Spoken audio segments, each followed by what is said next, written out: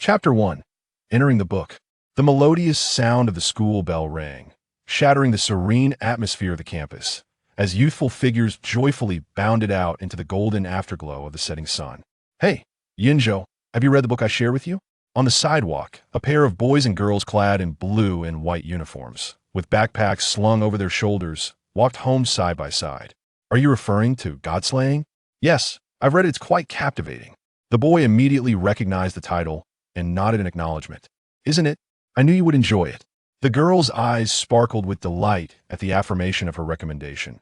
Yet she sighed softly. Alas, although the content is thrilling, the characters within lead such tragic lives. Indeed, Bai Yunzhou lowered his gaze and sighed softly.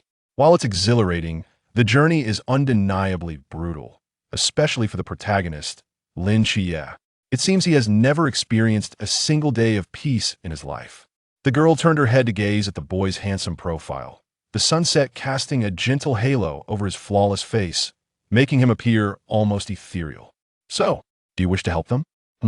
Bai Yunzhou paused, turning to look at the girl beside him with a puzzled expression. Her alluring eyes, typically filled with charm, were now crystal clear. If I recall correctly, this is merely a book, right? What can a being of the third dimension like me possibly do? Oh, what I meant was, I have an idea to write a fanfiction, and I would like to invite you to be the male lead who realizes dreams in my story, she said, suddenly stopping, turning to face the boy with a beaming smile, extending her hand with great seriousness.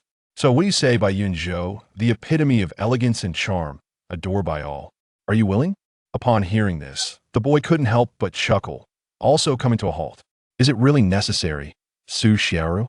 I've never heard you speak so sweetly before. It's just borrowing a name. That's fine, Bai Yunzhou replied casually, taking the soft hand of his classmate, whose skin was as delicate as jade. Just remember to make me look handsome, all right? Count on it. Su Xiaoru patted her chest with a radiant smile, a glimmer of mischief flashing in her clear almond-shaped eyes. In a kindergarten classroom filled with the laughter and chatter of children, a small, white, glutinous rice ball sat listlessly in a corner, fiddling with building blocks. She muttered a name that had been repeated countless times, her frustration mounting as she tossed the blocks back into their box, her tiny white teeth clicking together. Suddenly, with a crunch, the little one felt something in her mouth shift, and soon she noticed a warm sensation. After a moment of contemplation, she sprang up and rushed to the dressing mirror, opening her mouth wide. There, one of her small and adorable front teeth was precariously loose, hanging by a mere thread of root clinging to her gums, bright red blood oozing from the junction and staining the surrounding teeth crimson. Upon witnessing such a bloody scene, the little one, surprisingly, did not exhibit a trace of panic. Instead, with a hint of despondency, he let out a sigh, calmly pinching his wobbly front tooth. With a gentle exertion, he removed it and held it in his palm, contemplating for a moment, ready to close his hand and dispose of it. Suddenly, a small voice exclaimed nearby, "Oh, Zhou, your tooth has fallen out." This exclamation drew the curious attention of the other little ones who had been engrossed in their own play. Where? What happened to Zhou? It seems Zhou's tooth has fallen out. Look, it's in his hand. Oh no, it really fell out. There's so much blood. Huh, why is there blood? Zhou, are you alright? Zhou, does it hurt? I can blow on it for you, my mom. Says that blowing makes it hurt less. There's so much blood, I'm so scared I want to go home. Teacher Lu, Zhou is bleeding. What? What happened? Upon hearing the commotion, a figure in a floral-long dress hurried over. She quickly spotted the calm, little one at the center of the storm and rushed over, kneeling to examine him closely. What's wrong, Xiao Yunzhou? Where are you hurt? Let me see. I'm fine, Teacher Lu, the little one replied composedly, opening his palm to reveal a bloody little tooth. He then opened his mouth to display the gaping space where the tooth had been, in a babyish voice saying, I just lost a tooth. Mom has told me that losing a tooth means I'm growing up. Lu Xiaomei gazed at the fair, rosy little face, his slightly upturned, large eyes sparkling with innocence, yet revealing a maturity beyond his years. The stark contrast melted the heart of the young woman in her early 20s, prompting her to involuntarily pinch his chubby cheeks, exclaiming softly, "Oh, how wonderful our little Yunzhou is. You're like a little adult." Then, as if recalling something, she let out a somewhat melancholic sigh. Alas, Our little Yunzhou is about to start elementary school. The teacher truly feels reluctant to let you go. As she spoke, she pulled the little one into her embrace, unable to resist nuzzling against his tender cheek. The little one, caught off guard, resigned himself to her affectionate antics. Su Xiaoruth, little one, once again gritted his teeth in frustration. Bai Yunzhou was perplexed about how events had unfolded. After returning home from school that day, he felt a warm sensation in his chest, and upon awakening from a deep slumber, he found himself in the form of an infant. Initially, he thought it was merely an ordinary soul transference, until one day he came across a report on television regarding the mist, which revealed to him that he had entered a world of divine slaying. This revelation rendered the situation somewhat peculiar, having just agreed to lend his name to Su Xiaoru for her fanfiction. He found himself transported across realms, making it difficult not to draw a connection between these two occurrences. However, Su Xiaoru initially mentioned inviting him to become the protagonist in her book, perhaps unwittingly forming some sort of pact with him. Alas, since I am here, I might as well make the best of it, although I am uncertain about the extent of Su Xiaoru's involvement in this matter, if indeed this is a scheme concocted by her. Su Xiaoru, do you truly intend to withhold from me any form of golden finger? This is the realm of slaying gods, which is rather perilous, you know. Mom, are we moving? After school, little Bai Yunzhou followed his mother back home, only to discover the living room filled with an array of cardboard boxes. Curiously, he inquired. Today marked his final day at kindergarten, and he carried a backpack laden with gifts from his classmates, his forehead and cheeks adorned with an array of colorful stickers shaped like flowers and hearts.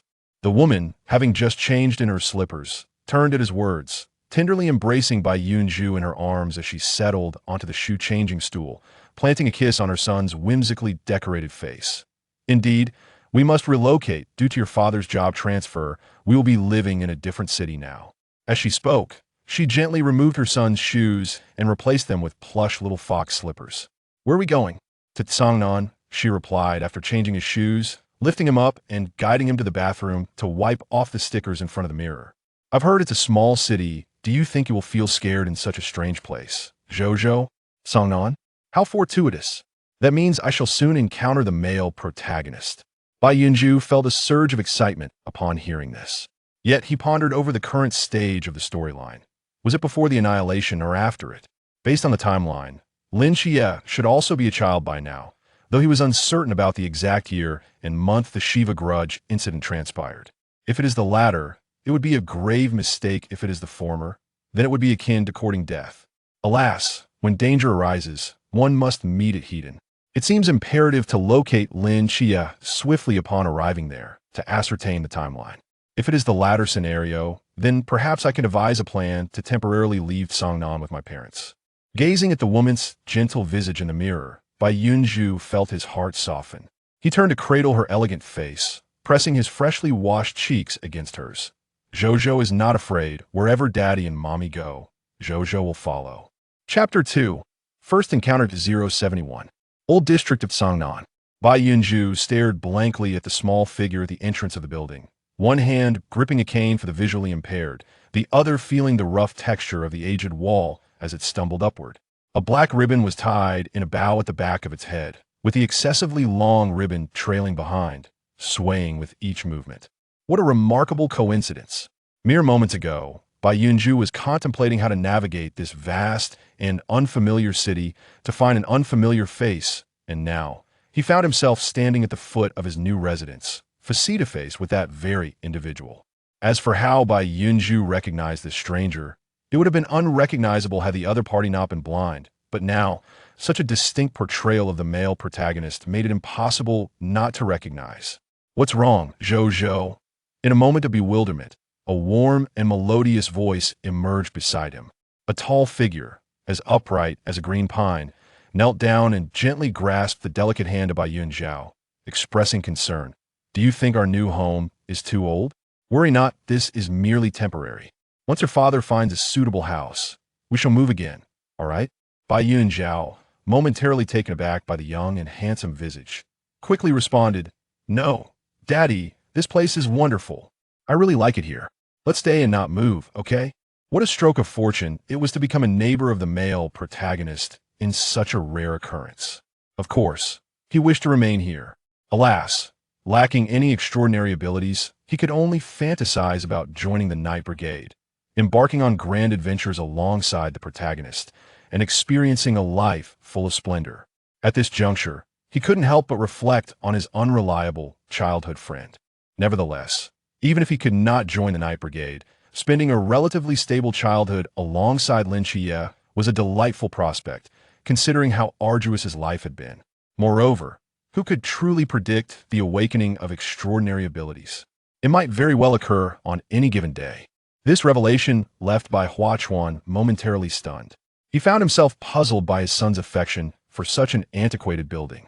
However, upon reflection, he surmised that his thoughtful little boy was merely being considerate of him. Warmth surged within him, and he affectionately pinched his son's delicate nose, saying softly, "All right, Zhou is such a good boy." Behind them, Yi Wanru approached, shoving various bags into Bai Yunzhou's hands with a playful reprimand. "Come on, let's hurry up and move the things. Our son has been sensible for quite some time. Now, the sooner we finish, the sooner we can eat." "As you command, my dear wife." Observing his loving parents, Bai Yunzhou broke into a grin, revealing his toothless smile, with a hint of new teeth barely visible on his tender gums, appearing both comical and endearing.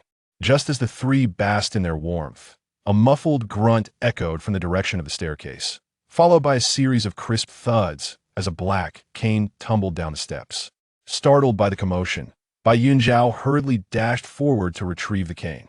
He then climbed the stairs with small, determined steps, reaching out to support the arm of the little Lin Qiye, attempting to help him rise.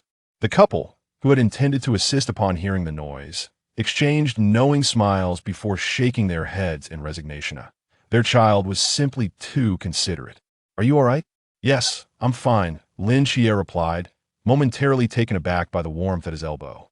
Following by Yunzhao's gentle pull, he rose from the ground, offering a polite smile. "Thank you." "You're welcome." It was then that Bai Yunzhou beheld the legendary male protagonist's visage. It was midsummer, and in his youthful form, Lin Qiye donned a blue short-sleeved shirt and black shorts. A black ribbon obscured his otherwise bright and brilliant eyes, while wispy strands of hair danced lightly upon his brows.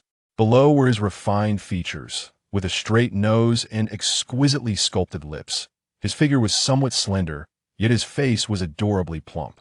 His fair and delicate cheeks, tinged with a rosy hue due to the sweltering weather or perhaps pain, made him resemble a finely crafted porcelain doll.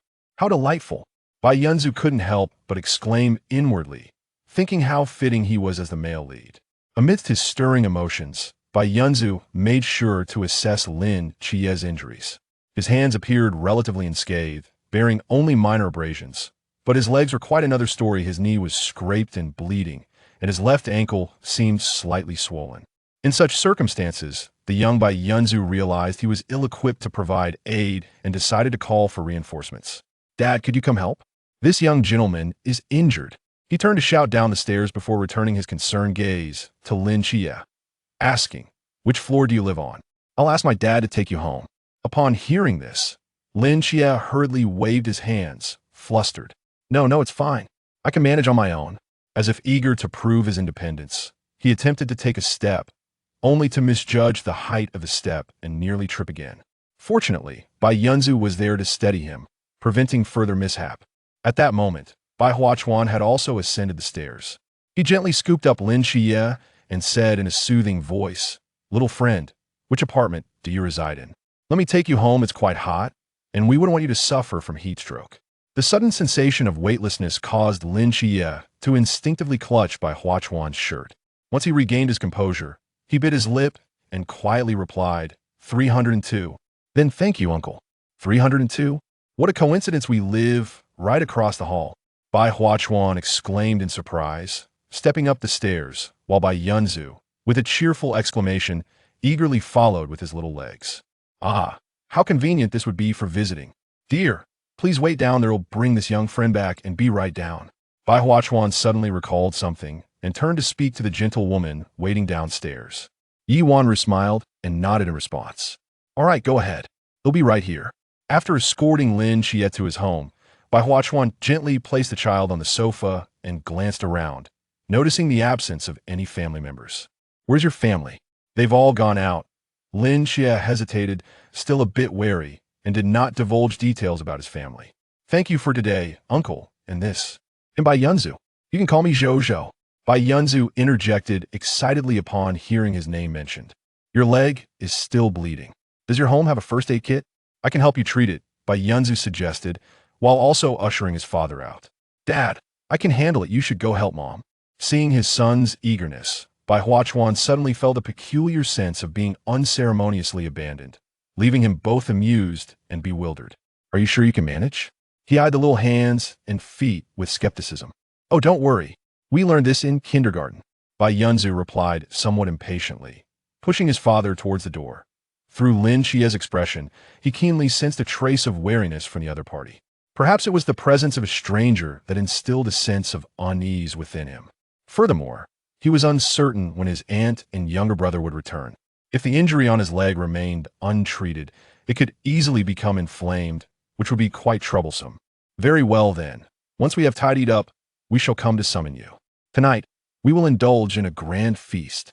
Bai Huachuan sighed lightly, considering that it was merely across the door, and stepped out of the room. All right, father, goodbye, Bai Yunzhou said with a bright smile, unapologetically shutting the door behind him.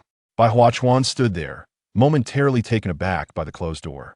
After a brief pause, he clicked his tongue in annoyance, muttering under his breath, that little rascal, truly a case of using and discarding. Chapter 3. You shall call me brother. After closing the door, Bai Yunzhou turned to gaze at Lin Qiye, who sat obediently on the sofa, appearing innocuous. A triumphant smile spread across his face. At last, I have you in my grasp, Lin Qiye. Bai Yunzhou grinned sinisterly, his fingers curling into claw-like shapes as he slowly approached Lin Qiye, reminiscent of a wolf pouncing upon a lamb. Lin Qiye, seated on the sofa, tilted his head in confusion at the faint rustling of fabric beside him. What are you doing? He inquired. A sense of dread washed over him. Could he have inadvertently encountered a gang of burglars? Yet, the meagerness of this household should have been apparent. There was surely nothing of value to steal. As Lin Qiye pondered this, he anxiously tightened his grip on his white cane. Regardless of the circumstances, he had mentally prepared for the worst. Ahem, it's nothing. Seeing the other's anxious demeanor, Bai Yunzhou quickly understood that Lin Qiye might have misconstrued the situation. He returned to a semblance of normalcy, clearing his throat softly and inquiring, Do you know where your medicine is kept? Lin Qiye furrowed his brow, hesitating for a moment before refusing to relinquish his cane. There's a metal box in the cabinet beneath the television to the left. All right, Bai Yunzhou responded enthusiastically, scampering a few steps to the television, retrieving a small iron box, and then dashing back to Lin Qiye, plopping down on the floor. He struggled with the box for a considerable time. It remained stubbornly shut. After listening for a while, Lin Qiye seemed to deduce the situation and asked, Can't you open it? Feeling a twinge of humiliation, Bai Yunzhou, possessing the soul of a 24-year-old, yet trapped in the form of a child, continued to wrestle with the box, but ultimately nodded in defeat. Suddenly recalling that Lin Qiye could not see, and thus muttered a low, affirmative sound. Upon hearing this, Lin Qiye smiled, his brow easing slightly. He set aside his cane and extended his hand. Give it to me. Reluctantly, Bai Yunzhou complied and placed the iron box into Lin Qiye's hands. As Lin Qiye took hold of the box, his fingers felt for the latch, and with a gentle twist, it sprang open. Here, the boy's voice rang clear, devoid of laughter, yet imbued with a hint of joy. Bai Yunzhou silently accepted the box, extracting hydrogen peroxide and cotton swabs to begin cleansing the dirt from Lin Qiye's wound. With the touch of the cotton swab, Lin Qiye involuntarily hissed, drawing a sharp breath as his brow furrowed once again. Bai Yunzhou raised his gaze to the pained expression on Lin Qiye's youthful face, which contorted in silent endurance. And he couldn't help but feel a surge of emotion. Is this the protagonist? Despite being merely a child, he has already learned the art of patience. Thinking of his future, Bai Yunzhou's mind flashed with images of tragic descriptions, and his heart sank. Regardless, he was determined to protect this young Lin Qiye. Otherwise, his journey here would be in vain. Shaking his head to dispel his troubling thoughts, Bai Yunzhou attempted to divert Lin Qiye's attention. By the way, what is your name? My name is Lin Qiye. Reflecting on the self-introduction style of Bai Yunzhou, I continued, well, you can also call me Xiao Qi. Wow, Lin Qiye, your name is so beautiful. Thank you. Yours is lovely as well. Then I shall call you Qiye, otherwise. It feels like a waste of such an elegant name. Lin Qiye smiled, of course, if you like it. Bai Yunzhou chuckled. Then we shall be good friends from now on. You must come and play with me often. I live right across from your house, so it's quite convenient. Sure. Sounds great. How old are you? 7. What a coincidence. I am also 7. When's your birthday? October 5th. Haha. Then you must call me brother. As my birthday is on March 27th. I'm half a year older than you. Thus, we chatted aimlessly for quite some time, and Bai Yunzhou's actions gradually approached their conclusion. After tending to the wound on Lin Qiye's palm, Bai Yunzhou finally ceased his chatter. As he prepared to rise, he realized his legs had gone numb. Oh dear! Bai Yunzhou shifted his position, gripping the edge of the sofa in an attempt to pull himself up. Hearing the other's pained groan, Lin Qiye furrowed his brow and reached out, hoping to touch him. What is the matter? It's nothing, just my legs are numb. I can't stand up. Then hold my hand, and I'll pull you up. All right, Bai Yunzhou responded, grasping the hand that was suspended in the air. Lin Qiye clasped his small hand in return, gritting his teeth as he pulled back. Bai Yunzhou's entire body lurched forward, but his legs could not bear the strain. His feet gave way, and he fell forward, landing partially on Lin Qiye. Fortunately, Bai Yunzhou's earlier shift had spared Lin Qiye's wound from contact, or else all their efforts would have been in vain. Lin Qiye was momentarily taken aback by the sudden waft of a milky scent, instinctively reaching out to help Bai Yunzhou up. However, Bai Yunzhou suddenly began to wail, wait. My legs are numb. Don't move me just yet. Let me recover for a moment. A few minutes later, Bai Yunzhou finally regained sensation in his legs, sitting up from the sofa and helping Lin Qiye up as well. Oh, your black ribbon has fallen. Noticing that the black satin had loosened, Bai Yunzhou untied it, revealing a pair of tightly shut eyes adorned with long, thick eyelashes. Wow, your eyelashes are so long, Bai Yunzhou exclaimed sincerely, unable to resist the urge to gently touch them with his fingertips. I wonder how beautiful those eyes would be if they could open. I suddenly wish I could fast forward 10 years. 10 years later, in a classroom of San'an No. 2 High School, a handsome youth clad in a red and white school uniform lay soundly asleep on his desk.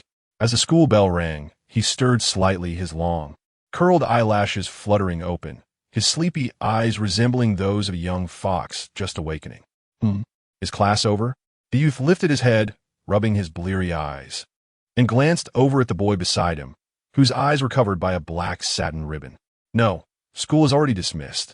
Observing the bewildered expression on the other's face, Lin Qiye offered a resigned smile, gently ruffled the soft hair of his companion, then picked up his backpack and stood to leave for home.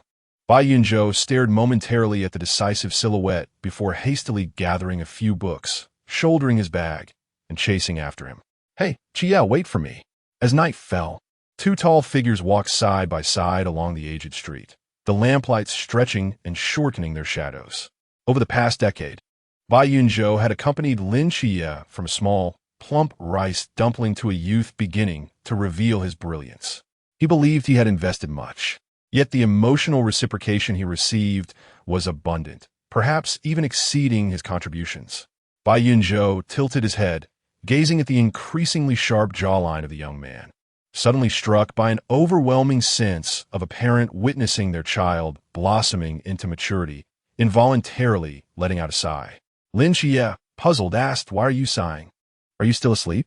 With a composed demeanor, Bai Yunzhou clasped his hand behind his back and sighed again. I was just thinking, my Qiye has finally grown up safely. As a father, I am deeply gratified. Before he could finish his sentence, a sudden force constricted his throat. Oh, I see. I regard you as a brother, yet you wish to play the role of my father? Lin Qiye retorted, pinching Bai Yunzhou's head under his arm. Gritting his teeth, come on, Dad, let your son take you home. Let go. You're committing parricide. Bai Yunzhou wailed as he was dragged along, his protests punctuated by playful banter. But the grip around his neck tightened, prompting him to relent. Oh dear, I can't take it anymore, I'm going to die. I can't breathe. Dad, you're my real dad. Please let me go. Call me Dad. Dad, Dad, Qiye Dad, I was wrong, truly wrong. Upon hearing this, Lin Qiye finally released his grip with a satisfied snort. Humph. At least you know your place. Cough, cough. I understand my mistake. Next time. Next time. Bai Yunzhou clutched his throat, appearing to struggle for breath.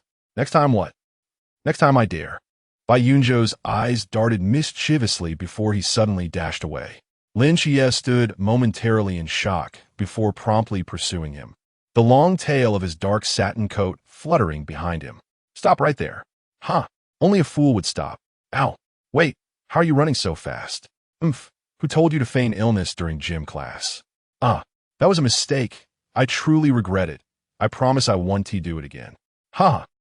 Hey. Don't tickle me. That's unbearable.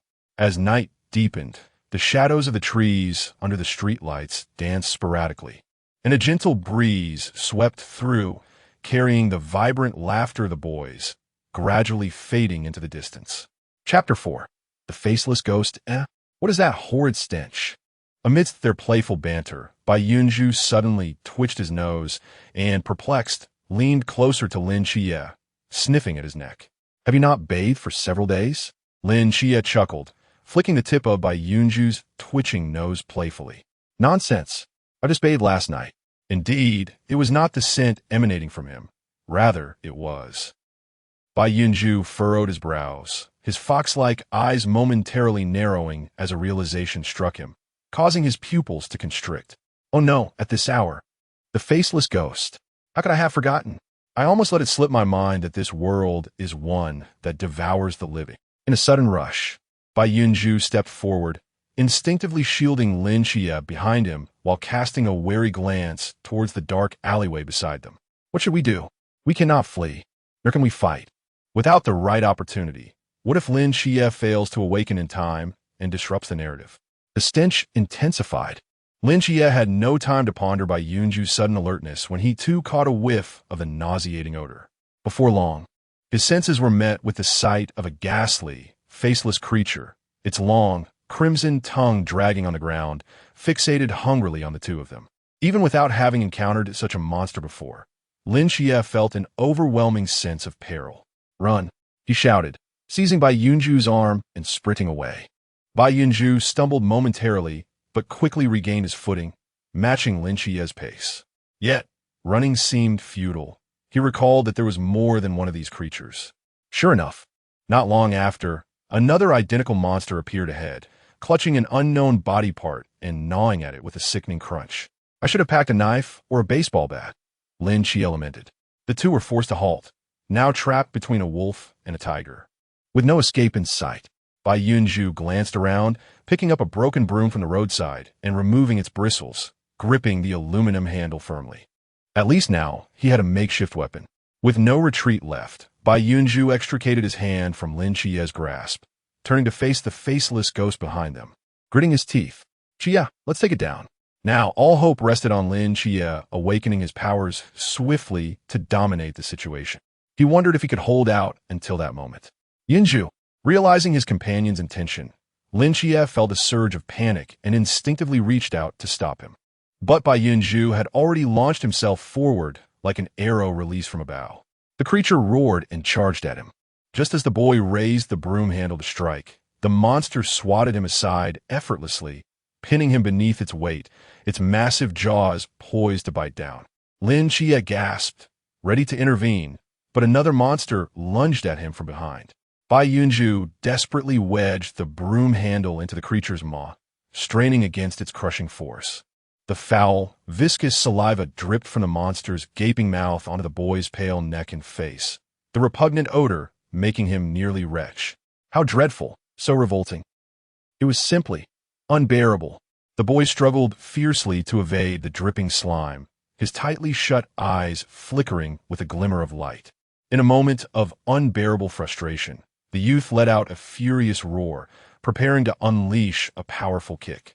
Suddenly, a flash of golden light flickered above him, followed by a brilliant radiance that surged skyward. At last, has awakening arrived? A wave of intense and sacred energy swiftly enveloped the surroundings. compelling the monstrous creature to loosen its grip. Seizing the opportunity, Bai Yunzhou delivered a decisive kick, toppling the beast to the ground. Just as he regained his footing, a wave of dizziness washed over him, and a flash of white light illuminated his vision, releasing an aura rivaling that of the golden glow, which erupted from within him and transformed into white light that brightened the entire sky. Simultaneously, a cold, mechanical voice echoed in his ears. Ding! The system has been activated. Loading system. System loading complete. Welcome to bind the heart-taming journey of the god-slaying fox. During the system binding period, you can acquire progress by strategizing specific characters, thus earning bountiful rewards from the system. Upon reaching 20, 40, 60, 80, and 100 progress with a single target, you will receive a grand strategy gift pack. Ding! New strategy progress detected. Loading. Loading complete. Target. Lin Qiye strategy progress. 66. Reward conditions met. Rewards have been dispatched to system space. On the desolate streets of the old town, a robust man clad in an antiquated leather jacket squatted beneath a notice board, engrossed in a game on his phone. A black wireless earbud in his left ear flickered with a faint blue light. Lao Zhao, over here. Upon hearing the call from the earpiece, the man swiftly tucked away his phone and stood up. A few ghost-faced men have fled from the sewer towards the old city, South Tongshin Road. These ghost-faced beings pose a lethal threat to ordinary people. Please intercept them immediately. We will be there shortly. Understood. The man's expression grew serious, and he hastily hopped into a nearby black Santana, speeding away. As he approached Tongshin Road, a golden beam shot up towards the heavens. Before he could marvel at it, another white beam followed closely behind, radiating with equal intensity, illuminating half of the sky. Good heavens, what is this? The man gazed in astonishment at the two competing pillars of light, their golden and white hues reflecting a dazzling brilliance in his eyes.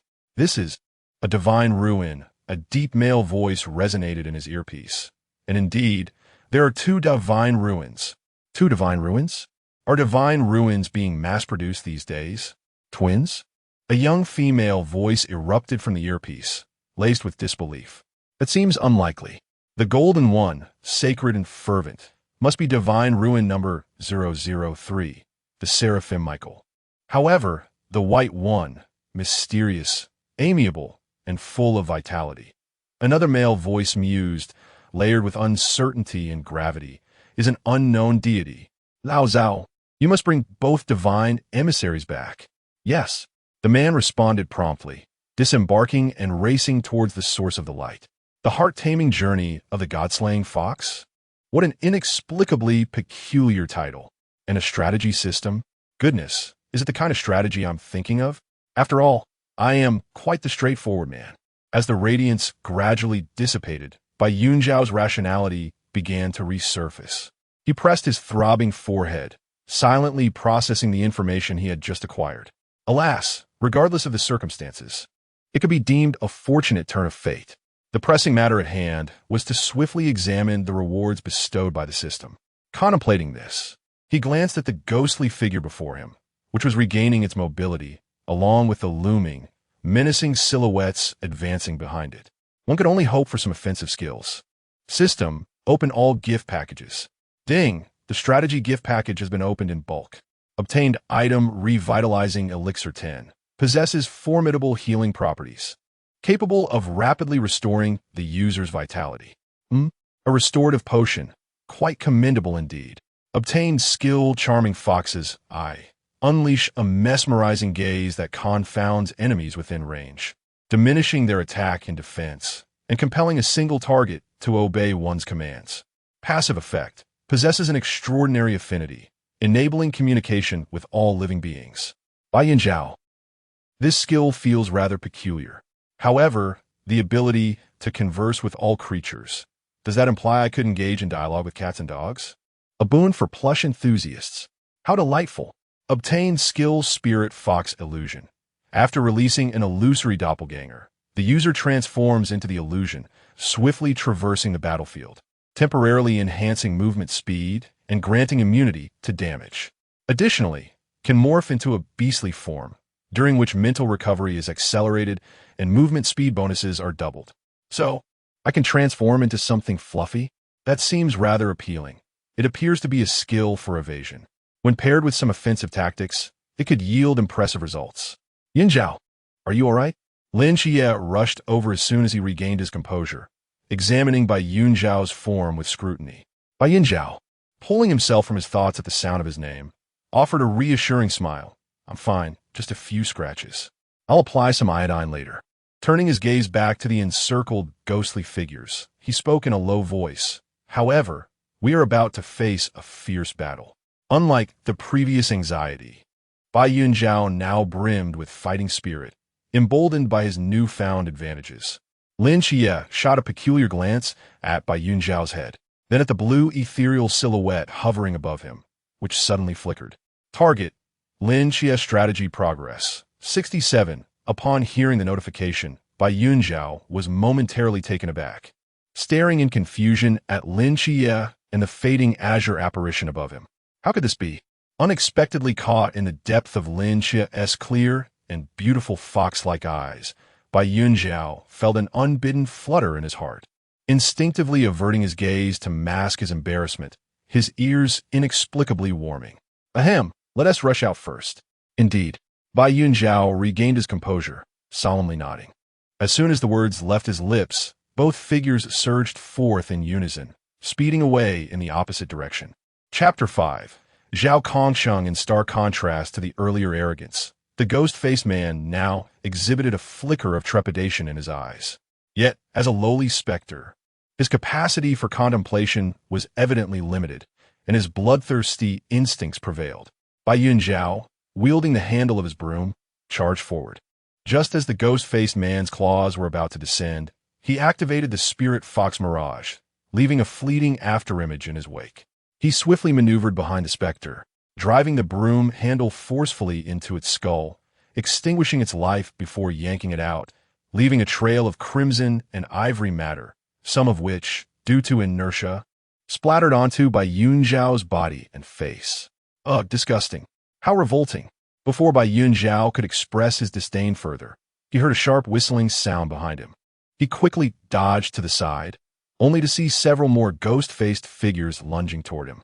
With a disdainful snort, he allowed a flash of white light to flicker in his eyes and unleashed the charming fox's eye. A white domain unfurled around him.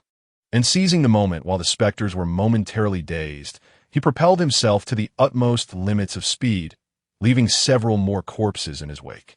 Turning his gaze toward Lin Qiye, Bai Yunzhou noticed that his companion had also nearly concluded his own battle. Glancing at the broom handle, now marred and distorted by the grime of combat, he cast it aside in disdain. After wiping the blood from his face, he strode toward Lin Qiye. Lin Qiye, having finished his own skirmish, jogged over to Bai Yunzhou. Yunzhou, are you alright? Are you injured? He inquired with genuine concern, his eyes drifting upward to Bai Yunzhou's head. Suppressing a chuckle, he eventually reached out to grasp one of the fluffy, white ears. I'm fine, but your eyes. Bai Yunzhou then noticed that Lin Qiye's eyes were wide open. Just as he was about to lavish praise, he felt a warmth at the base of his ears, causing him to shiver involuntarily. Instinctively, Bai Yunzhou swatted away Lin Qiye's meddling hand and reached for his own head. What is this fluffy sensation? Startled, he turned to look behind him, only to discover that, unbeknownst to him, a soft, voluminous white tail had sprouted from his backside, swaying gently in tune with his emotions. Goodness, a real-life fox spirit matchmaker? Wait, no, I'm male, and it seems to be a white fox, cradling the snowy tail.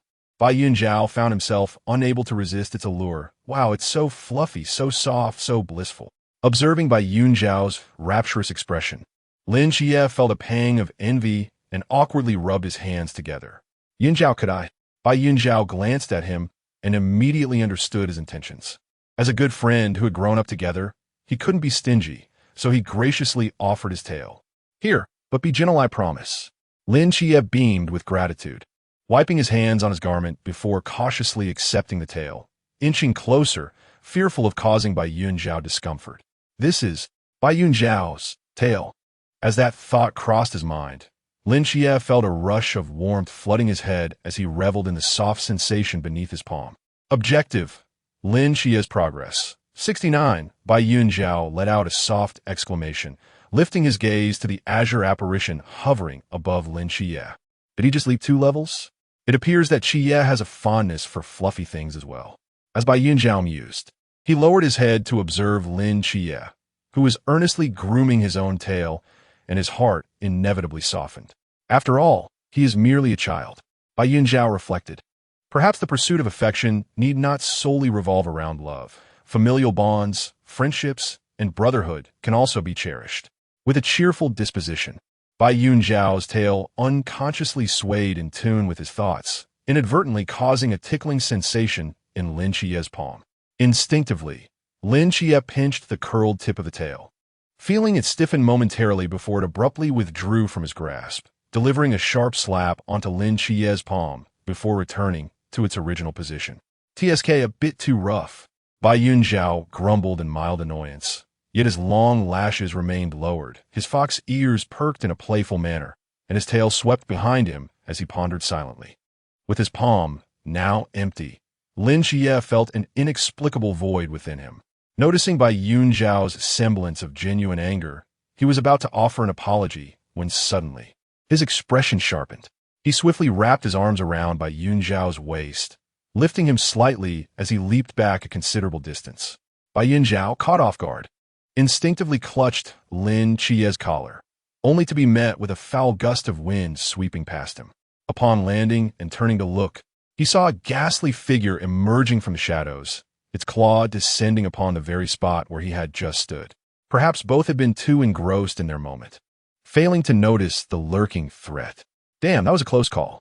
Lin Qiye tightened his hold around Bai Yunzhou, preparing to act when suddenly, a figure dashed out from behind the creature, a glint of cold steel flashing in hand, and in an instant, the monster's head arched gracefully through the air before rolling away. As the creature's body thudded to the ground, the figure behind it straightened, illuminated by the dim glow of the street lamp. It was a man clad in a black leather jacket, tall and robust, sporting a hint of stubble, and his half-tied wolf tail exuded an air of nonchalance. "How was that? Did I look handsome just now?" The man leisurely lit a cigarette, flamboyantly flicking it before bringing it to his lips while hoisting his blade onto his shoulder. He raised an eyebrow at the 2 young men. His tone, though phrased as a question, bore the inflection of a statement. Lin Qiye frowned upon witnessing this, poised to speak, when suddenly a jubilant voice chimed in beside him. "Handsome. Absolutely stunning." In the next moment, the space in his arms was vacant as a figure sprang forth with exuberance. Zhao Kongcheng, at this time and place, the only one capable of flaunting such ostentatious charm, could undoubtedly be Zhao Kongcheng. Bai Yunzhou, with a pair of fox ears perked up in excitement, approached Zhao Kongcheng and scrutinized him from head to toe, from left to right and back again. His snow-white tail wagged joyfully behind him, and this exuberance caused Zhao Kongcheng to feel an unexpected lightness in his heart. "Ah, you little fox have quite the discerning eye," Zhao Kongcheng remarked, holding a cigarette between his lips. He took a deep drag and slowly exhaled a smoke ring, squinting contentedly at the ear-adorned youth before him. It seemed he had encountered one of the divine emissaries. Suddenly, Bai Yunzhou inhaled a puff of second-hand smoke, which made him cough involuntarily. However, he quickly regained his composure, waved away the lingering smoke, and with bright, sparkling fox eyes, inquired about the knife in the man's hand. "May I see your blade?" Zhao Kongcheng hesitated for a moment, somewhat reluctant to part with his beloved weapon. Yet, when he met the glimmering, almost starry gaze of Bai Yunzhou, coupled with his drooping fox ears, he found it impossible to refuse. "All right, just for a moment," Zhao Kongcheng acquiesced, reversing his grip and presenting the knife to Bai Yunzhou. "Be careful. This blade is quite sharp. Don't injure yourself." Bai Yunzhou nodded earnestly, his fox ears perking up at once. He reached out with both hands, delicately and solemnly accepting the straight blade, his snow-white tail leaving a ghostly trail behind. "Wow, this is the star blade, crafted by the Queen Mother herself." With one hand gripping the hilt and the other caressing the gleaming blade, Bai Yunzhou's eyes reflected the cold glint of the metal. It was with this very knife that Zhao Kongsheng had delivered the most striking cut of his life. It was also with this blade that he had sacrificed himself for righteousness, inviting others into the fray. Bai Yunzhou tenderly traced the characters Zhao Kongsheng engraved on the hilt, his heart trembling with emotion. Fortunately, everything was still within reach. What do you think? Isn't this blade magnificent? Indeed, this knife is extraordinary, just like its master. Bai Yunzhou returned to his senses, offering the blade back with both hands, his eyes crinkling into a smile. I had no idea I was in the presence of General Zhao Kongsheng. Chapter 6. Telepathy. Zhao Kongsheng was momentarily taken aback by the call of General Zhao. His weathered face, usually impervious to embarrassment, flushed a rare crimson. He scratched the back of his head, the towering figure of 8 feet tall, exhibiting an unexpected shyness. Well, indeed, he is rather handsome, but to be called a general, that's rather excessive. After all, I merely vanquished a mere specter. As Zhao Kongsheng retrieved his beloved blade, a sudden recollection of another task struck him.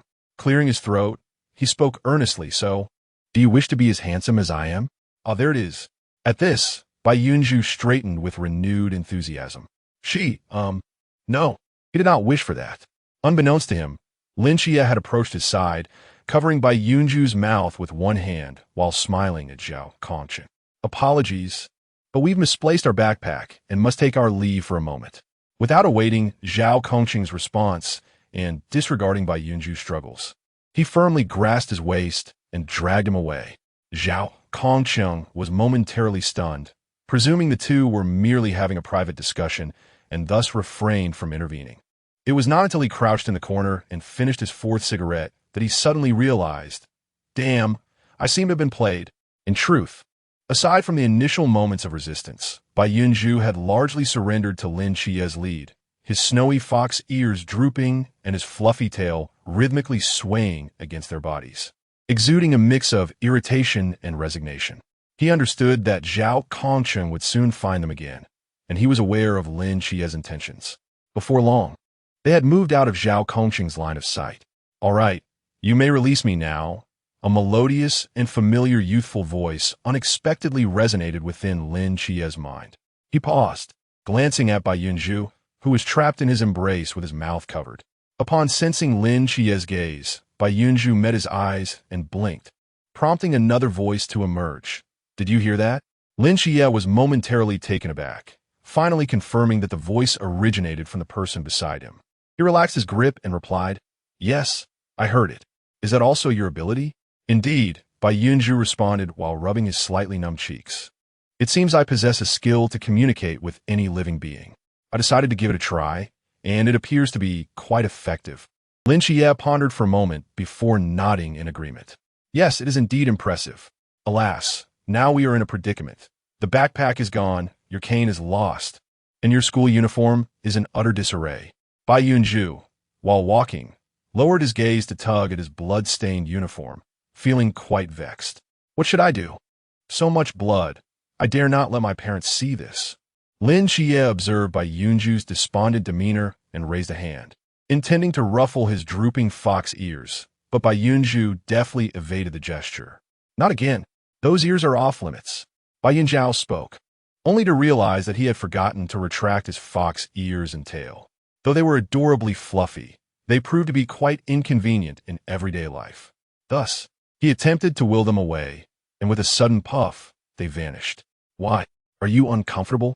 Lin Qiye inquired, noticing the stark emptiness atop Bai Yunzhou's head, a hint of regret flickering in his eyes. Bai Yunzhou pondered, resting his chin in thought, and hesitated. "Well, not exactly, just feels a bit strange." Upon hearing this, Lin Qiye fell into contemplation as well. "And when you tug at the tip of my tail, it was the same. Next time, please refrain from such antics.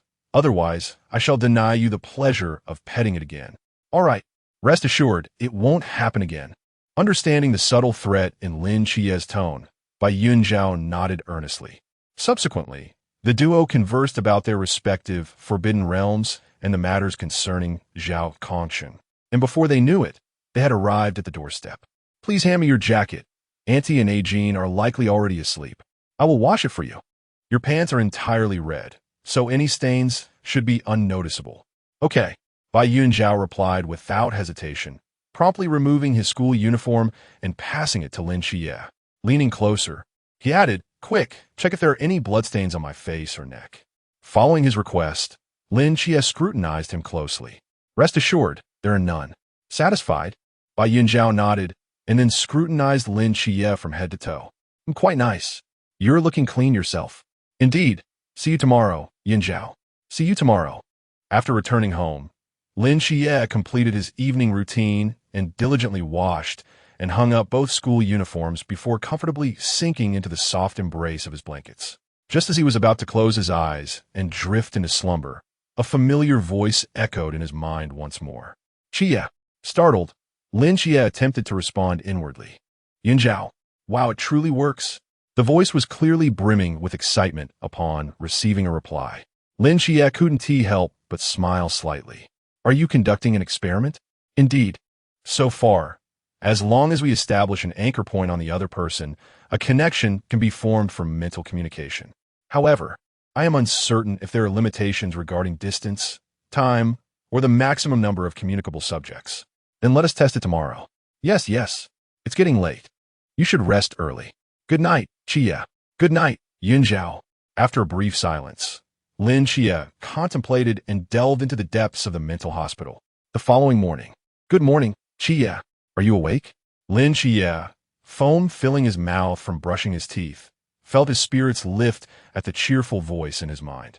"Yes, I'm awake, just brushing my teeth." "Wow, you woke up quite early. I've only just risen." Bai Yunzhou, separated by a wall, scratched his messy hair and yawned widely. "By the way, do Annie and Ajin know that your eyesight has improved?" "Not yet. They woke up even earlier than I did." "That's true. Ajin is in his third year after all." Bai Yunzhou reflected quietly. Time indeed flies swiftly. A decade is nearing its end. Then we must prepare well this evening to give them a grand surprise. In that fleeting moment of melancholy, Bai Yunzhou rejuvenated, suggesting, "How about we take a break from evening study? I could reserve a restaurant shortly and invite my parents and Aunt Jean for a delightful dinner." "Isn't that a bit extravagant?" "Not at all. Remember, your eyes have suffered for 10 long years. What's wrong with indulging in a fine meal? Life is fleeting. We must seize joy while we can." Lin Qiye pondered for a moment, finding no valid counterargument, and reluctantly agreed. "Since tomorrow is Saturday, perhaps we could also go karaoke together, allowing Aunt Jean to unwind as well." "Sound good." Lin Qiye chuckled softly, conceding with a hint of resignation. "By the way, I want to be attending class today. I have some matters to attend to outside." "I see." Upon hearing this, Bai Yunzhou immediately comprehended the situation and refrained from probing further. "All right then, the restaurant reservation will be your responsibility. Do you need me to ask for leave on your behalf?" "No need. I'll contact the teacher myself shortly." "You," Lin Qiye hesitated, "be cautious. That person might linger by the school entrance." "Don't worry, I'm aware." Bai Yunzhou rinsed her mouth and asserted, "Moreover, I believe they're not a bad person. One must always be vigilant. You've only encountered them once. How can you ascertain their character?" Listening to Bai Yunzhou's carefree tone, Lin Qiye recalled how unguarded he had been last night when he approached that individual, furrowing his brow. "Oh, relax. If things turn awry, I'll simply slip away." Bai Yunzhou adjusted her attire in front of the mirror, picked up her breakfast, and headed out. "All right, I'm off to school. We'll continue our chat later." The conversation abruptly ended, and no matter how Lin Qiye called out, silence reigned. It seemed this was indeed a one-way mirror. With a sigh, Lin Qiye gathered himself and stepped outside. Chapter 7. The Nine-Tailed Fox Emperor's Agent at the entrance of Sangnan's second gate. Bai Yunzhou leisurely nibbled on his breakfast while sending messages in his small family group on his phone, informing his parents about the dinner gathering that evening. He then opened the chat with Ms. Wang Fong and politely extended an invitation. After completing these tasks, he silenced his phone and tucked it into his pocket. With a milk straw between his lips, he began to ponder how to explain the loss of his backpack to his teacher. Before he realized it, he had arrived at the school gate. Glancing around, he spotted Zhao Kongsheng, who was peering around with his hands in his pockets on the opposite side of the street. "General Zhao." Bai Yunzhou's eyes lit up as he called out and waved. "Little Fox, Zhao Kongqing's face brightened upon seeing Bai Yunzhou, and he jogged over. You little brat, do you know I waited for you all night yesterday? Bai Yunzhou, feeling a bit embarrassed, looked down and sheepishly rubbed his nose. I was just so tired from the fight that I went home to sleep. Don't give me that nonsense. Zhao Kongqing replied, his expression indicating disbelief. He lazily handed 2 backpacks to Bai Yunzhou. Here are your bags. Bai Yunzhou's face lit up with joy as he quickly took them. Thank you, General Zhao. The repeated address made Zhao Kongqing's face flush slightly, and he cleared his throat to mask his embarrassment. Well, let's skip the General Zhao part. Just call me Lao Zhao. Bai Yunzhou nodded readily. Okay, I want to be polite then. After a moment, he added, my brother is a bit wary. I'm sorry for making you wait last night. It's nothing. In this day and age, being cautious is a good thing. I understand. Zhao Kongqing waved dismissively. Are you 2 brothers? Bai Yunzhou nodded earnestly. Yes, we are sworn brothers. It seems you share a strong bond. Bai Yunzhou's eyes sparkled as he replied, indeed. Well, that makes things much easier. Once I have one, the other will surely follow, and my bonus for this month will be secured. Zhao Kongqing thought to himself, glancing at the innocent-looking boy before him, and felt a rare pang of conscience. Let's find a place to have a good chat, Zhao Kongqing declared, sweeping his arm around Bai Yunzhou's shoulders and turning to leave. But I still have to go to school. Bai Yunzhou clutched the 2 backpacks, appearing like a young lad caught in an abduction. Don't worry, I've already excused you. Bai Yunzhou considered this and realized that since he had retrieved his backpacks, his identity was no longer secret. Thus, he obediently followed Zhao Kongqing away from the school gate. About this place, Bai Yunzhou hesitated. Lao Zhao, is there any chance we could change locations? Change what? I think this place is just fine. No need for identity registration, and the soundproofing is great. Zhao Kongqing looked up at the vibrant neon lights and alluring posters, unconcerned as he grasped the boy's wrist and led him upstairs. Come on, I promise I won't bite. Bai Yunzhou was abruptly pulled off balance, feeling the peculiar gazes and intermittent laughter from the passing men and women. In a flurry, he hastily raised the collar of his school uniform, wishing he could bury his entire face within it. Was this correct? Shouldn't Lin Qiye have been the one to run here? How could it be like this? A dynamic-themed, passionate suite, Zhao Kongqing exclaimed, as he pulled 2 red bills from his wallet and slapped them onto the front desk. All right, the hotel clerk replied, taking the money and glancing up at the visitor. Before her stood a burly middle-aged man, and behind him cowered a slender youth, seemingly no more than a decade old, clad in a red and white school uniform, with half his face hidden in the high collar. The exposed portion of his face was fair, with delicate brow bones and long lashes that cast a shy gaze, exuding an air of innocence. The clerk furrowed her brow slightly, but chose not to pry further. Silently, she processed the room, handing over the key card with a polite wish. I hope you enjoy your stay. Only after watching the 2 figures disappear behind the elevator doors did she let out a heavy sigh. The morals of society are indeed declining. Meanwhile, Lin Qiye had just exited the Sunshine Psychiatric Hospital when he suddenly recalled that he had seemingly forgotten to request leave. To his surprise, his teacher had not called him. He felt a twinge of confusion as he retrieved his phone and dialed his homeroom teacher's number. What did you say? Someone requested leave for me and Yunzhou. Lin Qiye exclaimed, his voice rising in surprise. Is Bai Yunzhou currently at school? The other party seemed to say something further, and Lin Qiye's expression gradually darkened. Okay. Thank you, teacher. I will take good care of my health. Goodbye, teacher. So, Yunzhou did not attend school. Where could he possibly be? A figure cloaked in black with a wolf's tail flickered in Lin Qiye's mind, and he surmised it was likely that person from last night. With that thought, Lin Qiye contemplated for a moment before summoning a taxi to swiftly head towards the school. In the garish pink room, 2 figures entered in succession. As soon as Zhao Kongqing stepped inside, he comfortably made his way to the central round bed, pulled out a cigarette from his pocket, lit it, and took a deep drag, lazily resting his arm behind him and crossing his legs in a manner that exuded nonchalance. Make yourself at home. Don't be shy. Bai Yunzhou shut the door, his eyes wide in astonishment as he surveyed the room filled with various provocative props, each corner radiating sensuality. He touched this and that, akin to Lu Lao Lao entering the Grand View Garden, filled with curiosity about everything around him. Wow, the city sure knows how to have fun. Although he had lived 2 lifetimes, Bai Yunzhou had only managed to bring his new character to the progress of his previous life. At best, he was merely a well-behaved novice, and naturally, he had never encountered such inappropriate things before. Come on, feel free to ask whatever you wish.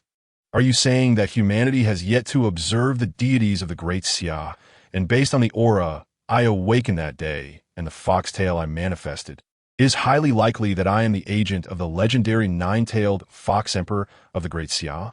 Furthermore, I will be the only great Sigh deity agent observed in a century. Is that correct? Bai Yunzhou, with an air of calmness, leisurely strolled about the room awash in a pink glow, hands clasped behind his back. After a while, he picked up a small black whip from the table, twirling it in his hand as if it were a mere toy. It is true that one might question whether he had ever encountered the deity he represented, or is there something he was concealing? I assure you, I have never laid eyes on any so-called deity, and I can guarantee that I am not lying. Upon receiving such skepticism, Bai Yunzhou furrowed his brow, a glint of mischief flickering in his eyes. He slowly approached Zhao Kongcheng, brandishing the whip as he mimicked a scene from a film, gently lifting Zhao's chin with the curled end of the whip. With a sly, fox-like gaze, he looked down upon Zhao, his lips curling into a smirk as he spoke softly. Moreover, you are aware of my knowledge, General Zhao. Due to certain peculiar circumstances, I have long been aware of the existence of the Night Watchers. You are venerated in my heart. How could I possibly deceive the divine I revere? Startled by Yunzhou's sudden display of theatrics, Zhao Kongcheng stood frozen for a moment, only to feel a surge of indignation as he swatted away Bai's hand. Turning to rub his arm angrily, "You little brat, where did you learn such revolting tricks?" From a television, Bai Yunzhou stood upright, flicking the whip in his hand with a triumphant grin. Recalling the peculiar glances he had received earlier, his eyes curved into crescent moons. "And was it not you who brought me to this dynamic, themed passion suite, General Zhao? Would it not be a pity to let it go to waste? Ah, what a character this lad is, harboring a grudge." Zhao Kongcheng regarded the youth before him with a complex expression, poised to respond when suddenly a rapid knocking echoed through the door. Bai Yunzhou instinctively glanced at the door and then back at Zhao Kongcheng. "What are you looking at me for? I have no idea who it is." "All right then, I shall see." Bai Yunzhou shrugged helplessly, striding to the door and cracking it open just enough to peer outside. "Lin Qiye?"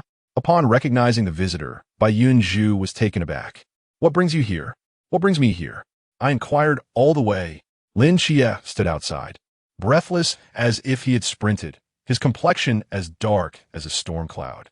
"Why did you not answer your phone?" Chapter 8. Joining the Night Watchers. This marked the first occasion in a decade that Bai Yunzhou had witnessed the usually composed Lin Qiye in such a state of agitation, leaving him momentarily flustered. "Phone." As Bai Yunzhou retrieved his mobile device, his heart sank at the sight of numerous missed calls. Indeed, Lin Qiye had every right to be upset. The fact that he had not struck Bai Yunzhou was a testament to their deep brotherly bond. Swallowing hard, Bai Yunzhou timidly raised his gaze to Lin Qiye and spoke softly. "I apologize, Qiye. You see, I went to school this morning, and upon arriving at the school gates, I put my phone on silent," and tucked away as he spoke, he cautiously grasped Lin Qiye's wrist and gently shook it. "I was wrong, Qiye. Let us go inside and talk. Please don't be angry," observing Bai Yunzhou's pitiable attempt at appeasement, and noting that Lin Qiye appeared to be in robust health. Bai Yunzhou finally felt a weight lift from his heart. After calming his emotions, Lin Qiye followed Bai Yunzhou into the room. "Why did you bring him here?" Lin Qiye scrutinized the room, which was thick with a suggestive dust, before his gaze landed on the middle-aged man seated unceremoniously on the round bed, his expression turning somewhat hostile. "Isn't this for discussion?" Bai Yunzhou quietly tucked the whip aside, his tone awkward. "A discussion? At Q Hotel?" Lin Qiye regarded Bai Yunzhou with incredulity, while Bai Yunzhou met his gaze unwaveringly, confirming the reality of the situation. "Are you the one they call—" "Oh yes, Lin Qiye, right?" In the midst of the peculiar silence, Zhao Kongcheng could no longer contain himself and broke the ice. "Just in time. I was looking for you. Looking for me? Lin Qiye furrowed his brow, confusion flickering in his cold eyes. What do you want with me? Coughing discreetly, Zhao Kongcheng straightened his posture and extended his hand with a serious demeanor. In my capacity as a Night Watcher Daxia, I formally invite you, agent of the Archangel Michael, Lin Qiye, and this individual, who seems to be the agent of the Nine-Tailed Fox Emperor, Bai Yunzhou, to join us in our endeavor to protect the people of Daxia. Night Watchers? Lin Qiye questioned, perplexed. Bai Yunzhou leaned closer, succinctly summarizing their prior conversation with Zhao Kongcheng. After a lengthy contemplation, Lin Qiye turned to Bai Yunzhou. What are your thoughts? My stance is to agree, Bai Yunzhou replied. Lin Qiye frowned. But if you become a Night Watcher, you want to be able to return home often. What will happen to uncle and aunt? Eventually, fledglings must leave the nest, Qiye, Bai Yunzhou said earnestly, locking eyes with Lin Qiye. Moreover, our awakening yesterday caused quite a stir. Our identities cannot remain concealed. We are still quite vulnerable, and should the ancient God society target us or our families, we would be utterly defenseless.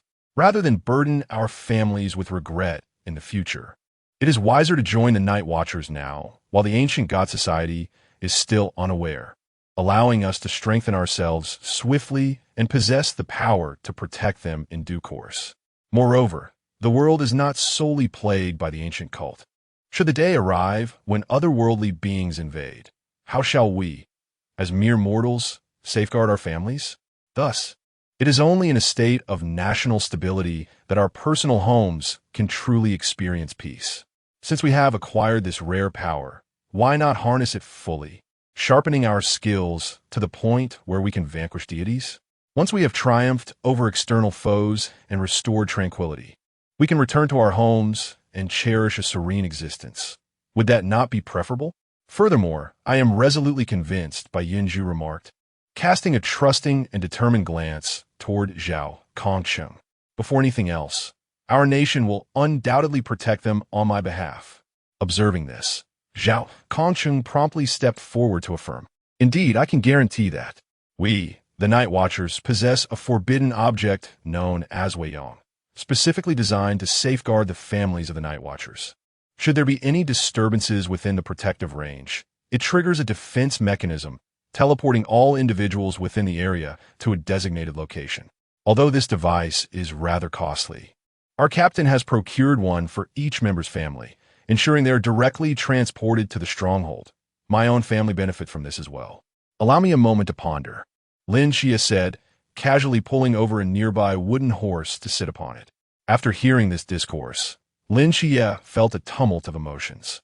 While he still wished to enjoy a simple life with his aunt, Ajin, and the Bai family, he could not deny the validity of Yunzhou's reasoning. Innocent bystanders may suffer for holding something precious without sufficient strength. Possessing the divine ruins while remaining weak renders one akin to a beggar clutching a priceless jade, vulnerable to exploitation and theft. Moreover, he harbored a facility containing imprisoned deities. Amid the creaking of the swaying wooden horse, Lin Qiye gradually reached a resolution. Very well, I too agree to join the Night Watchers. Upon exiting the hotel, it was merely noon. Since you have agreed to join the Night Watchers, we are practically colleagues now. As colleagues, allow me to treat you to lunch, Zhao Kongcheng declared, grandly placing his hand on Bai Yunzhou's shoulder. Speak up, little fox and little angel. What would you like to eat? Can it really be anything? Bai Yunzhou responded with excitement. Certainly. Then I wish to dine at that seafood buffet in the south of the city. Zhao Kongcheng's expression faltered. Huh? Which one? Bai Yunzhou feigned ignorance, her beautiful fox-like eyes blinking innocently. The one where we can feast on lobsters and king crabs. Goodness, this lad is starting off with such a hefty request. Surely, he isn't still holding a grudge from earlier? I didn't think he was a tourist based on the information I read. As Zhao Kongcheng hesitated between selecting a wallet or preserving his dignity, Lin Qiye subtly tugged at Bai Yunzhou's arm, effortlessly shifting their positions. Seizing the moment, he suggested, how about we simply enjoy a bowl of noodles instead? Afterward, we must promptly attend to the onboarding formalities, as there is a family gathering this evening. Bai Yunzhou, whose initial intention was merely to tease Zhao Kongcheng, had no genuine desire for a seafood buffet. He readily acquiesced, saying, "That sounds reasonable. Let's eat lightly at noon to save room for the grand feast tonight." In that case, I know an old noodle shop that has been in business for over a decade, renowned for its exquisite flavors. Seizing the opportunity, Zhao Kongchang gracefully accepted the suggestion and led the two youngsters toward the noodle shop. Chapter 9. The Last Supper. After completing the necessary formalities, they emerged from the peace office just before 5 in the afternoon. "Qiye, have you made the reservation at the restaurant?" "Yes, I've sent you the details," came the reply. "Great. I'll forward it to my parents, and you can handle Annie and Ajin," Bai Yunzhou said, pulling out his phone to tap away. "I've already spoken to Annie and Ajin." "Oh, that's good," Bai Yunzhou replied casually, his fingers still dancing across the screen. It was the season of early spring, the weather perfectly mild, when two handsome boys in school uniforms strolled leisurely from the bridge's head to its end, bathed in the golden glow of the setting sun. A gentle breeze rustled their red and white uniforms, creating an odd juxtaposition with the wedding and funeral shops flanking the office, one vibrant, one somber, symbolizing the entirety of life. Target: Lin Qiye Progress. 70. The sudden notification startled Bai Yunzhou, who had been engrossed in texting his parents. He quickly turned to Lin Qiye, only to catch him hastily averting his gaze in an awkward manner. After a moment of confusion, Bai Yunzhou shook his head, utterly perplexed by the progress indicator's meaning, and decided to dismiss it. As the sun dipped below the horizon and the stars began to twinkle, it was the perfect time for families to gather and celebrate. "Kulme, let us toast to Lin Qiye's complete recovery. Cheers!" "Xiao Qi, are your eyes truly healed? Do you still feel any discomfort?" Wang Fong inquired anxiously, gazing at Lin Qiye's eyes. Lin Qiye smiled helplessly. "Auntie, I assure you, everything is perfectly fine. Yunzhu can vouch for me. Right, Yunzhu?" "Ah, yes, yes." Bai Yunzhou, suddenly called upon, paused briefly before hastily chewing and swallowing his food, which consisted of a mountain of dishes generously provided by various guests. "You needn't worry, Auntie. Qiye has no obstacles in his daily life now. If that's the case, I can finally breathe easy. It's absolutely true, I swear. More genuine than pearls," Bai Yunzhou asserted confidently, nearly swearing an oath. His lively demeanor elicited a smile from Wang Fong, who then added a piece of meat to Bai Yunzhou's bowl. As the pile threatened to topple, Bai Yunzhou hurriedly waved his hands, exclaiming, "No more, Auntie? If you add any more, it will truly collapse. Please, eat some yourself." "Oh dear, how endearing is this boy. Unlike my two." "What are you saying, Sister Wang?" "Xiao Qi and Ajin are so considerate and academically accomplished. Especially Xiao Qi. Even with his eyes not fully healed, he ranks among the top 10 in the school. Just look at my child. If he manages not to place in the bottom 10, I'll be thankful. Oh my, on such a joyous occasion, let us not dwell on grades. Let us simply enjoy our meal, shall we, Dad?" Perceiving that the conversation was veering toward self-criticism, Bai Yunzhou swiftly interjected, casting desperate glances at Bai Huachuan. "Indeed, my dear wife, our Zhizhi has been quite diligent in his studies. Since he has already exerted his utmost efforts, we should not impose further demands upon him. After all, in the vast array of professions, excellence can be found in every field. I believe our Zhizhi, apart from his academic performance, excels in many other aspects. Auntie, I can attest to this. Yunzhi truly applies himself. He diligently devotes himself to the pursuit of sleep." Lin Qiye silently interjected in his mind. Upon hearing this, Bai Yunzhi immediately expressed his gratitude to Lin Qiye with a discreet thumbs up. "Vittnesing Lin Qiye voluntarily watch for Herson." Yuan Rose succumbed to a peculiar trust in the good student. She began to serve Lin Qiye some dishes while sighing, "Oh, if only my Zhizhi possessed half of Xiao Qi's understanding." Wang Fong quickly offered a reassurance, saying, "No one is perfect. I believe Zhizhi is quite good." At that moment, Yang Jin, who had been quietly observing for some time, suddenly raised his hand. Noticing the curious gazes directed at him, he continued, "Since Aunt Yi favors Ge and Mom likes Yunzhi Ge, why not simply unite our families?" Upon uttering these words, the room fell silent, and all eyes turned to Yang Jin in astonishment. Bai Yunzhi, biting his chopsticks, was utterly bewildered. What just happened? Why are we suddenly discussing family ties? Realizing his blunder, Yang Jin hastily corrected himself. No. What I mean is, let our families become sworn kin. This way, both sides will gain a cherished godson, which will be mutually beneficial. Ah, that is indeed a splendid idea. Both sets of elders nodded in approval. Consequently, the celebration for Lin Qiye's recovery unexpectedly transformed into a kinship ceremony. In the end, Lin Qiye and Yang Jin stood before Bai Huachuan and Yuan Rou, calling them godfather and godmother, while Bai Yunzhou addressed Wang Feng as his godmother. The scene was both surreal and harmonious. After the meal, at Bai Yunzhi's insistence, the group continued towards their next destination, KTV. On the way to KTV, Bai Yunzhou casually draped his arm over Lin Qiye's shoulder, his tone somewhat boastful. Now we are sworn brothers. I am half a year older than you. So I am the elder brother, and you are the younger brother. Come on, little brother, call me brother, so I can hear it. Lin Qiye merely cast a sidelong glance at Bai Yunzhou, choosing to ignore him. Observing this, Bai Yunzhou rushed to Wang Feng, who was chatting with Bai Fu and Bai Mu, and complained, Godmother, Qiye refuses to acknowledge me as his brother. I never insisted he call me brother, but now that I have recognized you as my godmother, I must assume the responsibilities of an elder brother. Yet, he does not acknowledge me. I am at a loss on how to handle this. Bai Yunzhou lamented, his head drooping in despair, appearing on the verge of tears. Wang Feng felt a pang of sympathy and comforted him gently before calling Lin Qiye over for stern talk. Meanwhile, Bai Fu and Bai Mu silently observed their son's performance, smiling without uttering a word. Once the three elders had walked away, Lin Qiye seized the back of Bai Yunzhi's collar. Gritting his teeth, Bai Yunzhou, do you find pleasure in being insufferable? I am now your elder brother, and your current demeanor is akin to disrespecting your superior. Let me tell you, disrespecting your superior? Lin Qiye found it amusing, thus solidifying this notion of disrespecting your superior. Wait. Lin Qiye raised an eyebrow. Speak. Do you have any last words? Bai Yunzhou smiled widely, a glint of cunning in his fox-like eyes. I do indeed have something of importance to convey. As he spoke, he draped an arm over Lin Qiye's shoulder, presenting an amiable, brotherly facade. Yang Jin walked at the rear, silently absorbing all that transpired, suddenly realizing that his initial proposal might not have been entirely unfeasible. In an alley of the old city, Zhao Kongsheng had once again set up a barrier, pulling a cigarette from his pocket and lighting it, taking leisurely puffs, the faint glow resembling a flickering star in the darkness. Old Zhao, where are you? Suddenly, a lively, youthful voice echoed in his heart. Little fox? Huh? It truly works.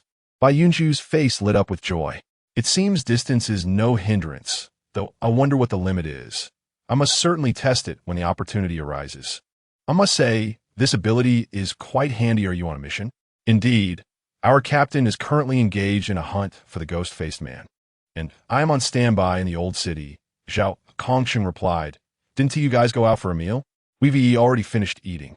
The young voice replied cheerfully, What is your exact location? 7 Night, and I would like to come over and observe. Zhao Kongsheng pondered for a moment, deeming that his area posed little danger. It would be beneficial for the two youngsters to familiarize themselves with the work. Thus, he sent his location via mobile. You mentioned you dreamed that something would happen in the old city tonight? Lin Qiye inquired while following Bai Yunzhou in a taxi towards the designated location. After hearing Bai Yunzhou's important matter on the way, they had found an excuse to excuse themselves from the KTV room once it was ready. Yes, but I'm not certain it will actually occur. So you insisted on singing, allowing Uncle, Dad, Mom, and Aunt Jean to evade this potential disaster. Even if nothing transpires, it will have no repercussions. Lin Qiye analyzed, glancing at Bai Yunzhou as the fleeting lights outside flickered in his eyes. If what you dreamt truly comes to pass, it signifies that this is one of your abilities. Sensing the astonishment in Lin Qiye's gaze, Bai Yunzhou chuckled, scratching his nose. Well, as a nine-tailed fox, it's only natural to possess multiple abilities. ISNT, traversing into a book, a form of ability as well. Chapter 10. Confronting the demon masked king beneath the sign, declaring no entry ahead. Zhao Kongsheng idly kicked stones along the roadside, his hands buried deep in his pockets. Old Zhao, a bright, youthful voice rang out. and Zhao Kongsheng turned to see a dashing young boy in a red and white school uniform bounding towards him, with another boy in a similar uniform quietly trailing behind. "Little fox, little angel, you've arrived." Zhao's spirits lifted as the previously stagnant atmosphere around him sprang to life once more. "Is everything all right, old Zhao?" Bai Yunzhou inquired, scrutinizing Zhao Kongsheng, who appeared as unperturbed as ever. "Nothing. Nothing much," Zhao Kongsheng began, but his expression suddenly turned grave. He hesitated, his hand frozen midair. After a moment, he gazed at Bai Yunzhou with a complex look. "Are you a harbinger of doom?" "Huh?" Bai Yunzhou blinked innocently, feigning ignorance. "What did the captain say?" "The captain mentioned that a demon mass king from the Chuanjing has escaped during a siege and is heading towards the old district." "Chuanjing?" Lin Qiye and Bai Yunzhou exchanged astonished glances. "Yes, it is said that the captain has severely injured it." Zhao's countenance darkened. "Regardless, it is still from Chuanjing. You two should refrain from getting involved. Hurry back. I will hold the fort until the captain arrives." "No, we will stay and fight alongside you," Bai Yunzhou declared resolutely, clenching his fists. "Though we are merely at the Lantern Realm, we are still part of the divine ruins, and as guardians of the night, we cannot abandon you." "What do you mean, abandon you?" Zhao Kongsheng frowned. Although their intentions were noble, something about it felt irksome. Very well. You may stay." Zhao Kongsheng conceded decisively. "But let me make this clear. You must follow my lead and avoid recklessness. You are the hope of the great Sigh, and you cannot fall here." Lin and Bai exchanged delighted glances, standing tall as they replied in unison, "Yes." "Now, our immediate priority is to ascertain the location of the demon mass king." As Bai Yunzhou spoke, a glimmer of white light flickered in his eyes. He summoned the nearby cats, dogs, mice, and ants, communicating with them briefly, and soon the little creatures dispersed in various directions. After a short while, a small mouse returned, squeaking insistently for Bai Yunzhou to follow, then darted off in a particular direction. "This ability bears some resemblance to My Starry Night Dancer," Lin Qiye mused silently. It seemed they had pinpointed the demon mass king's location. With that, Bai Yunzhou retrieved 2 straight blades resembling the star blade from his system space, handing one to Lin Qiye. These were temporary weapons provided by Chanmai at the office. While they were not as indestructible as the star blade, they were certainly capable of cutting through iron. "Your abilities are truly diverse," Zhao Kongsheng remarked enviously, eyeing the long black box strapped to his back. Bai Yunzhou scratched the back of his head and chuckled awkwardly. The trio followed the little mouse for a distance. "We've arrived, the demon mass king." Lin Qiye, who had been intently sensing his surroundings, suddenly spoke, prompting the other two to brace themselves. "Step back." Lin Qiye's expression grew serious as he swiftly grabbed one of them, pulling all 3 away from a manhole cover. In an instant, the cover erupted violently from below, and a massive, grotesque figure exuding a foul stench emerged from the sewer. Its body was shrouded in darkness, and its face bore a terrifying countenance, even more monstrous than the previous specters, the king of the ghostly faces. Was this the wretched creature from the original tale that had slain Zhao Kongsheng? Bai Yunzhou fixed his gaze upon the abomination before him, a profound, murderous intent swelling within his eyes. Just 2 days prior, Zhao Kongsheng had seemed to him nothing more than a mere character from a story. Yet through their recent interactions, Zhao had transformed into a flesh-and-blood individual, imbued with emotions, full of bravado, and capable of laughter and rage. This deepened Bai Yunzhou's already strong connection to Zhao, intensifying his animosity towards the one responsible for Zhao's demise. With a steely resolve, Bai Yunzhou connected his consciousness with Zhao Kongsheng and Lin Qiye, facilitating seamless communication among the 3. "I have a plan." After rapidly devising their battle strategy, Bai Yunzhou brandished his blade and charged forward, his pristine, fluffy fox ears and tail manifesting atop his head and behind him.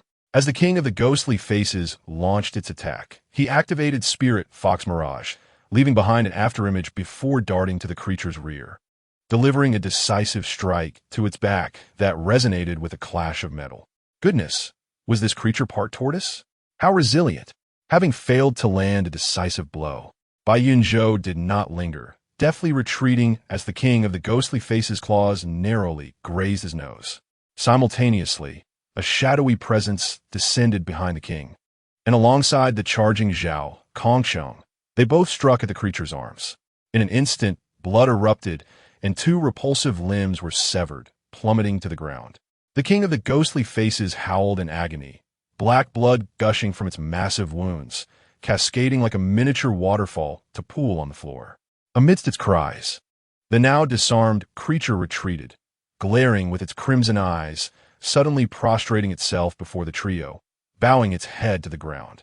What does this mean? Is it begging for mercy? Zhao Kongsheng questioned, perplexed. But Bai Yunzhou's expression hardened.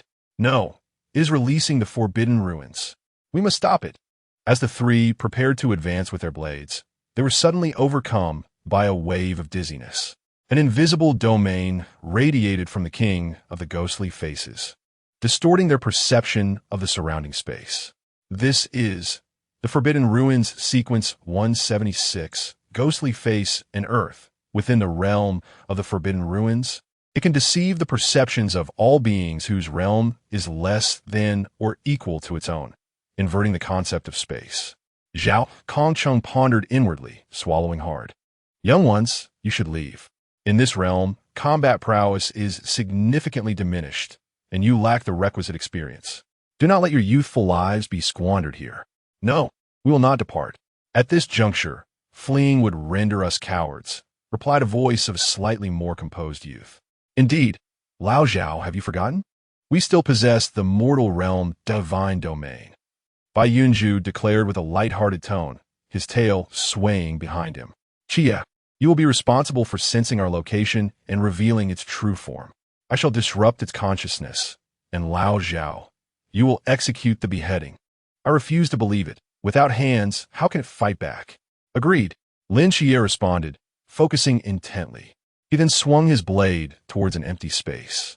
And in a flash of sparks, the figure of the ghost-faced king materialized, taking a blow on its back. Witnessing this, Lin Qiye's eyes gleamed with golden light, intricate golden patterns emerging upon his visage. A golden domain erupted from within him, exuding a terrifying divine might that firmly restrained the ghost-faced king in place. Simultaneously, Bai Yunzhou darted to the front of the ghost-faced king, his eyes aglow with white light. A strand of white radiance, infused with divine authority, penetrated the king's spiritual core.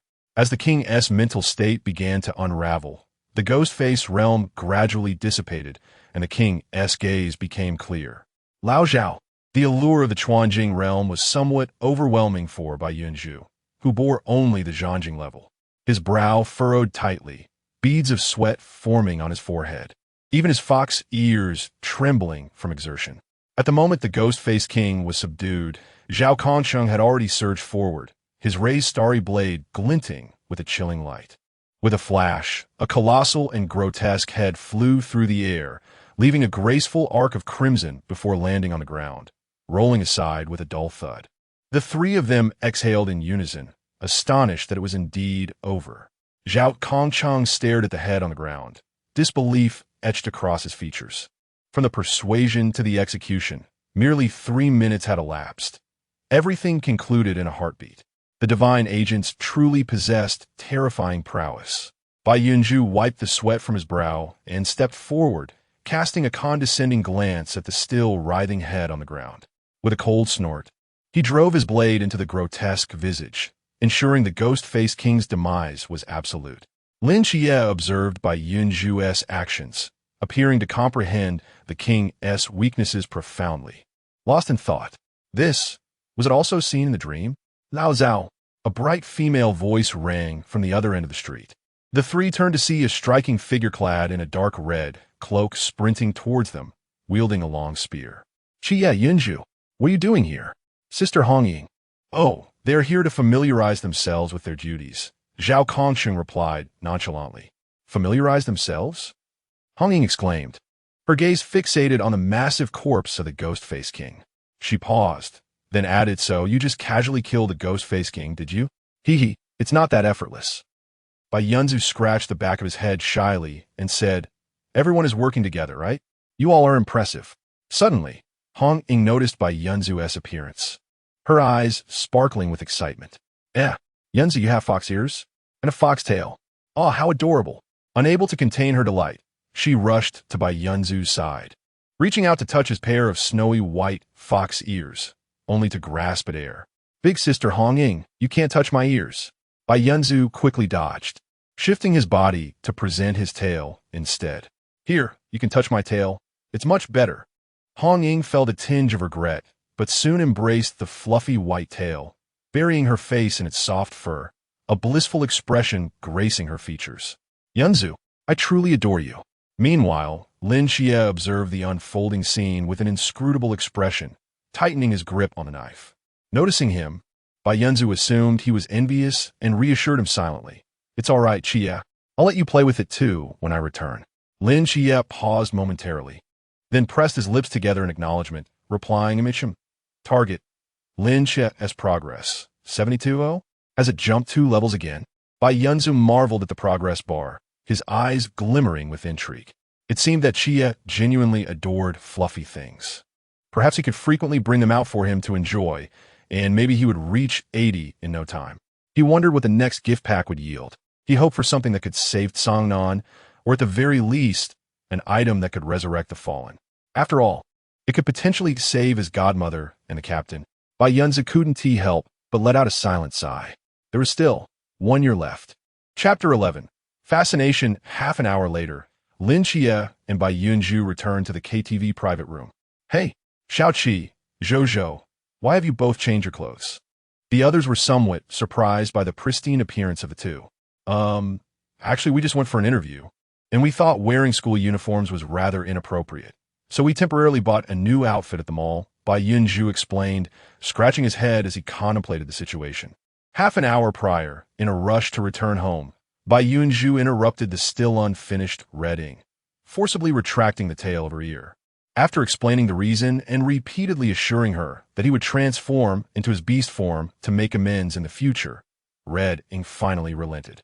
Due to the previous battle, their school uniforms had become stained with blood and were no longer wearable. To avoid raising suspicion and concern from their families, they decided to buy a new set on the spot, while their original uniforms were taken home by Red Ink for cleaning. The 3 elders exchanged puzzled glances, all looking bewildered, while Yang Jin, silently munching on a fruit platter in the corner, kept his head down, obscuring his expression. An interview? Where was it? Yi Wanru inquired. It was with the military, Lin Qiye replied as he pulled Bai Yunzhou down onto the sofa. The military? Wang Fong exclaimed. You too are planning to enlist? Yes, both Lin and Bai nodded in unison. Why the sudden decision? Yi Wanru's mouth opened as if to say something, but she was at a loss for words, merely staring blankly at her son, who had grown into a graceful young man, her eyes shimmering with unshed tears. Bai Huachuan glanced at his wife, then at his son's resolute gaze. After a moment of contemplation, he stood up, approached Bai Yunzhou, patted his shoulder, and stepped out the door. Bai Yunzhou was momentarily taken aback before standing up to follow his father. The two of them, father and son, walked silently through the enchanting corridor, arriving at the quiet and deserted fire escape. As the grayish-white door closed behind them, the proximity of the two worlds was starkly evident. Dad! Bai Huachuan turned back, gazing at his son, who was nearly as tall as he was, his eyes reflecting a sense of nostalgia. In the blink of an eye, you're almost taller than me. Bai Yunzhou, hearing this, also displayed a touch of sentiment in his eyes. When he first arrived in this world, he felt a bit awkward addressing a man not much older than himself as father, which felt strange to him. But over time, he truly embraced his role as a son. Love nurtures the soul. In his past life, he had neither parents nor many friends.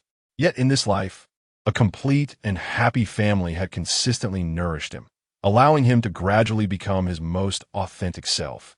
At this moment, gazing at his father, whose hair had begun to gray, yet still retained his youthful charm, Bai Yunzhou was overtaken by the thought that he might not see them for a very long time, and tears welled up uncontrollably in his eyes. Tell me the truth. What were you and Xiaoqi really doing earlier? Bai Huachuan asked in a solemn tone.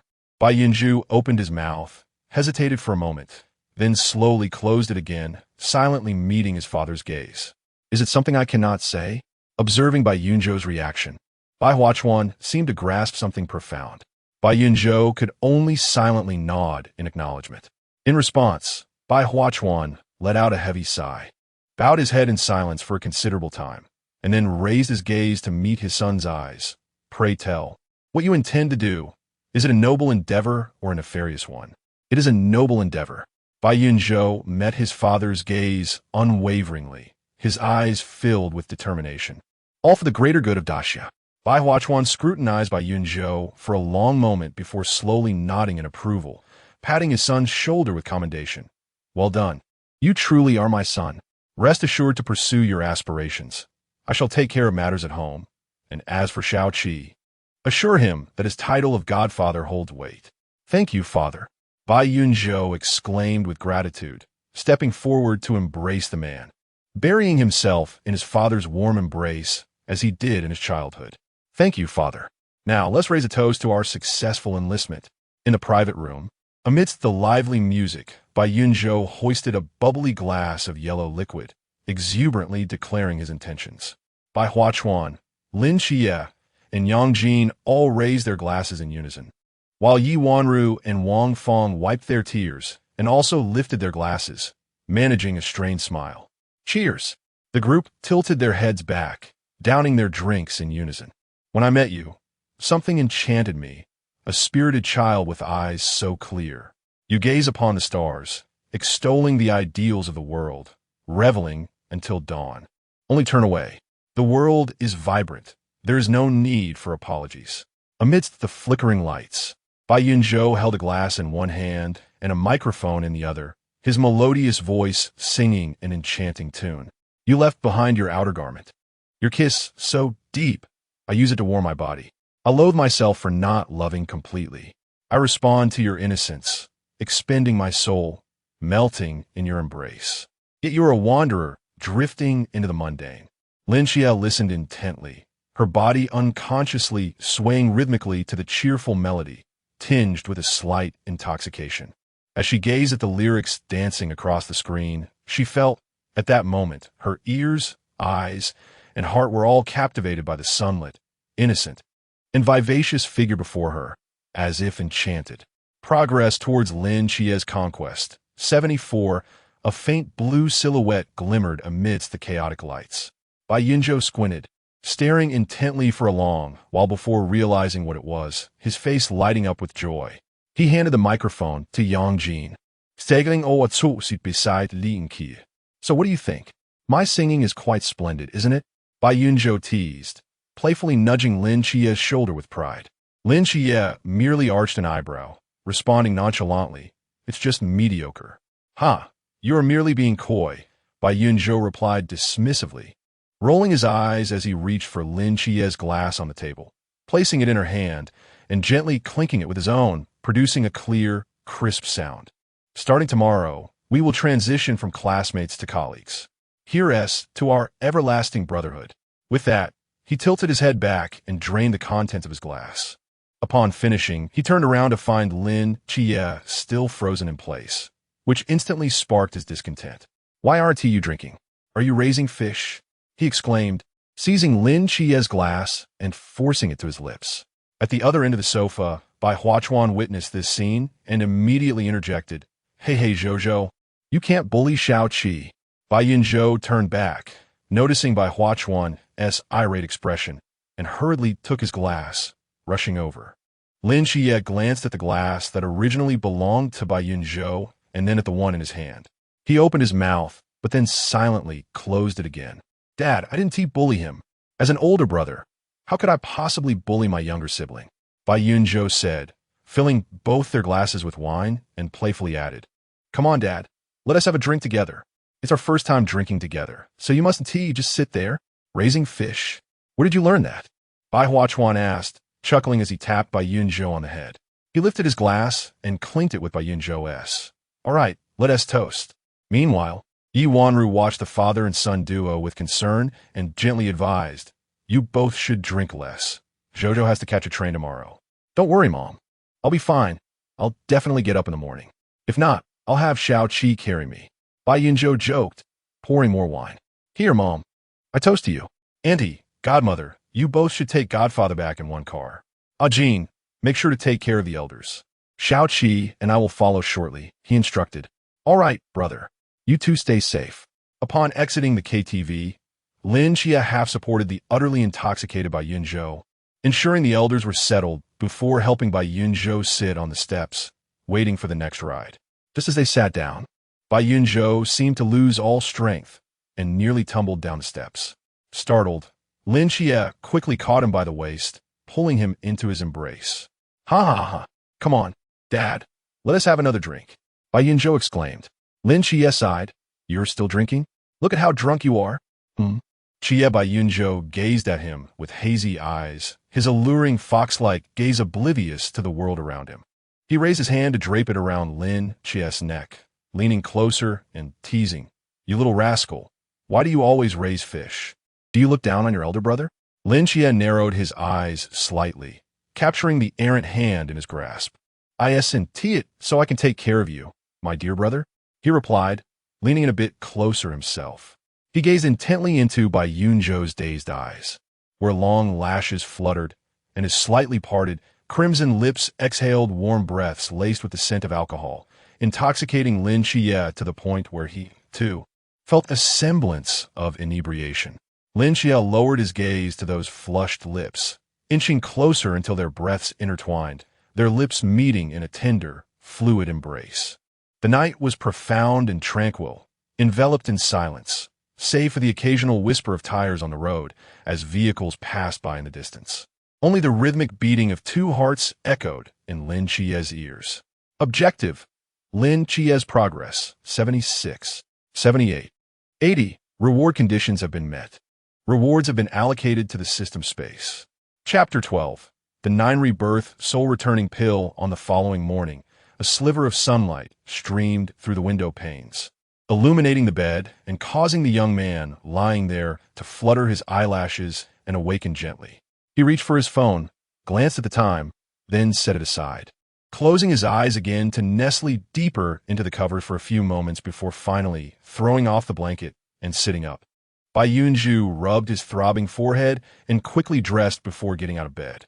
A night of revelry had its consequences, and now he was suffering from a headache akin to a funeral pyre.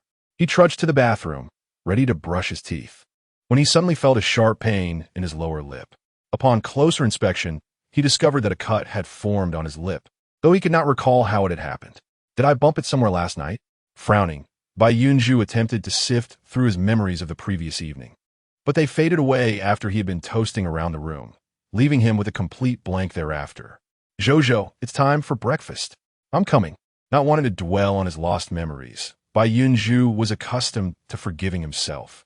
Do you really not need us to see you off? No need, Mom. Parting is inevitable after sending you off 1,000 miles. Qi and I will manage just fine. At the doorway, Bai Yunzhou, with a large suitcase in tow, was bidding farewell to his parents. Be careful on the road, and remember to call when you arrive. Got it, Mom. I'll remember.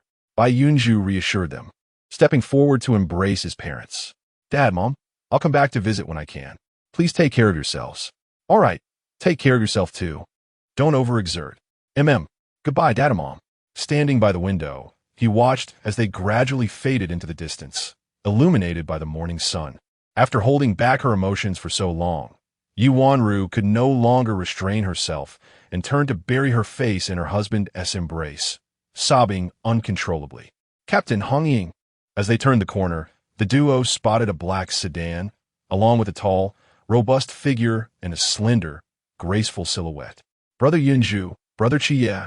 Upon seeing them, Hongying's eyes lit up, and she rushed forward, playfully pinching Bai Yunzhou's cheeks. Oh my, I missed you so much after just one night. All right, Hongying. Let them get in the car first. Witnessing Bai Yunzhou's predicament, Chenmai could not bear to see him suffer further and intervened. Okay, Captain, Hongying replied, finally releasing Bai Yunzhou. Come, let me take your luggage. Bai Yunzhou rubbed his sore cheeks, feeling immensely grateful as he glanced at Chenmai, but he quickly interjected. No need, Sister Hongying, I can manage. Oh, it's nothing, Hongying replied, effortlessly lifting his oversized suitcase and placing it in the trunk as if it were weightless. Bai Yunzhou watched in awe, thinking to himself, Truly, Sister Hong Ying is impressive. He had struggled down the stairs just moments ago, panting as he carried the suitcase until Qiye came to his aid. Of course, Hong Ying playfully curved her lips, then proceeded to assist in arranging Lin Qiye's luggage. Turning back, she said, by the way, you must keep your word about what you said last night. Bai Yunzhou eagerly replied, of course. I will definitely keep my word. Hey, Qiye, why are you so quiet today? After getting into the car, Bai Yunzhou curiously glanced at the ever-silent Lin Qiye. Lin Qiye, who had been gazing out at the passing scenery, paused and turned to look at the innocent Bai Yunzhou. His eyes flickered momentarily as he hesitated. You don't remember? This statement left Bai Yunzhou bewildered. Remember, what? Lin Qiye lowered his gaze to Bai Yunzhou's scabbed lip, pressed his lips together, and then turned away, a faint blush creeping up to his ears. Lin Qiye himself was unsure of the reason behind his feelings.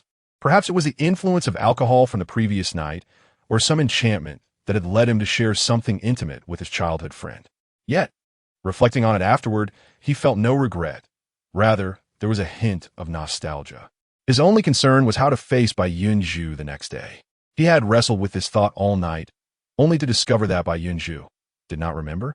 However, this turned out to be advantageous, as it provided him ample time to contemplate how to navigate their relationship.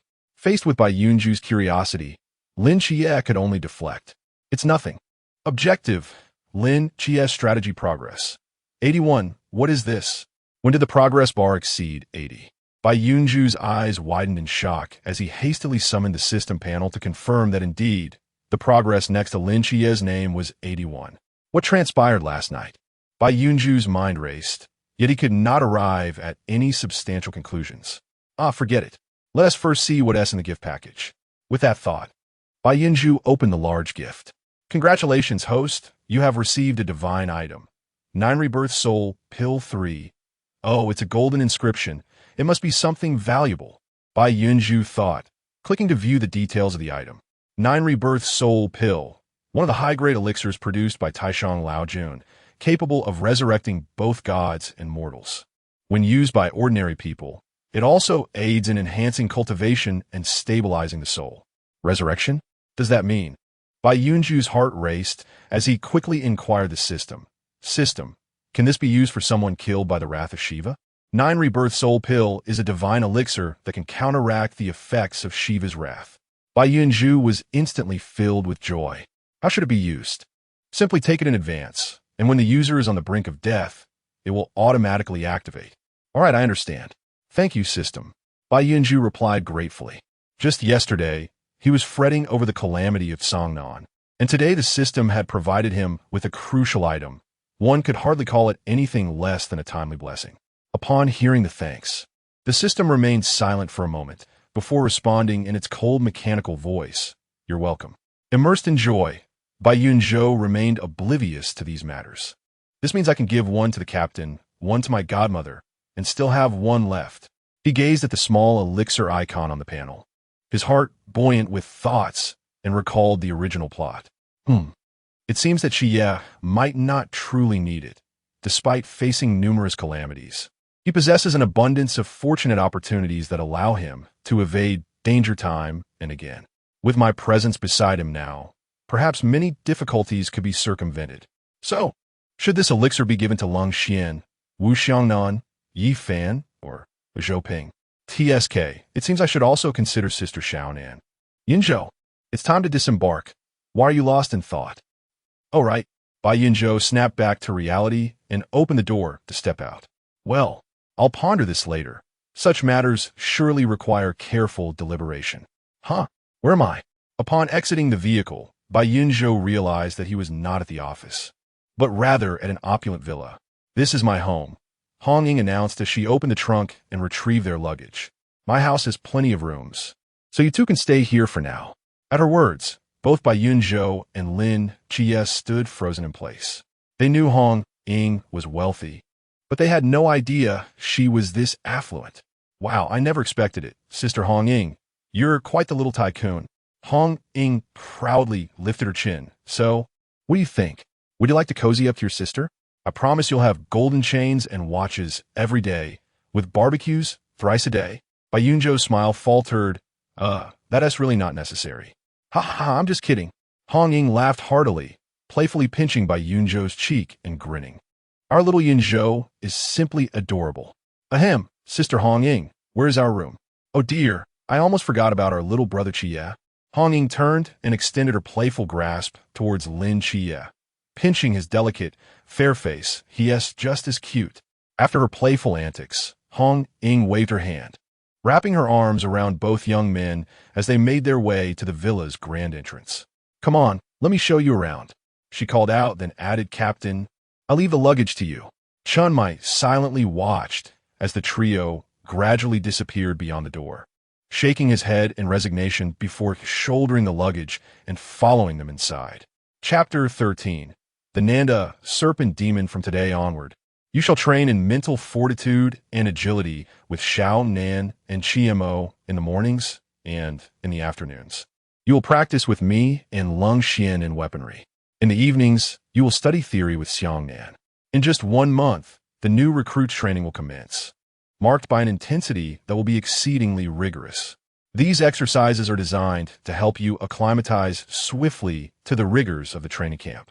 Only upon your graduation from the camp will you truly become a night watchman. Thus, even though this training is informal, you must not allow yourselves to slacken. Do you understand? Yes, Captain. Once again, as dusk fell, Bai Yunzhou, weary from a day of exertion, laboriously ascended from the basement, his exhausted form resembling a lost soul emerging from the underworld. Just as he reached the top of the staircase, a hand extended towards him. Upon looking up, he beheld a slender figure bent slightly at the waist, standing at the uppermost step, haloed by the light behind him, rendering his features only vaguely discernible due to the backlighting. Ah, it is Qiye, Bai Yunzhou murmured weakly, as if utterly drained. He reached out to grasp the offered hand, and Lin Qiye, with a firm grip on his wrist, effortlessly pulled him up, causing Bai Yunzhou to tumble into his embrace due to the momentum. Oh dear, I'm utterly exhausted. Bai Yunzhou made no haste to rise, instead lazily resting his chin upon Lin Qiye's shoulder, his fox-like eyes half closed, brimming with fatigue. Sigh. I wonder how many more bruises I have accumulated today. The captain really is too harsh. As he spoke, he sank onto the sofa with Lin Qiye's support. The captain only has our best interests at heart. Lin Qiye responded, placing his palm on Bai Yunzhou's lower back to massage it gently.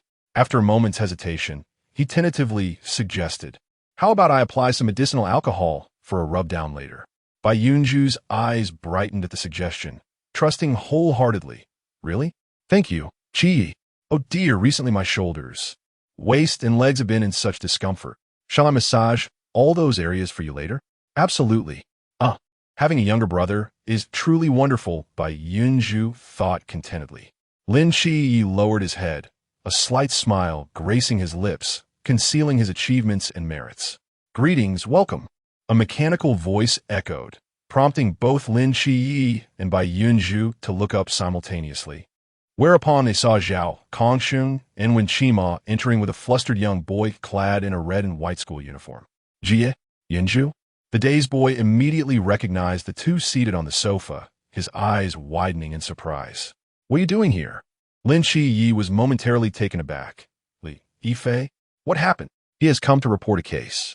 Wen Qima interjected, explaining that the boy had encountered a monster at school, and the police had transferred the case to them. This is how the situation unfolded. Based on your description, the creature you encountered should be this, the Nanda, Serpent Demon. Wu Xiangnan stated as he retrieved pertinent information from the computer, elaborating on the creature's mysterious characteristics and behaviors. Ultimately, after confirming the battle plan, everyone departed the conference room. Perhaps upon encountering two former companions, Li Yifei's heart, once gripped by fear, began to soften. Qiye, Yunzhou, did you not enlist? How is it that you are here? Li Yifei inquired curiously, trailing closely behind them. Indeed, we have enlisted, Bai Yunzhou replied, shrugging his shoulders. How could this not be considered enlistment? It's even more exhausting than actual service. He recalled the impending year-long training for new recruits and let out a heavy sigh. All right, after all this talk, you must be hungry. How about you sample our rations?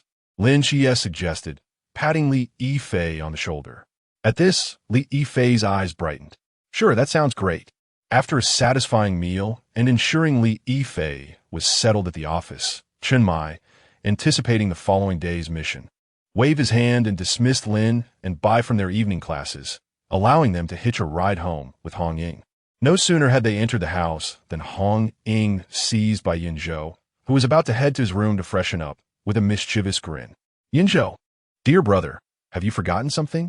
Bai Yunzhou looked at her in confusion until she gestured with her hands above her head, forming a shape resembling ears. Realizing what she meant, he felt a bit embarrassed. However, as he had promised, he could not go back on his word, so he reluctantly replied, "All right, I understand." With that, he concentrated, and amidst a swirl of white mist, his form transformed into a small white fox, about knee-high. This was his first time taking on the shape of a fox, and he found himself awkwardly maneuvering his slender limbs. Each of his 4 paws seemed to have a mind of their own, stumbling and tripping over one another as he took a few clumsy steps. The 3 behind him were momentarily stunned. After a brief pause, the 2 girls transformed into playful predators, rushing forward to embrace the still wobbling Bai Yunzhou, clutching him tightly while showering him with affection and emitting a series of nonsensical, eerie giggles, leaving Bai Yunzhou in a state of utter panic. "Wait, Hong Ying, Xiaonan, can you both behave normally?" No, don't touch my ears, my belly. Well, I suppose that's all right, but please. A kiss is really unnecessary, Xiaonan. Could you not respect my gender? What? Look at the... Absolutely not. No way. Hong Ying, what are you doing? You can't just lift my tail like that. Just as Bai Yunzhou felt his dignity on the brink of collapse, a pair of long, delicate hands reached into the chaos, rescuing him from this infernal predicament. "Hong Ying, Xiaonan, it's getting late. We have a mission tomorrow, so it would be wise to rest early," Lin Qiye said, cradling the white fox and forcing a smile despite the 2 girls' mournful gazes. After a long moment, when Lin Qiye felt his face would freeze from the effort of smiling, Hong Ying and Si Xiaonan finally relented, shrugging their shoulders. "Very well," they said, smiling sweetly at the trembling white fox. "We'll play together another day, dear Yunzhou." In an instant, Bai Yunzhou shivered, burying his head deeper into Lin Qiye's embrace, his tail clamping down even tighter. After finally bringing Bai Yunzhou back to the room, Lin Qiye closed the door, raised a hand to wipe away the cold sweat from his brow, and let out a long sigh of relief. Ooh, they were truly terrifying. "Qiye, they actually, almost lost my dignity," Bai Yunzhou lamented, burying herself in Lin Qiye's embrace and weeping sorrowfully. Lin Qiye, seated on the edge of the bed with the fox in his arms, gently stroked the soft fur atop her head, running his hand down her back in a soothing rhythm. Instantly, he felt his spirits lift to new heights. "It's all right now," he reassured her. Bai Yunzhou nestled in Lin Qiye's arms for a while until she managed to compose herself. She then climbed out of his embrace, stretched lazily on the bed, and shook her fur. Lin Qiye's heart softened at the sight, prompting him to reach out and caress the little fox's head once more. "I feel I should practice walking more," Bai Yunzhou remarked, beginning to trot around on the bed. "Who knows when it might come in handy? It would be quite amusing if I couldn't run when the time comes." Lin Qiye nodded in agreement, watching her for a while before rising to fetch a change of clothes from the wardrobe as he headed toward the bathroom. "You take your time practicing. I'll freshen up first." When Lin Qiye emerged from the bathroom, steam enveloping him, he found Bai Yunzhou curled up soundly on his pillow. With a resigned smile, he turned to retrieve another pillow from the wardrobe, gently nudging Bai Yunzhou over before slipping under the covers himself. As he turned off the light, Lin Qiye glanced at the white figure nestled in the darkness. After a moment, he leaned in to place a soft kiss on one of her ears, eliciting an unconscious twitch from it in response to his warm breath. "Good night, Yunzhou." In the darkness, a blue phantom slowly emerged above Lin Qiye. Chapter 14. Did you sleep? In his dreams, Lin Qiye wandered through an endless abyss of darkness, seemingly tireless, continuing onward into the void as if it had no end. As he treaded further, the surrounding temperature began to rise, and the air grew increasingly thin. With each step, he felt a mounting heat and struggled to breathe, until he could scarcely muster the strength to stand. At that moment, a glimmer of light gradually appeared ahead, igniting a flicker of hope within him as he exerted every ounce of energy to crawl towards the illumination. Suddenly, Lin Qiye jolted awake, his eyes flying open to the faint light of dawn filtering through the window. Still reeling from the dream, he felt as though his chest and neck were ensnared in a furnace, stifling and sweltering, with each breath becoming a laborious task. It seemed something was obstructing his airway, causing both discomfort and suffocation, and out of the corner of his eye, he caught sight of a fluffy white mass covering half his face. As his consciousness returned, Lin Qiye discerned the source of this near-fatal disturbance. A pristine white fox sprawled across his neck in slumber. With rare exasperation, he rolled his eyes and painstakingly extricated his arm from the tightly wrapped blanket. Gently, he brushed aside the soft fur obstructing his mouth and nose, inhaling deeply the crisp, refreshing air, feeling a semblance of life returning to him.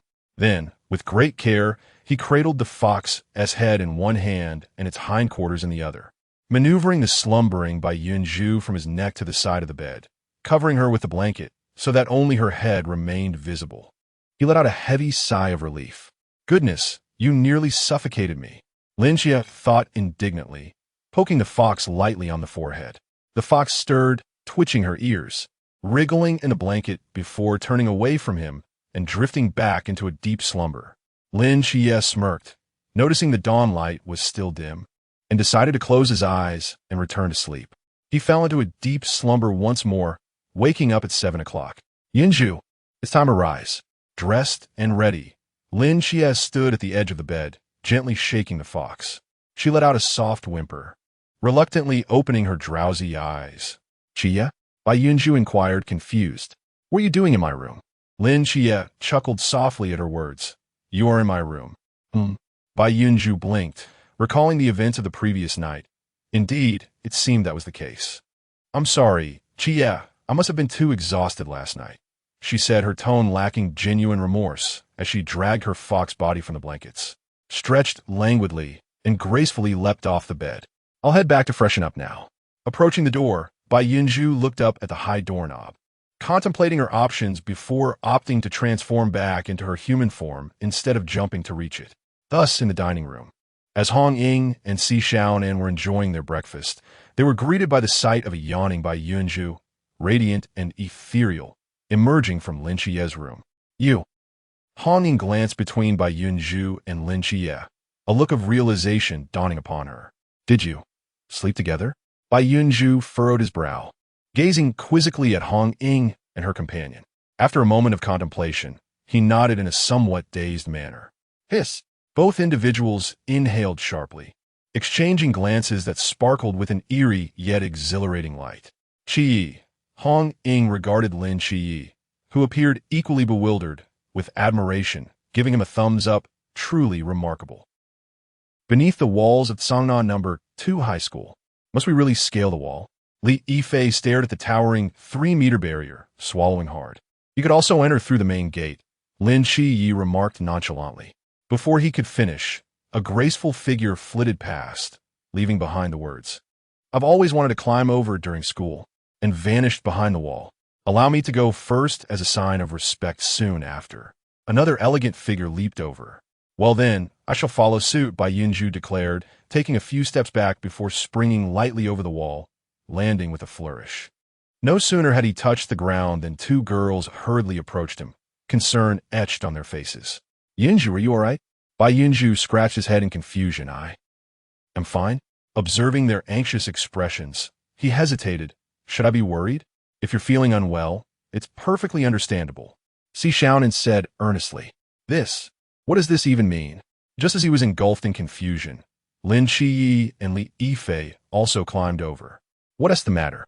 Noticing the subtle tension among the 3, Lin Qiye approached with a puzzled expression. Upon seeing them, Hong Ying spoke with seriousness. "Qiye, you must take good care of Yunzhou later."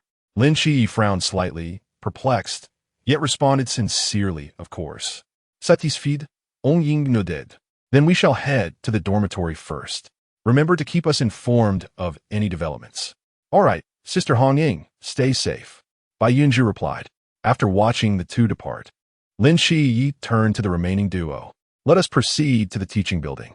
Bai Yunzhou acquiesced, following Lin Qiye's pace, while discreetly observing Li Yifei out of the corner of his eye. How should I compel him to reveal himself? Bai Yunzhou had previously contemplated whether to directly expose Li Yifei's true identity, as doing so would avoid subsequent chaos. However, if the matter concluded so simply, then Qingyu would lose her opportunity to appear, and consequently, Lin Qiye would not develop a keen interest from this battle, which would prevent her from joining the Nightfall team later. In truth, given Qingyu's authentic identity, the awakening of her abilities was merely a matter of time. Allowing her to grow unchecked might very well lead her to become a villainous scientist in the future. Moreover, her existence was crucial for the Nightfall team, directly impacting humanity's potential to overcome the Chaos Gods in the later stages.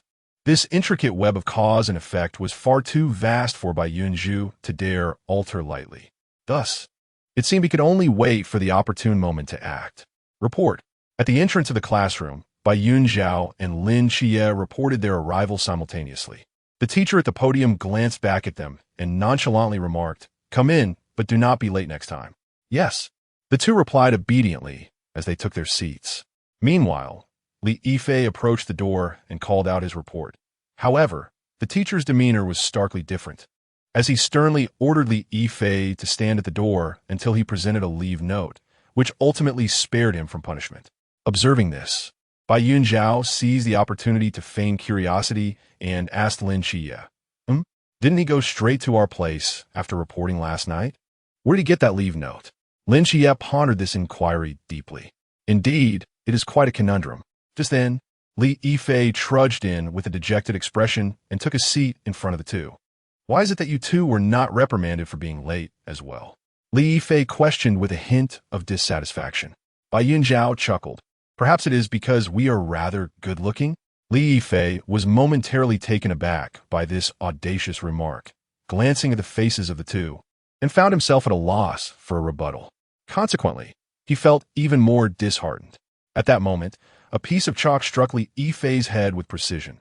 "Li Yifei, if you have something to say, step outside and speak."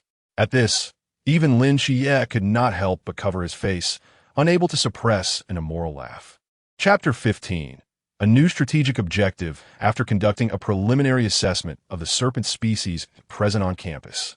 Lin Qiye conveyed the findings to Chunmai through Bai Yunzhou's telepathic ability.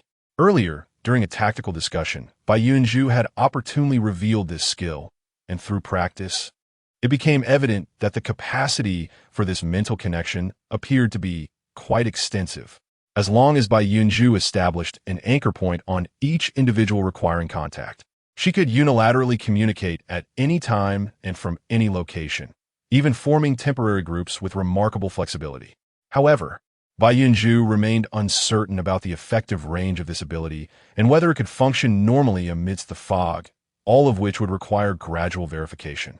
Thus, Team 136 fully harnessed this resource, temporarily setting aside technological products in favor of telepathy.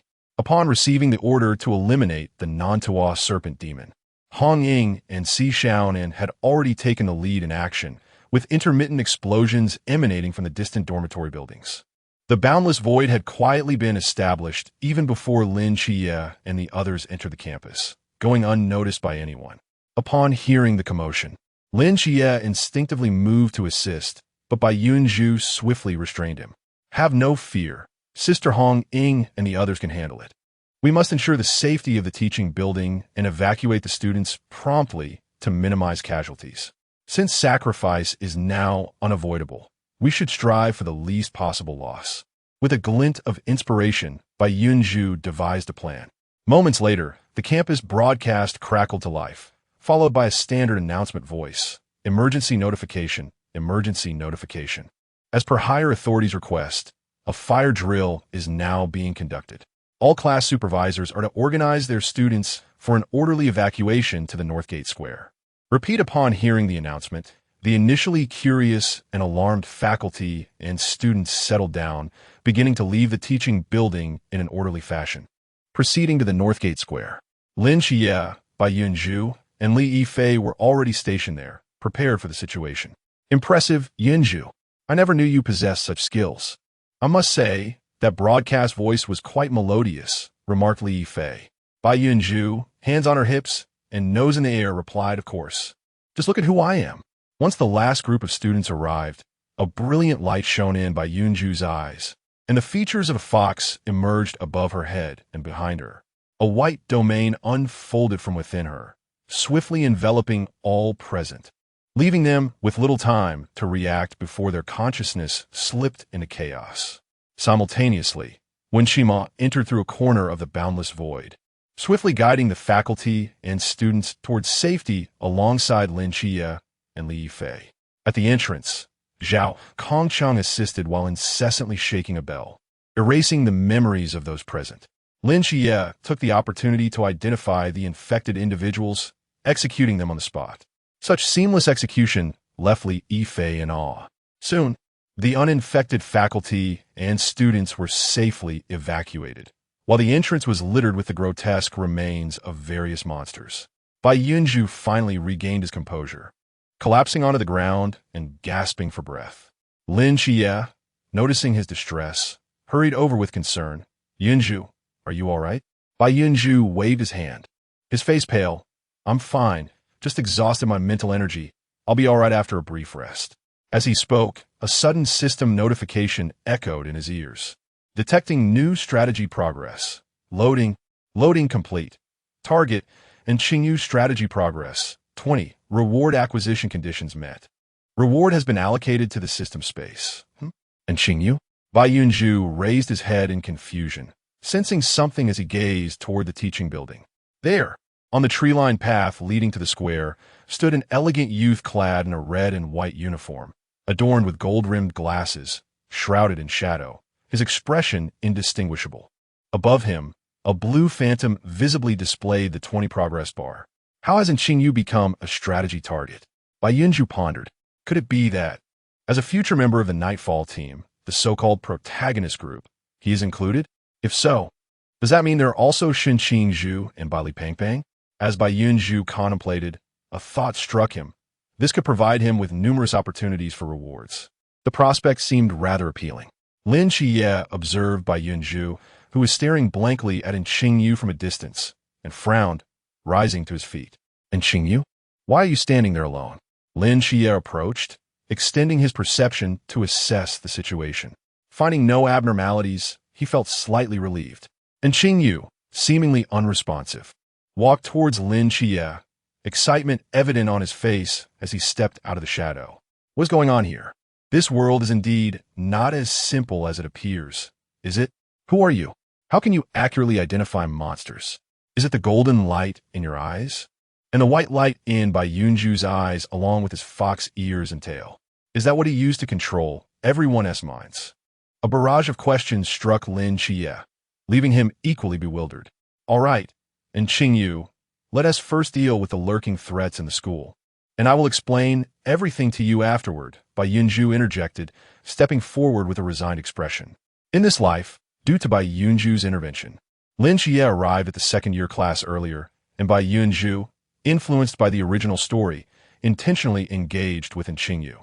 Thus, the three of them became acquainted, albeit only superficially until now. After a moment of contemplation, Qingyu nodded in agreement. All right. The events ultimately unfolded with Li Fei's true identity being revealed, culminating in his demise at the hands of Lin Qiye. Once Bai Yunzhou elucidated the circumstances to Qingyu, the latter's expression shifted to one of understanding. I see now. Thank you for clarifying everything for me. Yunzhou. Objective. Progress on Onqing fish strategy. 22. Bai Yunzhou smiled brightly upon receiving the progress feedback. You're welcome, Onqing fish. By the way, may I join you? Onqing fish adjusted his glasses and smiled shyly, expressing his genuine curiosity about their world and his desire to study these enigmatic creatures, which promised to be incredibly fascinating. Upon hearing this, Bai Yunzhou understood the intentions of the other party and was about to agree wholeheartedly when Lin Qiye, standing beside him, tugged at his arm. Lin Qiye's voice resonated in his mind. Isn't this a bit inappropriate, Yunzhou? After all, he is just an ordinary person. What is wrong with being an ordinary person? Aren't Lao Zhao and Master Lung Xian ordinary people as well? Bai Yunzhou retorted, soothingly adding, You must trust me. His future is promising. Lin Qiye paused, taken aback. Is this what you saw in your dream? Bai Yunzhou hesitated, responding somewhat awkwardly yes. All right, then I trust you. Observing the silence between the two, Onqing Fish's expression gradually dimmed. Is it not permissible? Bai Yunzhou snapped back to reality and promptly replied, Of course you can join us, Onqing Fish. I will speak to the captain on your behalf shortly. Onqing Fish's eyes sparkled with excitement. Great. Thank you, Yunzhou. Chapter 16. You have lost favor upon returning to the office. Bai Yunzhou followed Chunmai into the captain's office. The specifics of their discussion remain unknown. However, the outcome was that Qingyu would join Team 136 as a temporary member. Unlike Bai Yunzhou and Lin Qiye, he would postpone his entry into the training camp by 1 year. Given that temporary members do not receive a salary, Bai Yunzhou expressed his willingness to offer his saving from the new year's money to support Qingyu's living expenses. During the initial part of the conversation, the expressions of those present were relatively composed, but as the latter part unfolded, their demeanor began to falter. Qingyu was the first to raise his hand in objection. I cannot accept your money, classmate Yunzhou. I'm already deeply grateful for your help in joining the night watch. There's no need to worry about living expenses as I still have some scholarships and grants. I appreciate your kindness. Indeed, brother Yunzhou, since Qingyu has joined our team, even as a temporary member, he is one of us. If there are expenses to cover, it should be a shared responsibility. It would be inappropriate for you to bear the cost alone, Zhao Kongcheng chimed in supportively. But Yunzhou hesitated, wanting to explain that the delay in joining the training camp was his suggestion. His reasoning was that Qingyu's primary abilities and paths to advancement stemmed from dissecting the mysterious. Thus, remaining outside the training camp would provide him with greater advantages. Once a year had passed and Sangnan vanished, if he could ensure that Qiye would not succumb to madness, then the reserve team could potentially be established directly, making Qingyu's trip to the training camp unnecessary. Moreover, the assassination in 6 months would require his unique talents. Therefore, the so-called postponement was merely a fade. This was precisely why he had decided to use his own funds to support Qingyu. Yet he could not articulate this reasoning, as prophecies are inherently enigmatic. The fewer who were aware, the better. After a moment of contemplation, Bai Yunzhou concluded that under such circumstances, offering money would be inappropriate. He sighed and said, All right then, classmate I will leave the funds with the captain. Should you need anything, feel free to approach him without hesitation. Qingyu smiled shyly and nodded. Thank you. Yunzhou, may I still call you that? You can refer to me as Qingyu or Xiaoyu. Otherwise, addressing each other as classmates feels too distant. Bai Yunzhou chuckled and readily replied, Then I shall call you Xiaoyu. It feels particularly endearing. Upon hearing this, Qingyu lowered his head, blushing with a bashful smile. Shall we go? I have also requested a room from the captain for you to use as a laboratory. Let us go take a look, Bai Yunzhou invited, turning to ascend the stairs. Really? Qingyu's eyes sparkled with excitement as he hurried to follow Bai Yunzhou, exclaiming, Thank you so much, Yunzhou. Bai Yunzhou, with a sense of triumph, exclaimed, Of course. I have also requested the captain to allow you to study the mysterious entities we eliminate before they are submitted or destroyed. This way, you can conduct your research openly. Qingyu was momentarily taken aback, halting in his tracks. Bai Yunzhou, puzzled, paused as well, observing the conflicting emotions on the other's face, a blend of laughter and tears, almost bordering on madness. He gazed at the youth before him, his lips quivering, yet words eluded him. After a brief moment, he stepped forward and embraced Bai Yunzhou tightly, his voice barely above a whisper. Thank you, Yunzhou. Thank you for understanding me so well. This truly is the finest gift I have ever received. Throughout his life, he had been labeled as a freak, a monster, and a madman too often, but this was the first time he encountered someone who could understand and accept him so profoundly. Despite their previous mere acquaintance, this gesture granted him the right to pursue his passions under the sun. Haha, it's nothing really. You don't need to be so formal. I merely spoke a few words, Bai Yunzhou replied, momentarily stiffening, slightly embarrassed as he patted Qingyu's back. All right, let's quickly check what else we need to purchase for the room. Don't forget, you still have a non-Tawa snake demon waiting for you to dissect. Upon hearing this, and Qingyu finally released Bai Yunzhou and nodded, a glimmer of moisture still lingering in his eyes. All right. With that, the two continued their ascent up the stairs.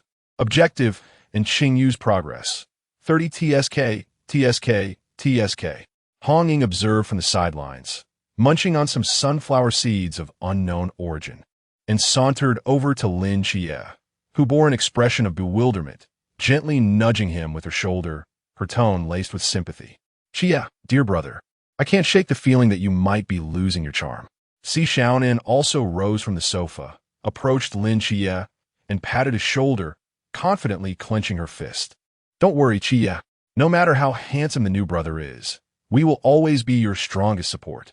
Lin Qiye was engulfed in a whirlwind of complicated emotions, rubbing his forehead, uncertain of how to respond. Meanwhile, Zhao Kongcheng and the others exchanged glances, utterly bewildered by the situation. By the time the laboratory was arranged, it was already after dinner. Some specialized equipment still awaited procurement, yet the overall setup was sufficient for use. Thus, as soon as dinner concluded, and Qingyu shouldered the body bag of the Nantua snake demon and dove straight into the laboratory, seemingly intent on not emerging until dawn. Bai Yunzhou and Lin Qiye walked in succession through the corridor of the basement, despite having just endured a battle. The captain insisted that the night watchman must not be sidelined due to minor injuries. While physical training could be waived, theoretical lessons were still mandatory. How?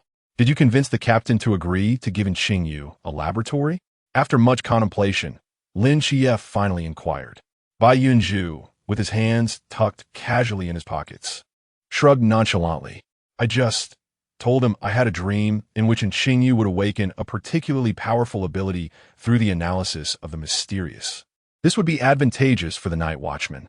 Did the captain actually believe that? Bai Yunzhou hesitated, contemplating whether to speak the truth.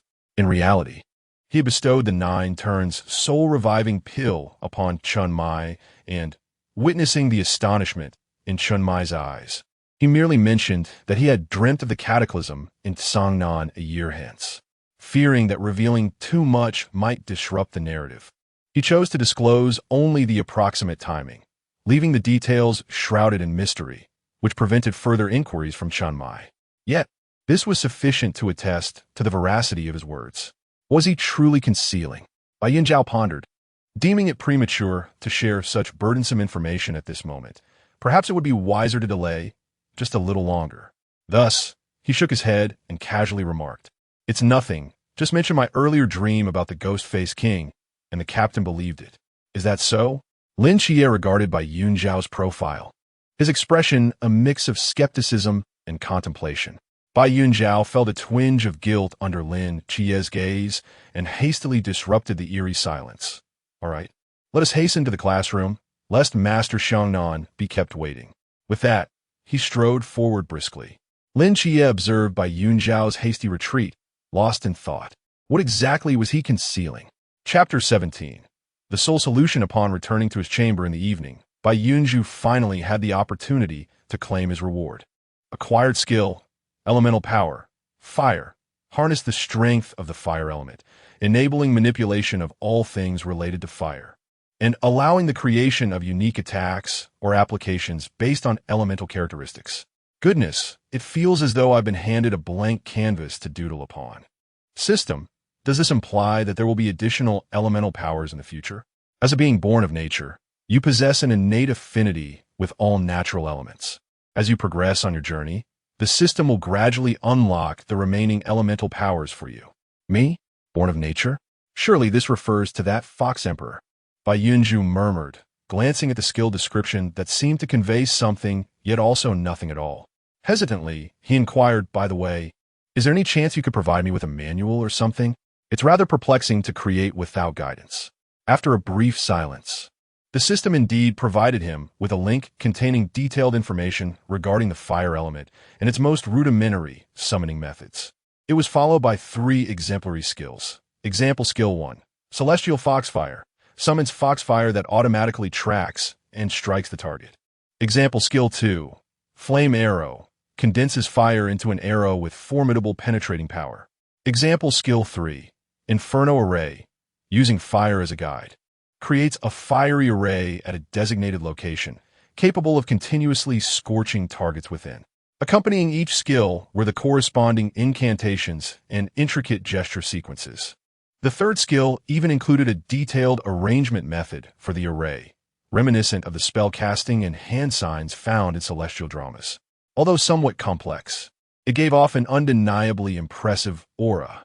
This Fox Emperor certainly seems formidable, Bai Yunzhou thought with delight, suddenly sitting upright from his bed, ready to experiment with his newfound abilities. After a moment's contemplation, he simply donned a set of pajamas and ventured outside. At the small pond adjacent to the villa, Bai Yunzhou extended his palm and murmured the incantation, causing a small flame to erupt joyfully from his hand. Indeed, it works. A smile spread across Bai Yunzhou's face as he cautiously touched the flame with his other hand, finding it warm yet not scalding. It appeared that this fire posed no threat to him.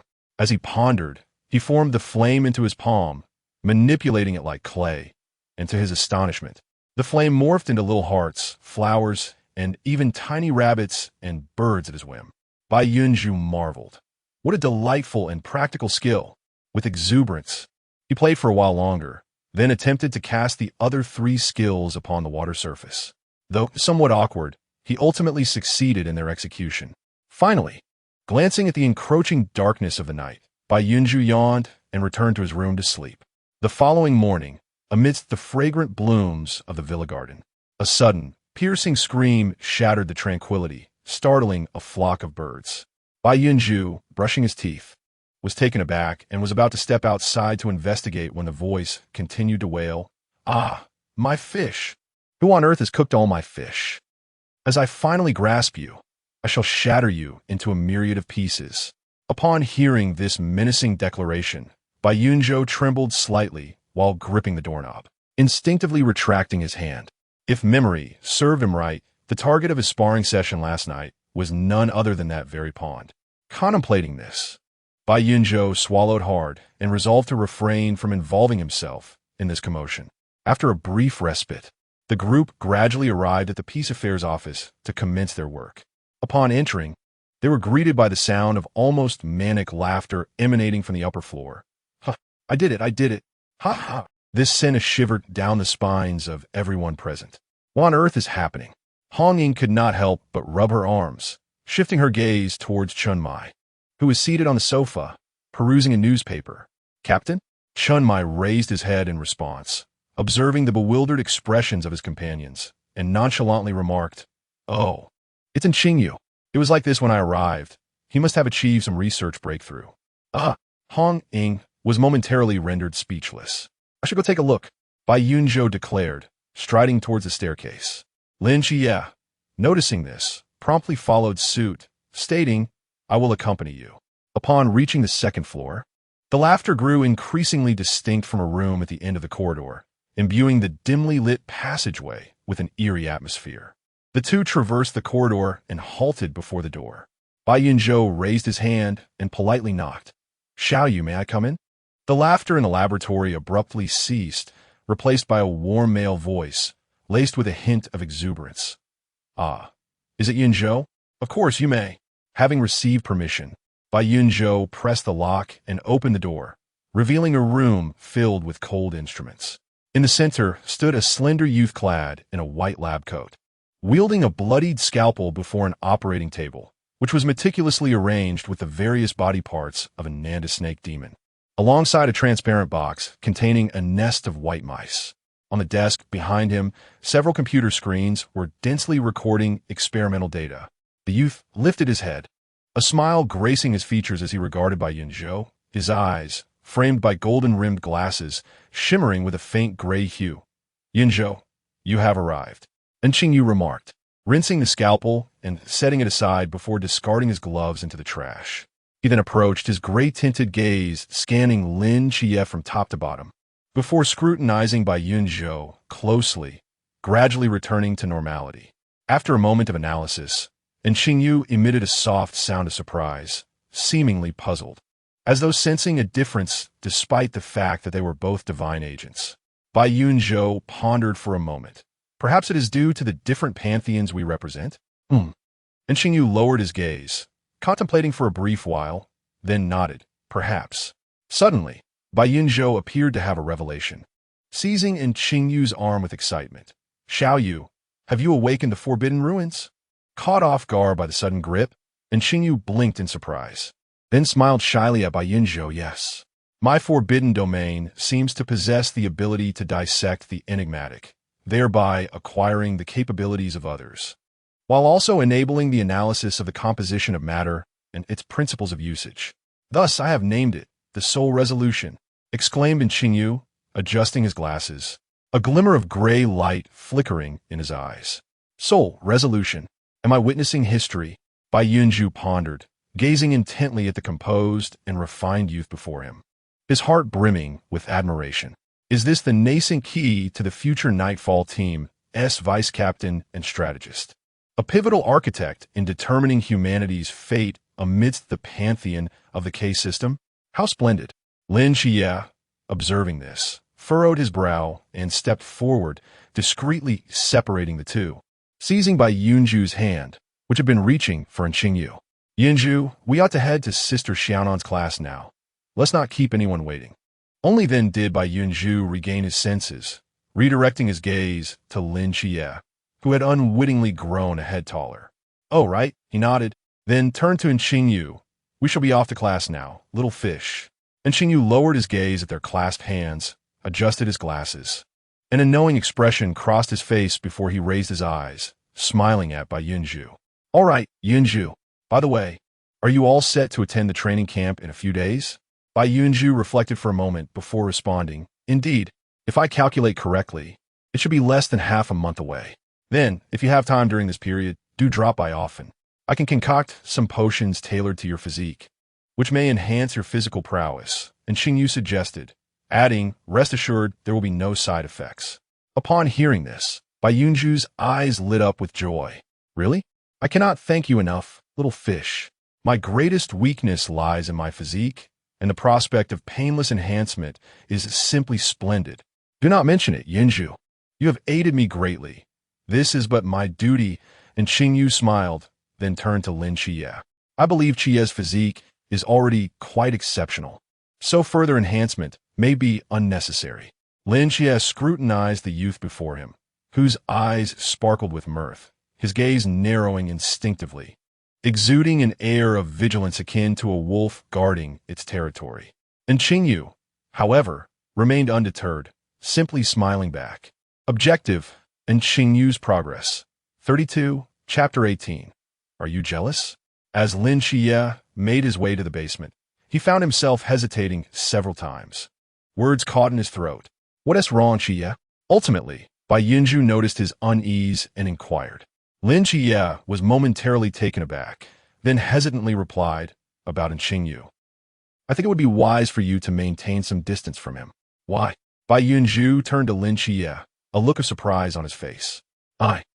I feel like he seems a bit off," Lin Qiye stammered, this being his first attempt at what resembled sowing discord. A wave of inexplicable guilt washing over him. The words of Hong Ying, "You have lost his favor," lingered in his mind, leaving him restless. "In any case, just keep your distance from him," Lin Qiye said, a hint of despondency in his voice. "Why would you think that about Xiao Yu? He may be a bit eccentric, but that stems from his fervor for the pursuit of truth. He is fundamentally good," Bai Yunzhou replied, his heart racing at the thought that their budding camaraderie might be jeopardized, prompting him to stop and grasp Lin Qiye's hands earnestly. "Rest assured, Qiye, Xiao Yu is undoubtedly a good person. I can vouch for that." "Vouch for him?" Lin Qiye's heart flared with an inexplicable anger as he grabbed Bai Yunzhou's wrist, pushing him against the wall of the basement corridor. "You said the same about old Zhao, and right after you did, he got abducted to the Q Hotel. Although the misunderstanding was later resolved, it left quite a psychological shadow on me. Then, do you think old Zhao is a good person?" Bai Yunzhou, feeling the pressure of Lin Qiye's intense gaze, found his usual confident rebuttal faltering. "You." Lin Qiye paused, closing his eyes to steady his tumultuous emotions, and continued in a low voice. "What authority do you have to vouch for Qingyu? You've only met him a handful of times. How can you trust him so readily?" "Well, this is your future vice captain we're talking about. Not only do I trust him, but you will also come to trust him immensely in the future. Bai Yunzhou thought to himself, glancing at Lin Qiye, who still bore an expression of indignation. Suddenly, a light bulb went off in his head, and he teasingly remarked, "Qiye, are you jealous?" Lin Qiye's heart skipped a beat, and the grip on Bai Yunzhou loosened involuntarily. Could it be that he finally, before the overwhelming joy could fully manifest, it was doused by a bucket of cold water? Bai Yunzhou withdrew his hand and patted Lin Qiye's shoulders reassuringly. "Don't worry, in my heart, you're my only brother. I absolutely, positively, will never overlook you." Lin Qiye was taken aback, only to be overwhelmed by a surge of mixed emotions, grievance, anger, and resentment. He tightened his grip on Bai Yunzhou's hands, pulling him close, leaning in. "Qiye, what's wrong?" Bai Yunzhou looked at the familiar yet unfamiliar figure before him, bewildered by why Lin Qiye seemed even angrier now. "Can't you not sense it at all?"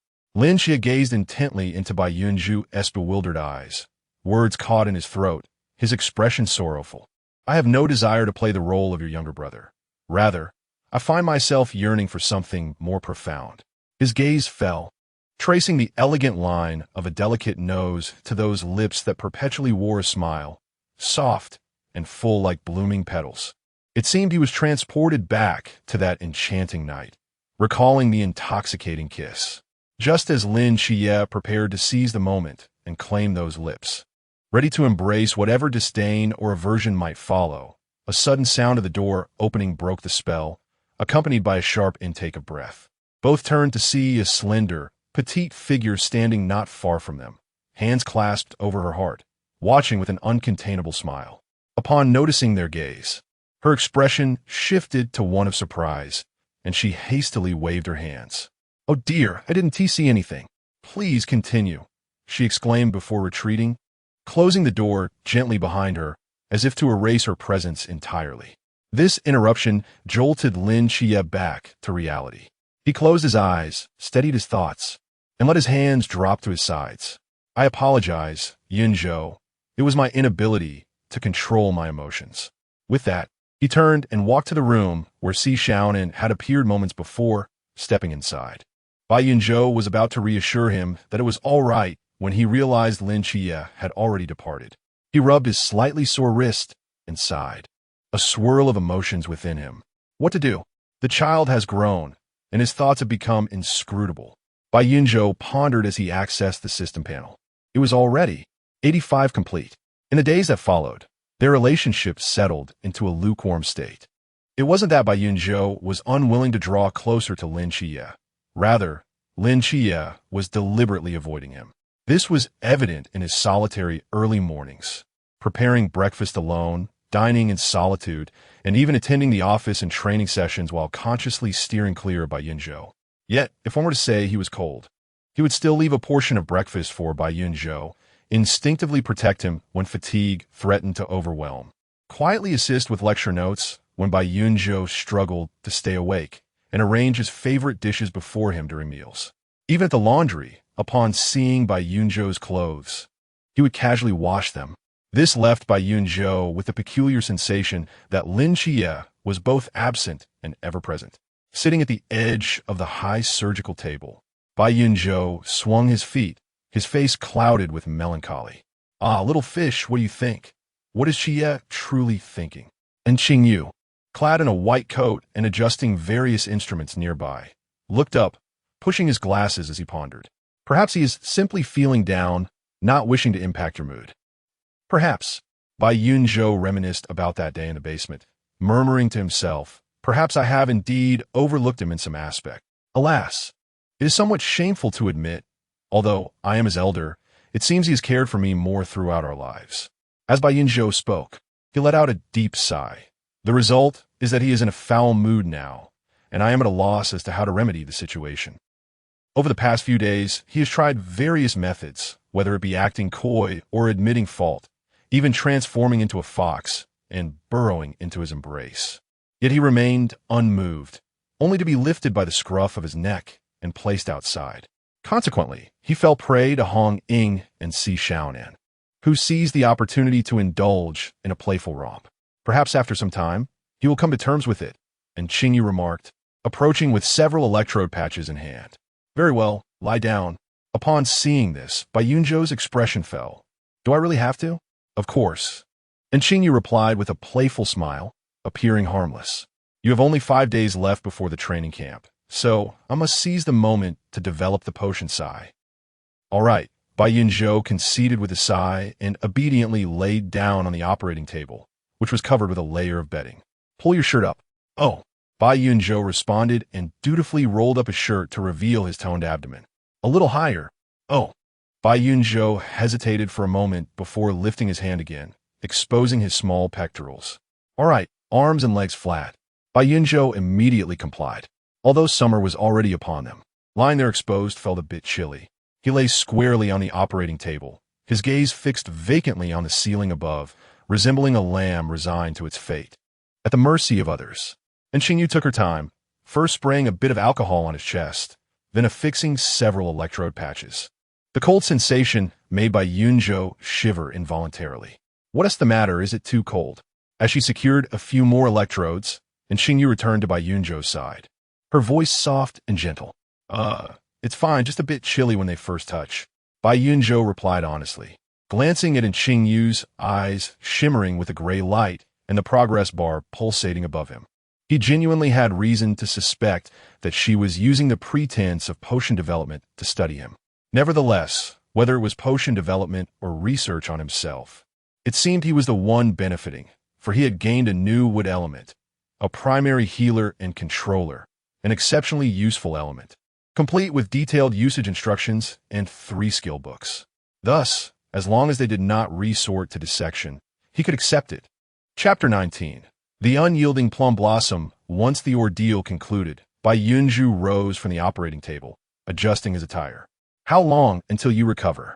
He inquired. Soon, replied Qingyu, engrossed in recording data and analyzing results on the computer, his slender fingers dancing swiftly across the keyboard. You said that last time, Bai Yunzhou murmured, gracefully leaping down from the table and turning to exit. I shall head down for a meal then.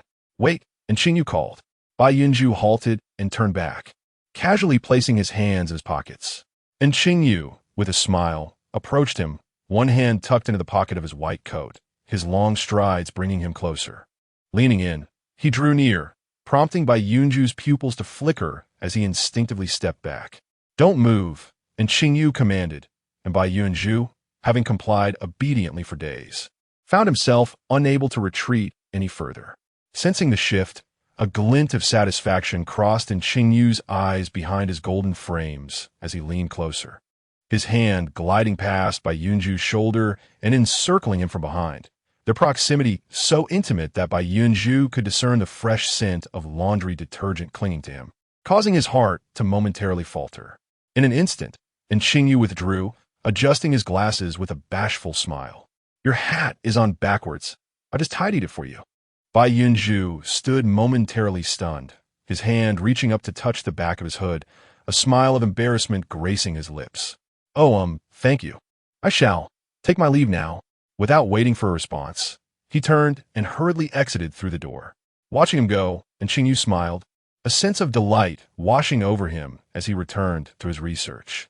Objective, Qingyu's strategy progress. 51. Hey, Brother Yunzhou, why is your face so flushed?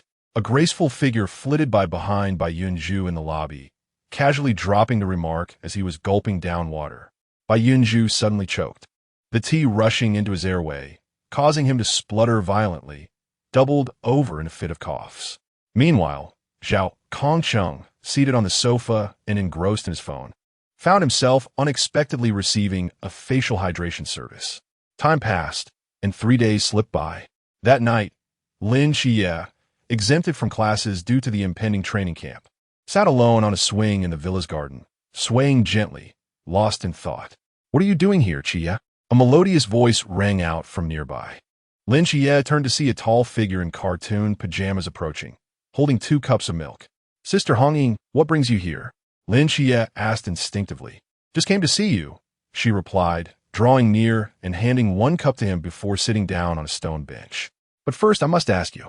Lin Qiye cradled the warm cup in his hands. There's really nothing much, Sister Hongying. I just needed some fresh air. Don't try to deceive me. Who goes out for air and sits for 2 hours? Hongying pouted slightly and asked, I must inquire, have you and Yunzhou had a quarrel? Lin Qiye was taken aback, his grip on the milk tightening. Well, not really. Hongying was not convinced by his words at all. She playfully patted the young man's shoulder and said, Oh, it's nothing, dear husband. Couples may bicker at the head of the bed, but they reconcile at the foot. What's there that cannot be discussed? I see that Yunzhou has always shown a willingness to make amends. As a man, you should be magnanimous and take the easy path. Lin Qiye was astonished by Hongying's boldness, his face turning a deep crimson. No, Sister Hongying, it's not like that. Hongying raised an eyebrow, puzzled. Not like what? Haven't you two been intimate? Upon hearing this, Lin Qiye's face became even redder, almost as if it might catch fire. No. Sister Hongying, you must be misunderstanding something. Huh? Hongying scratched her chin in confusion.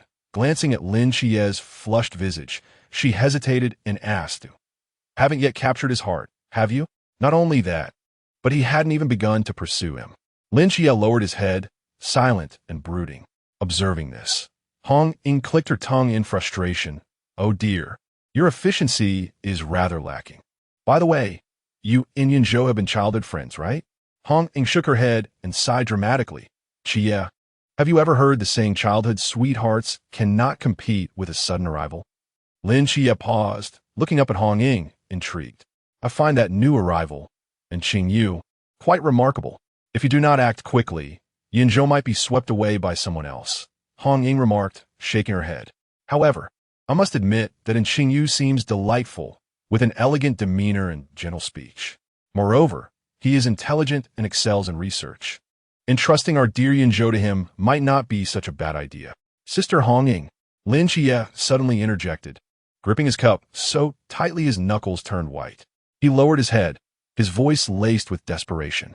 Please, don't say any more. Hongying complied, refraining from further commentary. After a moment, she sighed deeply. So what are your thoughts, Qiye? Lin Qiye hesitated. I fear that if I express my feelings, he may come to despise me. If that were the case, we couldn't even remain brothers, and I don't wish for that. Oh, my foolish Qiye.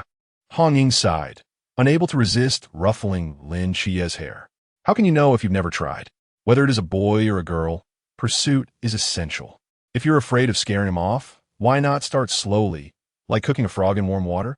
Lin Qiye looked up, blinking in confusion. Cooking a frog in warm water? It is essential to allow him to acclimate to your presence. Hongying, with a mix of exasperation and concern, cast a pointed glance at the oblivious blockhead before continuing. Show him care and attention, ensuring he feels your meticulous concern. Of course, you have already done well in this regard. However, there's always room for improvement. Moreover, Hongying leaned in conspiratorially, her voice dropping to a whisper. You must gradually make him accustomed to your touch. Simple gestures like holding hands, embracing his waist, or giving him an occasional hug. As long as he does not recoil, it signifies potential. At the right moment, you can reveal your feelings. Wouldn't that make everything fall into place effortlessly?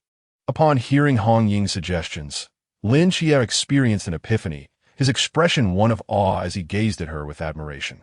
Sister Hongying, you are truly remarkable. With a self-satisfied stance, Hongying placed her hands on her hips and raised an eyebrow. Indeed, just consider how many novels I have read. At that moment, Lin Qiye's eyes sparkled with newfound determination. Thank you, Sister Hongying. I shall go apologize to Yunzhou right away. He stood up, ready to leave. Wait. Hongying called out suddenly.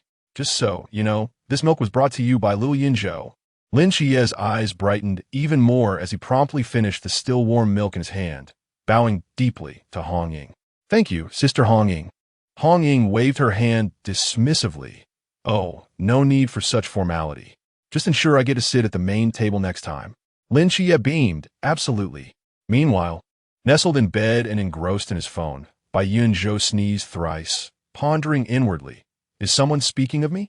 Chapter 20. Good morning, Yunzhou. A sudden series of knocks echoed through the night, stirring Bai Yunzhou from his preparations to surrender to slumber. Puzzled by the late hour, he muttered to himself about who could possibly be seeking him at such an unholy time. Rising from his bed, he opened the door, only to be enveloped in an unexpected embrace from a rushing figure. Startled, Bai Yunzhou instinctively contemplated a retaliatory kick. But the scent of the intruder's familiarity halted him in his tracks. Qiye? His surprise quickly mingled with a hint of joy. What brings you here? I am Bai Yunzhou. I haven't managed to adjust my mindset properly, causing you unnecessary worry. Lin Qiye buried his head in Bai Yunzhou's shoulder, inhaling the sweet scent that clung to him. The warmth of his breath caressed Bai Yunzhou's exposed skin, quickly forming a delicate sheen of moisture between them. Feeling a touch uncomfortable, Bai Yunzhou yearned to break free, yet Lin Qiye's embrace was as unyielding as iron, rendering him immobile. Qiye, while I am delighted that you wish to reconcile, could you perhaps let me go first? Lin Qiye paused, loosening his grip slightly, his head bowed in remorse. I'm sorry, I have erred again. With that, he turned as if to depart. Bai Yunzhou, observing Lin Qiye's dejected demeanor, felt a pang of guilt. What was he doing? The child had made the effort to reconcile. Why push him away? Wasn't it merely a hug? If the child was in distress, what harm was there in embracing him? Let him hold you. Qiye. Bai Yunzhou quickly grasped Lin Qiye's hand. I didn't mean it that way. It's just, your hug is a tad too tight. It's making me uncomfortable. At his words, Lin Qiye abruptly turned back, clasping Bai Yunzhou's slender, pale hand with both of his, eyes brimming with hope. Really, Yunzhou? You don't hold it against me? Bai Yunzhou smiled gently. Of course it's true. More genuine than pearls. In an instant, Lin Qiye opened his arms wide, enveloping Bai Yunzhou once more, joy radiating from him. Thank you, Yunzhou. This embrace was palpably more tempered. Bai Yunzhou sighed deeply, patting the back of the now taller figure in his arms, feeling somewhat like a concerned father. After resting his head on Bai Yunzhou's shoulder for a while, Lin Qiye, pondering his next move, decided to press his advantage. Maintaining his position, he spoke in a muffled tone. Yunzhou, what is it? May I sleep with you tonight? This. Bai Yunzhou faltered, ready to protest. But the moment his gaze met Lin Qiye's hopeful eyes, he found his resolve wavering. This wasn't entirely out of the question, was it? Before he could finish his thought, Lin Qiye seized him in another embrace, exclaiming, Thank you, Yunzhou. I knew you cared for me the most. That one sentence, laden with a mixture of vulnerability and restraint, struck a chord deep within Bai Yunzhou, leaving him reluctant to engage in further contemplation. Sighing, he acquiesced. All right then. In the depths of the night, Lin Qiye gazed at the peacefully breathing Bai Yunzhou beside him, feeling wide awake. How could you be so defenseless? Lin Qiye extended his palm, tracing the exquisite and enchanting visage of Bai Yunzhou from a distance. Perhaps you could never fathom the thoughts that your most trusted companion harbors for you. Unable to resist, Lin Qiye leaned in and pressed his lips against those that had haunted his dreams countless times, savoring the moment briefly. Forgive me, Yunzhou. Your presence is simply irresistible. The following morning, a beam of sunlight stealthily slipped through the gap in the curtains, casting a slanted glow upon the floor, where tiny specks of dust danced like ethereal sprites in the illuminated beam. Today was a rare day of respite, as tomorrow marked the day Bai Yunzhou and Lin Qiye would embark for the training camp. Hence, the captain had canceled all classes for the day, allowing the two to catch their breath. Having indulged in a much-needed lie-in, Bai Yunzhou stretched his body, preparing to roll over when he collided with a hard object, resulting in a painful thud that left him momentarily dazed. At that moment, however, a warm hand gently rested upon his forehead, skillfully massaging it. The soft fingertips bore a thin layer of fresh calluses, slightly slick yet somewhat rough. Bai Yunzhou looked up in bewilderment, only to find a strikingly handsome face gazing down at him from an alarmingly close distance. Qiye? He stammered, his mind a tangle before recalling the events of the previous night. Lin Qiye, lying on his side, gazed into Bai Yunzhou's clear, fox-like eyes, his lips curving into a smile. Good morning, Yunzhou. Awakening to such a handsome visage brightened Bai Yunzhou's mood, and he instantly smiled back. Good morning, Qiye. As he chuckled, he suddenly noticed Lin Qiye's flushed chin and immediately connected it to the earlier collision. Oh dear, did I hurt you? He promptly raised his hand to massage Lin Qiye's chin. Goodness, is this child made of iron? Not a word of complaint, he thought. Lin Qiye's hand, which had been massaging Bai Yunzhou, was momentarily suspended in uncertainty before it hesitantly found its place on the small of Bai Yunzhou's back. Noticing the other was oblivious, he slowly pressed his palm against him. Meanwhile, Bai Yunzhou remained unaware, absorbed his task of tenderly rubbing Lin Qiye's chin. As he continued, his gaze inadvertently drifted upwards, only to discover faint shadows beneath Lin Qiye's eyes. Why do you have such heavy dark circles? Bai Yunzhou queried, inching closer to align his gaze with Lin Qiye's, examining him closely. Did you not sleep well last night? Lin Qiye's previously upward-curving smile faltered as his gaze fell upon those slightly parted, soft, and delicate lips. Recalling the wonderful experience from the night before, a rush of heat surged from his forehead down to his lower abdomen, causing his expression to stiffen further. Noticing his change in demeanor, Bai Yunzhou assumed it was due to his restless sleep affecting Lin Qiye, and his face flushed with embarrassment. I'm so sorry, Qiye. Did my sleep habits disturb you last night? No, that's not the case. I simply couldn't sleep well thinking about the training camp, Lin Qiye remarked, swiftly turning to throw off the covers and rise from the bed. With his back turned to Bai Yunzhou, he began to dress. It's nothing, Yunzhou. I can catch up on my sleep with a nap later. As he spoke, Lin Qiye opened the door and stepped outside, leaving behind a remark. I suddenly remembered that I have some things left to tidy up, so I'll head back to my room. Bai Yunzhou stood there, momentarily stunned, watching the figure that seemed to flee in haste, murmuring to himself, "Ah, but haven't I left things untidy as well? There is still a day left, why the rush?" A sigh escaped his lips as he pondered. Could it be that my restless sleeping disturbed him? It seems it might be better not to share a bed in the future. After all, how can a child who is always hard to wake up be managed?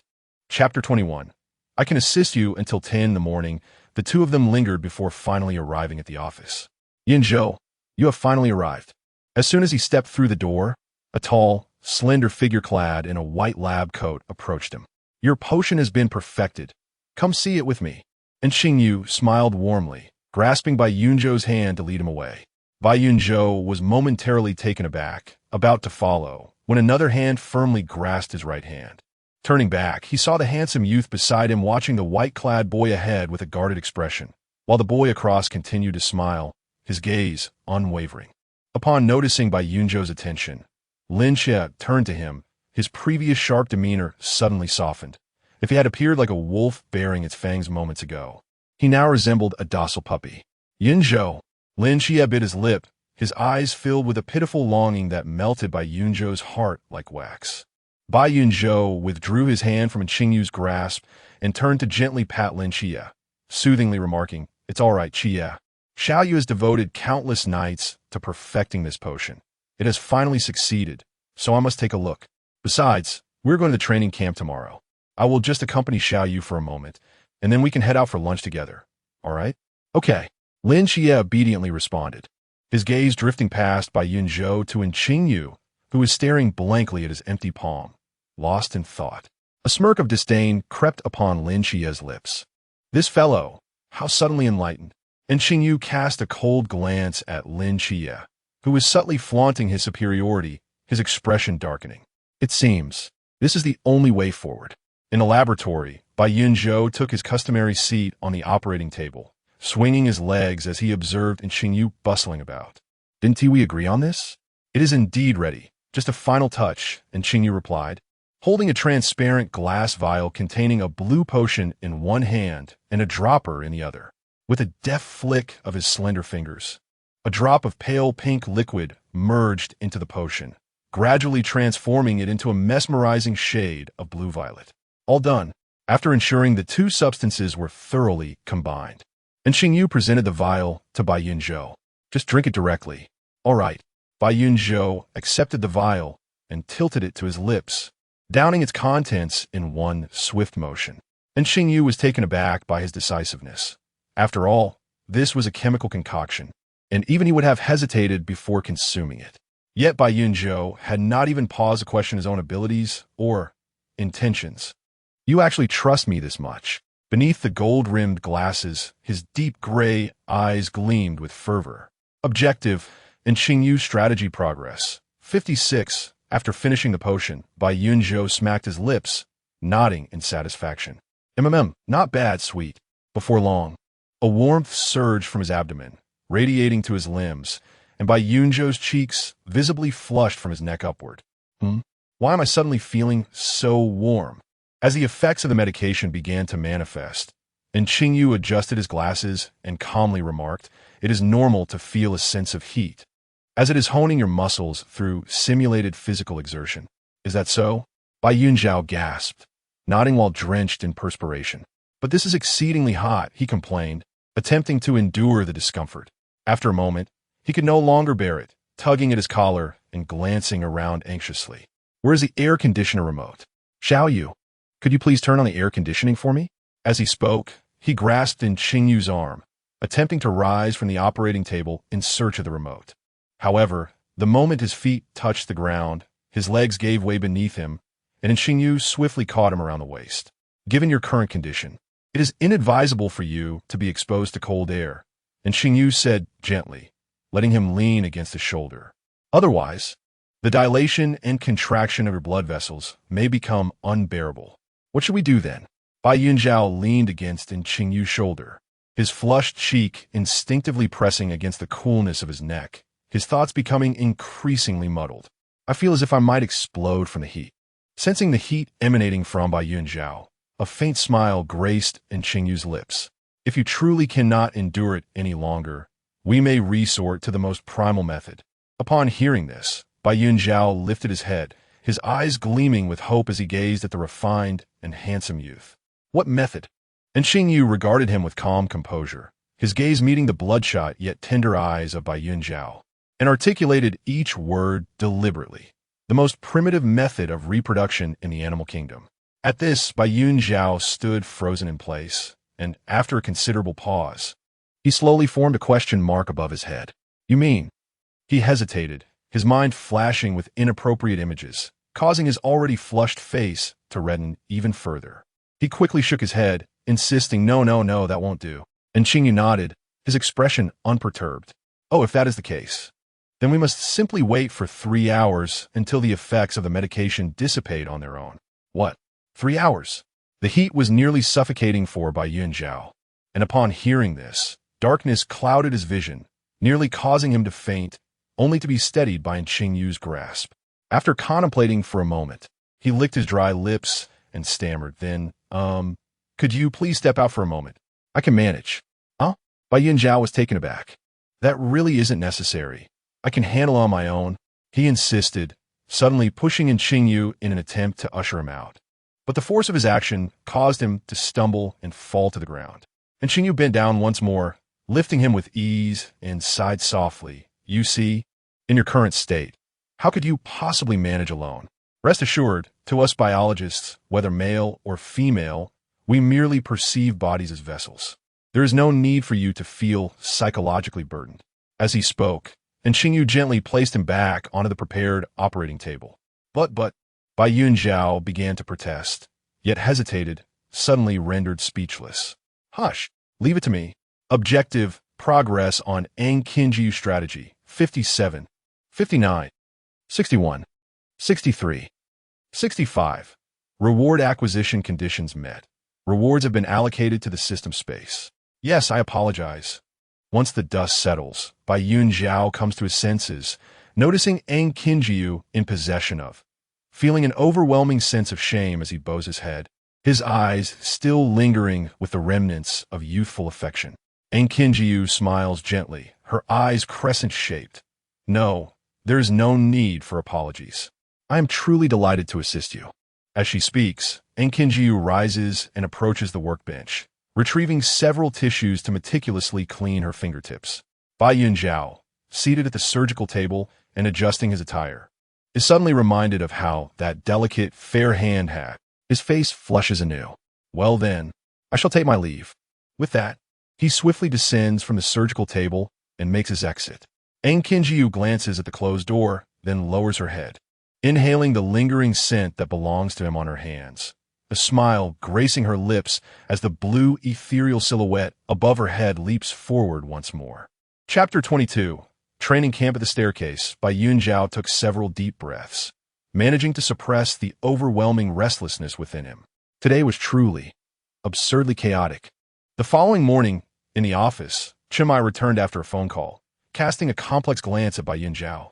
The recent notification indicated that the training location had been changed at Songnan. What? How could this be? Wasn't it always held in Shanjing before? Hong Ying exclaimed, her surprise evident. The others, aside from Bai Yunzhou, exchanged puzzled glances. There must be considerations from above. Chimai remarked, Songnan is not a bad choice. It allows for your convenience as well. Indeed, this way we might even get to visit you. Hong Ying smiled, playfully patting the shoulders of the two young men beside her. Then you should set off now. The earlier you arrive, the better acquainted you will be with the surroundings. Understood. Also, I have already reported your previous encounter with the Ghost-Faced King alongside old Zhao. If all goes well, each of you should receive a spark medal. However, as you have yet to officially join the Night Watchers, the issuance may be slightly delayed. Lin Qiye, puzzled, asked spark medal. Chun Mai briefly outlined the ranking system of the Night Watchers and the corresponding contributions. Since you managed to defeat the Ghost-Faced King and effectively prevented further casualties amongst the citizens of the old district, the spark medal is well-deserved. What? But I hardly contributed. It was all thanks to Little Angel and Little Fox. I was merely a bystander. Zhao Kongcheng scratched the back of his head, a frown on his face. How could you say that? It was you who struck the final blow. Bai Yunzhou suddenly interjected, grinning as he playfully put Zhao Kongcheng in a headlock. Without you, we could never have defeated the Ghost-Faced King. Lin Qiye quickly chimed in, yes, old Zhao, it was your presence that made the victory possible. However, Zhao Kongcheng was about to protest further when Chun Mai interrupted him. All right, I've submitted the report, so that's settled. You should be on your way now. He waved his hand dismissively. I'll go. Hong Ying immediately raised her hand, eager to volunteer. Me too. A gentle and polite voice chimed in. And Qing Yu, donning a white coat, also raised her hand. As Bai Yunzhou met Qing Yu's gaze, memories of the previous day's absurdities flooded his mind, prompting him to quickly turn away, feigning interest in the newspaper on the coffee table. And Qing Yu observed his reddening ears and, lowering her head to adjust her glasses, smiled subtly. Well, we can only accompany you this far, she said. On a certain yellow earth road near Jinan Mountain, a black sedan was parked. A girl in a red dress was struggling to carry a suitcase from the trunk, while the three young men were left with no opportunity to assist. Seeing the pink pig and the little yellow duck on the ground, Bai Yunzhou sighed quietly, silently picking up his little yellow duck. He waved goodbye to Hong Ying and Qing Yu, who were already seated in the front seats. Take care on the road, Sister Hong Ying, little fish. See you next year, Sister Hong Ying. And Qing Yu. Lin Qiye waved a greeting as well. And Qing Yu, seated in the passenger seat, smiled brightly. If the opportunity arises, I shall visit you. Perhaps it won't even take until next year. What a pity. The training camp isn't just a place one can enter at will, Lin Qiye remarked, raising an eyebrow and smiling. Hong Ying glanced left and right, thoroughly enjoying the scene. All right, we shall take our leave now. Farewell, Brother Qiye and Brother Yunzhou. Goodbye.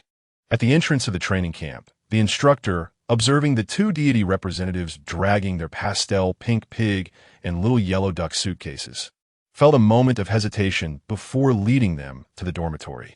After they settled their luggage, he acquainted them with the training camp. Upon finally completing the tour, Bai Yunzhou eagerly threw himself onto the rather firm bed. Is this training camp truly a temporary structure? It seems rather expansive. Indeed, for such a short time to achieve such quality, it appears the Night Watchers possess far greater capabilities than we had imagined, Lin Qiye commented, wiping the sweat from his brow as he sat down at the edge of the bed. Due to their early arrival, they were fortunate to select a dormitory with excellent natural light. To the left upon entering was a combined bathroom and shower, directly facing a bright window. Beneath the window were two desks and chairs placed side by side, while on either side, against the walls, were two wooden beds measuring 3 meters, each adorned with a thin mattress and a pristine white sheet. The olive green blankets were neatly folded into squares. Alongside the pillows, arranged tidily at the head of the beds. Bai Yunzhou unceremoniously sprawled across the bed, wrinkling the smooth sheets considerably. The thought of seeing Zhuangge, Chao Yuan, and the mass team in just a couple of days filled him with inexplicable excitement. After all, besides the protagonist, Zhuangge was his favorite character in novels. From single-handedly obliterating an entire cult to dominating the underworld with 3 words as the leader of the Haisha group, and finally, arriving just in time before the curtain fell on the night, the Angel of Silence. Each phase was astonishingly cool. However, speaking of which, Fatty should have arrived by now. Just as Bai Yunzhou pondered this, a knock echoed from the door. Oh, speak of the devil! Bai Yunzhou instantly leaped from the bed, startling Lin Qiye, who was about to rise. Upon opening the door, he was greeted by a mountain of gift boxes that nearly overwhelmed him. Behind the boxes appeared a pleasantly plump face. Hello, friend from next door. I am Bai Li, coming from the adjacent dormitory, but you can call me Fatty. I brought some local specialties from my hometown. They're not worth much, but please accept them as a token of our first meeting. New strategy progress detected. Loading complete. Objective, Bai Li Fatty strategy progress. 5. Indeed, this strategy system is only effective during the night. Bai Yunzhou felt a surge of joy. This meant he would have numerous opportunities to earn rewards. Bai Yunzhou casually took 2 from the box atop, chuckling, the dormitory is rather cramped. We have no place to store so many. Let's each take 1, shall we? Thank you, classmate Bai Li Pang. I'm Bai Yunzhou, and this is my brother Lin Qiye. I hope you will look after us in the future. As Bai Yunzhou spoke, he extended his hand.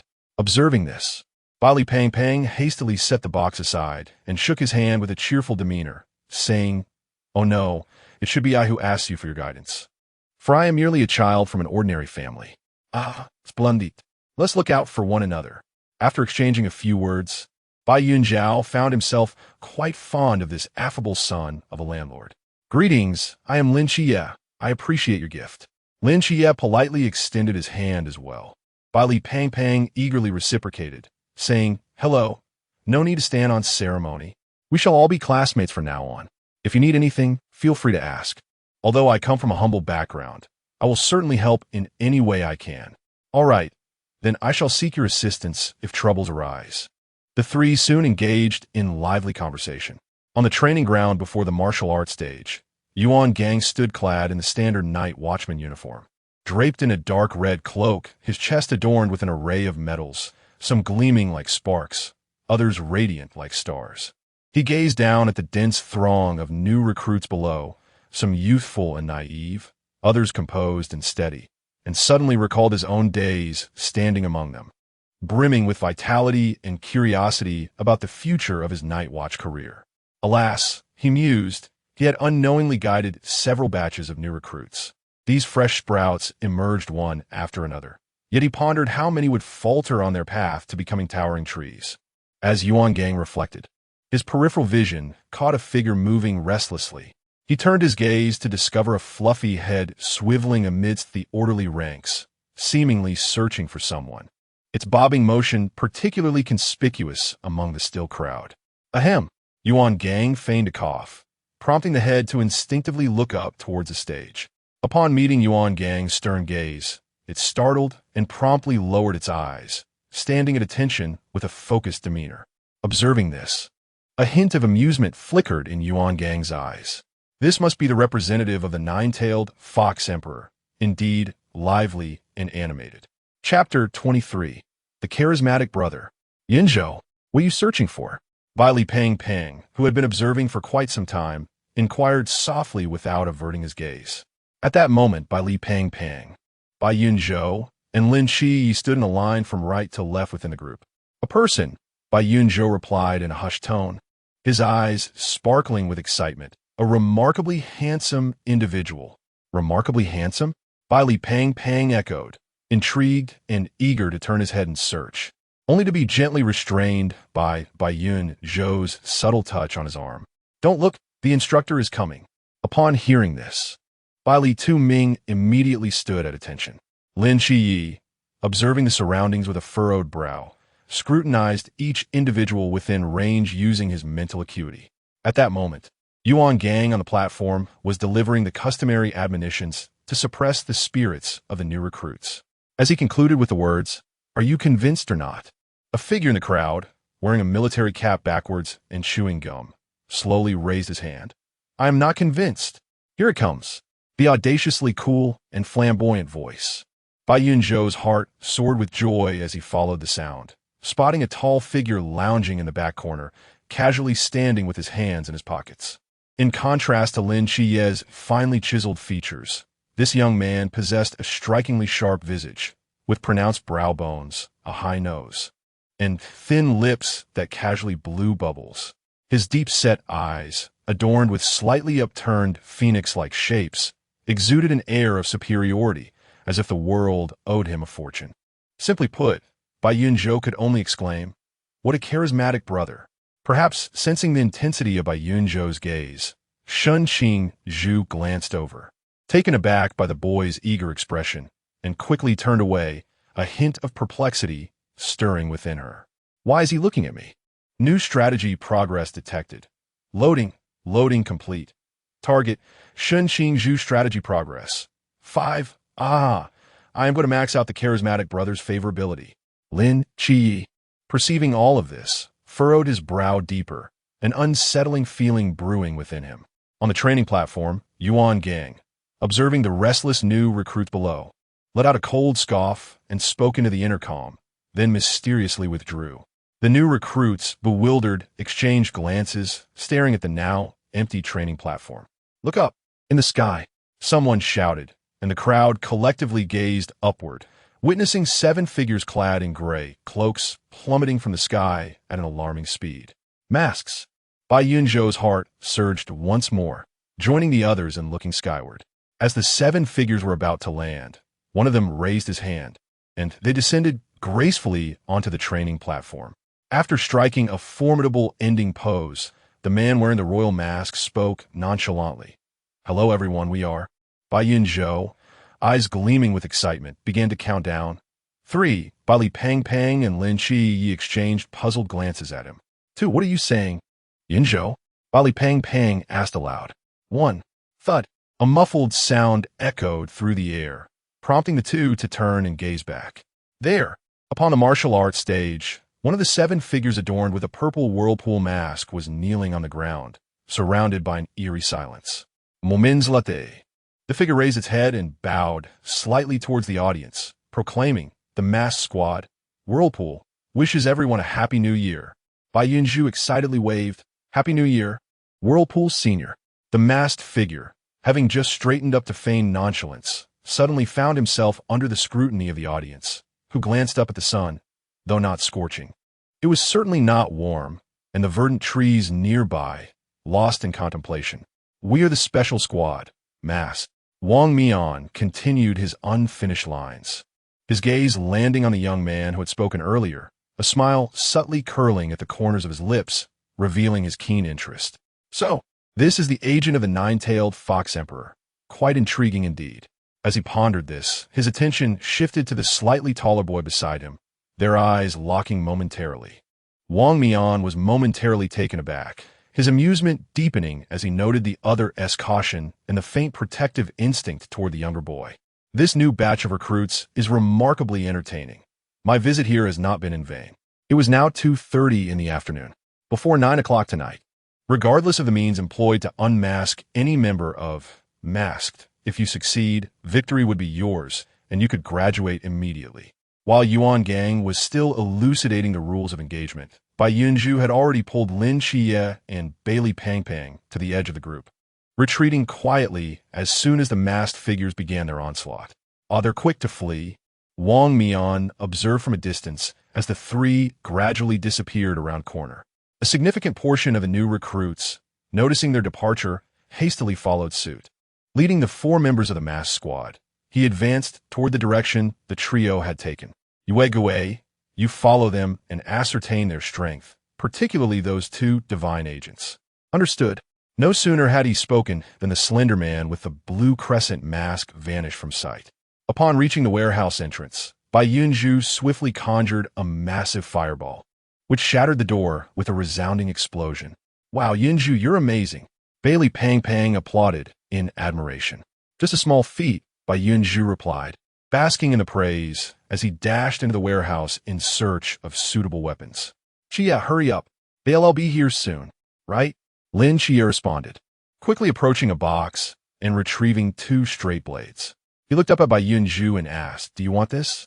Bai Yunzhou's eyes lit up as he rushed over. Absolutely. I was just looking for a knife. You're the best, Qiye. Lin Qiye smiled, handing the blades to Bai Yunzhou before turning to Bailey Pang Pang, inquiring, aren't you taking anything? Bailey Pang Pang waved his hand dismissively. I don't need any of that. Lin Qiye, though puzzled, chose not to press further. Then let us get moving and find a place to strategize, Bai Yunzhou suggested. The 3 individuals swiftly departed from the warehouse before anyone else arrived.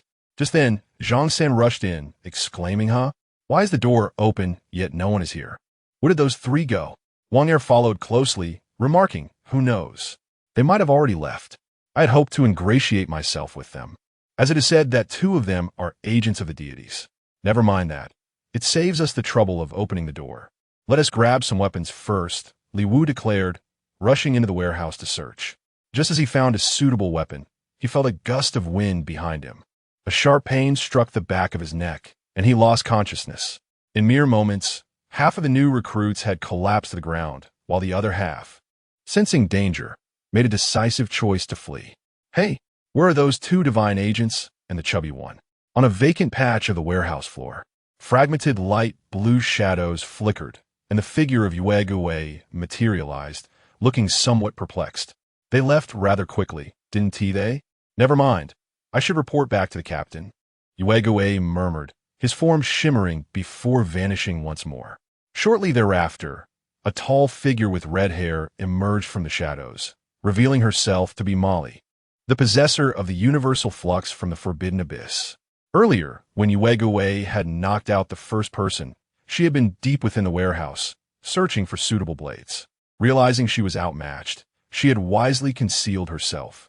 Seeing that her adversaries had departed, Molly too exited the warehouse, making her way towards the dormitory building. Chapter 24. Rest assured, you shall not fall on the path from the warehouse to the dormitory building. 3 figures were sprinting fervently. The layout of the dormitory was the most intricate, making it easy to defend, yet difficult to assault. However, it would undoubtedly become the preferred gathering spot for the new recruits. Lin Qiye mused internally that the next target of the masked figure would surely be there.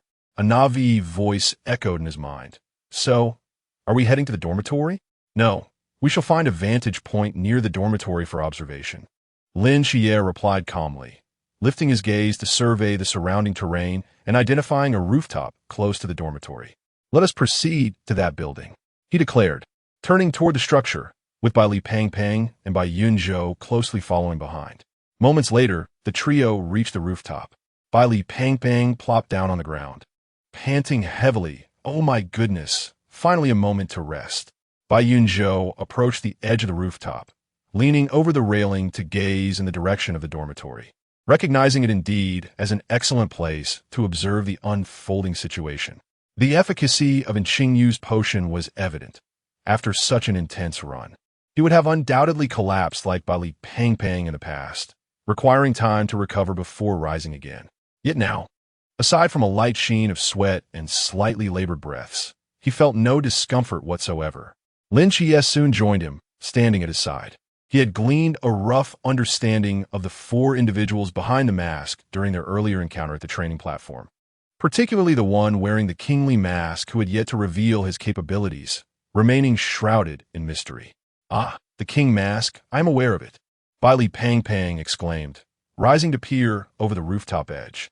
Lin Qiye looked up in surprise. You know, the agent of Kronos, the god of time, possesses the temporal riot, which can manipulate time. He wields a forbidden object from the forbidden sequence 301, the Yuan, capable of condensing his speed into a blade aura. The faster he moves, the stronger the blade aura. Thus, despite its lower sequence, when paired with the temporal riot, it becomes incredibly formidable, Bailey Pang Pang elucidated. How do you know so much about the king mask? Lin Qiye inquired. Bailey Pang Pang scratched his head, smiling bashfully. Because that Yuan was a gift from my father when the mask was first established. Wow, Pang Pang, your family is impressive, Bai Yunzhou exclaimed, clapping in admiration. Bai Li Pang Pang waved his hand in modesty. No, my family is quite ordinary. However, once the training concludes, I would like to invite you both to explore Guangzhou and Shenzhen. My father would surely be delighted to meet you, and might even gift you 2 fitting forbidden objects. Bai Yunzhou immediately responded with enthusiasm. Absolutely. Qiye and I will definitely go. Right, Qiye? Lin Qiye nodded indeed. Gifts are certainty, but whether both parties part with satisfaction remains to be seen. Bai Yunzhou laughed, a hint of contemplation glimmering in his crescent-shaped eyes. Hey look, a fight has broken out over there. Bai Li Pang Pang suddenly shouted.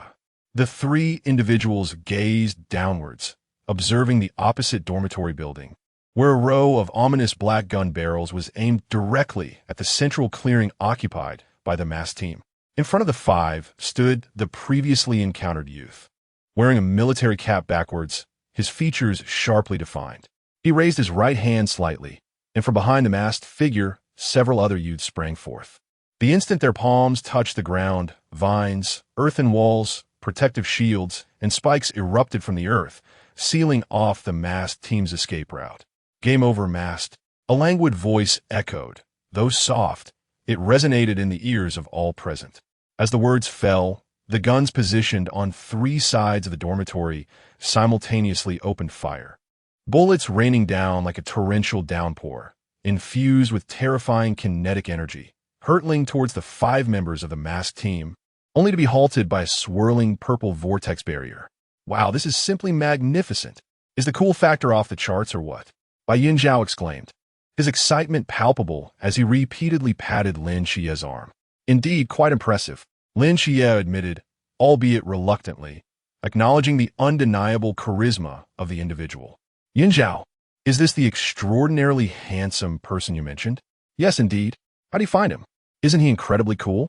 Bai Yunzhou beamed with pride, as if he were the one encircled by gunfire targeting the masked team. Bai Li Pang Pang nodded fervently. So cool. At that moment, the man in the central position, donned with a king's mask, unsheathed a black blade from his waist. Everything appeared to move in slow motion, as order was restored. A massive net woven from blade energy surged outward from the king's mask, wreaking havoc in its wake, causing the very ground to tremble. It's our turn to make an entrance, Bai Yunzhou remarked, a smile playing on his lips. He grasped one of his companions, his fox-like eyes sparkling with excitement. Qiye, Pang Pang, do you trust me? Lin Qiye answered decisively, absolutely. After a moment's hesitation, Bai Li Pang Pang nodded in agreement. Then let us proceed. Bai Yunzhou beamed, leaping into the air. Enhanced by the biochemical modifications, he effortlessly propelled both companions over the railing, diving toward the ground. The sudden sensation of weightlessness startled Bai Li Pang Pang. Wait, you didn't mention we were jumping directly. Fear not, you won't fall. The overwhelming sense of free fall enveloped them. The wind howling past their ears as the trio descended, their speed increasing with each passing second. Lin Qiye and Bai Yunzhou displayed no trace of panic. The former was driven by pure trust, while the latter was filled with an exhilarating sense of adventure. Amidst Bai Li Pang Pang's continuous screams, Bai Yunzhou silang nirasita a mantra. Just as they were about to hit the ground, a colossal vine burst forth from the earth, securely catching their falling forms and gently lowering them to the ground before retracting back into the soil, vanishing without a trace. This is exhilarating, Bai Yunzhou exclaimed, brimming with enthusiasm, expressing a desire for yet another round. Bai Li Pang Pang clung tightly to Bai Yunzhou's shoulder, his face ashen. Yunzhou, next time, please give me a mental preparation. Lin Qiye chuckled softly. All right, Yunzhou, Pang Pang, let us proceed with our plans swiftly. Bai Yunzhou replied, turning and racing towards the ruins of the dormitory. Waving as he ran, I'll go rescue people first. Observing that fervent figure, Lin Qiye shook his head in resignation. Meanwhile, Bai Li Pang Pang rummaged through his pocket, producing an ancient-looking scroll, and handed it over. For you, Qiye, scroll of sealing. All right, take care of yourself. Lin Qiye accepted it, clasping it in his hand, and plunged into the rubble. Chapter 25. let sister pamper amidst the ruins. Bai Yunzhou first summoned the insects and ants, assigning them a search task before dispersing them. He transformed into a snow-white fox, delicately sniffing through the rubble in search of the unconscious recruits. It was an inadvertent discovery that his senses of smell and hearing became remarkably acute in his beast form, making it an unparalleled tool for locating targets. Once he pinpointed the recruits' positions, Bai Yunzhou would extract them from the debris with vines, placing them neatly on a nearby patch of ground. Before long, several rows of unconscious recruits lay orderly on the ground. That should suffice. After a long day's work, Bai Yunzhou stretched lazily, preparing to revert to his human form when he heard faint footsteps approaching from behind. Where did this fox come from? A languid, magnetic male voice queried with confusion. Bai Yunzhou turned to see none other than the captivating figure he had been yearning for, Shun Qingzhu. His eyes sparkled with excitement as he gracefully bounded over to Shun Qingzhu, transforming back into his human form, and cheerfully extended his hand, saying, "Hello, Shun Qingzhu. I am Bai Yunzhou, and it is a pleasure to meet you." Shun Qingzhu was taken aback by the sudden transformation, instinctively shaking the offered hand. "Ah, you, hello." As he spoke, a memory from the playground resurfaced. "I remember you. You were the one who kept staring at me. What was your purpose?" "Because you're handsome," Bai Yunzhou exclaimed with a bright smile, his snow-white tail swaying joyfully behind him. Shun Qingzhu paused, momentarily doubting his hearing. "What?" "I find your confident demeanor particularly attractive," Bai Yunzhou replied, grinning. "May I call you cool brother?" "As you wish." Shun Qingzhu felt his cheeks warm from the unreserved compliment. Attempting to appear nonchalant as he scratched the back of his head, inadvertently touching a wound and letting out a hiss, Bai Yunzhou's exuberant tail stilled. "You're injured?" "Yes. I accidentally got hit earlier." "It's nothing," Shun Qingzhu said, glancing at the blood on his palm and carelessly rubbing it against his already tattered clothing. At that moment, sounds of fighting erupted nearby. The masked figures and a few surviving recruits were engaged in battle once more. "They're fighting again. I must assist," Shun Qingzhu declared, noticing the grim situation and swiftly running towards a fray. Just as he took 2 steps, he felt as though enveloped in a layer of emerald light. In an instant, the pain from his wounds subsided, the swelling diminished, and even his fatigue receded significantly. Looking back towards the source of the light, he saw a flicker of green radiance at the fingertips of the fox-eared youth. "Thank you," Shun Qingzhu said sincerely before turning and rushing towards the battlefield. "Target, Shun Qingzhu progress. 15, Bai Yunzhou smiled with satisfaction at the feedback, then followed suit, joining the fray. At last, was it time to commence the battle? The little fox observed from a distance, and Wang Mian, intrigued, curled the corners of his lips, ready to approach the currently known sole divine agent of the great Sigh, when a straight blade abruptly barred his path. "Greetings, agent of the god of time, Kronos." Lin Qiye stood before Wang Mian, holding the straight blade with an upright posture, his visage resembling a jade crown, and his eyes shining like bright stars. Meanwhile, the last ray of sunlight faded from the horizon, and the night fell silently. Wang Mian smirked and replied, "And to you as well, agent of the Seraphim, Michael." "Oh, where did this little fox come from?"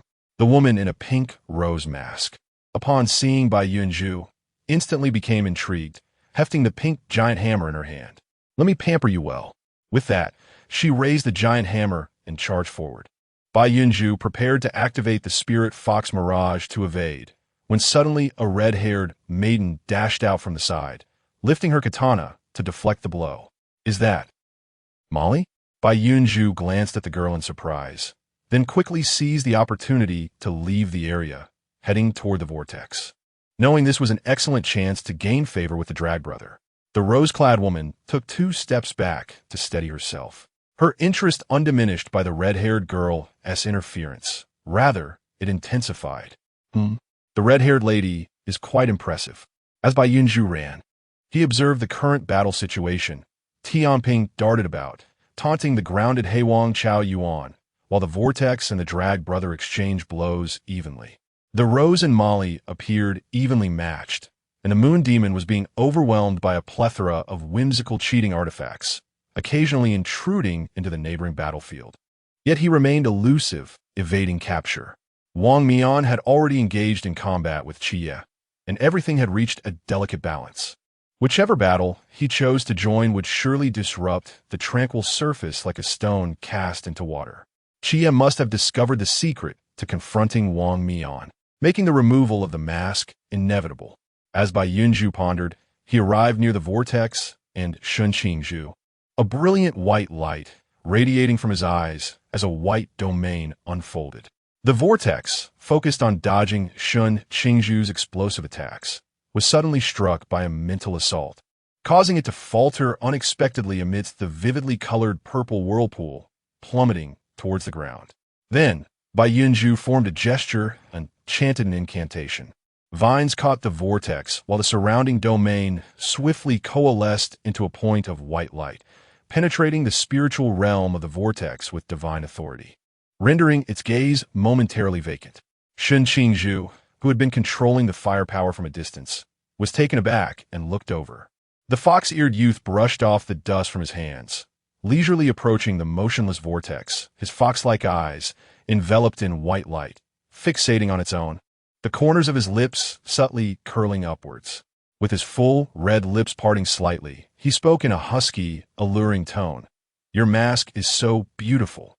I adore it. Would you kindly remove it and give it to me?"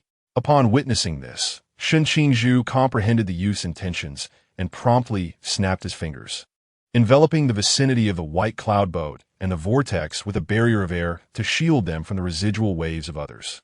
The vortex stared blankly at the white cloud boat, its consciousness a blend of confusion interspersed with fleeting clarity, perhaps due to the vortex's originally elevated realm. Even when suppressed within a certain domain, it was not something that an ordinary domain could rival. Its hand involuntarily rose toward the mask on its face, yet halted just before contact, a look of struggle beginning to manifest. As White Cloud Boat approached, he furrowed his brow. His original intention was to test the extent of the charming fox's eye over the owner of the forbidden ruins. But it appeared that this device was indeed heavily influenced by one's realm. Thus, White Cloud Boat ceased to hesitate, leaning closer to the vortex with a more pronounced smile in his eyes. "Why so stingy, esteemed vortex? It seems I must retrieve it myself." As he spoke, his palms spread open and rested upon the surface of the vortex, his fingers gently lifting the edge of the mask. The exquisitely crafted purple vortex mask adorned with intricate patterns falling into his grasp. Outside the air barrier, Shun Qingzhu was taken aback. Astonishingly, it had truly succeeded. The moment the mask was removed, the vortex regained its freedom, collapsing onto the ground, its handsome face awash with disbelief. Did it just flip? The instructors observing this spectacle from 10 meters underground erupted in astonishment, rising to their feet with expressions of shock. Among the myriad screens before them, flickering with various hues, two images froze almost simultaneously, one capturing the astonished face of Wang as a corner of the mask was revealed, and the other depicting the purple vortex mask being playfully manipulated by a slender, fair hand. Happy New Year, esteemed vortex. Chapter 26, Spirit Gathering Array. Today has truly exhausted me. Bai Yunzhou, his hair damp and his body enveloped in moisture, emerged from the bathroom clad in a loose-fitting short pajama set. He flopped onto his hard wooden bed, grimacing at the discomfort. Sigh, how much more comfortable is the bed at Sister Honging's place? He couldn't help but murmur to himself, preparing to adjust his aching body when suddenly a soft, pale blue towel was draped over his face. Dry your hair before sleeping. Bai Yunzhou reached up to remove the towel, lifting his weary fox-like eyes lazily to meet the exceptionally bright gaze illuminated by the light. He sat up languidly. I know, it's just drying my hair, he replied, imitating Shun Qingzhu's nonchalance as he snapped his fingers. Instantly, a flame erupted above his head. The rising fire quickly evaporated the moisture in his hair, restoring its fluffy and soft appearance. See, isn't this better? Lin Qiye stared at him in a daze, suddenly reminded of the little fire sprite from the Forest of Ice and Fire, and couldn't help but chuckle as he bowed his head. All right, you rest.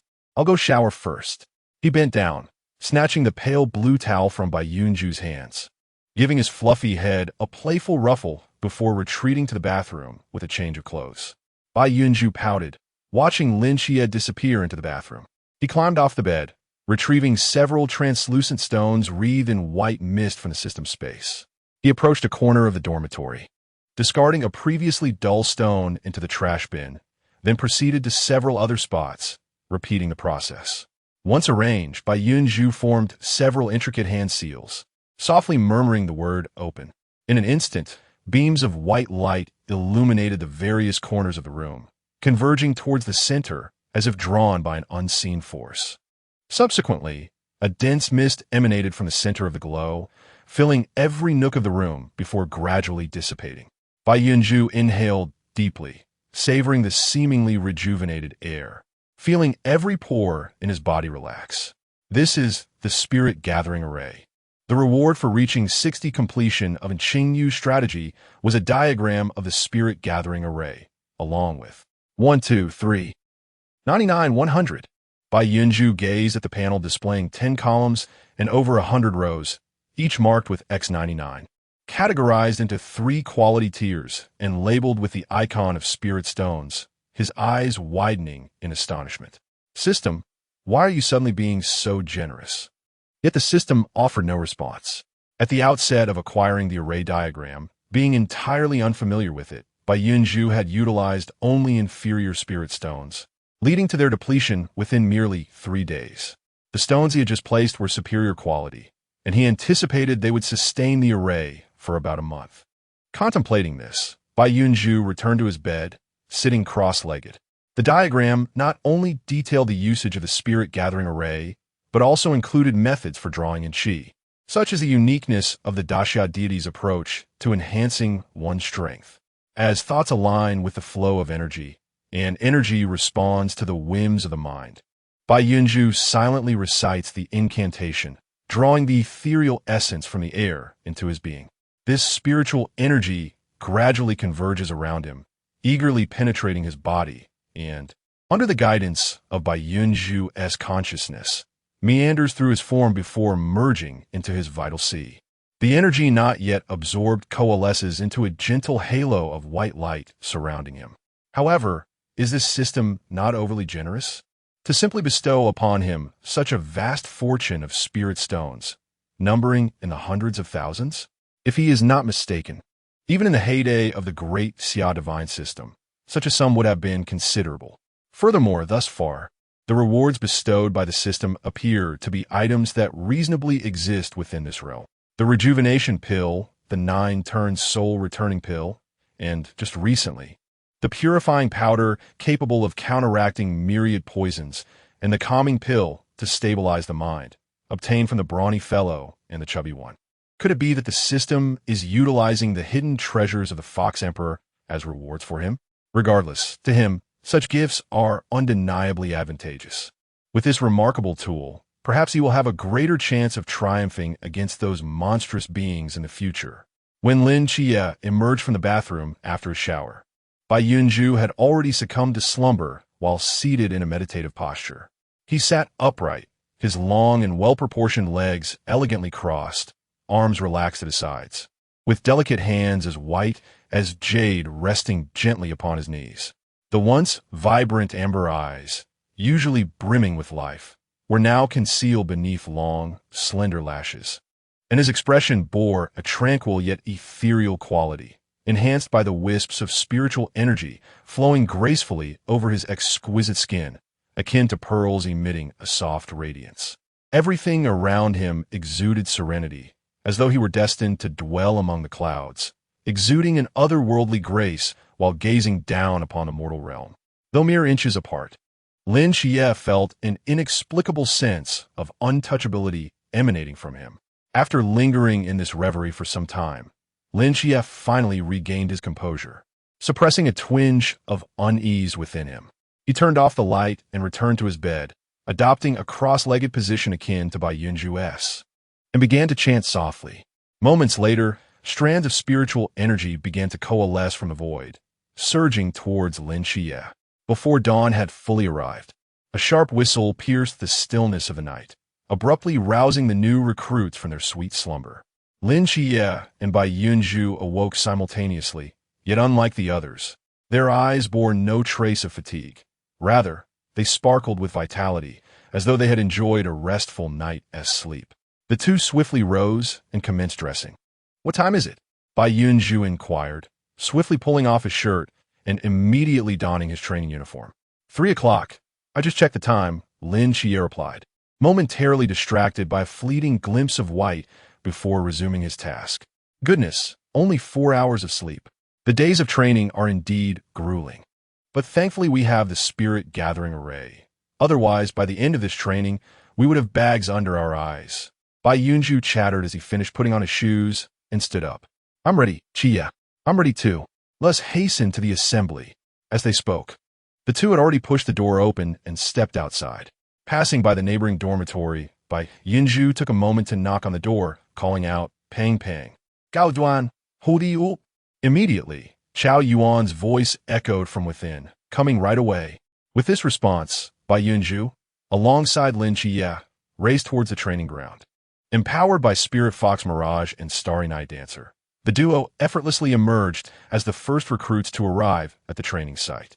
Instructor Hong regarded them with an expression of admiration. Chapter 27. The disconnected channels. As the new recruits gradually assembled, the punishment for the tardy ones commenced. Bai Yunzhou sat leisurely in the center of the training ground, propping his head on his hand, relishing the sight of others enduring their punishment runs. The sensation was exceptionally exhilarating. "Come on, Fatty." It appeared that Fatty was nearing his limit, having barely completed 2 laps. Why is Brother Zhuang running so slowly? That shouldn't be the case. Bai Yunzhou exclaimed, surprised that he seemed indifferent to the instructor's commands, displaying an air of arrogance. "Oh dear, look. He is being subjected to additional punishment." Alas. Wait. He is speeding up. Wow, how swift. He surpassed Fatty once again. As expected of Brother Zhuang, he finished 10 laps in no time, leaving the remaining 20 laps as easy as pie. Lin Qiye, seated nearby, felt the weight of Bai Yunzhou's chatter increasingly reflect on a certain individual's influence, causing his expression to darken involuntarily. Unable to resist, he discreetly reached out to grasp Bai Yunzhou's free hand. What is wrong, Qiye?" Bai Yunzhou looked over, puzzled, yet did not withdraw his hand. Faced with those naive, unguarded eyes, Lin Qiye found himself at a loss for words, lowering his gaze to the soft, white hand he held, gently caressing it. Bai Yunzhou merely observed, not perceiving any issue. Perhaps due to their shared upbringing, Bai Yunzhou was accustomed to various forms of physical contact between them, often assuming a paternal role, which led him to adopt an unusually tolerant stance towards Lin Qiye's actions. This was also the reason why they consistently found themselves out of sync. "Look, Fatty has finished," someone exclaimed nearby, and Lin Qiye suddenly felt the void in his grasp. Lifting his head, he saw Bai Yunzhou had already rushed to Fatty's side, supporting him. "Don't rush to lie down. Take a few steps slowly." Bai Yunzhou guided Fatty, one arm under his armpit and the other at his back, leading him gently back towards the center of the training ground. Fatty, pale-faced and gasping for breath, seemed on the verge of collapsing. "I can't go on, Yunzhou." Fatty lamented, attempting to slump down. Observing his distress, Bai Yunzhou placed his palm on Fatty's back, a faint glow emanating from his hand. And Fatty immediately felt a wave of relief wash over him. "Oh, Yunzhou, you're too kind. What would I do without you?" Fatty sobbed, understanding the situation, and clung to Bai Yunzhou's shoulder, tears of gratitude mingling with sweat, soaking the military green fabric of Bai Yunzhou's uniform. "Are you repaying kindness or seeking revenge?" Bai Yunzhou couldn't help but chuckle through his exasperation. At that moment, Lin Qiye approached and took over supporting Fatty, while Chao Yuan trailed closely behind like a devoted shadow, stepping in to assist with the other side of Fatty's body. "Allow me to handle this." Bai Yunzhou, upon hearing the signal, released his grip and, after shaking his arms, turned to glance at Shen Qingzhu, who had nearly finished the race simultaneously. Despite his pale complexion and beads of sweat adorning his brow, Shen's steps remained agile, as if he had merely completed 10 laps rather than 30. Impressive stamina. Bai Yunzhou marveled. It is worth noting that while everyone's abilities were suppressed in the Forbidden Realm, he and Qiye were merely affected due to their connection with the Divine Realm, not fully constrained. However, Shen Qingzhu had no such advantage and relied solely on his physical prowess to finish the race. Upon receiving the praise, Shen Qingzhu let out a cold scoff. Discreetly steadying his trembling legs, nostrils flared in disdain, of course. I could easily handle another 30 laps. Xinge, Deng Wei, Li Jia, and Li Liang called out as they rushed towards him. As Deng Wei approached, he reached out to assist, only to be firmly pushed away. I don't need help. I can manage on my own. Shen Qingzhu insisted, stubbornly waving off his followers and striding forward with as much normalcy as he could muster. Quickly catching up to the trio of Bai Li and his companions who were being supported, Bai Li couldn't help but exclaim, "Wow, Shenge is a powerhouse." Just as the words left his lips, Shen Qingzhu inadvertently stumbled, his left foot catching on his right, and he would have fallen had Lin Qiye not swiftly grasped his arm, preventing a rather embarrassing tumble. "Thank you," Shen Qingzhu said earnestly, though feeling slightly embarrassed. "You're welcome," Lin Qiye replied nonchalantly. A sharp whistle suddenly pierced the air. "Assemble."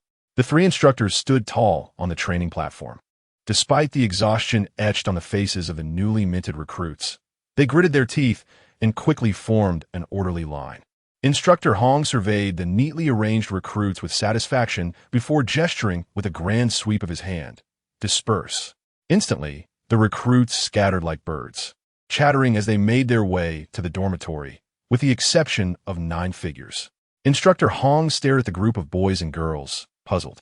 "Why aren't you all leaving?" Bai Yunzhou looked up with a cheerful grin and blinked playfully. "I thought it must be time for dinner soon, right?"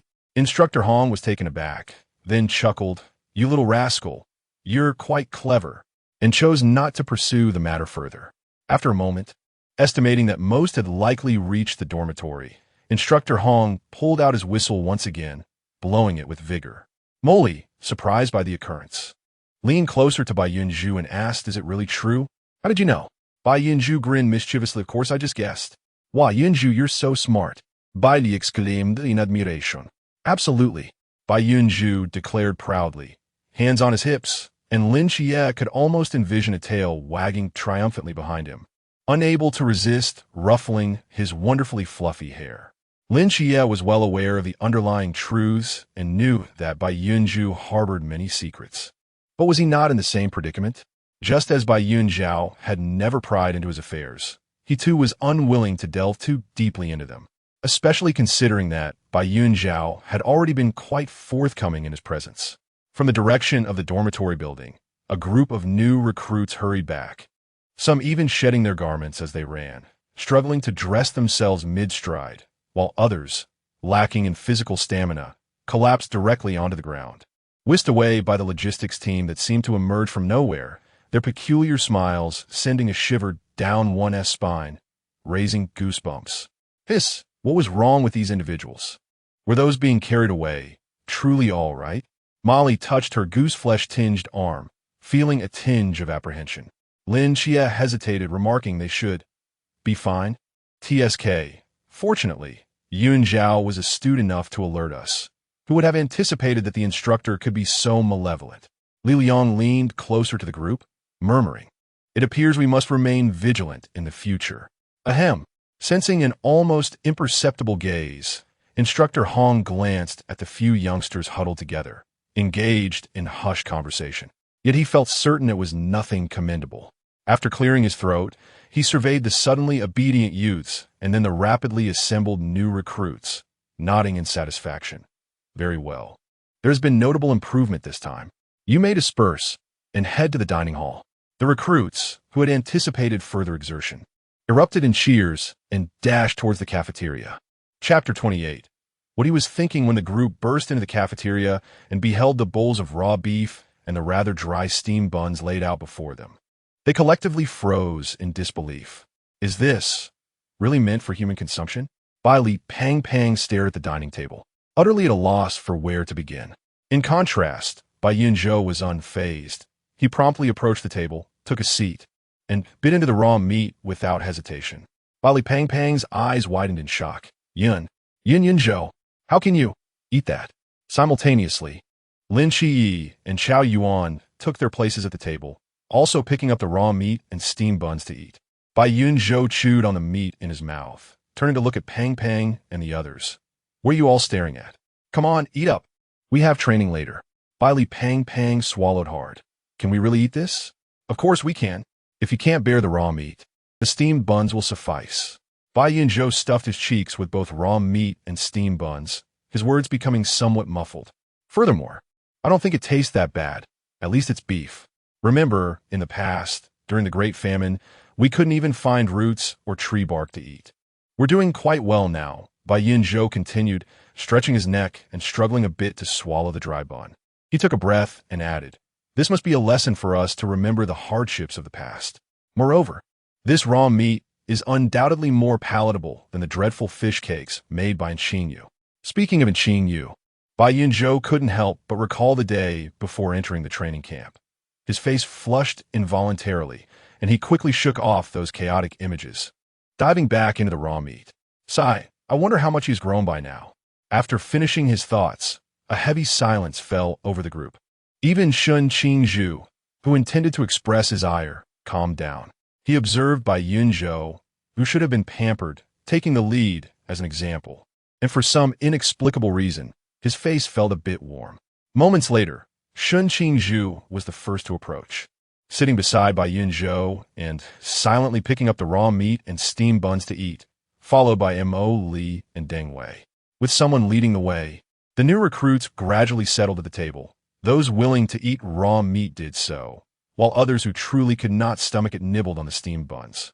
Bai Li Pang Pang, seeing Mo Li take a seat, sighed and joined her. After all, he couldn't lag behind in front of the goddess. Meanwhile, the system notifications chimed in by Yunzhou's ears. Target, Shun Qingzhu affection progress. 25. Target, Qiao Yuan affection progress. 20. Reward conditions met. Rewards have been issued to system space. Target, Bai Li Pang Pang affection progress. 30. Target, Lin Qiye affection progress. 88. Gaining so much affection from a meal of raw meat, along with a substantial reward, is quite delightful, Bai Yunzhou thought to himself, suddenly finding the raw meat in his hands to be quite savory. However, the progress of Lin Qiye has reached such impressive heights. Bai Yunzhou turned his head to glance at the youth, who, even while consuming raw meat, exuded an undeniable charm, and felt a surge of anticipation. What extraordinary rewards might await upon reaching 100? Sensing the sudden scrutiny from the individual beside him, Lin Qiye felt an unexpected sense of unease. Subtly observing Bai Yunzhou's expression through his perception, what would he be contemplating? Why is he smiling? Could it be that he has suddenly realized, I am rather handsome?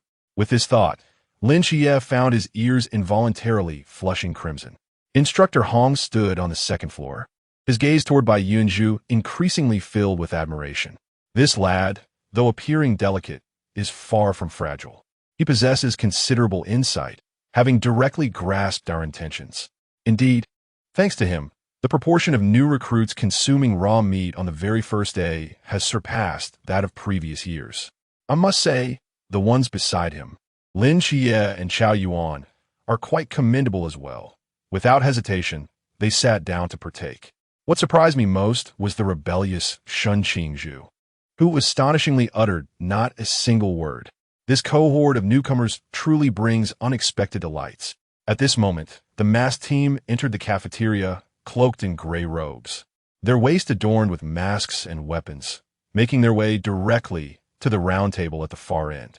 From the moment they stepped in, Wang Mian's gaze fixated on Bai Yunzhou and his companions, raising an eyebrow in mild surprise upon noticing their nearly finished raw meat.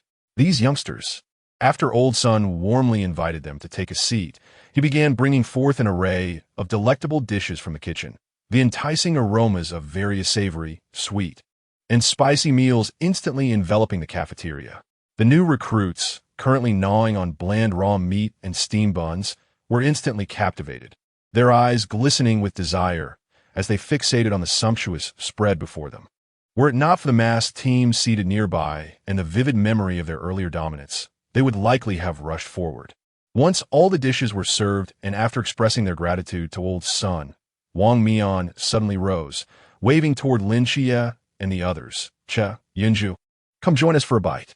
In an instant, Lin Qiye and Bai Yunzhou found themselves under the collective gaze of over 200 classmates. The previous night, when Lin Qiye and Bai Yunzhou simultaneously removed the masks of Wang Mian and Vortex, it was Yuan Gang who intervened, persuading them to conceal their achievements and promising certain benefits, thus averting any potential fallout. Wang Mian, however, had merely expended a bit of mental energy in reversing time, which left him with a lingering sense of guilt. Furthermore, he genuinely valued these two youngsters, particularly the little fox who had effortlessly removed the vortex mask using her enchanting skills. Mental-type forbidden realms are rare, divine agents are even rarer, and the agent of the great Sigh is truly one of a kind. These three attributes concentrated in one individual are undeniably captivating. Not to mention, this little fox possesses not just this singular ability. Wang Mian reminisced about the rescue techniques he witnessed yesterday amidst the ruins, particularly the green light that healed that mischievous lad. He couldn't help but reflect, should he mature, what sort of prodigy might he become? As they exchanged glances, Bai Yunzhou and Lin Qiye perceived mutual affirmation in each other's eyes. Together, they rose, carrying their bowls, and seated themselves in the midst of the masked group, under the envious and jealous gazes of the onlookers. The members of the masked group immediately sprang to life, eagerly offering to serve the two with food. Come, little fox, eat this. Devour more meat to grow tall, Rose cheerfully declared, presenting a hefty chop of meat. Vortex, who had been engrossed in his meal, paused to raise his head, setting down his bowl and chopsticks, and reached out towards their bowls with both hands, mumbling, Come, let me help you with your servings. No, we are already full. It's just that Qiye wished to ask a few questions, and I accompanied him, Bai Yunzhou replied, clutching half a bun. Though he found the delectable dishes enticing, he resolutely covered his bowl. Thank you, Brother Vortex and Sister Rose. I appreciate your kindness, Lin Qiye affirmed, pressing his bowl down firmly. As new recruits, we must adhere to the rules for newcomers and cannot indulge in privileges. Seeing that all pleas were in vain, the members of the masked group relented, their fondness for the two growing even deeper. Chapter 29. A Devotion of Self.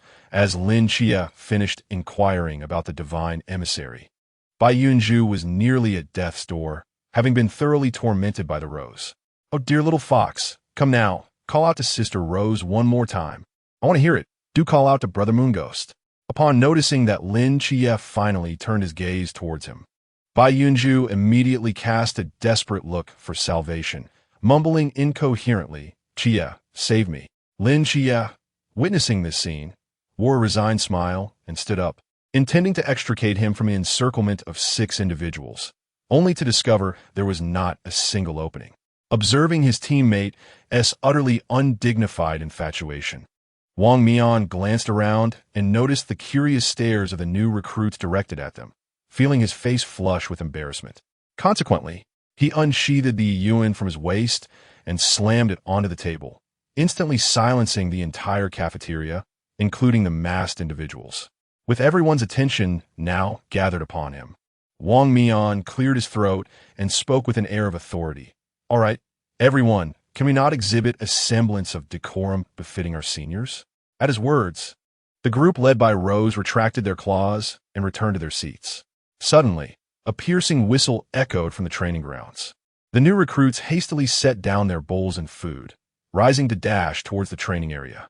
Bai Yunzhou, too, lifted his foot to leave but seemed to recall something, pausing momentarily before rushing back to Wang Mian and thrusting a pill bottle into his hands. This is the longevity pill, which extends one's lifespan by a century. I believe you'll find this useful. Oh, and don't even think about returning it to me, for I shall not accept it back. Bai Yunzhou hurriedly uttered these words and, without waiting for a reaction, turned and ran out after Lin Qiye. This was an item he had obtained from Chao Yuan's gift pack earlier. At times, he truly had to admire the system's discerning eye. As Lin Qiye sprinted, he glanced back at the pill bottle in Wang Mian's hands, intrigued about its origins but refrained from further questioning. Captain, I am increasingly fond of this little fox. How about you submit a request to bring him over? After a prolonged silence, one of the masked individuals suddenly spoke, nudging Wang Mian, who was still lost in thought over the pill bottle. Moon Ghost immediately chimed in. I find Lin Qiye rather impressive as well. And, given their close relationship, having grown up together, it would seem inappropriate to separate them. Why not just take them both? Xuanhua clapped his hands in excitement. That would be splendid. Our team would then boast 3 divine emissaries. How exhilarating. Indeed, Captain, I've heard that Phoenix has already set its sights on these 2 promising candidates. So you must act swiftly, Tan Xiang urged. Wang Mian, slightly coming to his senses, sighed as he listened to his teammates chattering away. As much as I would like to, the higher-ups would never allow 3 divine emissaries in a single team. That would be a gross misallocation of talent. Moreover, the situation in the Great Xia is becoming increasingly tense, and the 5th special team has been vacant for quite some time. They, along with the few young ones around them, are not to be underestimated. I believe that in the near future, we may welcome the 5th special team. However, Wang Mian remarked, tightening his grip on the elixir pot, his gaze laden with worry as he looked towards the training ground where youthful faces bore expressions of concern. But how does one repay such a debt of gratitude? It is he who owes a favor. How can it be turned around? That is simple. Captain, Xiang Wei interjected, raising an eyebrow and placing a hand on her waist with an air of nonchalance. Wang Mian, taken aback, turned to her with curiosity, earnestly awaiting her continuation. Since the longevity elixir serves the purpose of prolonging life, wouldn't it be a lifeline at such a critical time? And since it is a matter of saving a life, Xiang Wei continued, raising 2 fingers together, her eyes sparkling with mischief and excitement. Of course, one must repay a life-saving grace with one's own body. PFF Vortex, who was sipping water, suddenly spat it out, while Tianping, quick on his feet, shielded himself with a rice bowl. Xiang Wei, I suggest you refrain from reading those romantic novels. How did you end up dragging the captain into this? Do you lack cultural knowledge? It's called Danmei. Danmei, you are truly a failure of the 9-year compulsory education system. Xiang Wei sprang up, poking Vortex's head as she scolded him. Moreover, the captain himself hasn't said anything. Why are you making such a fuss? Right, Captain? As Xiang Wei turned to look at Wang Mian, she found him staring blankly at the elixir pot, with 2 suspicious blushes adorning his pale cheeks. Xiang Wei, is the captain contemplating possibilities? The starry-eyed Xinghan, noticing this, leaned in to quietly whisper to Tan Xiang. I think it's quite possible. Look, his face is flushed. Tan Xiang replied softly. Tianping couldn't help but lean closer, joining in. Should we start calling that little fox captain's wife from now on? Oh, it's all just speculation. I doubt the captain can even win her over, and what if she doesn't tea like men? Yuegui appeared behind the trio, clutching a stash of sunflower seeds he had mysteriously acquired, murmuring softly. Hey, where did you get those seeds? Share some with me. Ahem. Just as the group was engrossed in their banter, Wang Mian suddenly snapped back to reality upon hearing a notification from his phone. Looking at the gathered heads and the curious eyes peering in, he cleared his throat a few times. A new mission has just been issued. It's time to get to work. Immediately, everyone straightened their expressions, discarding the sunflower seeds and standing at attention. Yes. At dawn, the newly enlisted soldiers stood tall against the rising sun, their formation immaculate. Not far behind them, a group cloaked in gray was swiftly and resolutely running in the opposite direction. The golden-hued cloaks danced wildly in the helicopter's roar, akin to a magnificent poem, fluttering in the wind, emblematic of their indomitable spirits, silently contending against the fierce gale. Farewell, Qiye and Little Fox. Wang Mian turned back, casting a lingering glance towards a training ground before boarding the helicopter. The following days were consumed by a series of rigorous physical training sessions, martial arts, marksmanship, and individual combat tactics, among others. The intensity and pace were nothing short of staggering.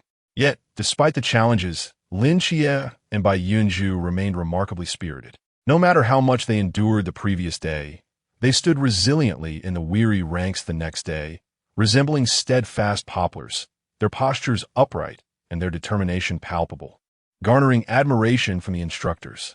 Yunzhou, how is it that you possess endless energy each day? During a weighted lap around the training ground, Bai Li, panting heavily, jogged beside Bai Yunzhou. The relentless training and early mornings had trimmed his waist, and though his expression was weary, he no longer appeared as disheveled as before. Overall, he seemed much more invigorated. In contrast to Bai Li's fatigued demeanor, Bai Yunzhou maintained a calm facade. While his breathing was somewhat labored, it was steady and his steps light. When he heard Bai Li's question, a fleeting hint of uncertainty flickered in Bai Yunzhou's eyes for a mere 0.01 seconds before he smiled. Well, I suppose it's just my natural constitution. Look at Brother Zhuai. He isn't even breaking a sweat, he said, gesturing towards Sun Qingzhu, who was running ahead to the right. Chapter 30. A bit of a challenge. While Sun Qingzhu was intently running, he unexpectedly overheard someone mentioning his name from behind, causing his previously steady breathing to falter slightly. Maintaining his running rhythm, he discreetly perked up his ears, listening intently to the sounds from his left rear. Indeed, Brother Zhuai seems quite relaxed, Bai Li Pang remarked, following the direction of the voice and nodding in agreement. Of course, that's Brother Zhuai. Enduring a weighted long-distance run is a piece of cake for him.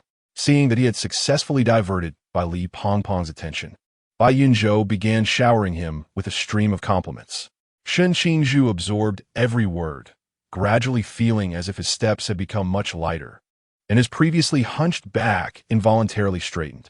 When Bai Yunzhou received feedback from the progress bar and realized that Sun Qingzhu was listening, he intensified his flattery. It wasn't until he ran out of words that he finally ceased, just as Sun Qingzhu's progress bar reached 30, matching Bai Li Pang's pace. As the weighted running session concluded, Bai Yunzhou, still brimming with energy, removed his burdens and jogged to the roadside to fetch a few bottles of water, cradling them in his arms before returning to distribute them. Here you go, Pang, drink some water. Thank you. Bai Li Pang slumped to the ground, utterly exhausted. Chow Yuan. He received a bottle and sincerely expressed his gratitude with a slight bow. Here you go, Brother Zhuai, Sun Qingzhu said, momentarily taken aback as he accepted a bottle. Thank you. Deng Wei, Li Jia, Li Liang, here are yours.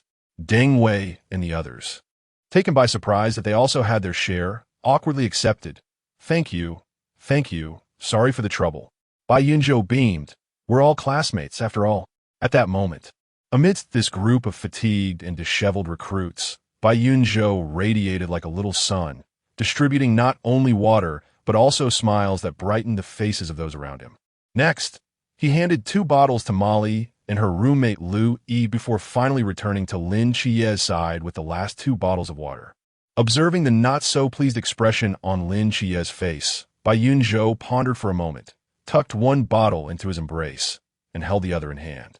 After twisting off the cap, he presented the open bottle to Lin Qiye with a beaming smile. Qiye, have some water. Lin Qiye, who had initially been a bit displeased, caught sight of his own reflection in Bai Yunzhou's lively, mischievous eyes and suddenly felt that perhaps nothing in this world was truly unforgivable. He let out a soft sigh, reached out to take the remaining bottle of water from Bai Yunzhou's embrace, and after twisting off the cap, handed it back. Don't just take care of others. You need a drink, too.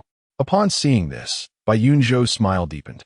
He freed one hand to accept the water from Lin Qiye, while Lin Qiye took the bottle that Bai Yunzhou had offered. Under the blazing sun, the 2 jade-like youths exchanged a smile, simultaneously finishing the water in their hands. The following morning, after training, as the group sat in the cafeteria nibbling on steamed buns and pickles, they received notification from their instructor about an impending extreme training session, making their already meager breakfast feel even more difficult to swallow. Extreme training? It must be the arduous journey across Jinan Mountain, Bai Yunzhou mused, glancing at the raw meat before him, ultimately seizing a piece to gnaw on. It was imperative to satiate his hunger, ensuring ample protein and carbohydrates, for this might indeed be the sole substantial meal of the day.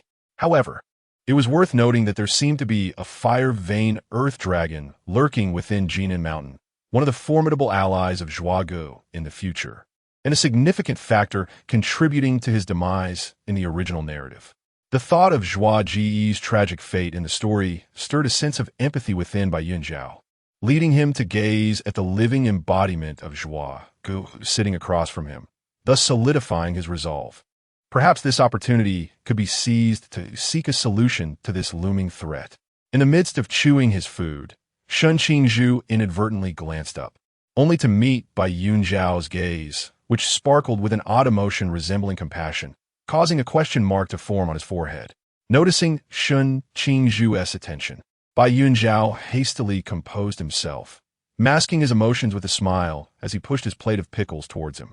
Zhuagu, the steamed buns are bland. Do indulge in some pickles.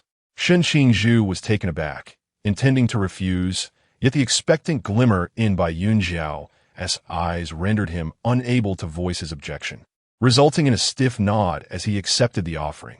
Lin Qiye, who had been observing Bai Yunzhou's emotional shift, pondered whether he had dreamt of something once more.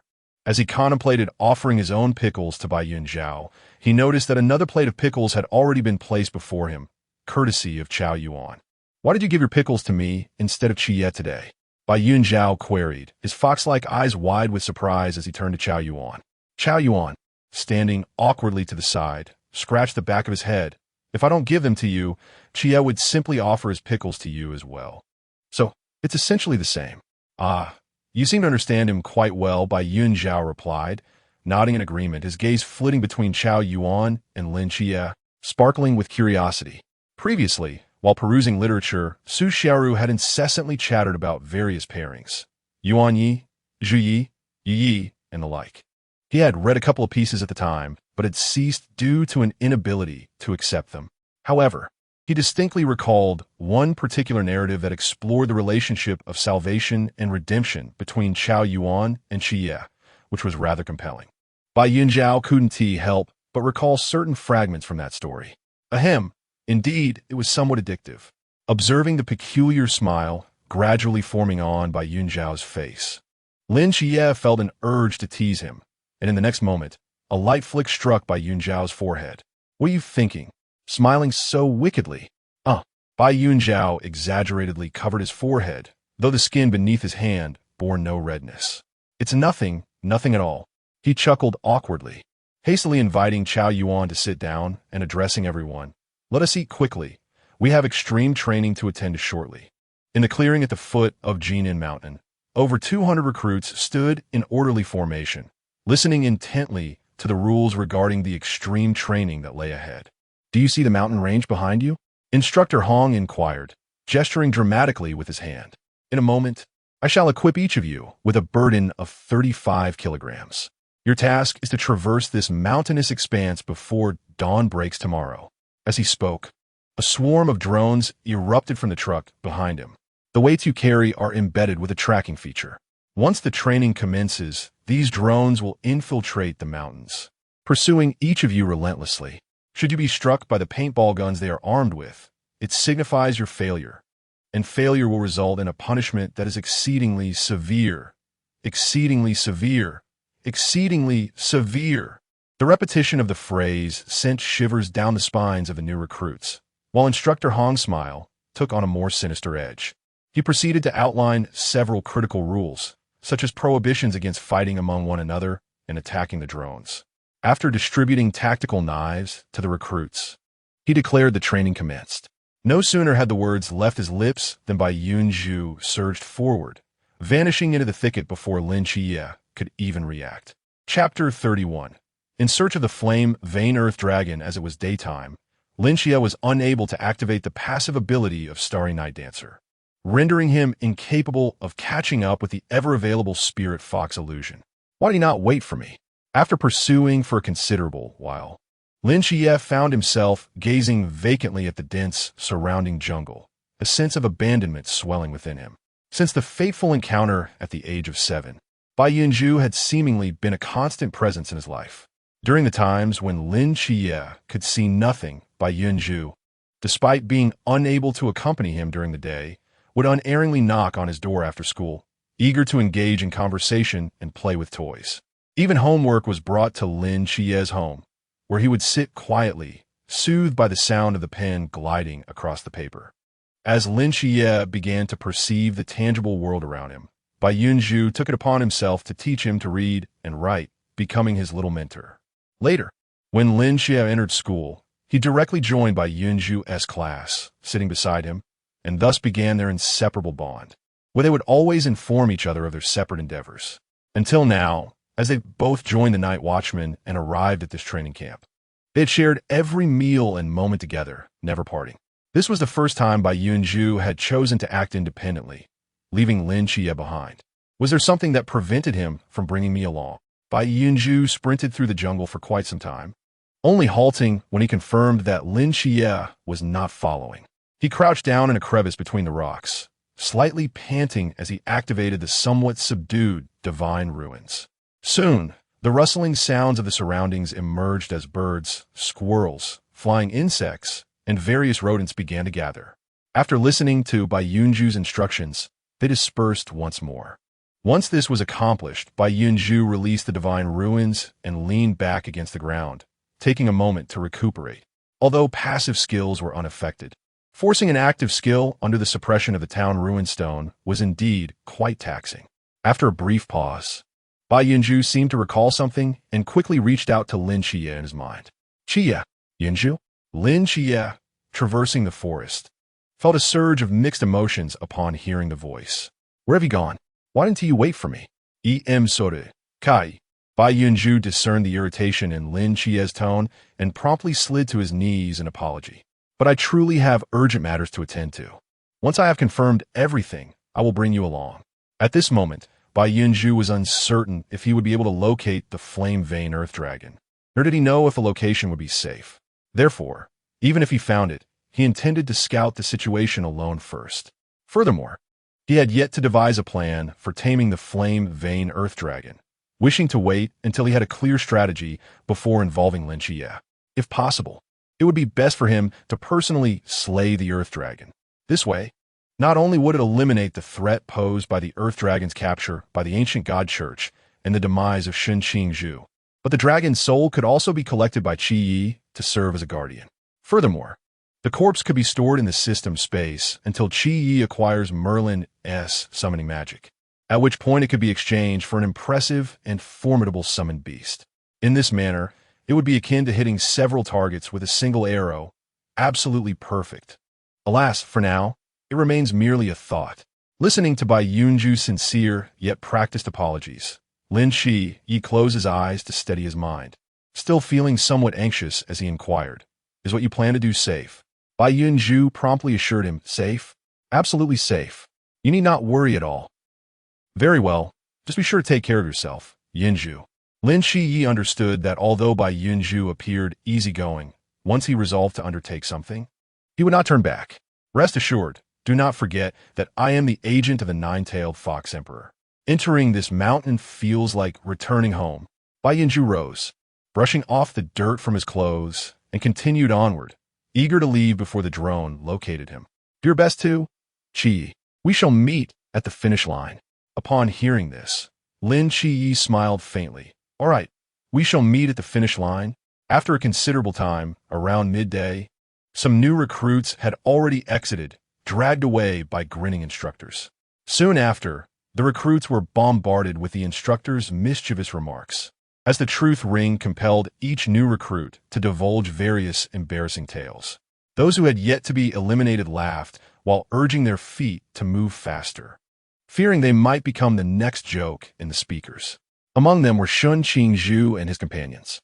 While they were running at full speed, a slender green snake suddenly slithered swiftly out of the bushes to their left, startling the four into a sudden halt. Then a white, agile figure darted out, leaping into the right side thicket and vanishing from sight. This, Qingzhou recalled the fleeting figure, feeling a strange familiarity. Wait, a snake just passed. And what was that white thing? So fast. Deng Wei blinked in astonishment. It seemed like a fox. "Shunge, did you see it clearly?" "Hey, where's Shunge?" Li Jia exclaimed, glancing back, but Qingzhou's figure was nowhere to be found. "There he is." Li Liang nudged him, pointing to the right. The group turned to see Qingzhou already sprinting through the thicket on the right, quickly disappearing from view. "Goodness, has Shunge been lured away by a fox?" "Sigh, worry not.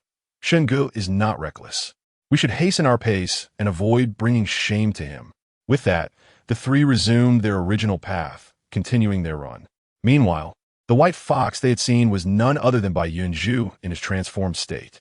To avoid detection by the instructor, Bai Yunzhou had cleverly affixed a locator to a squirrel, allowing it to lead the drones while he temporarily stored its burden in the system space.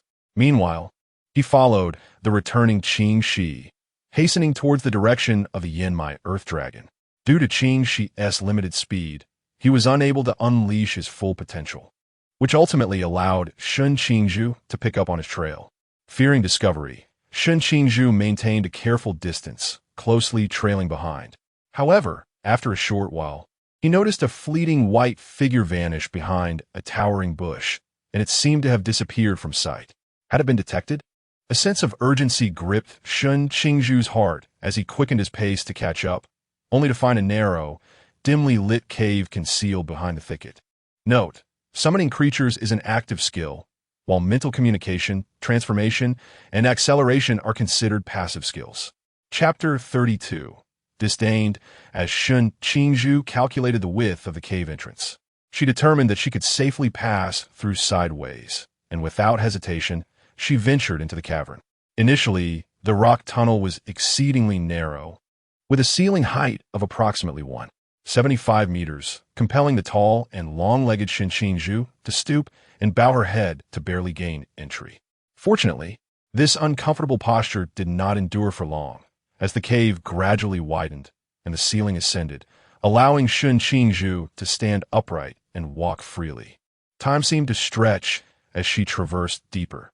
The temperature within the cave noticeably began to rise, and ahead, a flicker of red light emerged, accompanied by a sound reminiscent of the wind. After a while, upon rounding a corner, she reached the end of the passage where the cavern opened up dramatically.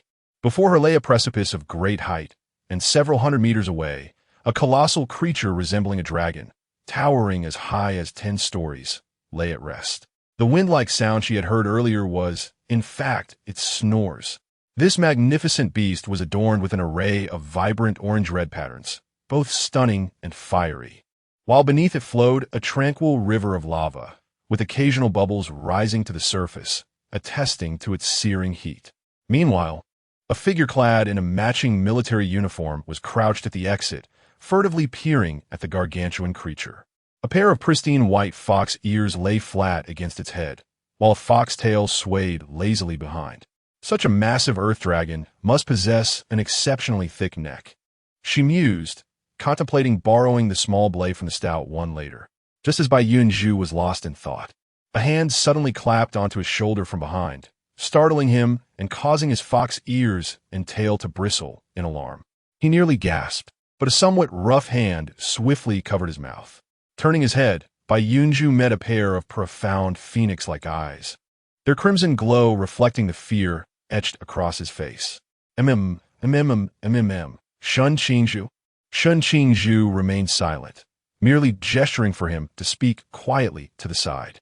Understanding her cue, Bai Yunzhou blinked in acknowledgement, prompting Shun Qingzhu to release her grip as they retreated into the corridor around the corner.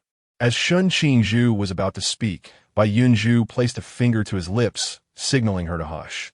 He then lightly tapped her forehead, and a clear, youthful voice resonated within Shun Qingzhu's mind. "All right, try to speak to me in your thoughts." Intrigued, Shun Qingzhu focused her mind and inquired, "How did you come to be here?" "I was about to ask you the same," Bai Yunzhou replied, a hint of incredulity on his face. A flicker of embarrassment crossed Shun Qingzhu's features, as it seemed she had indeed followed him, intruding upon his secrets. Just as she was about to offer an explanation, Bai Yunzhou suddenly exclaimed, "You're still wearing the heavy load?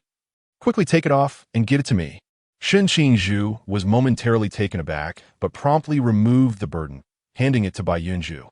A faint blue light flickered in his grasp, and the load vanished without a trace. Before Shun Qingzhu had the chance to express her astonishment, she found her wrist firmly grasped and was swiftly pulled out of the cave. The equipment contains sound devices. If they suddenly activate and awaken that colossal creature, we will be in grave danger. As they sprinted, Bai Yunzhu's voice resonated from the depths of his heart. "There's also a locator. My space should effectively block signals. If the instructor discovers your signal is lost, he will undoubtedly come searching for you. You don't want that creature to be discovered by the instructor? Shun Qingzhu inquired. At least not right now. After a short while of running, Bai Yunzhou realized that moving with such a large companion was too slow. He released Shun Qingzhu's wrist and transformed into a fox, darting ahead. You are too slow. I will take the equipment outside and wait for you. Shun Qingzhu felt a pang of embarrassment. Clearly, she was being dismissed. Not far outside the cave, Bai Yunzhou sat on the ground. Beside him lay Shun Qingzhu's weighted vest. At last, they had escaped. Bai Yunzhou patted his chest, glancing around in trepidation, relieved to find that no drones had followed them. He stood up and brushed off the dust from his clothes.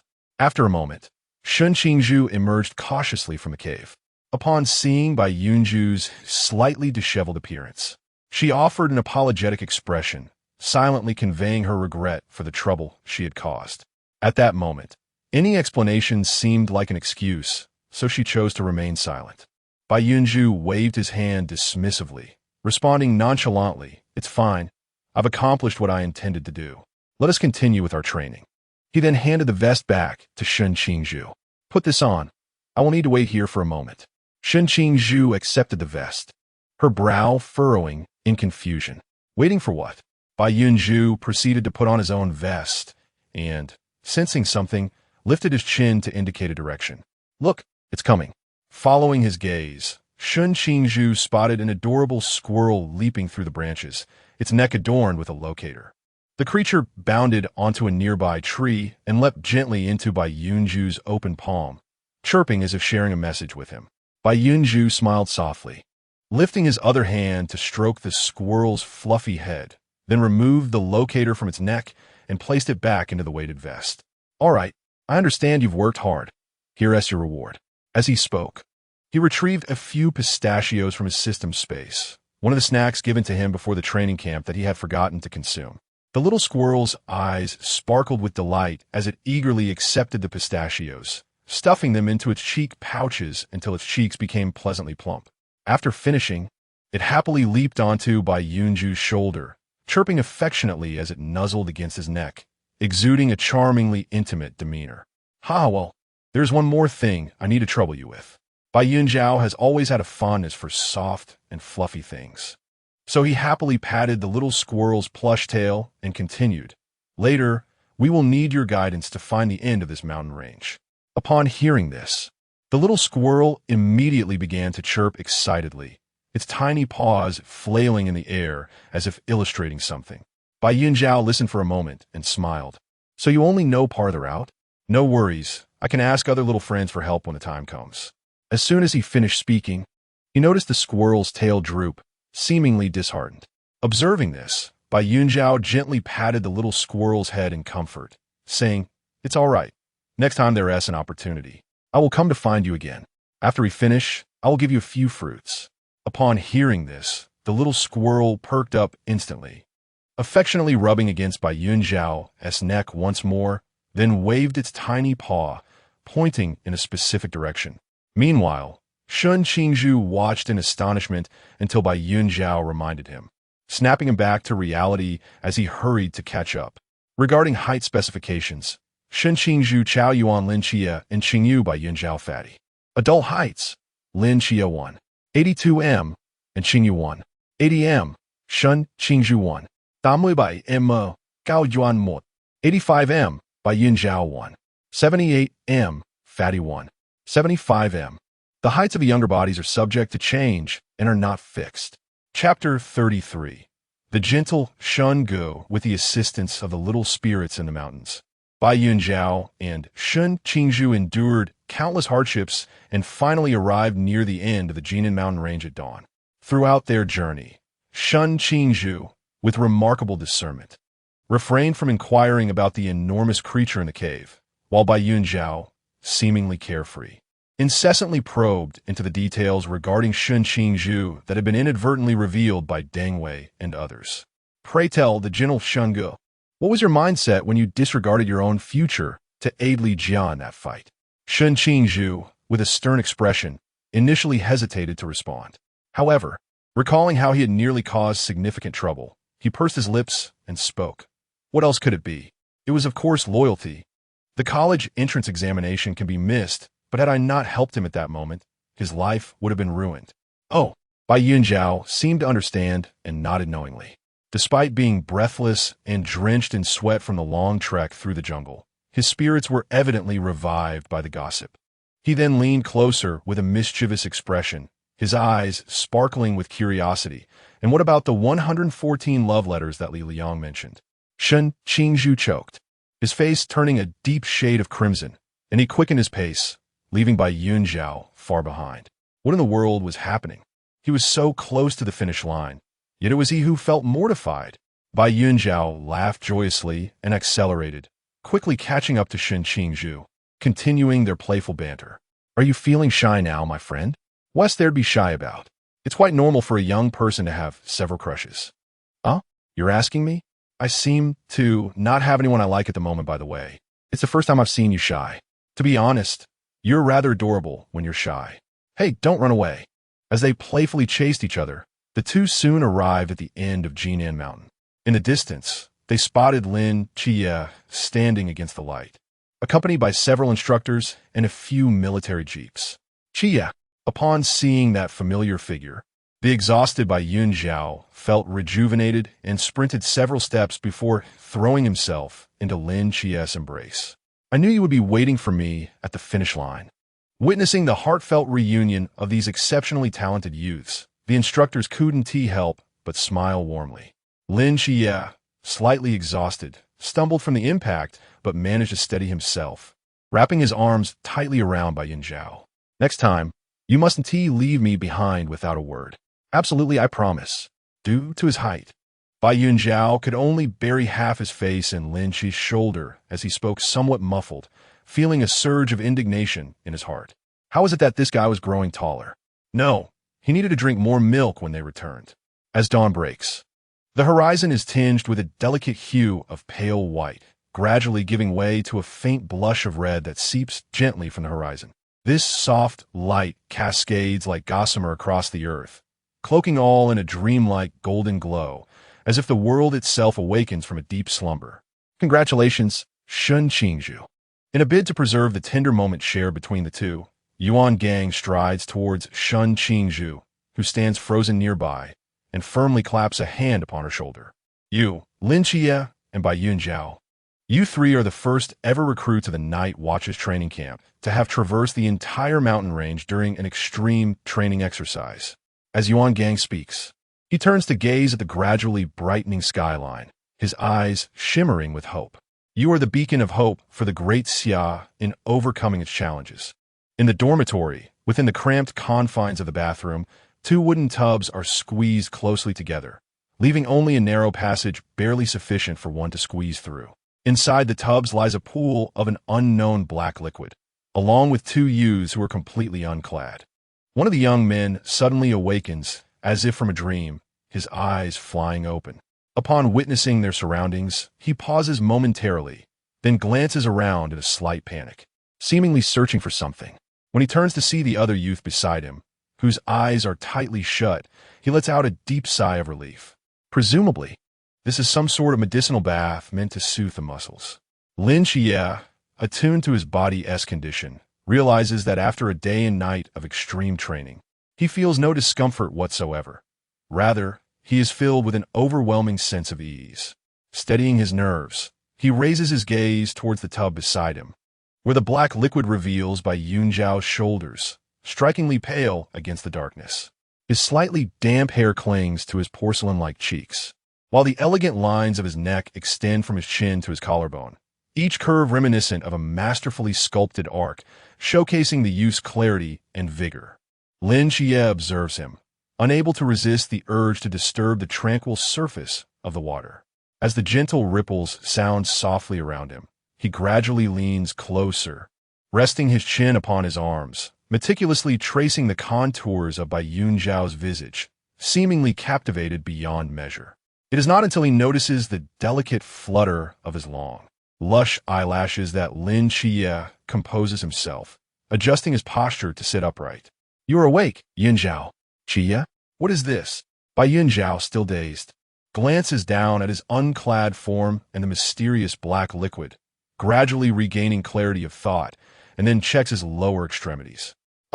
At least they left me my underwear. Realizing the situation, Bai Yunzhou suddenly rises from the tub, creating a splash of water, and strides directly into the shower room, shutting the frosted glass door behind him to wash himself off. Lin Qiye is momentarily taken aback by the unexpected visual impact, then queries with a hint of confusion. What's the rush? The cafeteria has some delicious food today. In the shower room, Bai Yunzhou hastily stripped away the last remnant of modesty, fervently rinsing the medicinal stains from his body. Through a frosted door, Lin Qiye stood in a daze, watching his movements as a suspicious flush gradually crept up his cheeks. Despite their long acquaintance, the two had never been entirely candid with one another. However, since coming to terms with his own feelings, Lin Qiye had exercised considerable restraint and shown great respect for Bai Yunzhou, never once using his perceptive abilities, which could be likened to a cheat code, to pry into matters. Yet, at this moment, he realized that the door could very well be non-existent if he so wished. Unaware of Lin Qiye's gaze, Bai Yunzhou, having turned off the shower head, suddenly recalled that he seemed to have forgotten to bring a bathrobe with him. After a fleeting moment of frustration, he quietly opened the door a crack and poked out half of his head. Qiye, could you please hand me my bathrobe? Chapter 34. The Soul's Departure. After a brief silence, Lin Qiye slightly rose, revealing just a hint of his well-defined abdominal muscles. Upon retrieving the bathrobe placed nearby, he promptly sat back down. Next, Lin Qiye grasped the robe in his hands and gently tossed it, the snow-white garment tracing a graceful arc through the air. Bai Yunzhou, witnessing this, hurriedly opened the door a crack and extended an arm just in time to catch it. Thank you, Qiye, Bai Yunzhou exclaimed joyfully, quickly retreating behind the door to wrap the robe around himself and secure the belt. Only then did he emerge from the shower room, holding his small pair of shorts. Qiye, you should hurry and wash up too. Once you're done, we can go enjoy some delicious food. All right. Lin Qiye nodded, yet remained unmoved, still soaking in the tub. Observing this, Bai Yunzhou assumed he was shy, tossing his shorts into the corner laundry basket before turning to leave the bathroom. I'll go get dressed first. I'll be waiting for you outside. Lin Qiye replied, his gaze lingering on the small piece of fabric he had carelessly tossed aside. He closed his eyes, took a deep breath, and let out a long sigh. In the dining hall, after a whirlwind of consumption, Bai Yunzhou contentedly patted his round belly, sipping his second cup of hot milk in small gulps, a ring of milk foam adorning his lips. This is how life should be lived, Bai Yunzhou mused, a satisfied smile gracing his face, his eyes narrowing like crescent moons, resembling a languid fox basking in the afternoon sun. At that moment, Bai Li, the chubby one, burst through the dining hall doors with fervor, arriving at the serving counter only to find it completely empty, just as he was on the verge of despair. A clear, youthful voice pierced through the bustling cafeteria, distinctly reaching his ears. Fatty. Bai Li turned to see a handsome young man waving at him from a distance, his fair complexion seemingly untouched by the sun's relentless rays. Noticing his gaze, Bai Yunzhou waved his arm more enthusiastically. Fatty, come over here. I saved some buns and soybean milk for you. Upon hearing this, Bai Li dashed over and, upon nearing, was delighted to discover 2 baskets of dumplings, 2 large meat buns, and a big bowl of soybean milk on the table in front of Bai Yunzhou. You arrived a bit late. The soybean milk might have cooled down, Bai Yunzhou lamented with a slight pout. Overwhelmed with gratitude, Bai Li enveloped Bai Yunzhou in a tight embrace. Thank you so much. Yunzhou, you are truly my savior. Oh, please, I couldn't possibly give birth to a son as large as you. Now hurry and eat, or it will really get cold. Bai Li released him, wiping away non-existent tears from the corners of his eyes, and sat down to devour the food voraciously. Bai Yunzhou watched him eat with delight, a satisfied smile crossing his lips as he finished the last sip of his milk. Yunzhou, just as he set down his cup, he suddenly heard Lin Qiye calling him from beside him. Turning his head in confusion, he found a neatly folded tissue being held close, gently wiping his lips. Bai Yunzhou found himself entranced by the focused expression of Lin Qiye, mere inches away, his heart inexplicably racing. After a brief moment, the tissue was set down, and Lin Qiye withdrew slightly, a gentle yet intent gaze directed at Bai Yunzhou. "You had some foam on your lips just now." Bai Yunzhou responded awkwardly, instinctively averting his gaze and licking his upper lip. Lin Qiye lowered his eyes, observing the inquisitive flick of Bai Yunzhou's tongue, his gaze deepening. Opposite Bai Yunzhou sat Lin Qiye, casually sipping from a bowl of soy milk while resting one hand beneath it, his cool, penetrating eyes sweeping over Lin Qiye before settling on the seemingly nonchalant Bai Yunzhou, as if pondering something. During the lunch break, Bai Yunzhou seized the opportunity to review his recent progress over the past 2 days. Before him hovered a light blue system panel, listing the current progress of each target in descending order. Lin Qiye undoubtedly reigned supreme, having reached an impressive 90, while the second was in Xingyu at 69. Wait, that's odd. I distinctly recall it being 66 before I left. Can it actually increase on its own? Bai Yunzhou stared at the numbers, somewhat bewildered. With the growing number of targets, the incessant chimes from the system had become bothersome, prompting Bai Yunzhou to silence the notifications, coupled with the default mute during his sleep, leaving him unaware of when the progress had surged. Next was Lin Qiye, who had unexpectedly surpassed the plump figure at 35, now at 40. Last was Qiao Yuan, currently at 30, still some distance from the reward threshold. After reviewing the progress, the panel seamlessly transitioned into the system space, unlocking the generous gift package provided by the brother. Acquired item, soul separation pill. Upon consumption, it forcibly expels the user's soul for 30 minutes, leaving the body in a state of possession, disregarding realm limitations. How delightful! This is a marvelous item. If used against an enemy, 30 minutes of soul separation is ample time to eliminate them countless times, and it even ignores realm restrictions. Could affect a deity? Regrettably, there was only one. Bai Yunzhou marveled at the item for a moment before a colossal beast from the Jinan Mountains materialized in his mind. Perhaps there was a way to trick that creature into consuming it. In a blink, it was time for the second training session at Jinan Mountain. Bai Yunzhou had borrowed the small Zhanbai and Yaoguang from the plump figure in advance, concealing them within the system space. This time, he did not abandon Lin Qiye, but instead brought him along as they dashed into the woods. After running for a considerable distance, Bai Yunzhou glanced around, confirming the absence of others and drones, before leading Lin Qiye to a secluded corner to establish a mental connection with the small animals that had previously aided him. Soon, a small green snake was the first to arrive, slithering up Bai Yunzhou's outstretched hand and climbing onto his shoulder, stretching its upper body to nuzzle against Bai Yunzhou's cheek. At this moment, amidst the sweltering summer heat, the cool sensation of the little snake felt particularly refreshing. Bai Yunzhou cradled the small serpent in his hand, and it instinctively coiled around his wrist a few times, resembling a vibrant turquoise bracelet, its vivid hue striking and rather unique. Although Lin Qiye harbored no fear of snakes, the sight of the little green serpent flicking its tongue menacingly in his direction compelled him to take a step back. "Yunzhou, what is this?" he inquired. "Oh, we will need this little fellow to guide us shortly," Bai Yunzhou replied, gently patting the snake's head while scolding. "All right, stop being so fierce. That is my good brother." The little green snake, momentarily taken aback by the pat, then wilted, resting its head begrudgingly in the palm of Bai Yunzhou's hand. Chapter 35. Revisiting the fiery dragon before long, two small figures bounded towards this direction. As they approached, it became clear that they were two adorable squirrels. Without hesitation, the little squirrels leapt up along Bai Yunzhou's legs and onto his shoulders. Upon catching sight of the green snake resting in Bai Yunzhou's hand, they immediately trembled in alarm. Observing their reaction, Bai Yunzhou quickly reassured them, "Do not be afraid. It poses no threat to you at this moment." He gently stroked the little squirrels' heads, encouraging them to hop onto his hand, while the green snake on his wrist obediently slithered into his vest, disappearing from view. Only when the green snake was no longer in sight did the two squirrels relax, nuzzling against Bai Yunzhou's fingers. "Qiye, please remove the locator from my vest."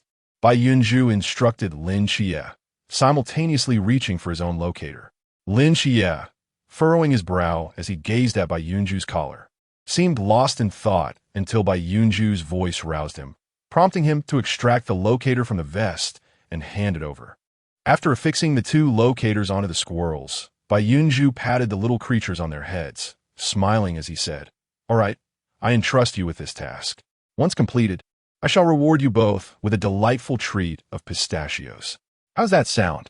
The two squirrels chirped joyfully in response before scampering off with their locators. As he watched the squirrels disappear into the distance, Bai Yunzhou suddenly felt a chill at his waist.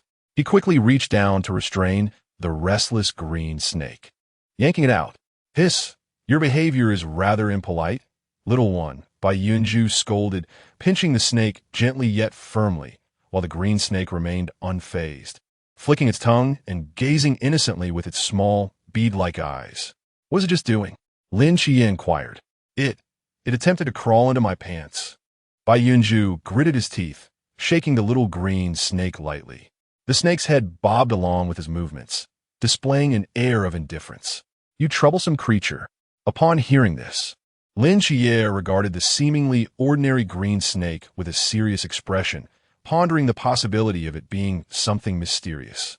After venting his frustration, Bai Yunzhou tossed the snake onto the ground, stating coolly, "All right, it's time to work." The green snake landed lightly, wriggled its body, and then slithered off in a particular direction. Bai Yunzhou gathered their gear and followed suit, with Lin Qiye closely trailing behind. In the cavern, the two arrived at the end of the passage, gazing down at the bubbling lava below the cliff and the immense creature slumbering nearby.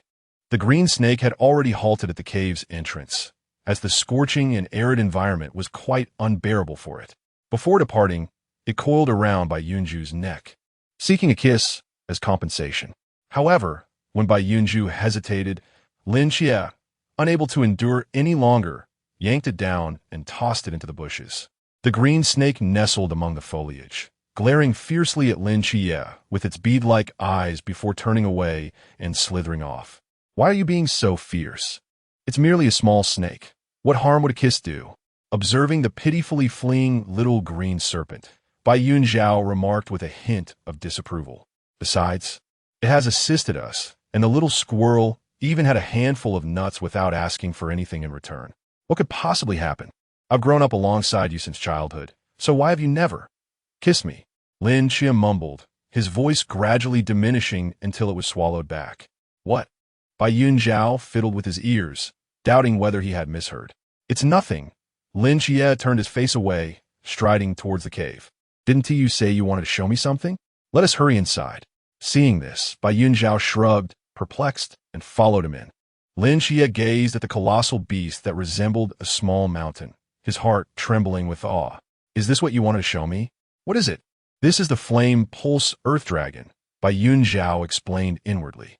"Legend has it that deep within certain mountains, earth dragons are born. This is one of them, reputed to be the most formidable in combat. So what do you intend to do?" Lin Qiye was not convinced that Bai Yunzhou had brought him here for such a simple purpose. Bai Yunzhou regarded the earth dragon with a tranquil expression, a glimmer of malice flickering in his eyes. "We shall kill it." Lin Qiye abruptly turned around, shock evident on his face as he looked at Bai Yunzhou, whose indifferent demeanor felt strangely unfamiliar. "But this is the sea realm." Bai Yunzhou raised his gaze, arching an eyebrow, the corners of his lips curling into a sly smile, adding a hint of cunning to his previously cold and aloof demeanor, which gave Lin Qiye a slight sense of reality. "What I mean to slay is indeed within the sea realm." After Bai Yunzhou elaborated on his plan, Lin Qiye remained ensnared in a state of astonishment. No, if anything, he was even more astonished. From the narrative shared, he realized that Bai Yunzhou seemed to possess an uncanny understanding of his secrets. "Did you dream about this too?" Lin Qiye locked eyes with Bai Yunzhou. "About these secrets of mine?" Bai Yunzhou averted his gaze, feigning a cough. "Yes, I saw it all in my dreams." Although he had only mentioned the matter of Lin Qiye collecting souls and omitted the details regarding summoning magic, it was sufficient to leave Lin Qiye in shock. Had this revelation come from anyone other than Bai Yunzhou, Lin Qiye might have already had his blade poised at his throat. After all, for Lin Qiye, the psychiatric ward of the gods was the most challenging secret to divulge. So, this is why. No wonder he had never inquired about his secrets. he had known all along. Lin Qiye regarded Bai Yunzhou with a complex expression, suddenly feeling a profound sense of loss, as if he had suffered a grave injustice.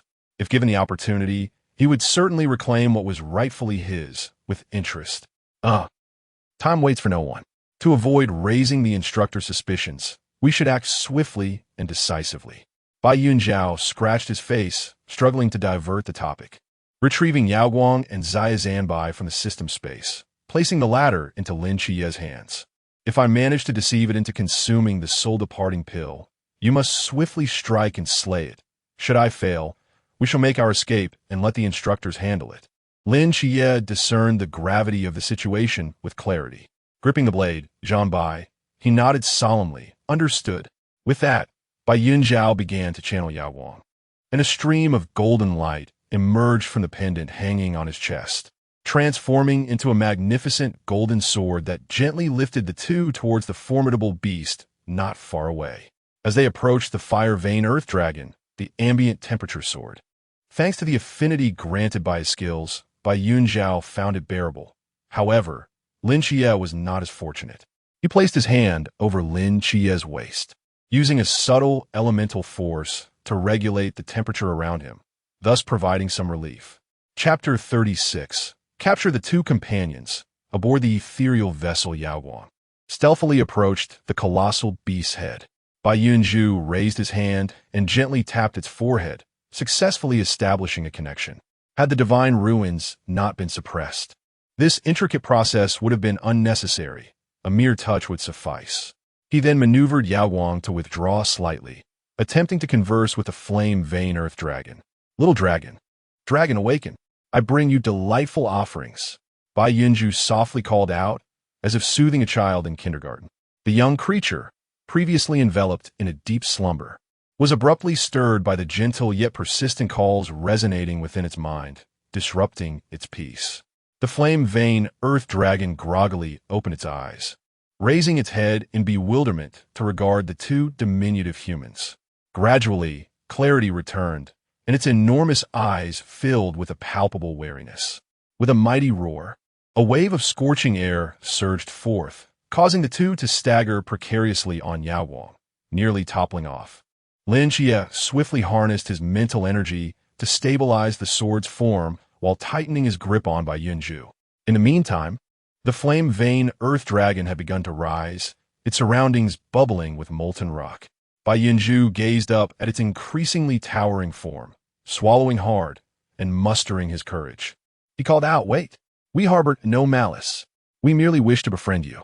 As he spoke, he retrieved several low-grade spirit stones from his system space, urging Yaoguang to ascend slightly higher, presenting the luminous stones before the dragon.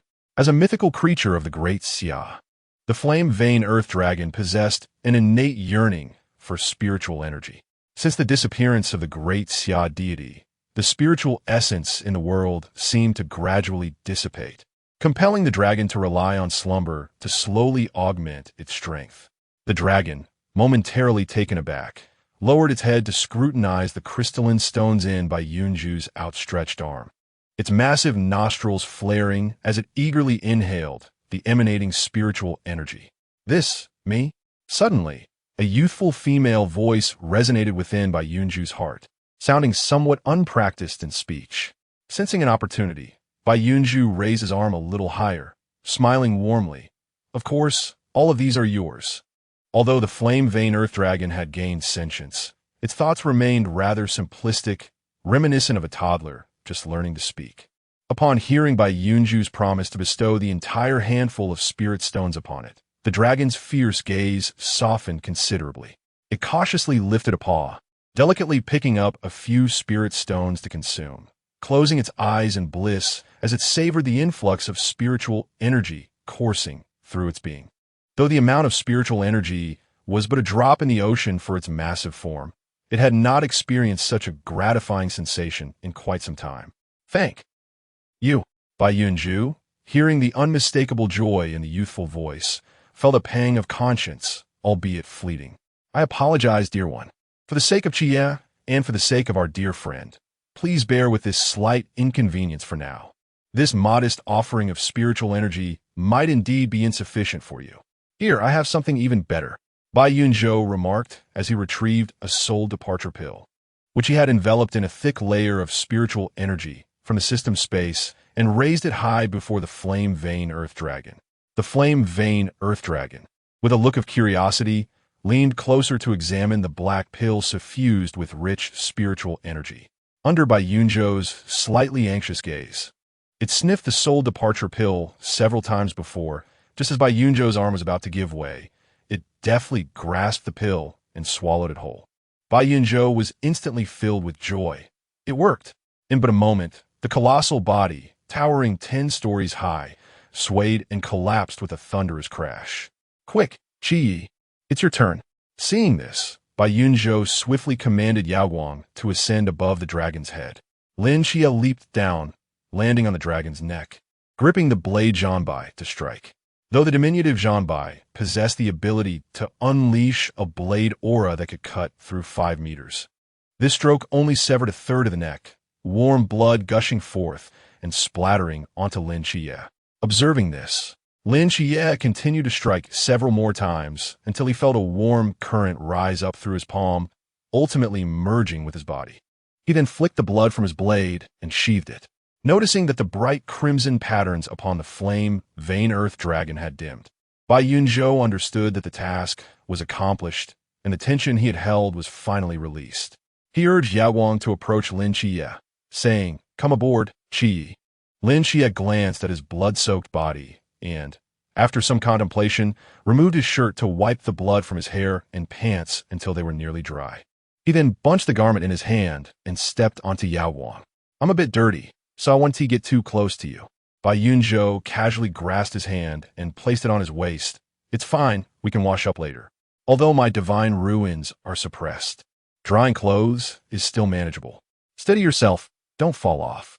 As he spoke, Bai Yunzhou pressed his palm against the dragon's corpse, and a faint blue light flickered from his hand, making the enormous body vanish without a trace. Lin Qiye, puzzled, asked, "Why are you collecting its body?" "This is the corpse of a mysterious being from the sea realm, full of treasures. We should keep it. You may find it useful in the future," Bai Yunzhou replied, guiding Yaoguang toward the cave's exit. Lin Qiye was momentarily taken aback, then tightened his grip around Bai Yunzhou's waist, his bare torso pressing closely against Bai Yunzhou's back. He lowered his head, resting his chin on Bai Yunzhou's shoulder, and leaned closer, his lips brushing against his ear as he spoke with a playful tone. "Yunzhou, you are truly wonderful to me." The warm breath against Bai Yunzhou's ear sent a shiver through him, nearly causing him to lose control of Yaoguang. Once he steadied himself, Bai Yunzhou promptly waved away the mischief maker, rubbing his flushed ear in annoyance. "Just speak normally. No need for all this mushy stuff." Lin Qiye evaded Bai Yunzhou's flailing hand, a delightful smile curling at the corners of his lips. Upon exiting the cave, the time had only just passed noon. The two individuals stumbled upon a tranquil stream, where Lin Qiye performed a simple cleansing of his hair and meticulously scrubbed his garments. Following this, Bai Yunzhou employed the fire element to dry them before he donned his attire once more. Subsequently, Bai Yunzhou summoned 2 squirrels, rewarding them with a handful of pistachios, which sent the little creatures scampering away in delight. In the end, Bai Yunzhou retrieved 2 weighted vests from his spatial storage, reinserting the locators with precision.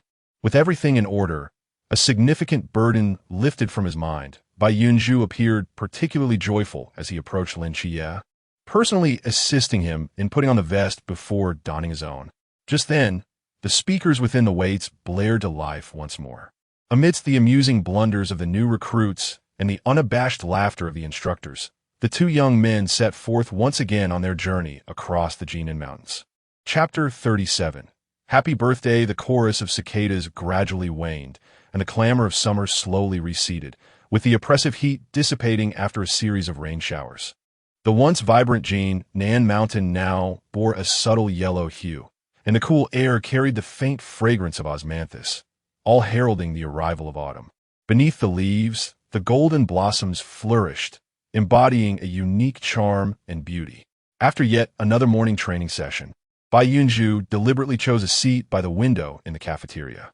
As he savored his delicious breakfast, He gazed out at the osmanthus trees, heavy with golden blooms, and could not help but feel a twinge of nostalgia.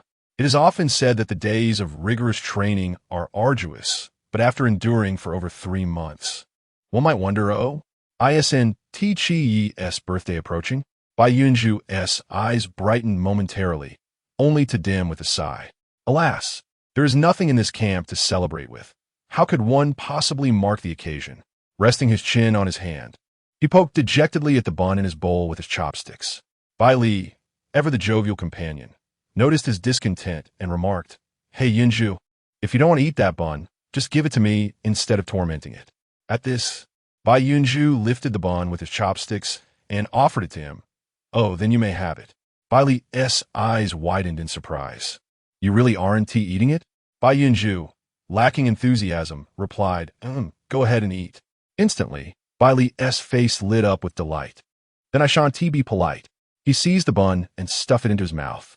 Seeing his friends so pleased, Bai Yunzhou was unwittingly drawn into a smile. The perceptive Lin Qiye soon sensed something amiss and quietly pondered, "Yunzhou, do you have something on your mind?" Having avoided disconnecting their mental link for quite some time, Bai Yunzhou found it easy to respond directly to Lin Qiye's thoughts. After pondering for a moment, he felt there was nothing he could not share, and thus replied in his mind, "I suddenly realized your birthday is approaching, but there's nothing here in the camp to celebrate with, and I seem to have nothing to give you or any idea on how to celebrate this birthday." Lin Qiye paused, then couldn't he help but poke Bai Yunzhou's puffy cheek with a smile. "So it's just this small matter. I thought it was something significant." Bai Yunzhou swatted his hand away, slightly disgruntled. "How is this not a big deal? I promised I would celebrate every one of your birthdays when I was with you for the first one." Lin Qiye smiled softly, taking Bai Yunzhou's hand into his own, gently assuring him, "As long as you are by my side, that is the greatest gift of all." "Ugh, spare me this sentimentality," Bai Yunzhou retorted, shaking off his hand and rubbing his arms in mock disgust. How cheesy. On the day of October 5th, following their training, Bai Yunzhou eagerly pulled Lin Qiye back to their dormitory. As soon as he shut the door, he could hardly contain his excitement and retrieved a small cake from the system space. The transparent cake box was adorned with a complete birthday set. "Tajda." Lin Qiye was taken aback. "A cake? Where did this come from?" "I had instructor Yuan help me procure it. It took quite some convincing to get him to agree." Bai Yunzhou declared proudly, "What do you think? I promised to celebrate your birthday, and I have kept my word, haven't I?" Bai Yunzhou smiled cheerfully, yet inwardly cursed. This heartless old Yuan, only a single revitalizing pill could procure such a modest cake. How utterly despicable. Lin Qiye, however, was oblivious to his thoughts. His eyes curved into gentle crescents, their warmth twinkling like stars as he gazed at Bai Yunzhou and nodded. "Yes, I believe you would never break your promise." Of course, although humble, a sense of ceremony is essential, Bai Yunzhou declared, placing the cake on the table, unwrapping it, and lighting the candles before extinguishing the lights. "All right, make your wish quickly, Qiye." Lin Qiye replied, sitting before the cake with his hands clasped, eyes shut, while Bai Yunzhou softly sang the birthday song. The cheerful melody echoed through the dim dormitory, the gentle candlelight flickering like playful sprites, dancing upon their youthful faces. The warm orange glow enveloped them, casting a hazy golden outline that imbued their features with tenderness and tranquility, reminiscent of each October 5th throughout the past decade. "Happy birthday, Qiye." Once the ceremony concluded, the dormitory returned to brightness. "Qiye, what did you wish for?" Lin Qiye smiled mysteriously. "I won't tell you. I want to tell you." Bai Yunzhou echoed simultaneously, his tone laced with playful sarcasm. It's always like this, so stingy." "It's because you fear that if you speak it, it won't come true." Lin Qiye chuckled helplessly and gently flicked his forehead. "Fine, if you want to say, there's no need to flick me." Bai Yunzhou pretended to rub his forehead, casting an annoyed glance at Lin Qiye. "Never mind. Today you are the birthday star. I shan't hold it against you. Let us cut the cake." With that, he retrieved a plastic knife, ready to proceed. "Wait a moment," Lin Qiye interjected, then immersed himself in the psychiatric ward. Though puzzled, Bai Yunzhou patiently halted and awaited him in silence. Before long, A stunning beauty clad in a starry gown appeared out of thin air in the dormitory. This, although aware that Lin Qiye's hospital housed the goddess of night, Nyx, knowing this and witnessing her firsthand, were entirely different matters.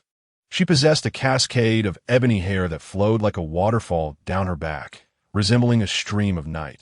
Her porcelain skin was as delicate as mutton fat jade, and her eyes sparkled like autumn waters. She emanated an aura of cool detachment, akin to the night itself. Distant and elusive, standing there evoked a sense of reverence. Bai Yunzhou stared in awe at Nyx, his eyes brimming with admiration. Is this what divinity looks like?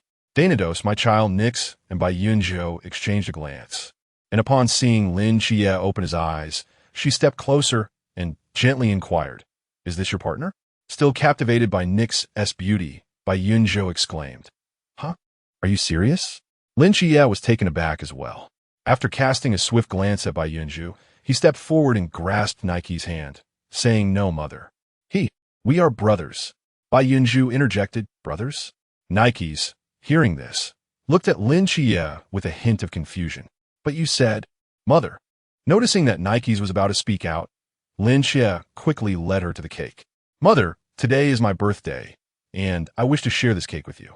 "Is it truly your birthday, Donatus?" "Oh dear, I completely forgot such an important day. I am so sorry." A look of astonishment crossed Nike's face as she gazed at Lin Qiye with sincere regret. Lin Qiye was momentarily taken aback, then smiled gently. "It's quite all right, mother. I'm already very happy that you can celebrate this birthday with me. You are just too understanding." Donatus, Nike sighed, a smile gradually appearing in her eyes as she tenderly caressed Lin Qiye's face, softly saying, "Happy birthday, my child." Chapter 38. Family have a piece of cake, Nyx. "Your Excellency." Bai Yunzhou presented a generous slice of cake to Nyx, choosing a formal address between sister and aunt. Nyx received the cake with a smile and gently caressed Bai Yunzhou's head, saying, "Good child, you may simply call me mother." Bai Yunzhou was momentarily taken aback, instinctively glancing at Lin Qiye. "Is that appropriate?" Lin Qiye was also slightly surprised, but upon meeting Bai Yunzhou's gaze, smiled and nodded encouragingly. Thus, under the encouragement of the two, Bai Yunzhou took Nyx's delicate hand, his eyes gleaming with joy, and exclaimed, "Mother." "Good child," Nyx replied, her expression brightening as she set the cake aside and embraced Bai Yunzhou. The sudden wave of warmth enveloped Bai Yunzhou, leaving him momentarily stunned, and he awkwardly placed his hands around her back. These Westerners are so affectionate, yet it feels rather pleasant. Meanwhile, Lin Qiye observed the embrace between the two, along with Nyx's subtly rising healing aura, a satisfied smile gracing his lips. "You are Bai Yunzhou, are you not? I often hear Donatus speak of you." After a brief embrace, Nyx lifted her head, her slender fingers caressing Bai Yunzhou's face. "Often speak of me?" Bai Yunzhou's curiosity was piqued anew. "What does he say?" Nyx was about to respond when Lin Qiye interrupted. "Mother, this cake is delightful. You should try it." The previously set-aside cake was once again presented before her. Nyx instinctively reached out to accept it, smiling, "Very well." Bai Yunzhou shot Lin Qiye a look of mild discontent, stepping closer to him and playfully pinching his back. "Confess, have you been speaking ill of me?" "Ouch!" Lin Qiye winced, clasping her hand in his. "How could I, my dear brother?" Bai Yunzhou felt an inexplicable shiver at the lowly uttered brother, quickly suppressing his embarrassment with a light cough, withdrawing his hand and retorting softly, "I doubt you would dare." Watching the playful banter between the two, Nyx stifled a chuckle behind her hand. In this joyous and warm atmosphere, the trio gradually finished their cake. "Today is your birthday. Donatus, is there a particular place you wish to visit?" Nyx gently inquired, observing Lin Qiye as he tidied up. "A particular place?" Lin Qiye hesitated, the image of an old residential building flashing in his mind. "Any place?" "Of course, my child," Nyx replied, gazing out at the night sky. "Under this veil of night, I can take you anywhere you wish to go. May I bring Yunzhou with me?" Lin Qiye asked. Nyx smiled tenderly. "That is only natural. You are both my dear children." She then extended her hands, grasping Lin Qiye's and Bai Yunzhou's. "Now, envision the destination you wish to reach, Donatus." "All right." Lin Qiye responded and closed his eyes, mentally sketching the appearance of that small building. Bai Yunzhou felt a brief flash before finding himself standing across from the small home where he had lived for a decade. Subsequently, both individuals on the rooftop experienced an explosive surge of energy, instantly ascending to the pool realm. Bai Yunzhou reveled in the newfound vitality of his spiritual power, reflecting on the efficacy of the spirit-gathering array. Prior to entering the training camp, both had already reached the pinnacle of the Lantern Realm. After months of rigorous training and the refinement of spiritual energy, they had effortlessly broken through to the pool realm upon leaving the oppressive confines of the town Estone. Had they adhered to their original pace, such a breakthrough would not have occurred until the new year. "Qiye, you have also broken through?" "Yes," Lin Qiye exclaimed, elated. He leaped over Sigh and embraced Bai Yunzhou, expressing gratitude. "Thank you, Yunzhou." He was acutely aware that Bai Yunzhou played a significant role in this swift advancement. Now, he possessed an additional measure of strength to protect those he cherished. At that very moment, Yuan Gang, nestled in the instructor's dormitory, was intently examining the revitalization pill when he suddenly jolted, lifting his gaze toward the direction of the new recruit's dormitory. In the old residential district of Sangnan, Yangjin, preparing to retire for the night, was similarly startled, his face a mask of astonishment as he gazed at the rooftop across from him. Xiao Hailai seemed to sense something amiss, barking restlessly. Yang Jin quickly cradled it in his arms, soothingly stroking its head. "Is Gu and Yunzhou go back? But why is there an outsider with them? What's going on?" Wang Feng, who had been drifting into slumber under the covers, was roused by Xiao Hailai's barks. She hastily threw off the blanket and rushed outside.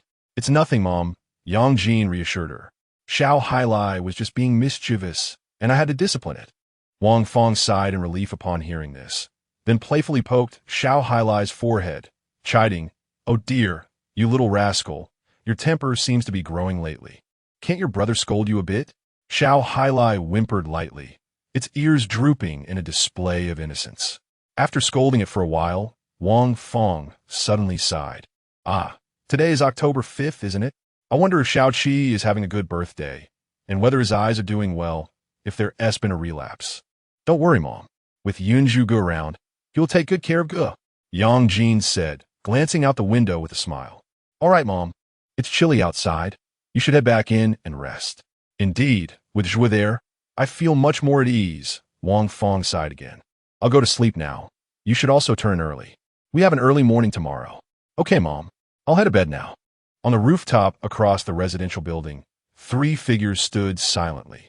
"Your divine realm is truly beautiful, Donatus," Sigh remarked, gazing at the distant human festivities with admiration. "My divine realm?" Lin Qiye furrowed his brow in confusion, shaking his head. "No, this is a city, Sangnan." "Sangnan?" As Bai Yunzhou listened to Nike's words. The hand he held with Lin Qiye instinctively tightened, a detail that Lin Qiye, ever observant, noticed. Turning his gaze towards him, worry flickered in his eyes. "What is it?" Bai Yunzhou quickly reined in his emotions and offered a smile. "It's nothing." Yet, Lin Qiye's brow furrowed even deeper as he regarded him. Nike's then redirected his attention, softly addressing the small figure. "Is that your friend, Donatus?" Lin Qiye, returning to the present, gazed at the distant lights and replied earnestly, "No, he is family." "Family?" Nike's inquired, a hint of confusion crossing his face as he turned to Lin Qiye, his gaze wavering between clarity and chaos for a fleeting moment before it fell to their clasped hands. Suddenly, a gentle smile graced his lips, and his expression softened once more. "And what about your family, Yunzhou?" "They are there," Bai Yunzhou indicated towards the darkened windows on the opposite side of the building. "They should be asleep." A tinge of regret lingered in his heart for not seizing the opportunity to see them.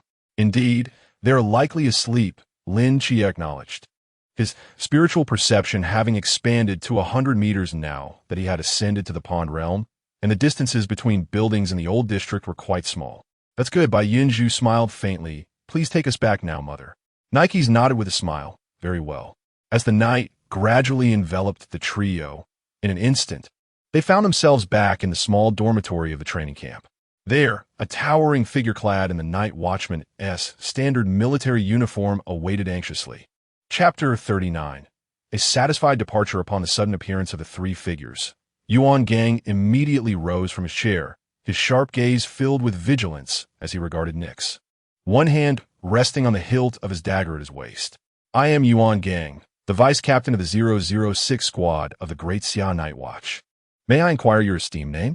In the face of Yuan Gang's hostility, Nix maintained a calm demeanor, subtly exuding an air of superiority.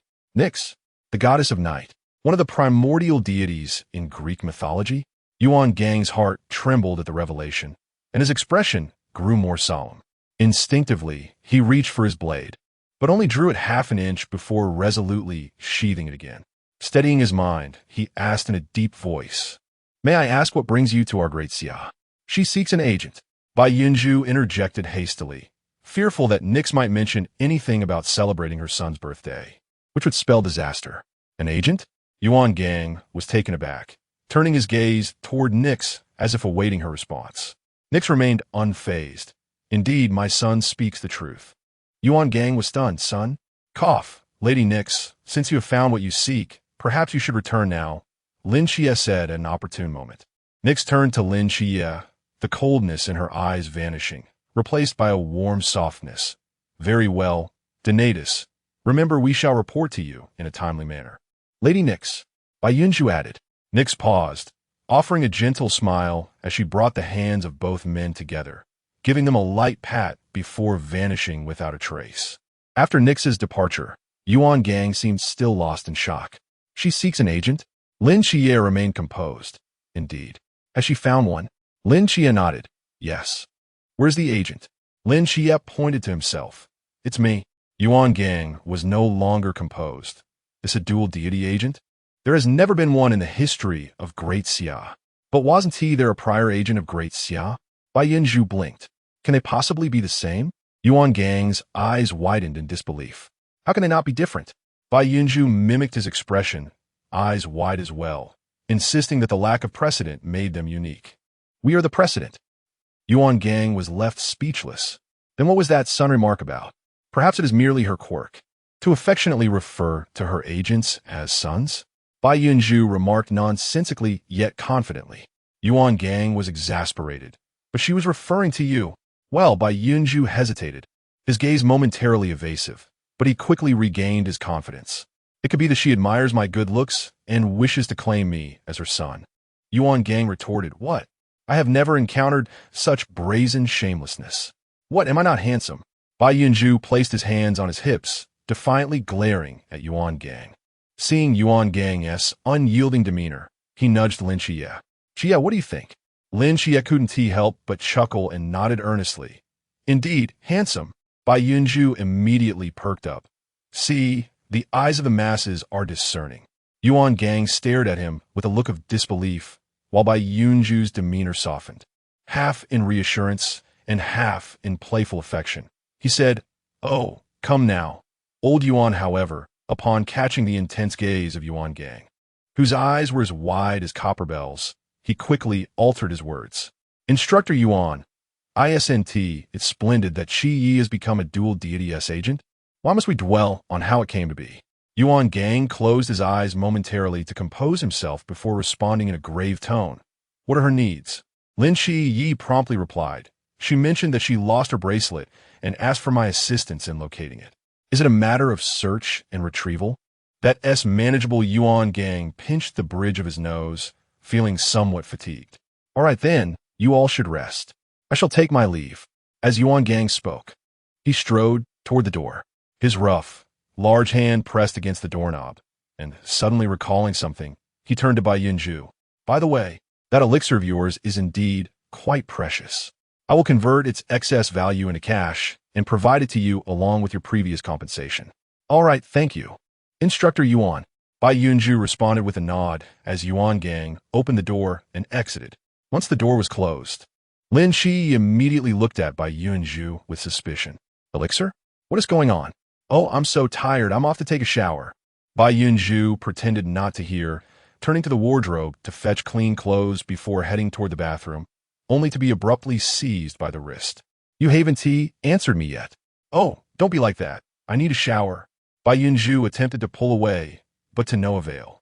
Growing somewhat irritated, he exclaimed, "Are you planning to join me in the shower?" Lin Qiye was taken aback, his grip loosening slightly, allowing Bai Yunzhou to seize the opportunity to escape into the bathroom in a flash. Well, it's not entirely out of the question. Lin Qiye scratched the back of his head, a slight blush creeping onto his ears. That night, after refreshing himself, Lin Qiye settled on his bed and plunged his consciousness into the mental hospital. "Donis, you've arrived." As soon as he saw the figure clad in a white coat, Nix approached him eagerly. Lin Qiye glanced around at the similarly deep night within the hospital and was somewhat surprised. "Mother, why aren't you resting?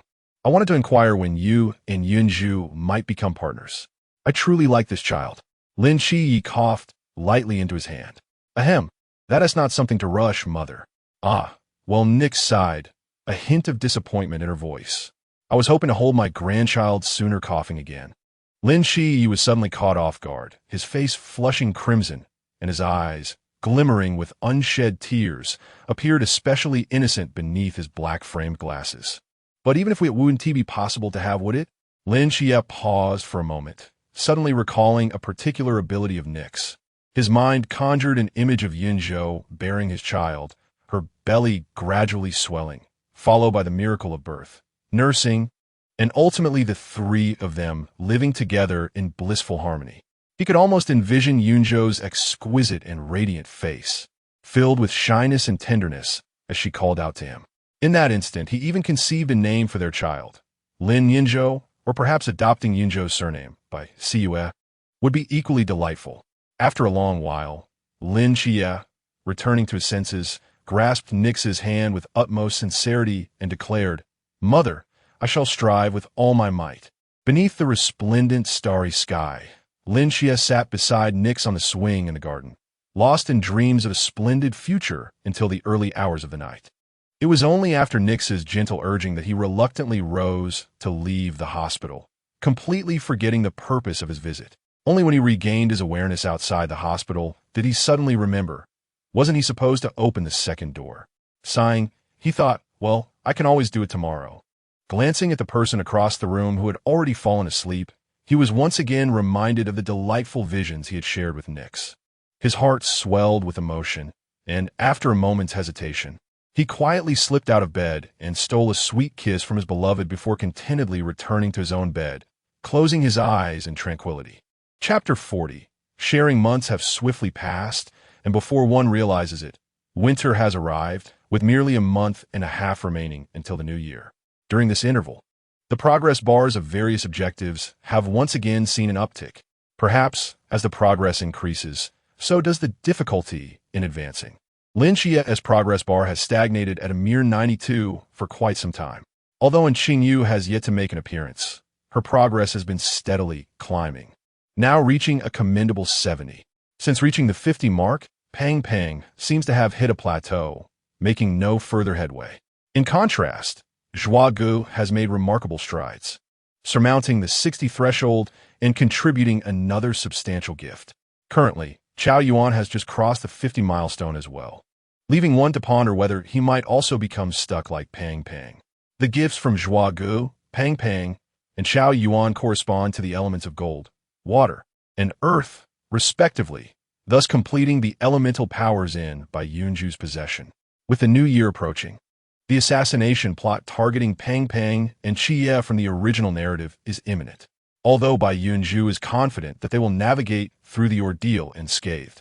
A sense of unease lingers in his heart. After all, considering the absurdity of transmigrating into a book, one cannot help but wonder, what if? Furthermore, there remains a final challenge before the training concludes. He harbors no desire for Zhuagu to repeat past misfortunes, nor for anyone else to find themselves in peril. After much contemplation, Bai Yunzhou ultimately resolved to share the spirit-gathering array with the three, for strength is the undeniable truth. "Hey, Pang Pang, Chao Yuan, Zhuagu, could you come to our dormitory for a moment?" After another day of training, Bai Yunzhou called out to the three, who were dragging their weary bodies back to their dorm. "What's the matter, Yunzhou? Can it wait until tomorrow?" "I'm utterly exhausted," Li Pang Pang yawned. Yet his feet obediently moved toward Bai Yunzhou. "Oh, it's a delightful surprise." Bai Yunzhou flashed a mysterious smile. gesturing to the others as if beckoning patrons to a gathering. Lin Qiye, however, was not easily fooled. He furrowed his brow, sensing that Bai Yunzhou was up to something. I have no objections regarding Bai Pang, but what about the other two? Nonetheless, as it was Bai Yunzhou's affair, he felt no right to interfere with whom he chose to share it with, and could only watch as the trio of sweat-soaked men filed into their modest abode. What is it, Yunzhou? Bai Yunzhou grinned mischievously, teasingly saying, take a moment to breathe in the air of our dorm. Does it feel different to you? Perplexed, the three complied and took deep breaths. Especially refreshing? Shen Qingzhu remarked hesitantly. It feels like spiritual energy, Chao Yuan mused after a moment. I've experienced this sensation with Master Jinshen, but it seems even more potent here. Ah, you have a discerning palate, Brother Chao Yuan, Bai Yunzhou remarked surprised, and patted him on the shoulder in admiration. Bai Pang exclaimed in astonishment. Spiritual energy? Is it like the kind found in fantasy dramas? Does it truly exist in reality? In this world where even divine beings exist, what remains impossible? Bai Yunzhou shrugged and continued. The reason I summoned you here is to share a method that can enhance your strength while alleviating fatigue. He then elaborated on the spirit-gathering array and the technique of channeling qi into the body. This is the truth, and I confide in you out of trust. So I kindly ask that you keep this matter to yourselves. Bai Yunzhou's expression turned unusually serious. Bai Pang immediately patted his chest in assurance. Rest assured, Yunzhou, I would never speak of it. Right, Chao Zhai? Chao Yuan clasped his hands together. Amit Ba, I too will remain tight-lipped. Fear not. I, Shen Qingzhu, am not a traitor. Shen Qingzhu clenched his fists, his face solemn. If anyone dares to leak this, I will ensure they are unrecognizable even to their own mothers. Upon hearing this, Bai Yunzhou looked at Shen Qingzhu with beaming eyes full of trust. I believe you, bro. I am confident that you are a man of your word. Shen Qingzhu, feeling the weight of that unwavering gaze, found his heart inexplicably stirred, and the progress bar above his head silently advanced a notch. Well then, let us begin, Bai Yunzhou declared, retrieving 2 mats from the chairs. He glanced around but could not find a third, so he suggested to Shen Qingzhu, there is no third mat. So how about you sit on my bed? Lin Qiye, feeling a pang of urgency, was about to offer his own bed, only to see Shen Qingzhu sitting cross-legged on the floor instead. What else with the fuss? I'm not delicate. I can sit on the ground just fine. All right, bro truly is unconcerned with trifles. Somehow, it makes him seem even more handsome. Lin Qiye had initially relaxed, but upon witnessing the way Bai Yunzhou's eyes sparkled with admiration for Shen Qingzhu, his brow furrowed once more. After teaching the others how to channel qi into their bodies, Bai Yunzhou went to the dormitory of Bai Pang and Chao Yuan, setting up the array. Bai Pang then expressed his gratitude to Bai Yunzhou with heartfelt emotion before heading off to freshen up. Chao Yuan cast a deep, earnest look at Bai Yunzhou, sincerely thanking him before personally escorting him back to the neighboring dormitory, then returned to his own room. In the dormitory of Lin Qiye and Shen Qingzhu, the freshly washed Shen Qingzhu stood in the center, appearing somewhat awkward. Since there was another person, Deng Wei, in Shen Qingzhu's dormitory, Bai Yunzhou suggested that Shen Qingzhu join them in their room until the array was set up. Given the opportunity to enhance his strength and quickly recover his energy, Shen Qingzhu had no reason to refuse. Thus, while Bai Yunzhou arranged the array in Bai Pang's dormitory, Shen Qingzhu swiftly returned to his own room to freshen up. Before leaving, he glanced at Deng Wei and patiently explained, I'm off to meet Bai Yunzhou and the others. I may be late, so please rest early. With that, he disregarded Deng Wei's astonished gaze and confidently departed. To my astonishment, isn't Shen always disdainful of visiting others? Deng Wei sat on the edge of the bed, gazing at the firmly shut dormitory door, murmuring in a state of uncertainty. Moreover, hadn't he just returned? How could he have taken a shower and left again? However, Shen has always had his own considerations. It appears there must be something of significance at hand. Surely he hasn't been entranced by that little vixen. Meanwhile, the vixen herself returned to the dormitory, only to find Shen Qingzhu clad in a casually draped military coat, standing in the center of the room, exchanging glances with Lin Qiye. Yunzhou, are you truly going to allow him to reside in our dormitory? Lin Qiye's voice suddenly resonated within Bai Yunzhou's heart, inexplicably tinged with a sense of melancholy. What difference does it make? We are all men, after all, and it's not as if he'll be living here daily.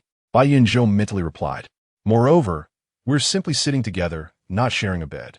Observing Bai Yunzhou's nonchalant demeanor, Lin Qiye felt an overwhelming sense of frustration. How could there be someone more oblivious than myself? I believe he ought to bear the surname Lin instead. No, it should be Sun Two Woods combined. Chapter 41. A sinister plot. Shun Qingzhu stood aside, observing the shifting expressions on the faces of the two individuals, and with a sense of understanding, she suggested, well, perhaps I should just sit on the floor? Upon noticing this, Bai Yunzhou promptly intervened, snatching the cushion from Shun Qingzhu's grasp and casually tossing it onto the chair. No, bro. Since you've come, how could I possibly let you sleep on the floor? That would be terribly uncouth. He chuckled merrily while nudging Shun Qingzhu toward his own bed. Come now, you can sleep on my bed. What about you? Shun Qingzhu seemed reluctantly compelled to sit upon Bai Yunzhou's bed, raising her gaze to inquire of its owner, her eyes sparkling with anticipation. As for me, Bai Yunzhou hesitated momentarily, glancing back at Lin Qiye, who wore a look of melancholy. Oh, I'll just sleep over at Qiye's place. Wouldn't that be too much trouble for you? Shun Qingzhu's expression dimmed at his words. Not at all. Qiye and I are quite close. Besides, it's merely sitting. There will be ample space. Bai Yunzhou waved his hand dismissively, turning to Lin Qiye. Right, Qiye? Lin Qiye's expression softened slightly as he nodded in agreement. Yes. Very well then. With the sleeping arrangements settled, Bai Yunzhou finally found time to wash up. Lin Qiye rummaged through his wardrobe, producing a set of simple yet conservatively thick pajamas, which he handed to Bai Yunzhou. It's a bit chilly today. Wear this. Is there really any? Bai Yunzhou held the pajamas in confusion, but fell silent when he met Lin Qiye's unyielding gaze. All right, it does seem a bit cool, Bai Yunzhou murmured, quietly clutching the change of clothes as he entered the bathroom. Sitting on Bai Yunzhou's bed, Shun Qingzhu observed Lin Qiye's every movement with a cold gaze. Feeling inexplicably annoyed as she let out a soft scoff, slowly closing her eyes to practice the mental technique Bai Yunzhou had previously taught her. In just a moment, a faint aura began to gather around her. After completing his washing up, Bai Yunzhou, clad in long sleeves and trousers, stealthily climbed onto Lin Qiye's bed, positioning himself properly beside him. Just as he prepared to enter meditation, he suddenly sensed warmth encroaching on his side. Opening his eyes, he discovered Lin Qiye leaning in, his hands reaching for Bai Yunzhou's collar. What's the matter? Bai Yunzhou did not shy away, merely questioning in confusion. Your button is undone. Lin Qiye, with focused hands, meticulously fastened the top button of Bai Yunzhou's open collar, starting from his chest. I feel like this is a bit stifling. Bai Yunzhou tugged at his collar, feeling somewhat uncomfortable. Seeing his evident discomfort, Lin Qiye sighed softly and unfastened the last button. How about now? Bai Yunzhou moved his neck a bit and nodded. Yes, this is much better. Sensing that the warmth had not withdrawn, Bai Yunzhou looked at Lin Qiye in puzzlement. With the faint moonlight casting a gentle glow, he could only vaguely discern a silhouette, yet he felt the gaze of the other fixed upon him. Qiye, what are you looking at? Upon hearing the question, Lin Qiye stirred slightly from his reverie. His hand involuntarily rose, brushing against Bai Yunzhou's soft, delicate cheek, his thumb gently gliding across the tender curve of his lips. This ambiguous gesture sent a shiver down Bai Yunzhou's spine. Just as he was about to push away the shadow, that hand had already retracted. Then, Lin Qiye's voice emerged. Low and hoarse. You had something on your lips just now. Perhaps I didn't rinse thoroughly while brushing my teeth. At this, Bai Yunzhou unexpectedly exhaled in relief, having almost thought Lin Qiye harbored ulterior motives towards him. He shook his head, desperately attempting to dispel the chaotic thoughts swirling in his mind, chastising himself inwardly. What nonsense!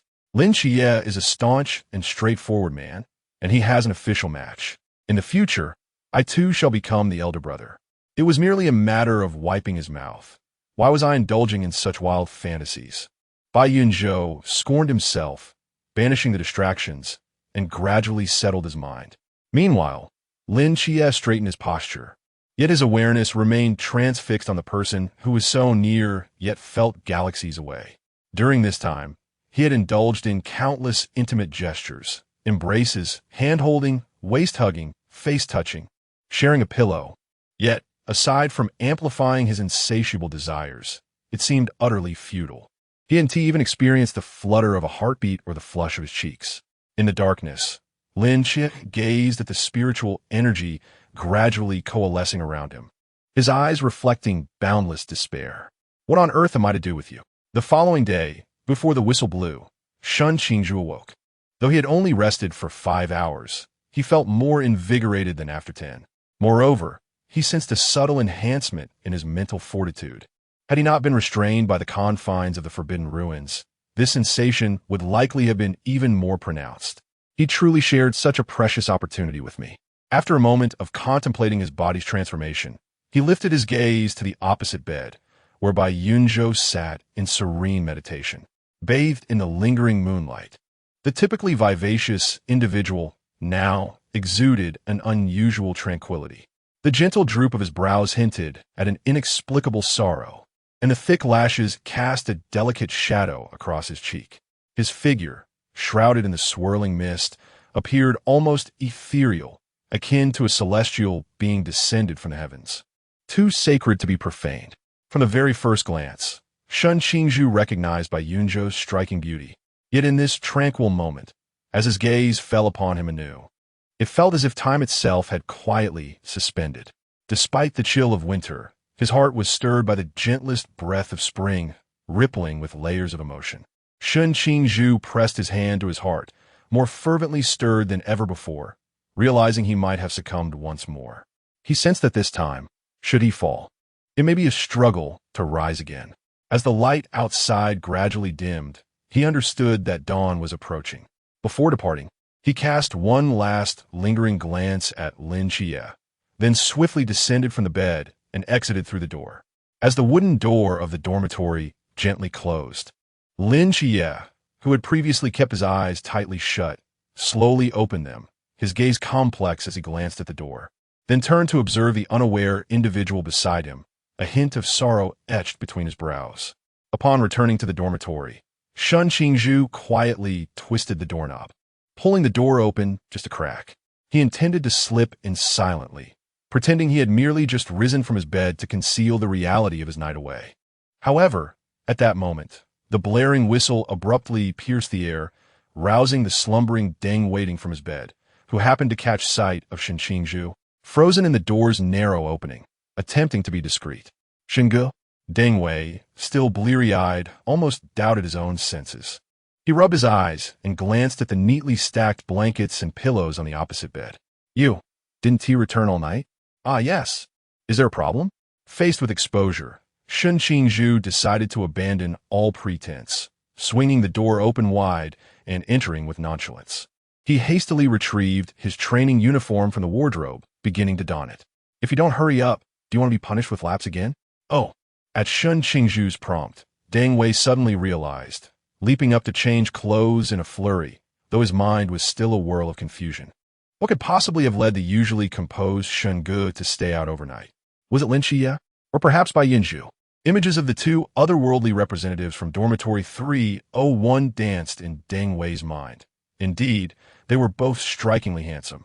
Yet, for reasons he could not quite fathom, Deng Wei found himself inexplicably drawn to the more dazzling Bai Yunzhou, whose slightly upturned eyes always smiled like crescent moons, exuding an enchanting vitality.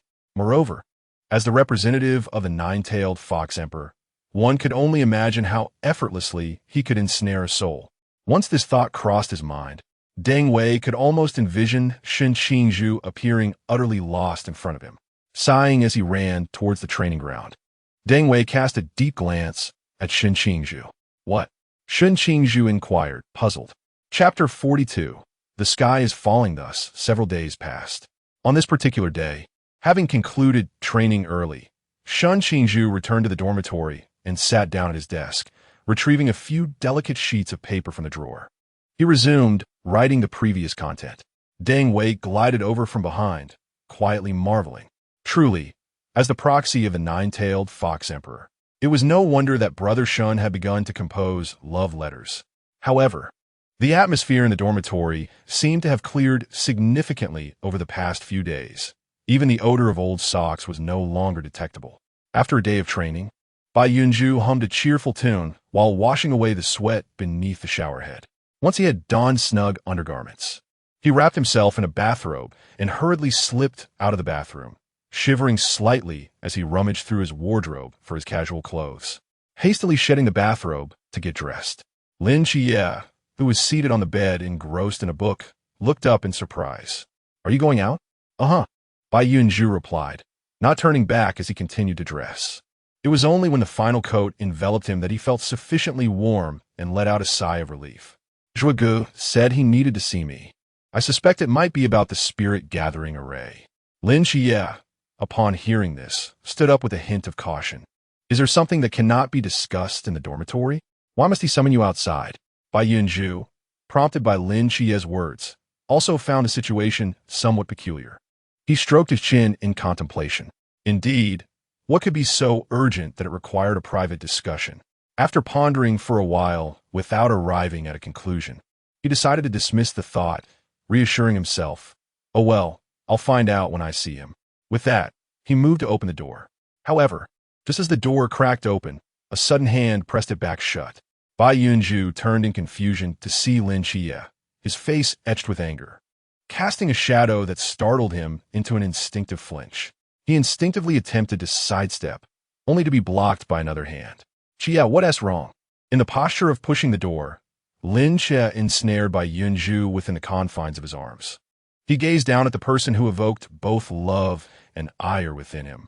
The white turtleneck sweater accentuated Bai Yunzhou's softness, rendering his red lips all the more alluring. As he listened to the words that flowed from those enticing lips, Lin Qiye, in a fit of rage, ironically smiled. He leaned slightly, achieving eye level with Bai Yunzhou, drawing closer as he fixed his gaze upon the fox-like eyes that widened at his proximity. Suddenly, he exhaled a long, sorrowful sigh, his expression a blend of melancholy and resolve. "Yunzhou, why can't you understand?" With that, he leaned in and kissed those lips that had lingered in his dreams countless times. Now that the dream had materialized, Lin Qiye's heart was fraught with anxiety. He did not wish to declare his feelings so hastily and abruptly, yet the fear of letting Bai Yunzhou slip away without seizing this opportunity overwhelmed him. He brushed his lips against Bai Yunzhou's, and upon discovering that he did not resist, he felt emboldened and launched into a more fervent embrace. As Bai Yunzhou stood frozen in place at the moment Lin Qiye's lips met his astonishment left his mouth slightly agape, inadvertently facilitating the intruder's advances. The sky had fallen for Bai Yunzhou. How could Qiye truly harbor such ulterior motives toward him? How had events spiraled to this point? Were we not brothers? The sudden shock and flurry of questions left Bai Yunzhou utterly disoriented. Who am I? Where am I? How did this happen? His back pressed firmly against the door. Memories of past moments with Lin Qiye flashed through his mind like a rapid slideshow. When did this all begin? It was only when a hand, cool and calloused, slipped beneath his garment and settled on his waist, ascending along his side, that Bai Yunzhou snapped back to reality. He forcefully pushed away the person restraining him, causing Lin Qiye, who was becoming emboldened, to stumble back before regaining his balance. "Yunzhou!" Lin Qiye gazed at Bai Yunzhou's terrified expression. A surge of fear surged within him. He stepped forward, attempting to reach out, but was met with a sharp rebuke. "Don't come any closer," Bai Yunzhou shouted, unable to contain his panic. Upon seeing the hurt in Lin Qiye's eyes, an overwhelming sense of helplessness washed over him, a feeling of being unable to strike or scold. Panting heavily, with a trace of shimmering moisture on his lips, he wiped them and steadied his breath before solemnly uttering, "I'm sorry. I think I need some time alone." He then turned and swiftly exited through the door. As the door gently closed behind him, Lin Qiye was engulfed by a whirlwind of emotions. The good news: he had confessed, had kissed him, and had not been outright rejected. The bad news: he had been pushed away, rebuked, and now he was gone. Lin Qiye sat despondently at the edge of the bed. The image of Bai Yunzhou's apologetic eyes after his outburst lingering in his mind, igniting a glimmer of hope within him. He still cared about my feelings. Could it possibly mean that there was still a chance? After leaving the dormitory, Bai Yunzhou replayed the earlier scene in his mind, his fingers unconsciously pressing against his lips, still in disbelief that Lin Qiye had kissed him. It felt akin to nurturing a child through hardship only for them to suddenly harbor inappropriate feelings toward you. Truly terrifying. Was it not? When had he developed such thoughts? Was it during that incident in the agency's basement? Or was it when he requested to sleep beside me? As Bai Yunzhou bit his knuckles, striving to recall pivotal moments, he walked down the corridor in a daze, wholly unaware of the figure ahead. Just as he was about to collide with the person, a slender hand with defined knuckles pressed against his shoulder. "What are you thinking?" So lost in thought, a deep yet magnetic voice resonated. Instinctively, Bai Yunzhou looked up and found himself gazing into a pair of profound and gentle eyes. "Zhuge." Bai Yunzhou's mind was muddled. "What are you doing here?" Upon hearing this, Shen Qingzhu couldn't help but let out a scornful laugh. "Was it not I who summoned you to discuss matters? Pray tell, is there another who has summoned you?" "Ah, indeed." It was only after Shen Qingzhu's pointed retort that Bai Yunzhou suddenly recalled the reason for donning this attire. "My apologies. I was lost in my thoughts and momentarily failed to respond." Out of courtesy, Bai Yunzhou managed a somewhat forced smile and inquired, "So, what is it you wish to discuss?" Strangely enough, upon being questioned, Shen Qingzhu appeared somewhat bashful. He scratched the back of his head, casting a glance around the vicinity, observing the dormitory doors from which someone might emerge at any moment, and hesitantly suggested, "Might we converse on the rooftop?" Chapter 43. The sky has collapsed again. Upon reaching the rooftop, Bai Yunzhou tucked his hands into the pockets of his coat, inhaling the crisp, cool air. He strolled to the edge of the railing, gazing at the dim yellow glow of the streetlights below and the distant twinkling lights of Songnan City. Instantly, he felt a clarity of mind wash over him, and much of the heaviness in his heart dissipated. "What do you wish to say?" "You may speak now," he said, turning to face the tall, handsome youth behind him. A relaxed smile graced his lips. Shen Qingzhu lingered at the entrance of the rooftop, watching him for a considerable time before he slowly approached. The young man wore a military green overcoat, paired with a white turtleneck sweater and casual trousers. Standing at the edge of the rooftop, the night breeze gently tousled his inky hair, and beneath his thick, slightly curled eyelashes, his clear, bright eyes sparkled like stars. The slight upward tilt of his eyes added a touch of allure to their clarity. His nose, sculpted like jade, was elegantly defined, and his lips, soft as flower petals, curved into a subtle smile, exuding an almost magnetic charm that beckoned one closer. Jade-like stones accumulate, and pines stand like emeralds, unmatched in beauty. He is one of a kind. For some inexplicable reason, these lines suddenly surfaced in Shen Qingzhu's mind. He stepped forward, pausing before Bai Yunzhou, lowering his gaze to meet those captivating eyes.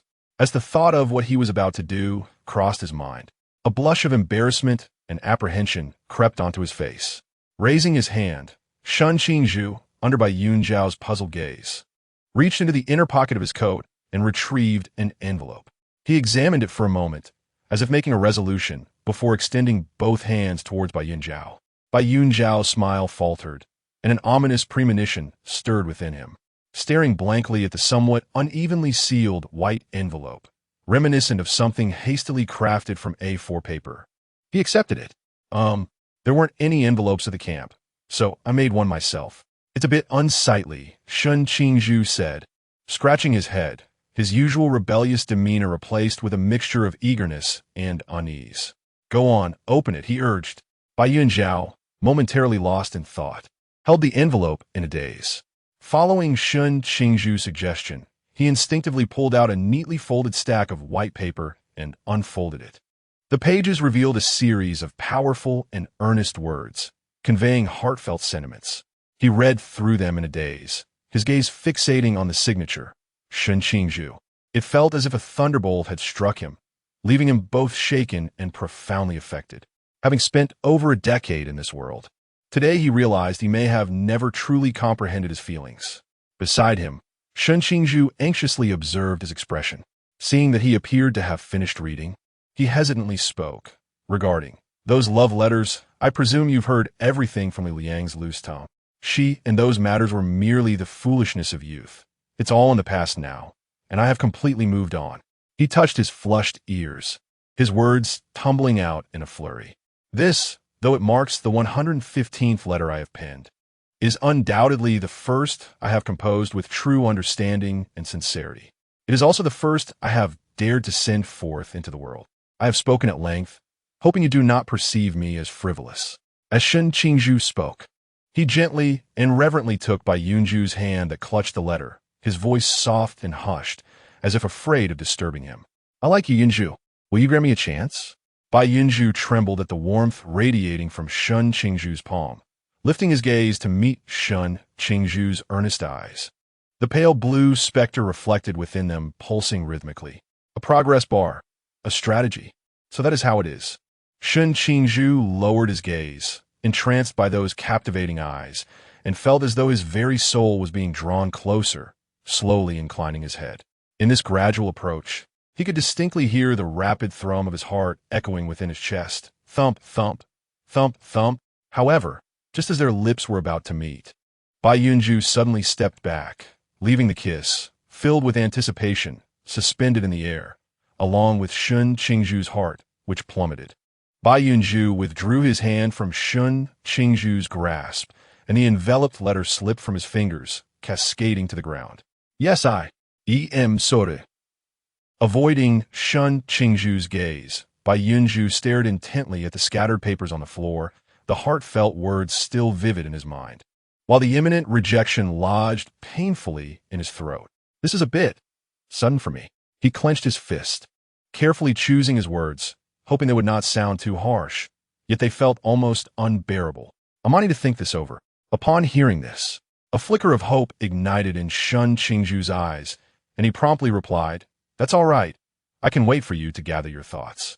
Yet he also cautioned, "Do not hold on to too much hope." Feeling the urgency in Bai Yunzhou's tone, he hastily added, for this was merely a temporary measure. The succession of events had clouded his judgment, and he truly required time to sort through his feelings. The greater the hope, the deeper the disappointment.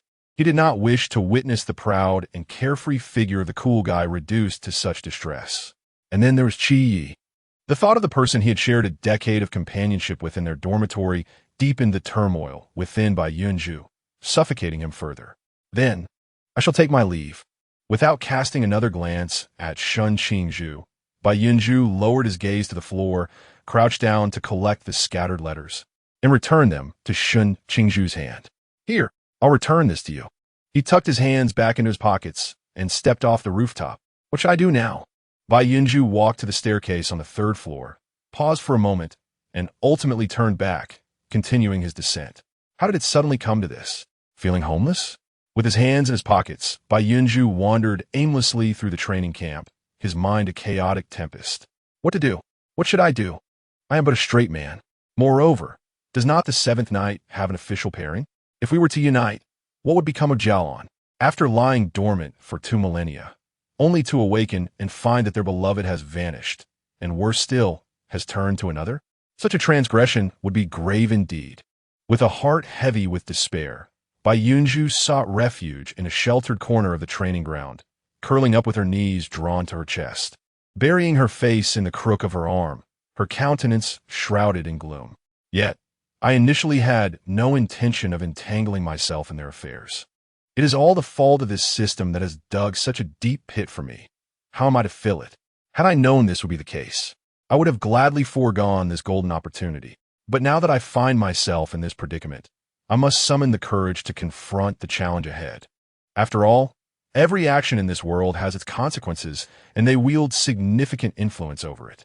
Should I fail to manage this situation properly, the repercussions may extend far beyond mere emotional entanglements. Furthermore, they have transcended the realm of mere characters on a page, becoming something much more complex to me.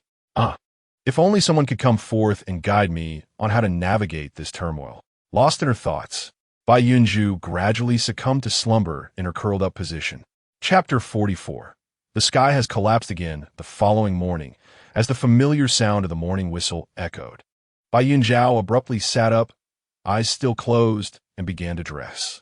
Upon reaching for his neatly folded clothes, clarity suddenly washed over him. Wait, did I not fall asleep on the training ground last night? With this thought, he opened his eyes, revealing the familiar layout of the dormitory. Instinctively, he glanced at the opposite bed, only to discover that the bedding had been neatly arranged and its occupant was no longer present. In an instant, Bai Yunzhou comprehended how he had returned. He looked down at himself, clad in the thermal where he had put on after a shower the previous day. After a moment of silence, he resumed dressing. Upon arriving at the training ground, he found that most of the new recruits had already gathered. He noted Lin Qiye, Pang Pang, and Xiao Yuan standing at the front of the line, and then glanced at Qingzhu and his followers at the back. Quietly, he made his way to the center of the formation, squeezing in.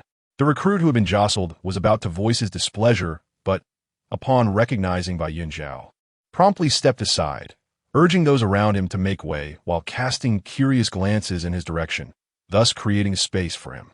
Naturally, Qingzhu had spotted Bai Yunzhou the moment he arrived at the training ground. Noticing that he did not stand next to Lin Qiye, as usual, he furrowed his brow in confusion. Instructor Hong, observing the scene from the platform, was equally surprised. Had these brats quarreled? That shouldn't be the case. Weren't they quite amicable just yesterday? Standing at the front alongside Lin Qiye, the oblivious Pang Pang was scanning the surroundings in perplexity. Everyone is almost here. Yet why hasn't Yunzhou arrived? Lin Qiye, with downcast eyes, discerned his demeanor. He is here. Pang Pang, astonished, responded, "Ah? Then why hasn't he come to find us?" After a moment of observing Lin Qiye's silence, he hesitantly inquired, "Did you have a quarrel?" Lin Qiye opened his mouth, but the image of Bai Yunzhou curled up in a corner of the training ground, looking particularly forlorn, surfaced in his mind. Ultimately, he closed his mouth weakly, his expression tinged with a hint of melancholy. Sighing heavily, Pang Pang decided to fall silent. Xiao Yuan turned around, still unable to spot the familiar figure among the crowd, and sighed as well. After the morning training, Bai Yunzhou found himself alone in a corner of the cafeteria, seated with a tray in hand. "May I sit here?"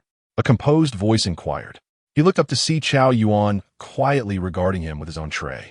Recalling that his progress bar was still at 50, Bai Yunzhou hesitated. At that moment, a plump figure hurriedly approached, colliding with Xiao Yuan and placing a tray directly opposite Bai Yunzhou. "Xiao, you move aside." Xiao Yuan was caught off guard by the sudden impact, nearly spilling the soy milk in his tray. He furrowed his brow in mild dissatisfaction as he cast a glance at the plump figure nearby. Observing that Bai Yunzhou had no intention of refusing, he silently moved away to sit beside Lin Qiye, both of them intently fixated on the happenings in the corner. Simultaneously, Qingzhu, leading a group of subordinates, casually settled in a position that afforded an optimal view, munching on steam buns while stealing glances towards Bai Yunzhou. The savory aroma of the buns wafted through the air, yet he found the taste utterly bland. It appeared someone had acted before him yesterday. No wonder he had seemed so disheartened when they crossed paths in the corridor. Qingzhu glanced at a certain individual seated not far away, who was similarly fixated on the same direction, lost in thought. However, it seemed that Yunzhou had not acquiesced to either side, which meant there might still be a glimmer of hope for him. Placing a hand over his heart, he pressed against the letter penned with genuine emotion through his clothing, his gaze resolute. Meanwhile, Bai Yunzhou sat across from Bai Pang Pang, both silently consuming their meals. Eventually, unable to endure the oppressive atmosphere any longer, Bai Pang Pang broke the silence. "What exactly is going on between you and Qiye? Did you have a fight?" Bai Yunzhou paused, memories of last night's fervent kiss flooding his mind. He instinctively bit his lip and lowered his head, his voice barely above a whisper. "Well, it's not exactly that." "Huh? What did you say? I didn't catch that." As he poked at the bun in his bowl, Bai Yunzhou pondered for a moment before tentatively asking, "Pang Pang, do you like me?" Without a moment's hesitation, Bai Pang Pang replied, "Of course." Bai Yunzhou hesitated, then continued, "What kind of liking do you mean?" "Well, the kind that good brothers share, of course." Bai Pang Pang spoke candidly, but after a moment, as if the realization struck him, he suddenly gasped, clutching his chest and recoiling. Wait, you don't have a crush on me, do you?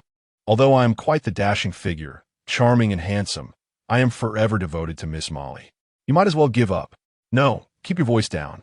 This is so embarrassing. Bai Yunzhou waved his hands, acutely aware of the gazes directed their way, wishing he could vanish into the ground. Subsequently, he shielded his face like an ostrich, gritting his teeth as he declared, "Rest assured, you're not my type. I would never look at you." Oh! Bai Pang exhaled in relief, returning to his bun. Then who is your type? Bai Yunzhou choked momentarily, his mind involuntarily conjuring images of certain individuals. And he quickly shook his head, replying in a low voice, "I currently have no type." Seeing that no one was paying attention to them anymore, Bai Yunzhou set down his cup and began sipping milk. Judging by Pong Pong's reaction, this 50 truly marked a pivotal moment, which implied. Bai Yunzhou hastily summoned the system panel, his expression falling. Alas, the little fish has once again soared to 72. What are we to do? Bai Pang finished the last morsel of his bun, smacking his lips with lingering satisfaction as he cast a longing glance at the battered bun in Bai Yunzhou's bowl. Noticing his gaze, Bai Yunzhou hesitated, pausing his chopsticks. If you don't mind. Before he could finish, the bun was already clamped between Bai Pang's teeth. With a resigned sigh, Bai Yunzhou resumed, sipping his milk in small, measured sips. Once Bai Pang had devoured the bun, he contentedly patted his belly, a sudden spark of realization illuminating his mind. Wait, earlier, I inquired about any quarrels between you and Qiye, yet you posed an entirely different question. This implies, Bai Pang exclaimed, abruptly slapping his thigh and bursting out. Is it that you harbor feelings for Qiye and return down? Chapter 45. The day the sky fell on this day. The cafeteria fell silent at the sound of Bai Pang's loud shout. The atmosphere was so still that one could hear a pin drop, with various items clattering to the ground, perhaps accompanied by the sound of someone's chopsticks snapping. Suddenly, with a cough, Bai Yunzhou inadvertently sprayed Bai Pang's face.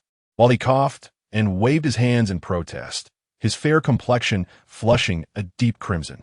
Unfazed, Bai Pang wiped his face and lowered his voice slightly. Though not by much, isn't it? So, it's the other way around. Qiye confessed to you and got rejected? Shut up, Bai Yunzhou growled, a mix of embarrassment and anger surging through him. He abruptly stood up, flinging his plate towards the collection area before striding out, only to be blocked in his path.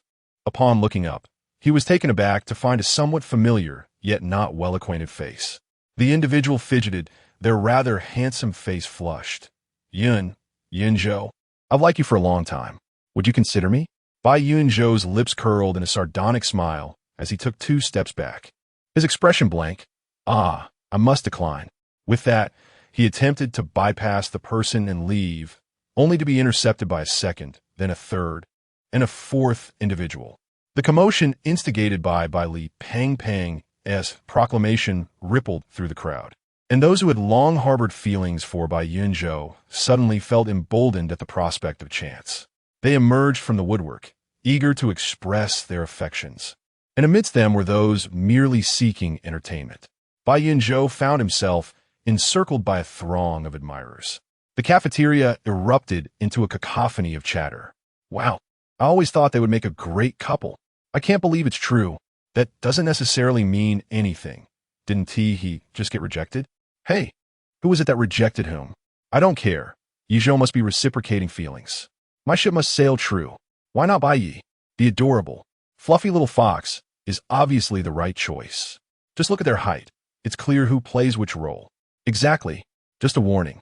Though, Yizhou is not to be trifled with. My goodness, Li Bo is quite bold, going straight for a confession like that. I never expected him to have the guts. Isn't Zheng Zheyu from your dorm the same? Look at him. TSK. If he can do it, so can I. I never knew Bai Yunzhou was so popular. Actually, I quite like him too. Should I also? You?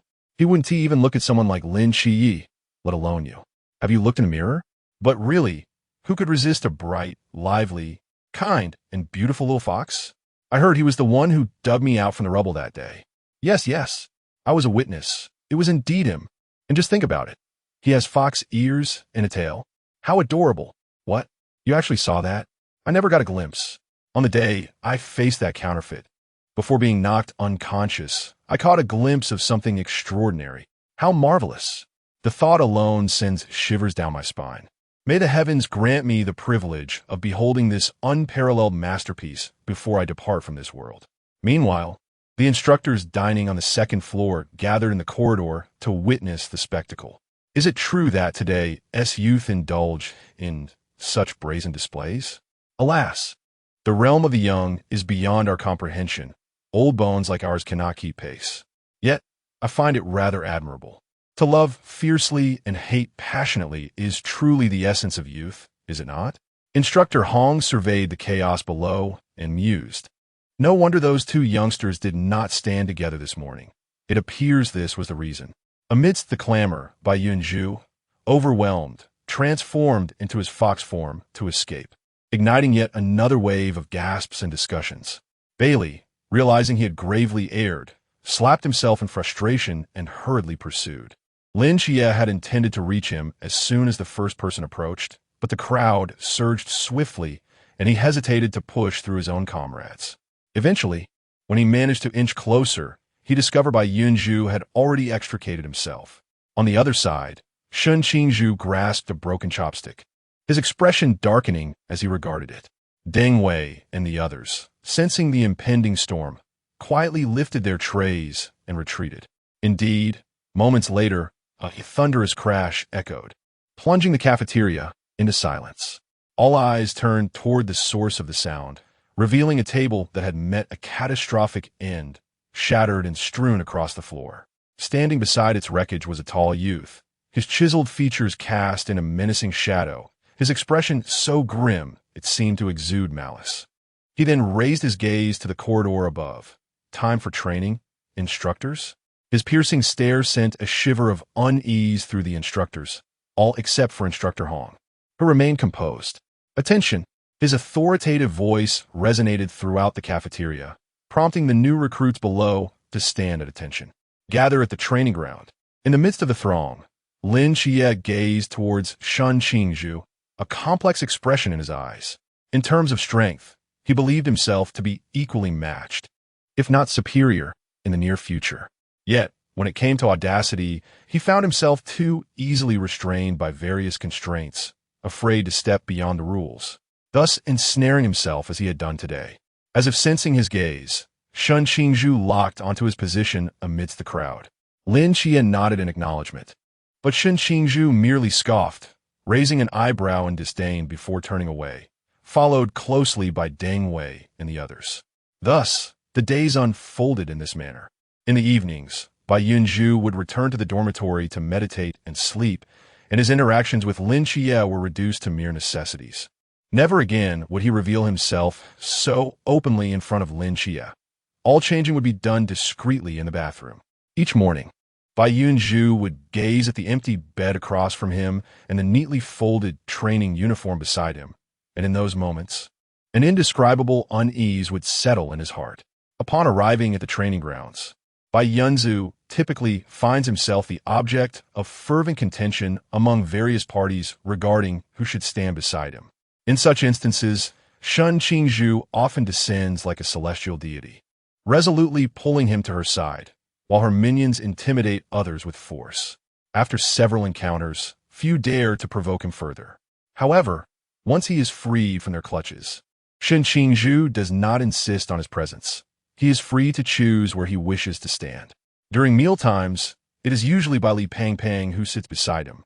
Since the incident that day, Bai Li Pangpang has sincerely apologized, displaying a newfound humility and speaking softly to avoid further embarrassment for Bai Yunzhou. As for Chao Yuan, he remains uncertain about what role he can play. He lacks the closeness of Lin Qiye, the assertiveness of Shun Qingzhu, and the charm of Bai Li Pangpang. Thus, all he can do is observe, much like a bystander in this realm. Regarding Bai Yunzhou, Chao Yuan finds himself perplexed about his own feelings. Beyond admiration and gratitude, there exists an inexplicable sense of familiarity.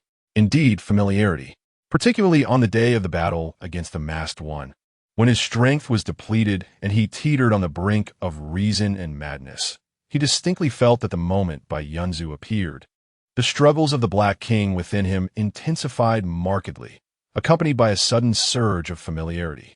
Yet why is that? Did not the great master Jinch speak of Lin Qiye as his destined counterpart? Or perhaps this is merely the Black King's emotions influencing him. Chapter 46. Molly mends the sky thus, in a haze of ambiguity. Half a month slipped by. On this particular day during lunch, Bai Li, usually jovial and plump, unexpectedly did not appear. Instead, a striking red-haired beauty, with flowing locks and a captivating figure, took his place. Molly? Bai Yunzhou gazed at the enchanting figure seated across from him in astonishment. How did you? Have you perhaps taken a wrong seat? Molly gracefully gathered her long hair, securing it with a band around her wrist before she spoke with poise. No, I have come to seek you out. Bai Yunzhou, taken aback, replied. Seek me? Well, let me be quite frank. Molly leaned forward slightly, lowering her voice. I heard someone has confessed their feelings for you. Bai Yunzhou almost choked. Indeed, that was rather direct. Fortunately, this time he had the foresight not to sip water or eat anything. He felt no burden concerning those rough men, but offending a girl would indeed be a grave mistake. Yes, yes. You saw it that day in the cafeteria, didn't you? Bai Yunzhou lowered his head, poking at the rice in his bowl. You know I'm not referring to those individuals. Molly gazed intently at Bai Yunzhou. If you're concerned about this getting out, rest assured I, Molly, am not one to gossip. I would never reveal your matters. Moreover, you wouldn't want to create a rift with him, would you? Bai Yunzhou pondered deeply. His head bowed, nearly mashing the rice in his bowl, before he sighed and slowly spoke. Yes, it was quite sudden. And how do you feel about him? He has always been like a brother to me, having grown up together. Then do you resent his closeness? What? Did he even tell you that?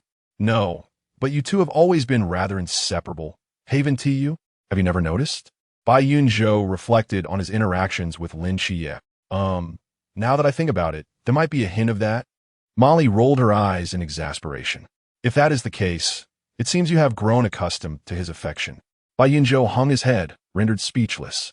Oh, the implication of your earlier words. Have you two engaged in more intimate actions?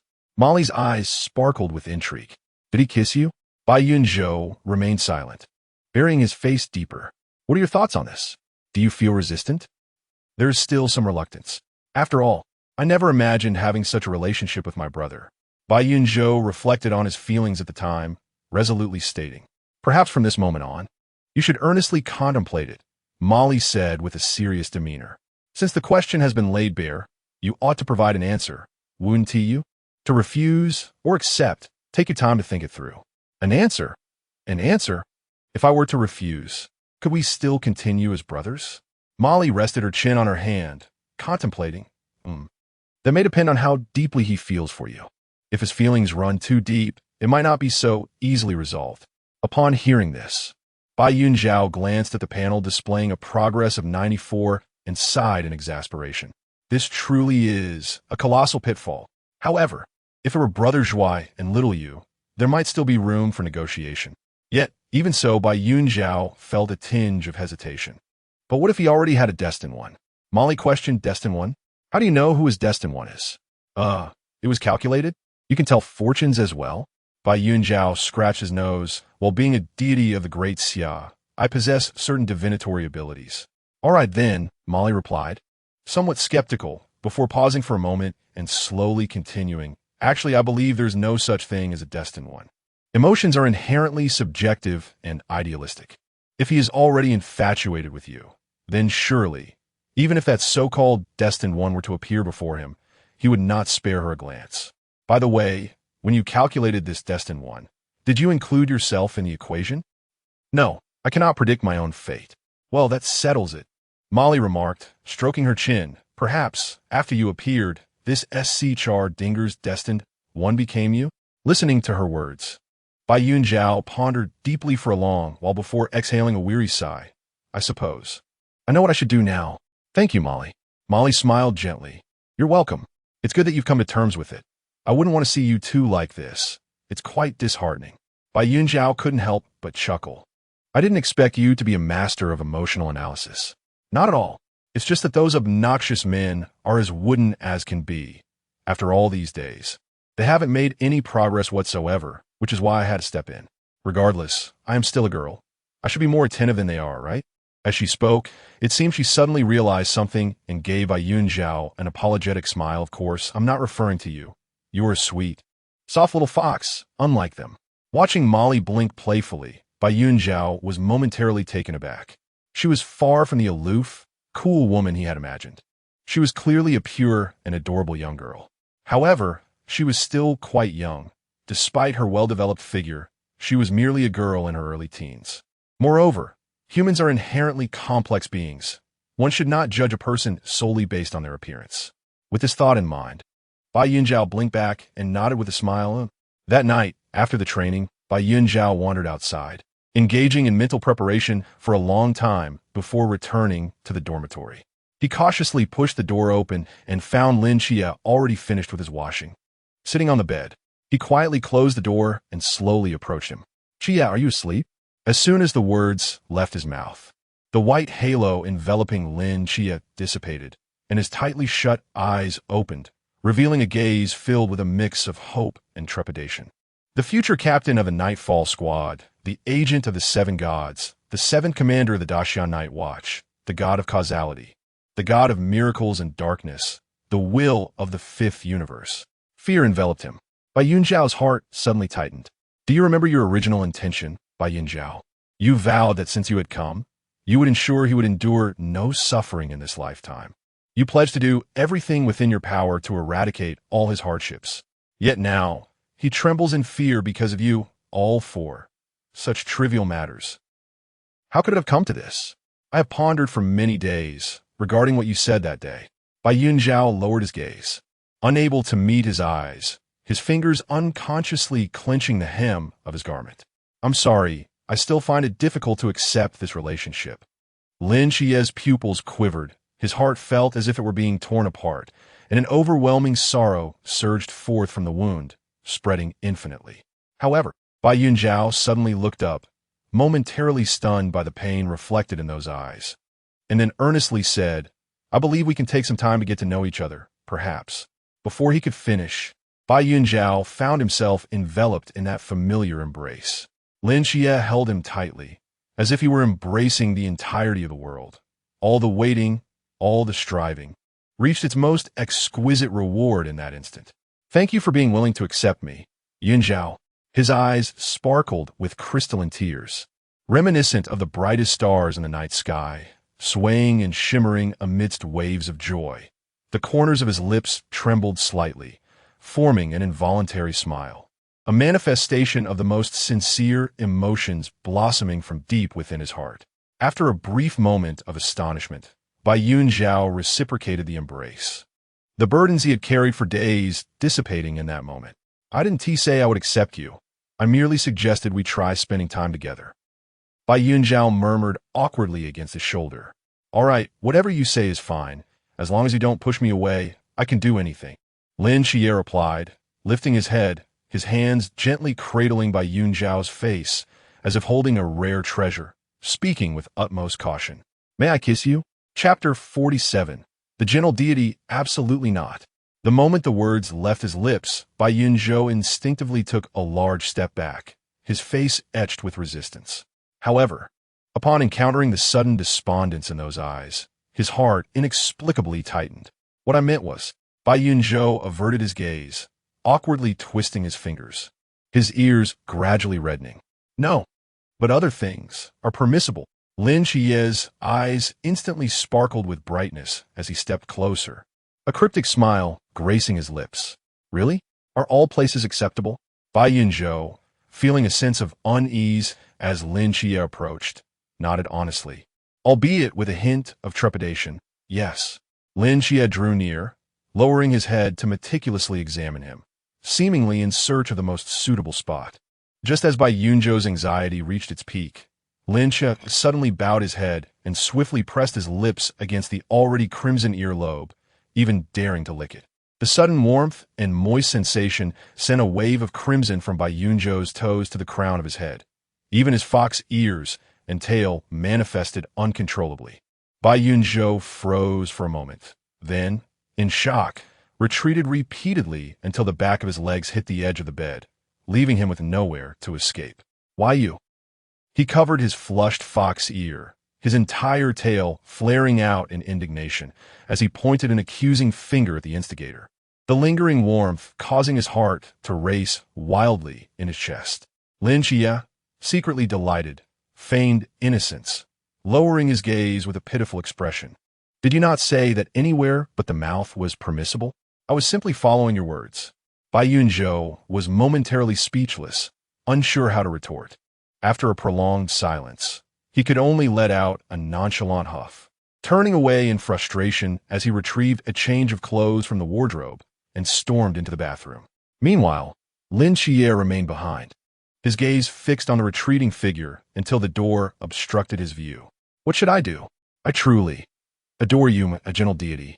The next day, Bai Yunzhou awoke to the sharp sound of a whistle, discovering that the person across from him was already dressed, quietly leaning against the back of a chair at the desk, watching him intently.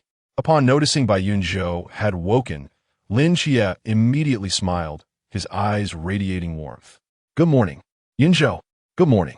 Bai Yunzhou felt his face flush under that gaze, hastily responding before swiftly climbing out of bed. As he turned his back to change, he suddenly remembered the gaze still fixed upon him. Alarm bells rang in his mind, prompting him to grasp his training uniform and rush into the bathroom. A moment later, as they made their way to the training ground, Lin Qiye jogged alongside Bai Yunzhou and quietly remarked, Yunzhou, you need not be so distant. Bai Yunzhou looked at him in confusion. What do you mean? Lin Qiye smirked, a glimmer of mischief in his eyes. I believe you are aware of my mortal realm of divine spirits. Thus, as long as I desire, I can truly perceive everything. Bai Yunzhou was momentarily taken aback, and after a brief pause, the realization of Lin Qiye's words struck her, causing her face to flush crimson in a mix of embarrassment and anger. She swiftly delivered a slap to Lin Qiye's back, reproaching him, rogue. Attempting to step away and retreat to the back, she was abruptly seized by her wrist. That hand then traversed her arm to her palm, intertwining their fingers forcefully, anchoring her firmly beside him, rendering her immobile. Seeing that escape was futile, Bai Yunzhou resigned herself to the situation. Hey, I'm not running away anymore. You can let go now. Observing the newly arriving recruits and the occasional curious glances cast their way, Bai Yunzhou voiced her discontent with a hint of resignation. Lin Qiye raised an eyebrow. What did you call me? Bai Yunzhou gritted her teeth. Qiye. At last, Lin Qiye's expression softened into a satisfied smile as he released her hand. Hey, Qiye, Yunzhou, have you two finally reconciled? At that moment, Bailey Pang Pang and Chao Yuan arrived, standing beside them. Witnessing Bai Yunzhou return to Lin Qiye's side filled them both with genuine joy. Indeed, all thanks to Molly, Lin Qiye remarked with a smile, glancing towards Molly's direction. Molly seemed to be observing them as well. Upon noticing his gaze, she immediately smiled and made a gesture of encouragement. Bailey Pang Pang also turned to look at Molly, prompting her to swiftly retract her smile and roll her eyes with a hint of pride. Unfazed, Bailey Pang Pang mused internally, wow, even when rolling her eyes, the goddess is stunning. Meanwhile, Shun Qingzhu, positioned at the rear of the group, absorbed the scene before him, feeling an oppressive weight settle in his chest, as if he had received an ominous portent. Has he chosen her? What about me? Am I, Shun Qingzhu, destined to be a solitary star, condemned to a lifetime of singleness? He touched the thin layer of paper over his heart, his chest rising and falling with intensity. Xingge, are you all right? Deng Wei asked with concern in his eyes. The three who had accompanied Shun Qingzhu to the training ground had naturally witnessed the unfolding drama. Xingge, there are plenty of fish in the sea. If this one doesn't work out, we can always find another, one suggested. Indeed, Xingge, while the little fox is delightful, the competition is simply too fierce. Just her presence is enough to attract a swarm of admirers.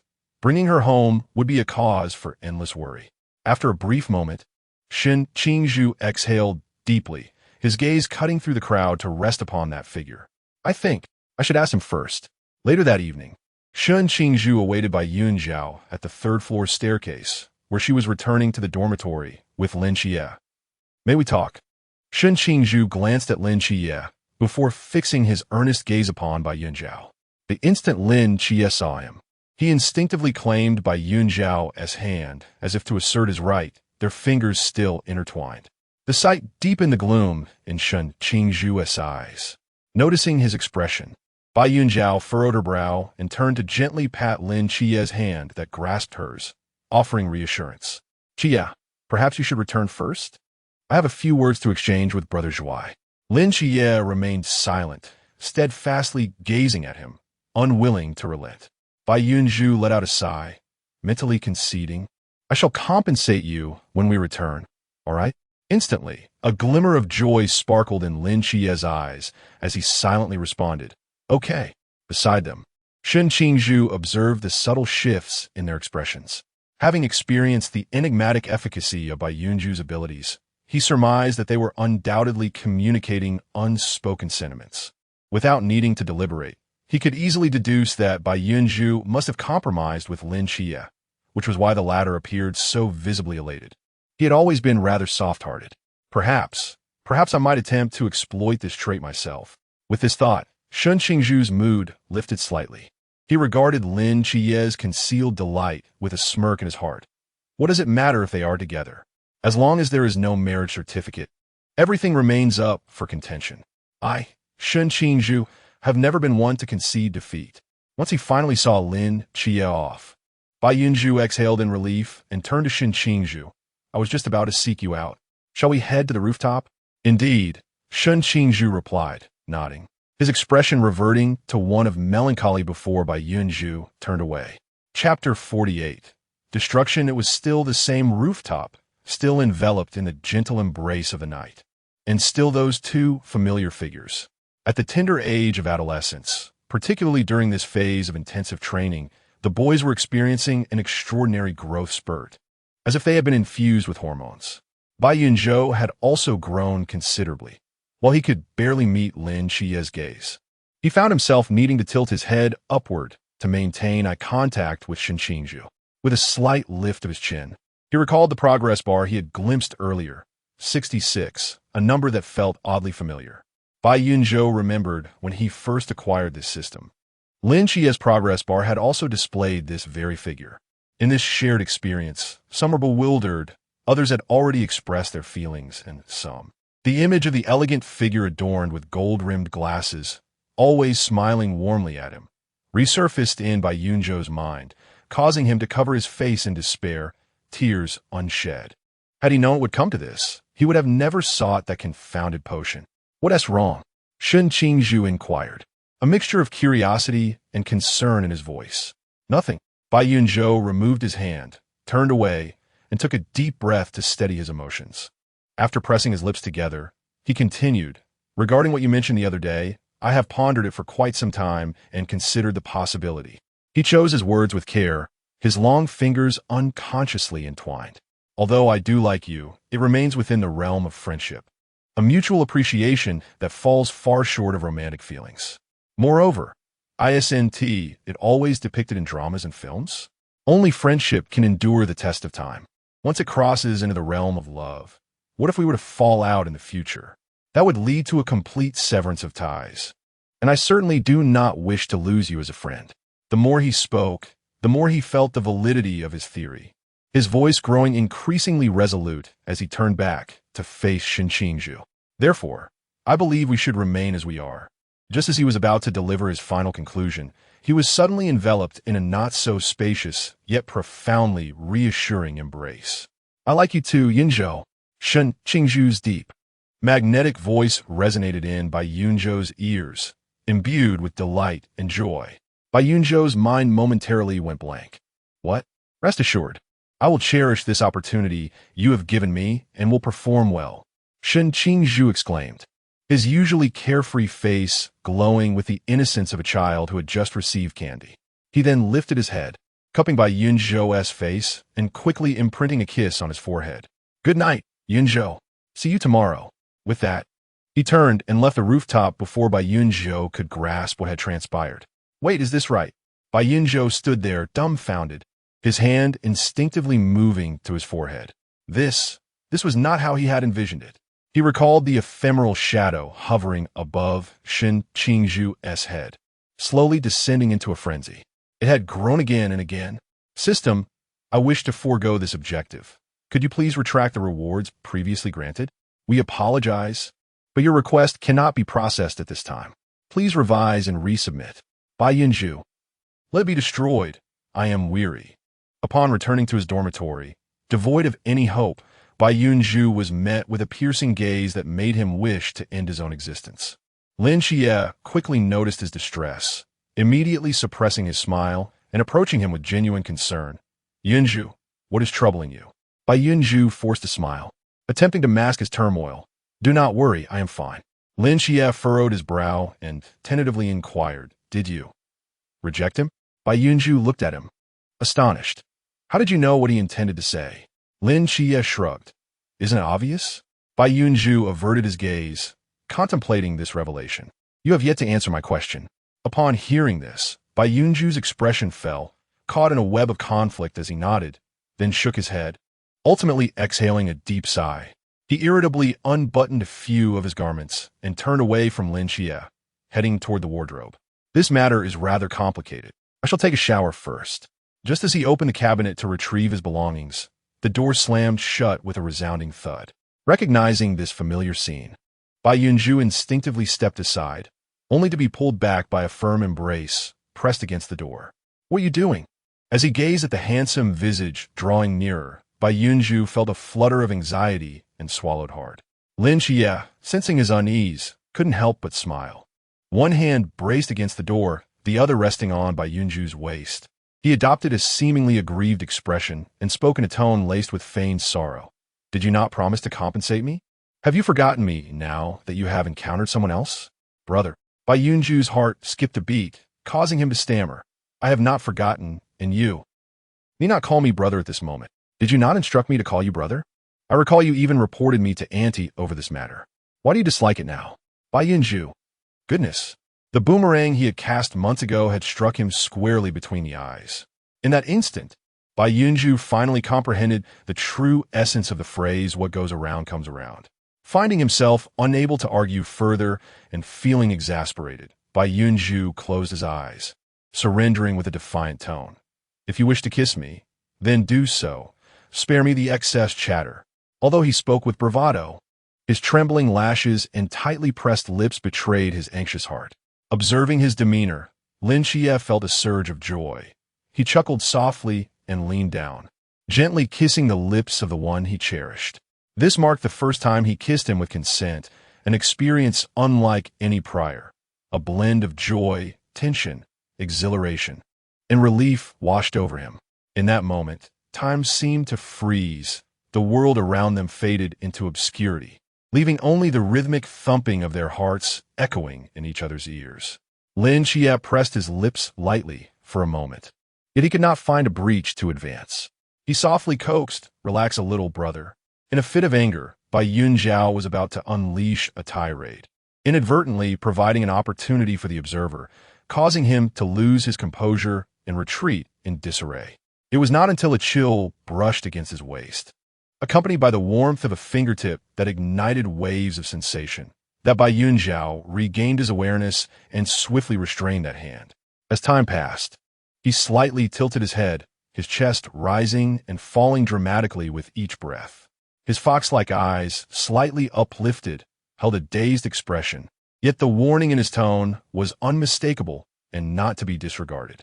Though Lin Qiye felt a twinge of regret, he understood well that haste does not yield good results. Provoking the other would be a grave miscalculation.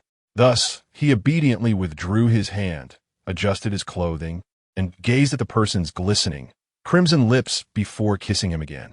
It was not until the lights were nearly extinguished that Bai Yunzhou was permitted to wash up. Upon his return, he was ensnared for quite some time, and it was only when Bai Yunzhou could no longer contain his irritation and was on the verge of fury that Lin Qiye finally settled down and dashed off for a cold shower. Chapter 49. What is real on the following morning, as the shrill sound of the whistle roused him from slumber. Bai Yunzhou's first instinct was to dash into the bathroom and gaze into the mirror. Upon seeing his perfectly intact lips reflected back at him, He exhaled a heavy sigh of relief. Fortunately, the process of absorbing spiritual energy also served to mend bodily injuries. Otherwise, after the tumult of the previous day, his mouth would have been a sight to behold, and he would have certainly refrained from stepping out of the door today. Of course, even without spiritual energy, he could have employed the wood element to effect repairs, but prior to that, he would undoubtedly have sought to vent his frustrations on a certain individual. Just as he was basking in relief, a pair of arms suddenly encircled his waist, an exquisitely handsome face nestled against his shoulder, whispering softly in his ear. Bai Yunzhou, observing their reflection in the mirror, was struck by the image of a tender couple entwined in post-romantic bliss, reminiscent of a scene from a film. This realization sent a shiver down his spine, prompting him to swiftly turn around and disdainfully escort Lin Qiye out. "Get out! Go change your clothes." Thus, Lin Qiye was unceremoniously thrust out of the bathroom, followed by the resounding slam of the door behind him. Lin Qiye touched his nose, which had nearly been grazed, yet wore a blissful smile that belied the abrupt dismissal. Due to these little interludes, Lin Qiye and Bai Yunzhou arrived a tad late that day. Upon reaching the training ground, they discovered that half of the new recruits had already assembled, prompting them to position themselves amidst the crowd. At that moment, Bai Pang and Chao Yuan arrived as well. As they greeted Bai Yunzhou, a tall figure abruptly obscured their view. Bai Yunzhou stared in astonishment at Shen Qingzhu, who stood impeccably beside him, and exclaimed, "Brother Zhua, what brings you here?" Shen Qingzhu glanced down at Bai Yunzhou's sparkling eyes and smiled amiably. "I mentioned yesterday that I would cherish this opportunity." As he spoke, Shen Qingzhu's gaze shifted to Lin Qiye, his expression transforming from warmth to a palpable challenge. In response, Lin Qiye instinctively grasped Bai Yunzhou's hand, attempting to switch positions with him. Simultaneously, Bai Yunzhou's left hand was seized, resulting in both Lin Qiye and Bai Yunzhou casting wary glances at Shen Qingzhu. Their eyes clashed in the air, fierce enough to ignite sparks. Bai Yunzhou felt a wave of awkwardness wash over him, wishing to hide his face but unable to do so. Such misfortune. Nearby, Bai Pang silently observed the tense atmosphere, holding his breath, while Chao Yuan merely glanced over before turning his head away, resolutely maintaining his composure. "Let go." Bai Yunzhou ground his teeth, whispering furiously. "I will count to 3. Hearing the ire in Bai Yunzhou's voice, both parties paused, frowning at one another, their expressions fraught with inner conflict. 2. Lin Qiye hesitated for a moment before being the first to release his grip. 1. Seeing Lin Qiye relent, Shen Qingzhu, unwilling to provoke Bai Yunzhou's wrath, promptly let go as well. Bai Yunzhou let out a heavy sigh, fearing that the two would cause further trouble. Seizing the opportunity, he hurriedly stepped forward, positioning himself between Chao Yuan and the chubby one, deliberately distancing himself from both. Upon witnessing Bai Yunzhou's forced relocation, Lin Qiye immediately shot a disgruntled glare at Shen Qingzhu, who had taken his place. Shen Qingzhu, not one to yield easily, glared back at him defiantly. Internally, he pondered. This approach seems futile. Confronting this fellow head-on would only drive Yunzhou further away. What should I do? Bai Yunzhou observed the childish antics of the two, feeling utterly exhausted. However, a nagging sensation lingered in his mind, as if he had forgotten something important. What could it be? Meanwhile, on the training platform, Instructor Hong couldn't help but chuckle and shake his head. Truly, a bunch of fiery young rascals. That evening, after finishing his ablutions, Bai Yunzhou emerged to see the mental health book in Lin Qiye's hands, and it suddenly struck him. How could I have forgotten this? In the original storyline, Qiye was able to expedite Merlin's treatment by driving Instructor Gu mad, but since the theory classes hadn't begun and Instructor Gu had yet to arrive, Qiye was at a loss regarding Merlin's affliction. He recalled the theories of the real world, yet the specific names of the medications were absent from the text. System, can you retrieve the names of the medications for treating Merlin? Information retrieval in progress. Please hold on. Bai Yunzhou felt a surge of excitement. It appeared there was indeed hope. Moments later, he approached Lin Qiye's bedside with a complete set of solution steps. "Qiye, is your hospital room the second one?" Lin Qiye had already noticed him the moment he emerged from the bathroom, and upon hearing the question, he was not inclined to conceal anything. He closed the book and set it aside, gently taking Bai Yunzhou's hand to guide him to sit by his bed, before slowly responding. Yes, the second patient is Merlin, the god of prophecy and magic from English mythology. He seems quite troubled by matters concerning the real world. Bai Yunzhou, intrigued, inquired, does he turn to a pink starfish to catch jellyfish when things don't go his way? Lin Qiye was taken aback, then chuckled. Is that another one of your dreams? Now faced with such a question, Bai Yunzhou felt no embarrassment whatsoever, decisively nodding with a smile that held a hint of pride. Do you have a dreamt-up solution? Lin Qiye asked tentatively. Bai Yunzhou, with a proud tilt of his chin, replied, indeed. Lin Qiye's eyes lit up. Do tell. Beg me. Bai Yunzhou teased, raising an eyebrow, his fox-like eyes curving into crescent moons, his tone playful. Having not indulged in such mischief for quite some time, Bai Yunzhou felt a delightful thrill, and seizing this opportunity was imperative. Lin Qiye narrowed his eyes, a sly smile curling at the corners of his lips. Are you certain? Bai Yunzhou's smile faltered, recalling the fear he had experienced the previous night, and he promptly surrendered. I was wrong. Lin Qiye snorted in amusement. Too late. As he spoke, he reached out and firmly grasped his arm, pulling him with force. Bai Yunzhou felt a whirlwind of disorientation, and when his senses stabilized, he found himself pinned to the bed. Wait. Bai Yunzhou quickly raised his hand to rest against Lin Qiye's shoulder, attempting to halt his advance. Unmoved, Lin Qiye restrained Bai Yunzhou's arms at his sides and continued to press down. Bai Yunzhou lifted his foot to kick, but Lin Qiye's leg held him firmly in place. With nowhere to escape, Bai Yunzhou, filled with shame and indignation, could only threaten, if you act recklessly, I shall cease to speak. Lin Qiye arched an eyebrow, momentarily pausing his actions as he regarded him leisurely. Then please do proceed. Release me first, and I shall speak. As a fish upon the cutting board, Bai Yunzhou realized he had no bargaining chips against the knife and could only hope that Lin Qiye would be true to his word. Thus, in this uncomfortable position, he divulged the answer regarding the treatment of Mei Lin. In truth, the reality of the world is a matter of perception. If you believe it to be real, then it is. If you perceive it as false, then even its reality is of no consequence. He recalled the contents of the book and spoke slowly, his mind gradually becoming entranced by his own words. Perhaps one could liken the world to a book. As a mere reader, one may perceive it as a fabricated realm, thereby deeming it false. Yet if one were to truly step into the pages of this book, encountering each living, breathing individual within this world, each capable of laughter, sorrow, and discord, one would find that those around you care for you, nurture you, forge emotions, and rely upon one another. Bai Yunzhou murmured softly, raising his hand, which had been released at some point, to gently caress the exquisite face of the youth sprawled upon him. In moments when they bleed, weep, and even face the specter of death, can one still convince oneself that it is all an illusion? He meticulously traced the youth's finely sculpted features, feeling the warm, delicate touch beneath his fingertips, as a single crystalline tear effortlessly escaped his eye, trailing down his temple and disappearing into his hair. I cannot do it. I cannot merely stand by and watch you suffer, witness your despair, see your tears, watch as you are battered and broken.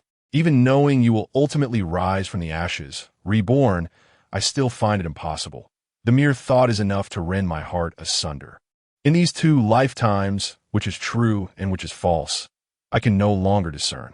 I only know that you, before me in this moment, are the embodiment of my reality. Even if all this is but a fleeting dream, a mirage. Chapter 50. Kindness begets exploitation. This was the first time Lin Qiye beheld such a mournful Bai Yunzhou. Until now, Bai had always exuded an air of joy and vivacity, akin to a little sun illuminating the emotions of those around him, bringing joy to everyone. Certainly, Lin Qiye had glimpsed another facet of him, one that was kind, bashful, and easily softened. Yet, the current manifestation before him was unprecedented and one he hoped never to witness again. In that moment, he resembled a delicate bubble adrift upon the water's surface, beautiful yet fragile, ready to burst and vanish in a thin air at the slightest touch. Lin Qiye stared in astonishment, a sense of panic creeping up his spine. invading his heart like a relentless parasite. Are you feeling pain for me? Why? In a moment of bewilderment, Lin Qiye grasped the hand that rested upon his face, feeling the warmth emanating from the palm, which gradually assuaged his racing heart. At the instant his hand was captured, Bai Yunzhou seemed to awaken slightly from his sorrow. Noticing the alarm in Lin Qiye's eyes, he realized that his sudden display of genuine emotion had startled the other, and thus he quickly regained his composure, replacing his expression with a teasing grin. Hey, how about that? Did I scare you? Bai Yunzhou blinked, his eyes still glistening with unshed tears, and boasted, "You should call me the best actor." Lin Qiye was momentarily taken aback, tightening his grip on Bai's hand instinctively. Are you trying to deceive me? Hey, every word I utter is the truth. Don't slander me, Bai Yunzhou retorted, attempting to push Lin away, but he remained steadfast, prompting Bai to express his discontent vocally. You just said that if I told you, you'd let go of me. But did I specify when to release you? Goodness, how did I never realize you were so shameless before? Better late than never. Wait, and there's also the medicine. Meanwhile, in dormitory 310, Sigh, Deng Wei burst through the door, arms laden with a stack of books, startling Shun Qingzhu, who was lost in thought while propped up on his bed. What are you doing so flustered? Shun Qingzhu replied, somewhat irritated.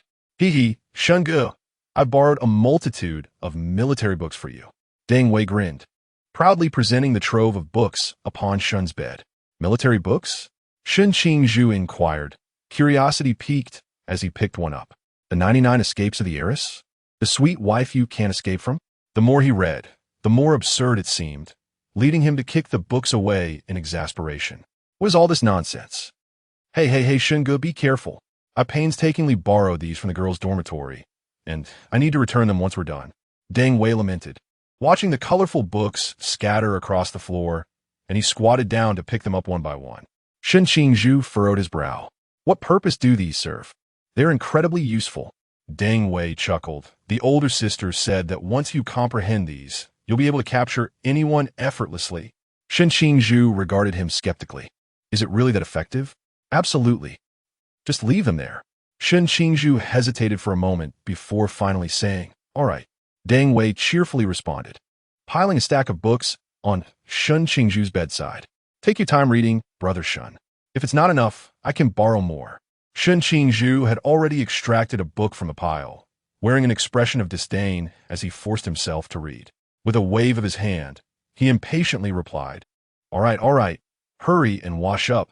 The lights will go out soon. When did Zhuang Ge become so studious?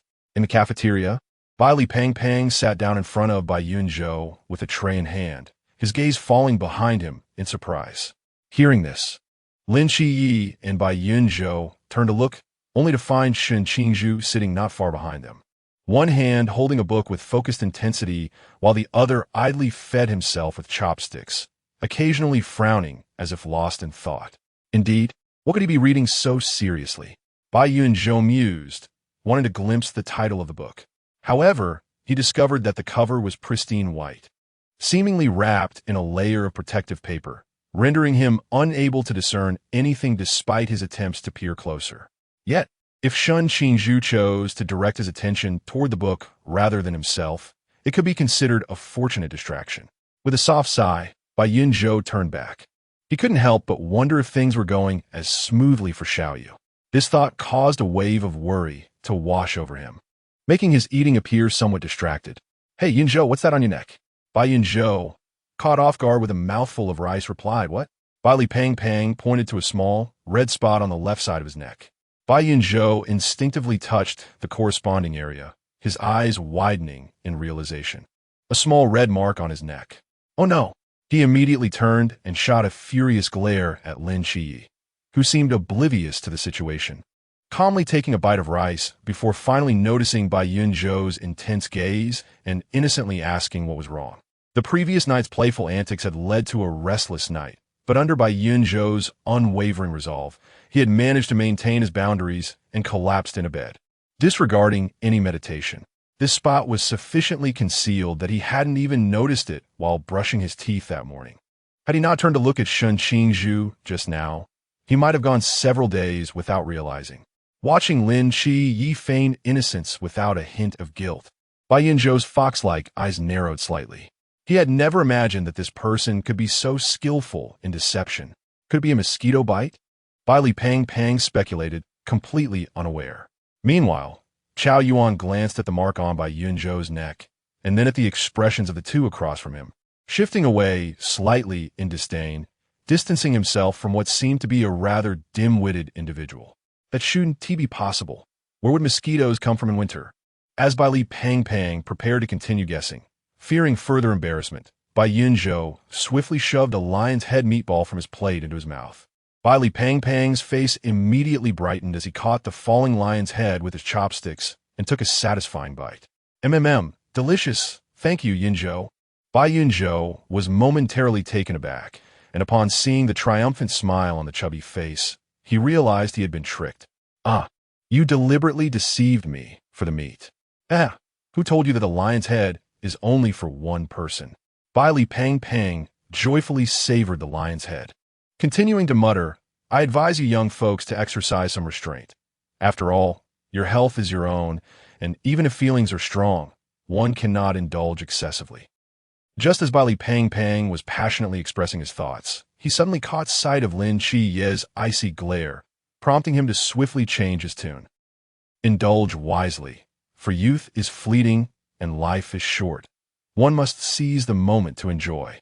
Finally satisfied, Lin Qiye nodded in approval, gently transferring his lion's head to Bai Yunzhou's bowl. Yunzhou, you've worked hard. Have some more. Bai Yunzhou exclaimed, this is outrageous. People are easily taken advantage of, and horses are easily ridden. It seems my kindness has made me a target for all of you. Uncle can endure it, but Aunt cannot. Bai Yunzhou indignantly flicked the lion's head back into Lin Qiye's bowl, preparing to show him why flowers bloom so brilliantly when a small dish containing a lion's head was placed in front of him, the vibrant sauce glistening with a fine sheen of oil. Bai Yunzhou looked up to see a tall figure departing with the dish, leaving behind a suave and aloof silhouette. What is this gentleman up to? Performing good deeds without seeking recognition? Bai Li Pang pundareth.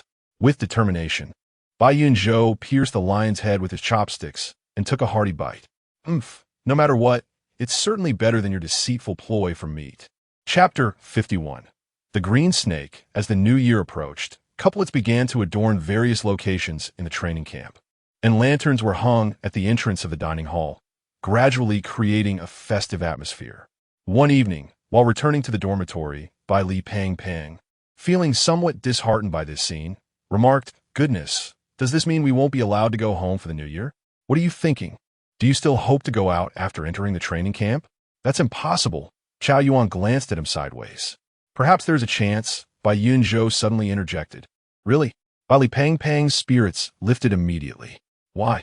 Lin Qiye inquired, puzzled. The training camp has never given us a break midway before, has it? Bai Yunzhou smiled mysteriously. The secrets of heaven cannot be disclosed. Upon returning to the dormitory, Bai Yunzhou eagerly approached his bed and retrieved his small yellow duck suitcase. Lin Qiye, observing his actions, chuckled helplessly. There are still a few days until the new year. Even if we are indeed getting a break, you need not be in such a rush. Oh, I just want to see if there's anything I need to take home. Being cooped up here for half a year has driven me a bit mad. Bai Yunzhou replied as he dragged the suitcase out. However, he noticed something long, thin, and slightly yellowed hanging from the wheels. Curiously, he picked it up to examine it under the light. This is... Lin Qiye was also taken aback and took the object for a closer inspection. Upon seeing one end faintly resembling a snake's head, his pupils contracted. This is a snake's shed. What? Bai Yunzhou exclaimed, leaping up from the ground. He took a look at what Lin Qiye was holding and, upon confirming it was indeed a snake's shed, exclaimed in surprise, Has a snake come into our dormitory? Lin Qiye immediately utilized his psychic ability to scan the dormitory. Due to the suppression of the town ruin stone, his perception range extended only 2 meters around him. Nevertheless, after a brief moment, he halted, his gaze fixed on Bai Yunzhou's small yellow duck suitcase, and spoke gravely, No, it hasn't just visited. It has actually made itself at home. As he said this, he took a couple of steps towards the suitcase, crouched down, and opened the zipper that had not yet reached the end. Since it was winter, the suitcase contained only summer clothing. With precision, Lin Qiye lifted a few garments and, indeed, discovered a green snake coiled up like a spiral, soundly asleep atop a t-shirt. Little Qing? Though he had sought the assistance of many small creatures in the mountains, Bai Yunzhou was still vividly reminded of this mischievous little snake. How did it end up here? Perhaps it followed your scent here, Lin Qiye mused, observing the snake nestled within the suitcase. It seems it chose to hibernate here, likely due to the spiritual energy of our surroundings. It is probably not an ordinary snake. I had no inkling of its presence. It must have deliberately evaded my detection. If it remained motionless, I would indeed find it challenging to discover. Goodness, has it become sentient then? Bai Yunzhou crouched down and gently poked the little snake's head, marveling at the situation. What do we do now? Should we just let it sleep like this? Well, it seems we have no other choice. We cannot simply cast it out into this frigid weather, lest it freeze into a mere stick, Bai Yunzhou remarked. I shall construct a small nest for it shortly. It would not be a burden for it to slumber within my suitcase. Lin Qiye felt a twinge of discomfort regarding its previous exploitative behavior, harboring some dissent toward Bai Yunzhou's decision. Nonetheless, he was not a heartless individual, and at present, there appeared to be no better alternatives. He could only acquiesce with a silent nod. Bai Yunzhou then rummaged through the cabinet and retrieved the gift box previously bestowed by Bai Li, placing a thicker garment inside before gently laying the small snake, along with a white t-shirt, into the box, covering it with the clothing. He squatted down for a moment, observing the peacefully sleeping snake, and an inexplicable sense of fulfillment akin to pet ownership washed over him. Subsequently, he cradled the box and wandered around the dormitory, feeling that no location seemed suitable for its placement. After much deliberation, he ultimately decided to set it upon the bedside table, loosely covering the gift box with its lid for concealment. Finally, having completed his task, Bai Yunzhou straightened up, only to find a pair of arms encircling his waist, followed by a warm breath brushing against his ear. Are you done? Having tended to it, shouldn't you also attend to me? Bai Yunzhou turned his head slightly, feeling a bit uncomfortable. Are you jealous? Must you even feel envy over a snake? Well, it ought to be an ordinary snake. From my perspective, it clearly embodies some form of mystery. Mystery can be advantageous. If nurtured well, it may prove to be a significant ally in the future. Lin Qiye interjected. Hey, no need to be lewd. It tickles. Stop it, you pest. The following day, Bai Yunzhou found a moment of respite and, after soothing Lin Qiye, ventured alone to the office area. This guy is becoming increasingly outrageous, he mused, rubbing his crimson lips as he passed a glass window, scrutinizing his reflection. Not too shabby, no swelling or broken skin. Feeling somewhat reassured, he nodded slightly and continued toward the chief instructor's office.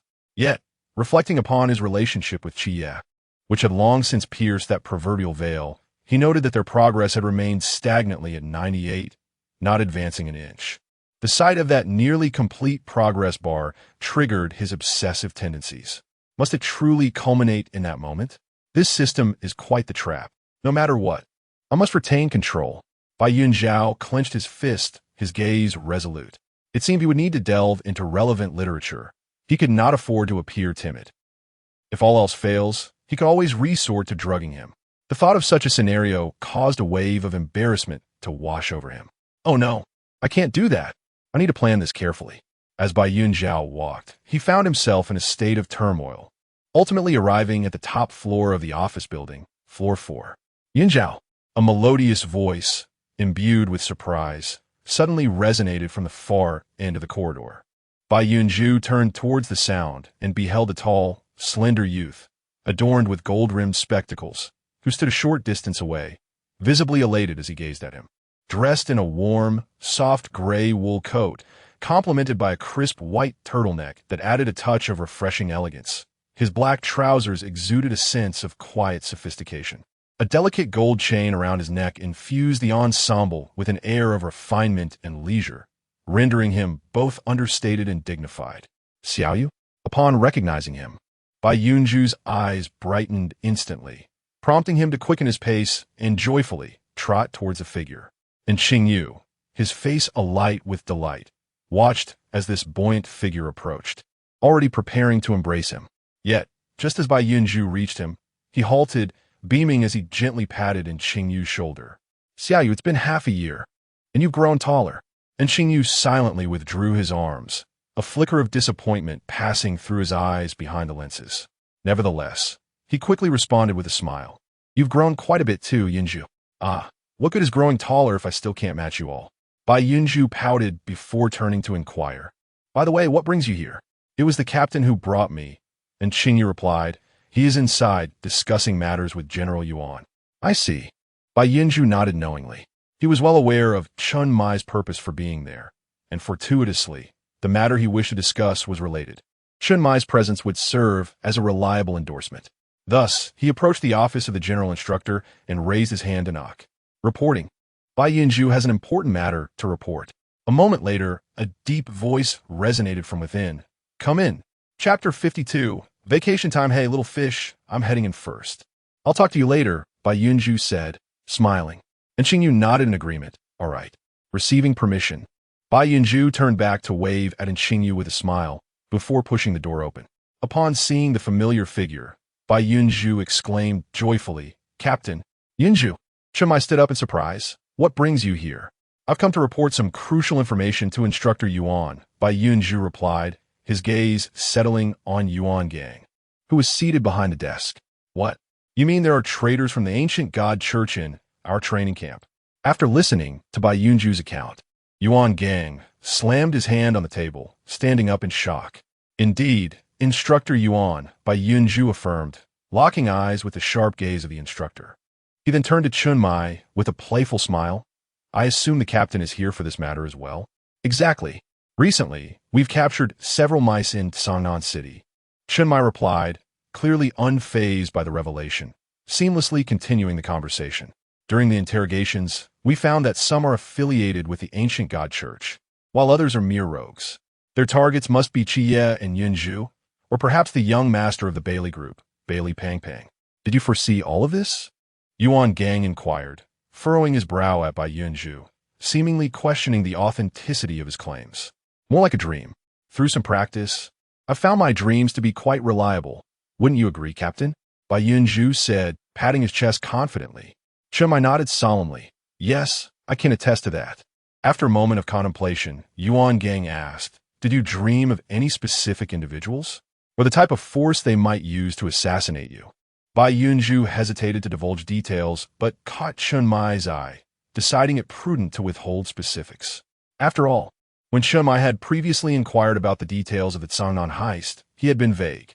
Revealing every detail now could invite unnecessary trouble.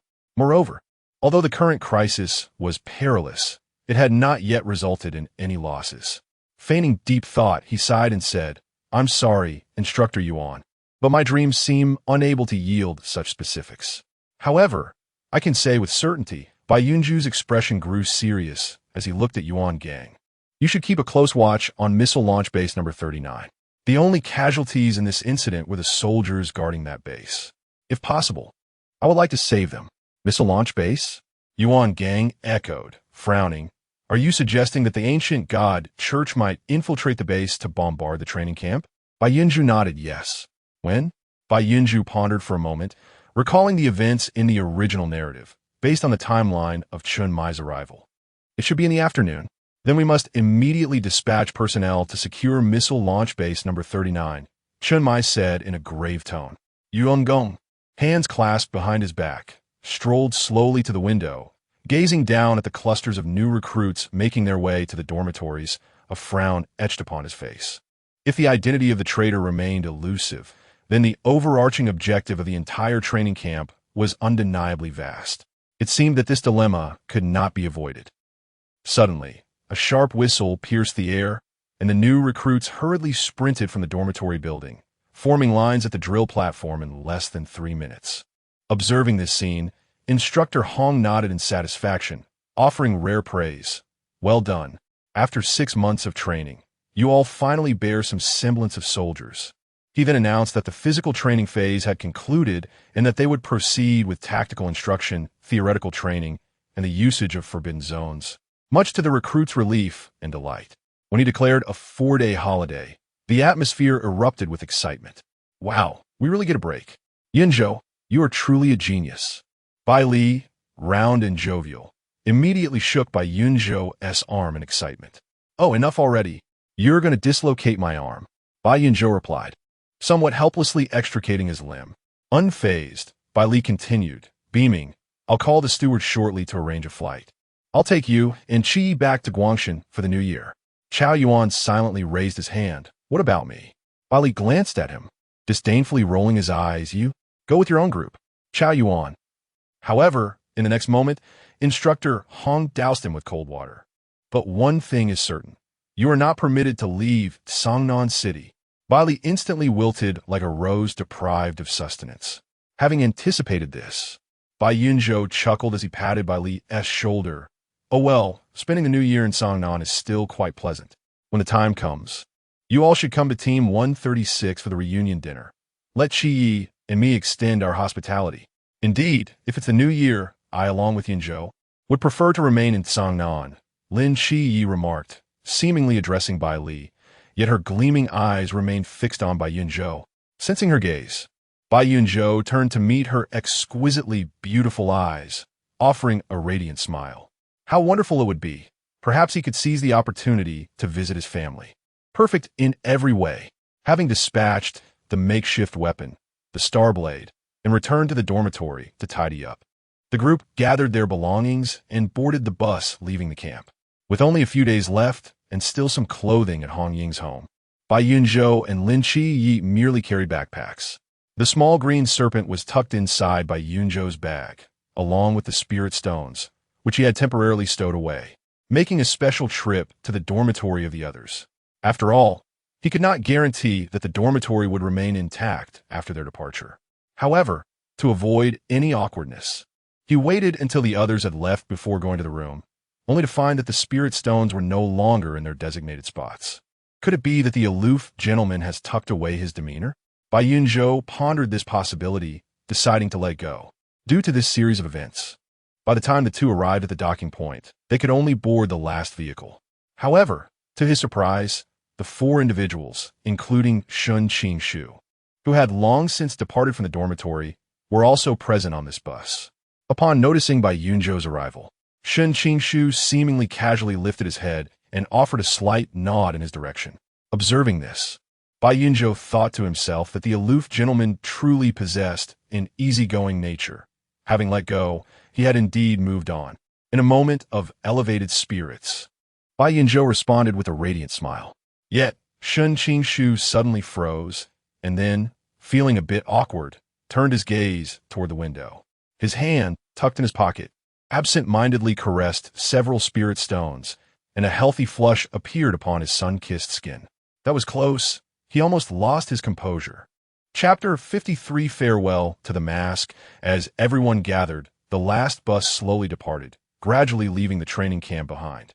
Once we exited the confines of the town's stone barrier, a wave of relief washed over the passengers, followed by a refreshing chill that enveloped us.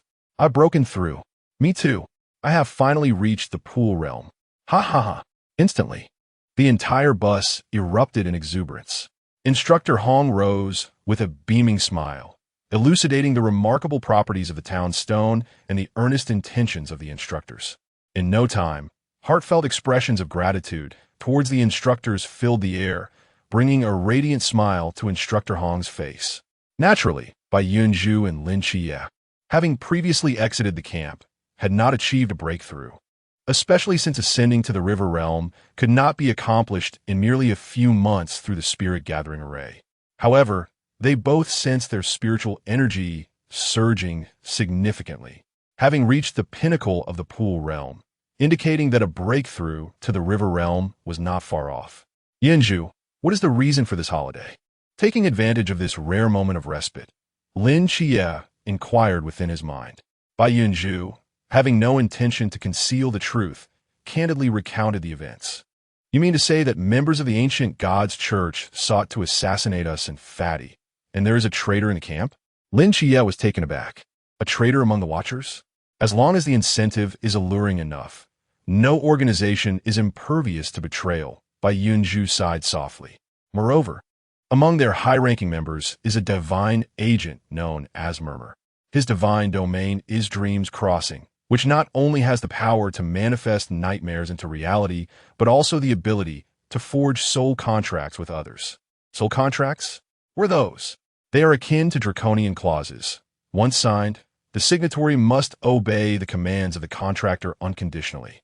Should there be even the slightest hint of rebellion, Murmur will detect it and inflict excruciating torment upon the soul. They have also utilized this ability to cultivate an external faction known as Believers. As Bai Yunzhou spoke, he observed Lin Qiye deep in thought, a glimmer of mischief flickering in his eyes. What do you think? Does it not remind you of your hospital contract, Mr. Lin the Skinner? However, Lin Qiye did not retaliate as he typically would. Instead, he lifted his gaze to regard Bai Yunzhou quietly. Bai Yunzhou was momentarily taken aback by his stare. What's wrong? Lin Qiye shook his head, smiling as he replied, It's nothing, just that sometimes you seem like an observer, almost like a deity, possessing profound understanding of everything in this world. Well, that is not entirely accurate. Bai Yunzhou, feeling a bit uneasy, rubbed his nose. I was unaware of your sentiments towards me until now. Indeed, Lin Qiye nodded and took Bai Yunzhou's hand in his. So, you are the variable in this world? Just as both fell into a contemplative silence, a sudden exclamation erupted within the bus. Look, what is that? A collective gasp echoed as everyone turned their gaze towards the source of the commotion. In the sky, 3 dark specks approached, drawing nearer with each passing moment. Goodness, are those missiles? A sudden exclamation broke the tension. What? Impossible. Bai Yunzhou's pupils constricted in disbelief. Could something have happened at base 39 again? Yet, time offered him no luxury for contemplation. He swiftly executed a series of gestures, unleashing 3 massive fireballs that soared towards the incoming missiles. With a series of thunderous explosions, the missiles were successfully intercepted mid-air. 2 of them posed little threat, as they were not aimed at the vehicle, remaining at a safe distance.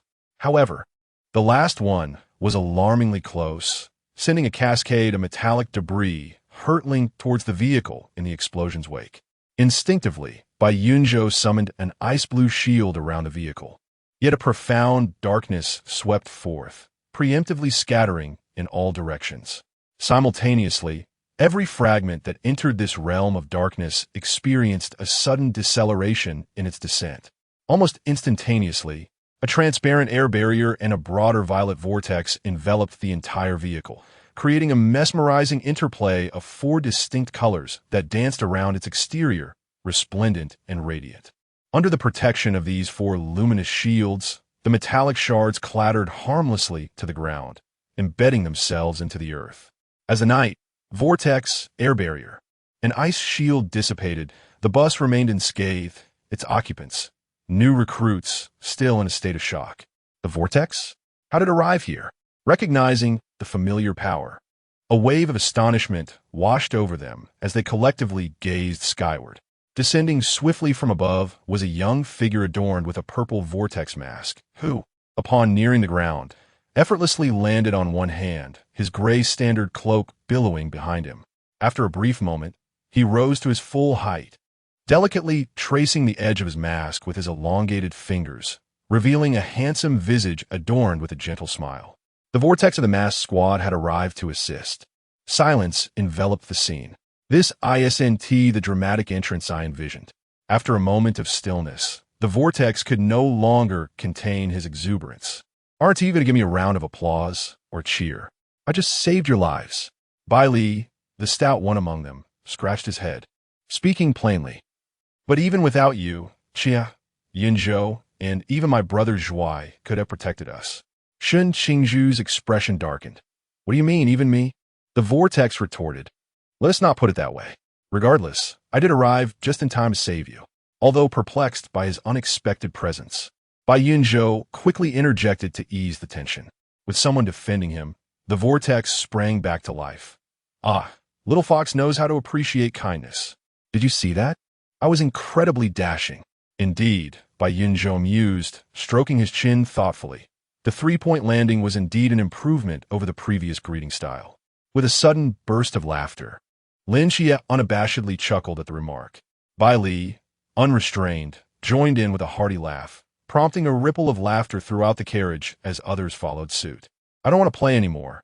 I wish to return to the capital, lamented Xuanhua, her expression growing increasingly despondent.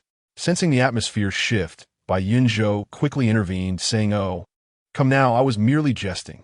In truth, you were incredibly impressive." Upon hearing this, a flicker of hope ignited in Xuanhua's downcast eyes. Really? The new recruits, stifling their mirth, began to shower her with compliments. Indeed, Senior Xuanhua, you were truly magnificent just now. Especially that landing posture. It was absolutely splendid. And your prowess in deflecting all the debris was remarkable.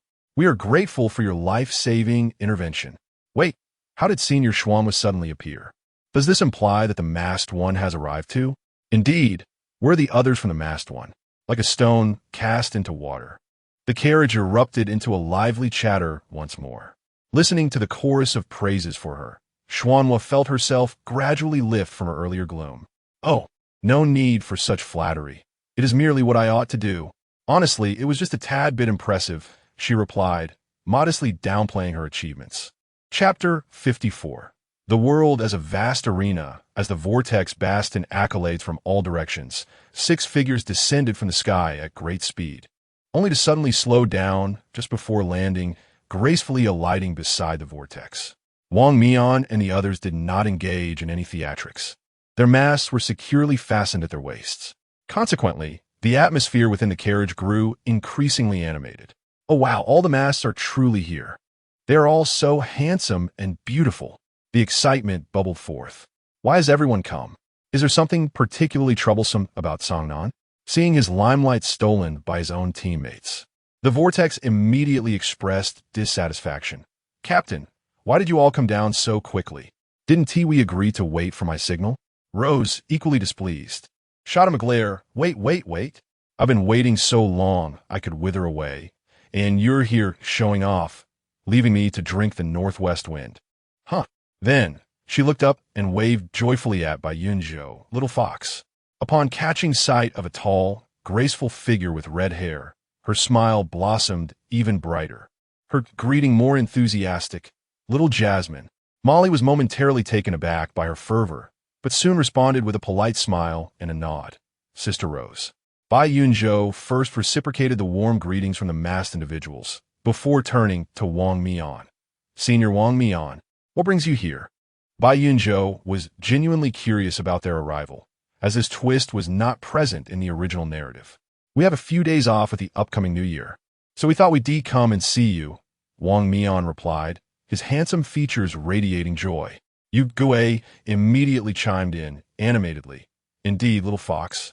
This was a unanimous vacation plan from our team. Surprised? Unexpected? Bai Yunzhou was momentarily taken aback. He had not anticipated such a straightforward reason. He had assumed they were here on a mission or merely passing through. It seemed that his little pill had truly struck a chord with the masked group. His face lit up with delight, and he nodded vigorously. That is truly an incredible surprise. Instructor Hong's voice drifted from behind the crowd gathered at one of the bus windows. All right, whether it's a surprise or not, let's discuss it on the bus. I find this window chat rather tiresome. And if you're not weary, I certainly am. Right, how could I forget that? Bai Yunzhou suddenly realized, hastily calling out, Come, let us get on the bus and talk. Wang Mian and the others agreed and boarded the bus one by one. As it was the last bus of the day, there were still plenty of vacant seats available. Upon seeing the masked individuals board, the new recruits quickly discerned the reason for their visit, and, aside from Pang Pang and Xiao Yuan, those seated near Bai Yunzhou voluntarily stood up to offer their seats, moving to the empty spots in the back. Rose, however, squeezed right next to Molly, in light of her senior's request. Roommate Lu Yi could only begrudgingly rise and relocate to the back. Yunzhou!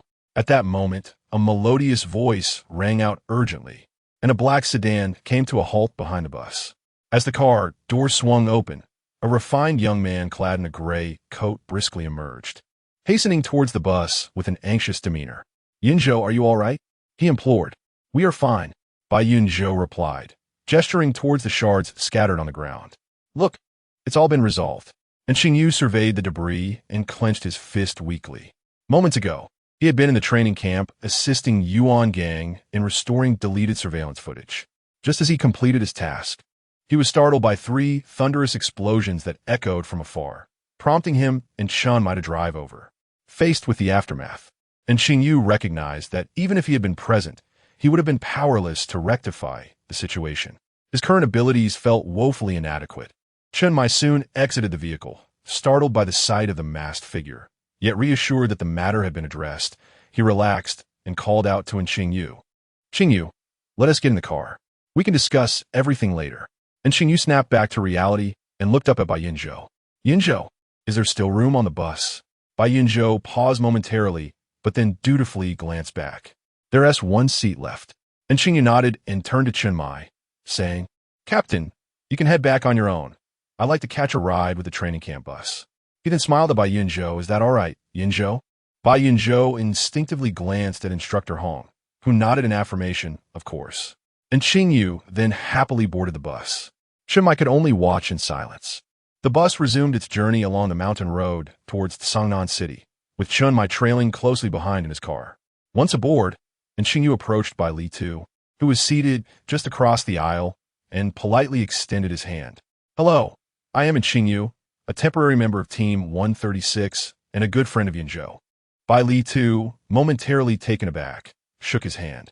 Oh, hello, I'm Bai Litu Ming, but you can call me Fatty. I'm also a good friend of Yunzhou. It's a pleasure to meet you, Fatty, and Xingyu responded with a warm smile. I haven't seen Yunzhou in 6 months and would like to catch up with him. May I borrow your seat? Of course, Bai Litu eagerly agreed, promptly standing to relinquish his seat, moving to sit beside Yue Gui in the back row. Hey, I say, little Fatty, earlier you refused to give up your seat, but now you readily do so for this guy? Yue Gui grumbled, clearly displeased. You should observe how polite he is, Bai Litu retorted without reservation, casting a disdainful glance at Yue Gui. And look at you, so uncouth. Hey, how are you speaking to your senior, you little fatty? After exchanging smiles with the nearby Chao Yuan, and Xingyu settled into Bai Litu's former seat, while the surrounding chatter shifted from the masked figure to him. Who is this? Someone remarked. He just said his name. Isn't Xingyu, a temporary member of Team 136 and a good friend of Bai Yunzhou? Oh, why didn't he come to the training session? I don't know. Perhaps he has some special circumstances. However, do you not find him remarkably handsome, exuding an air of elegance and gentlemanly charm? Surely you feel the same. Moreover, his speech is imbued with such patience and courtesy, resembling a refined and graceful nobleman. Yet, I must admit, I find his appearance with glasses to possess a certain scholarly allure, particularly accentuated by the mole at the corner of his eye. Ah, you mustn't say that, but indeed, one cannot help but notice. In response to these discussions, and Xingyu appeared oblivious, his gaze solely fixed upon the striking youth beside him. Yunzhou, it has been half a year since we last met, and your prowess has undoubtedly grown. And Xingyu looked at him with a gentle smile, his eyes glimmering momentarily before casting a fleeting glance at Lin Qiye, his smile deepening. Fortunately, Bai Yunzhou remarked with a smile, you two have broken through to the pool realm, have you not, little fish? Indeed, though I'm still in the initial stage and have yet to catch up to you. And Xingyu nodded, the light in his eyes dimming slightly. Observing this, Bai Yunzhou quickly reassured him. No worries. Your forbidden ruins are unique. I shall ensure you have ample opportunities for enigmatic research in the future. As he spoke, he suddenly recalled the Earth Dragon corpse in his space, and, with a spark of inspiration, leaned closer to Xingyu, his body straightening as he whispered conspiratorially. Coincidentally, I recently defeated one. I shall show it to you upon our return. And Xingyu, gazing into those lively fox-like eyes, smiled brightly. That sounds wonderful. The thought that Xingyu might replicate an extraordinary ability from the Earth Dragon filled Bai Yunzhou with anticipation. Yet, before he could utter another word, his peripheral vision caught sight of the flickering shadow above Xingyu's head, and he abruptly realized that the other was still a puzzle to be solved, unwittingly advancing their progress. Just as he stood there in bewilderment, Lin Qiye wrapped his arm around his waist, pulling him back. Chapter 55. The long road ahead do not allow anyone to come too close. Lin Qiye half embraced the person next to him, leaning in to whisper softly into Bai Yunzhou's ear. After gazing at the delicate pink earlobe for a moment, he suddenly bit down in a fit of frustration, causing Bai Yunzhou to nearly leap up, yet he was held firmly in place by the hand around his waist. Covering his ear, he turned back to glare at the instigator, his face flushed with anger, but the presence of others kept him from voicing his outrage. The instigator, however, merely let out a soft "oh" as his hand brushed against Bai Yunzhou's hair, revealing a hint of disappointment in his tone. This time you actually managed to control yourself. Then, leaning in closer, he chuckled lightly and added, "That's fine. I don't like others seeing you in such an alluring state anyway." Bai Yunzhou, who can tell me how a well-behaved darling turned into this? In a fit of impotent rage, Lin Qiye took a moment to relish Bai Yunzhou's expression, a blend of embarrassment and helplessness, before shifting his gaze to the back where Qingyu stood, his eyes filled with a warning glare. Yet, confronted with such provocation, Qingyu merely responded with a cool smile. In the front seat, Tian Ping, who had discreetly observed everything, turned around and sighed softly. The battle behind was extremely intense. He tilted his body slightly, bringing his head closer to Wang Mian's, concern etched on his face. "The road ahead is long, Captain." Wang Mian gazed at the blurred reflection on the bus window, unable to discern his expression. As the bus arrived near a public transport terminal in Sangnan District, it came to a halt, and everyone disembarked in an orderly fashion. Those who opted to walk bid their farewells, while those choosing to take another ride headed towards the station. The agency was still a distance away, so Bai Yunzhou and his companions decided to take a vehicle. After all, leading such a large group through the streets would be rather conspicuous. Once off the bus, several young ladies quickly huddled together, clutching their black boxes and suitcases as they made their way to the bus station. "Oh wow, I feel so happy today. First, I coincidentally rode the same bus as Lin Qiye, Shen Qingzhu, and the little fox Bai Yunzhou. Then, there are those 7 handsome and beautiful faces from the masked group. And now another one has joined. So many exquisite individuals, each with their unique charm. It's a visual feast. Speaking of which, have you noticed? Both the masked group and Qingyu seem to be here for Bai Yunzhou. Indeed, no wonder Bai Yunzhou attracts such attention. He has like a magnet for handsome men and beautiful women. So, which pairing do you prefer, Mianzhu or Yuzhu? Why not include us, Zhu? You should have seen Shen Qingzhu's face. It was thunderous. Why can't we just enjoy them all? A group surrounding him, attempting to create a delightful chaos. It's exhilarating to think about. Sisters, if we can cloud, let us cloud a bit more. Molly was pulled along by Rose amidst the masked group, while Bai Yunzhou found himself encircled by several others, leaving Lin Qiye momentarily pushed aside. "Lin Qiye, you won't be able to keep him."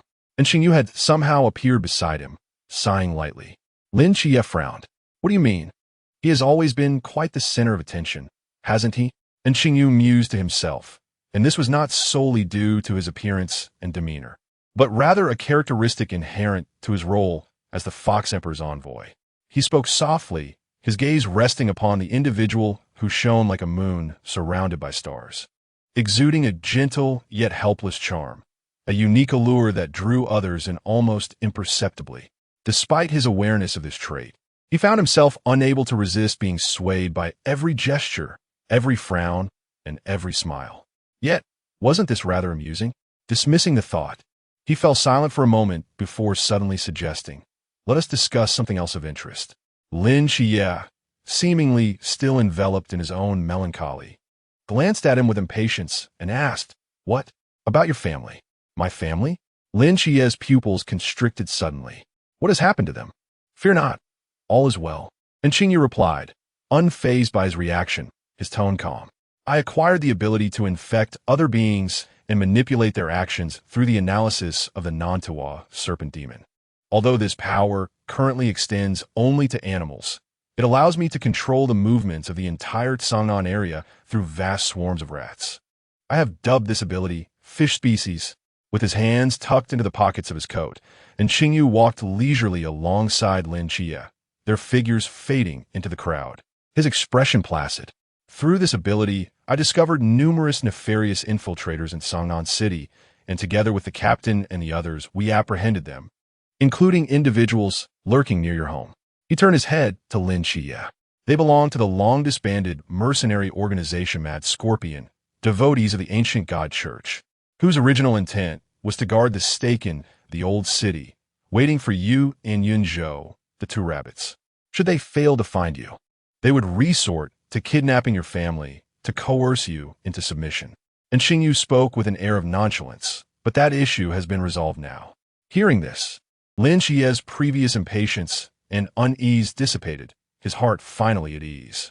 He regarded Xingyu with solemnity, his tone sincere. "Thank you, and Xingyu waved his hand dismissively. "I am now a member of Team 136. Protecting the families of my comrades is part of my duty. Moreover, I do not do this solely for you," he continued, observing the growing excitement in Lin Qiye's eyes. "However, if you truly wish to express your gratitude, I would love to dissect your body." Lin Qiye raised an eyebrow. "You want to dissect me?" And Xingyu shot him a sidelong glance. "I would indeed." "Would you permit it?" Lin Qiye replied decisively, "No." "Then that settles it." And Xingyu shrugged, then pointed to his own eyes, adding, "Rest assured, it's just for research. After all, you know I possess this ability." Lin Qiye sighed in resignation. "Fine then." And Xingyu smiled amiably. "Thank you. However, aside from that, I have something even more intriguing to share." A group of youths ambled together under the winter afternoon sun, some carrying backpacks, while others pulled long-wheeled suitcases. Most of them held a long black box in their hands, adding an air of mystery to their youthful exuberance. Their footsteps were brisk and powerful, as sunlight filtered through the sparse branches lining the road, casting dappled shadows that danced upon their shoulders, as if cloaking them in a veil of golden gossamer. The biting cold of the wind was fierce, yet their laughter warmed the entire afternoon, akin to a flickering flame in the heart of winter, dispelling the chill in the air. After bidding them farewell at the station, Chunmai drove straight back to the office. As soon as he pushed the door open, a graceful and vibrant figure rushed towards him. Upon realizing that he was alone, she looked incredulously back through the automatically closing glass door once more. "Hey, Captain, why are you the only one here?" Hong Ying asked, puzzled. "What about Qiye and Yunzhou? And didn't Ti Xiaoyu accompany you as well? Where are they?" In response to Hong Ying's inquiries, Chunmai surprisingly chose to ignore her, letting out a cold snort as he ascended the stairs. However, just as he reached the top, he turned back down. "Hong Ying, please call the restaurant and reserve a larger private room." Hong Ying, taken aback, asked, "Huh? Why? Didn't we already bring back the food?" "Not enough, and there is no time." "How many people are there?" Si Xiaonan interjected, her curiosity piqued. "I mean, what size room should we book?" Chunmai pondered for a moment. "Let us reserve a room for 20 people. 20. Hong Ying's eyes widened in disbelief. "Who are all these people?" The others in the hall also displayed expressions of astonishment. Chunmai remained silent, gazing intently at Hong Ying for a prolonged moment, before he let out a heavy sigh and turned to disappear around the corner of the staircase, leaving the five of them exchanging bewildered glances. Chapter 56. On human trafficking within the office. The members of Team 136 gazed pensively at the procession of 13 handsome men and women entering. After a considerable pause, Hong Ying hesitantly spoke. "Qiye, Yunzhou, were you not supposed to be at training camp? Why have you returned to matters of human trafficking?" As the masked individuals recognized the people in the hall, they too were momentarily stunned. "This is not," Xianwen murmured, only to be discreetly nudged by Tian Ping, prompting him to promptly silence himself. Lin Qiye observed their reactions and the direction of their gazes, a look of confusion knitting his brow. Why were they all staring at Vice Captain Wu? "Greetings, I am Wang Mian, the captain of the masked team." Wang Mian cast a penetrating glance at Wu Xiangnan before seemingly nonchalantly averting his gaze and stepping forward. "These are my teammates, Tian Ping, Xian Weiyugue, Chang Wei, Xing Hen, and Tan Xiang." "Masked." The members of Team 136 exclaimed in unison, unable to suppress their astonishment. As guardians of a third-tier city, the Night Watch team rarely encountered special squads unless faced with exceptionally challenging mysteries. "I don't recall any recent mysteries," Zhao Kongqing remarked, directing an inquisitive glance at Vice Captain Wu Xiangnan, as if seeking validation. "Could it be related to the recent rat incidents?" But surely that wouldn't warrant the involvement of the mass team? When Qimao murmured to himself, unable to contain his bewilderment. Lang Xian also furrowed his brow in confusion. May I inquire if you have come to Sangnan for a particular purpose? Wu Xiangnan finally asked, his tone marked by a sense of detachment. Actually, they are here for leisure. Bai Yunzhou, enveloped by the mass team, scratched his face and explained. Here for leisure? Zhao Kongsheng exclaimed in disbelief. Is Sangnan so enjoyable? How was I not aware? We had previously engaged in a sparring match with Yunzhou and Qiye at the training camp, which left a lasting impression. Now that we have a rare holiday, we thought to return and see them. Wang Mian interjected aptly, a warm smile gracing his handsome face. Hong Ying stealthily moved closer to Lin Qiye, nudging him with her arm and whispering, "What is going on? Did you develop feelings from fighting? Did they return specifically to see you?" Lin Qiye chuckled helplessly. Perhaps it's because Yunzhou and I unmasked them. He then recounted the rules of their duel to Hong Ying. Upon hearing this, Hong Ying gasped in surprise and gave him a thumbs up. Well done, you two. You've certainly brought honor to Team 136. Lin Qiye smiled in response, fully aware that the most significant reason behind their visit was the elixir provided by Bai Yunzhou. But such matters were best kept private. Indeed, we share a special bond with your little fox, Xianwu exclaimed joyfully, draping an arm around Bai Yunzhou's shoulder and smiling brightly. Bai Yunzhou returned the gesture with a polite smile. At that moment, Bai Li Pang suddenly stepped forward, pushing the two aside and seizing Bai Yunzhou's arm to commence his own performance. He began with a beaming smile, delivering a self-introduction typical of an ordinary child. Subsequently, he exuberantly gifted each member of Team 136 a Rolex or a Patek Philippe. Upon noticing the astonished expressions on their faces, he generously bestowed a watch upon each of them again. The previously discontented Xian Yuan clutched the glittering timepiece in his hand, instantly casting aside all grievances. Chao Yuan and Mo Li had yet to feel ashamed of their empty hands when they were enthusiastically ushered forward by the exuberant Bai Li Pang for introductions. However, when it came time to introduce Mo Li, before Bai Li Pang could stammer out the details, the formidable Chang Wei intervened, pulling her aside with an assertive demeanor and flanked by her watchful teammates. This left Bai Li Pang seething with frustration, unable to voice his displeasure, and he turned back to grip Bai Yunzhou's arm in complaint. As for Bai Yunzhou, who was already navigating turbulent waters, he felt a fleeting sense of relief seeing the fierce woman shift her focus, and he could hardly summon the strength to advocate for Bai Li Pang. All he could do was pat Bai Li Pang's hand to offer a semblance of comfort. Regarding Shun Qingzhu, when Bai Yunzhou had alighted from a bus, he had indeed extended an invitation to him, as it seemed impolite to overlook him after inviting so many others. However, predictably yet understandably, Shen Qingzhu declined the offer and departed the bus station with his subordinates. Given that Yuan Gang had previously compensated each witness with 50,000, Bai Yunzhou did not need to worry about the accommodation for the 4 individuals. A few days prior to their departure, Yuan Gang had summoned the 6 of them due to the incident involving the mask, bestowing Lin Qiye with a necklace known as the Azure Guardian, capable of offering some protection against mental attacks. In contrast, he gifted Bai Yunzhou a cloak named Veil of Forgetting, which could obscure one's presence and shield against mental perception. When donned, the cloak would enter a concealed state, ready to be activated at will. The effectiveness of both items depended on the user and the mental state of the target. Thus, the ranks of the Forbidden Ruins sequence remained low. When they received these items, the two left alone exhibited subtle expressions. Lin Qiye hesitated, finally managing to ask, "Do they have any issues with us?" Yuan Gang merely smiled in response, offering no answer. Meanwhile, Bai Yunzhou donned the cloak with delight, activating the perception shielding mode, and expressed his most sincere respect to Yuan Gang and the decision-makers. As for money, neither of them sought any. At the street corner opposite the pacifier's office, 4 figures were peering curiously. "Brother Shun, why don't we just go straight in?" one asked. The art of war states that the most deadly approach is the invisible allure. Shun Qingzhu leaned against the wall with his arms crossed, his gaze fixated on the office door. And with so many people around, There's simply no appropriate opportunity to act. Then how can one entice if they can't even see the person? Today's missile is likely an assassination attempt targeting the divine emissary or that rotund individual. It will undoubtedly escalate, remarked Shun Qingzhu. I surmise that soon, Yunzhou and the others will also take action. Li Jia suddenly understood. Ah, so, Brother Shun, you intend to play the hero and rescue the damsel. However, with the mass present, they should not be in danger, right? Li Lian azitata.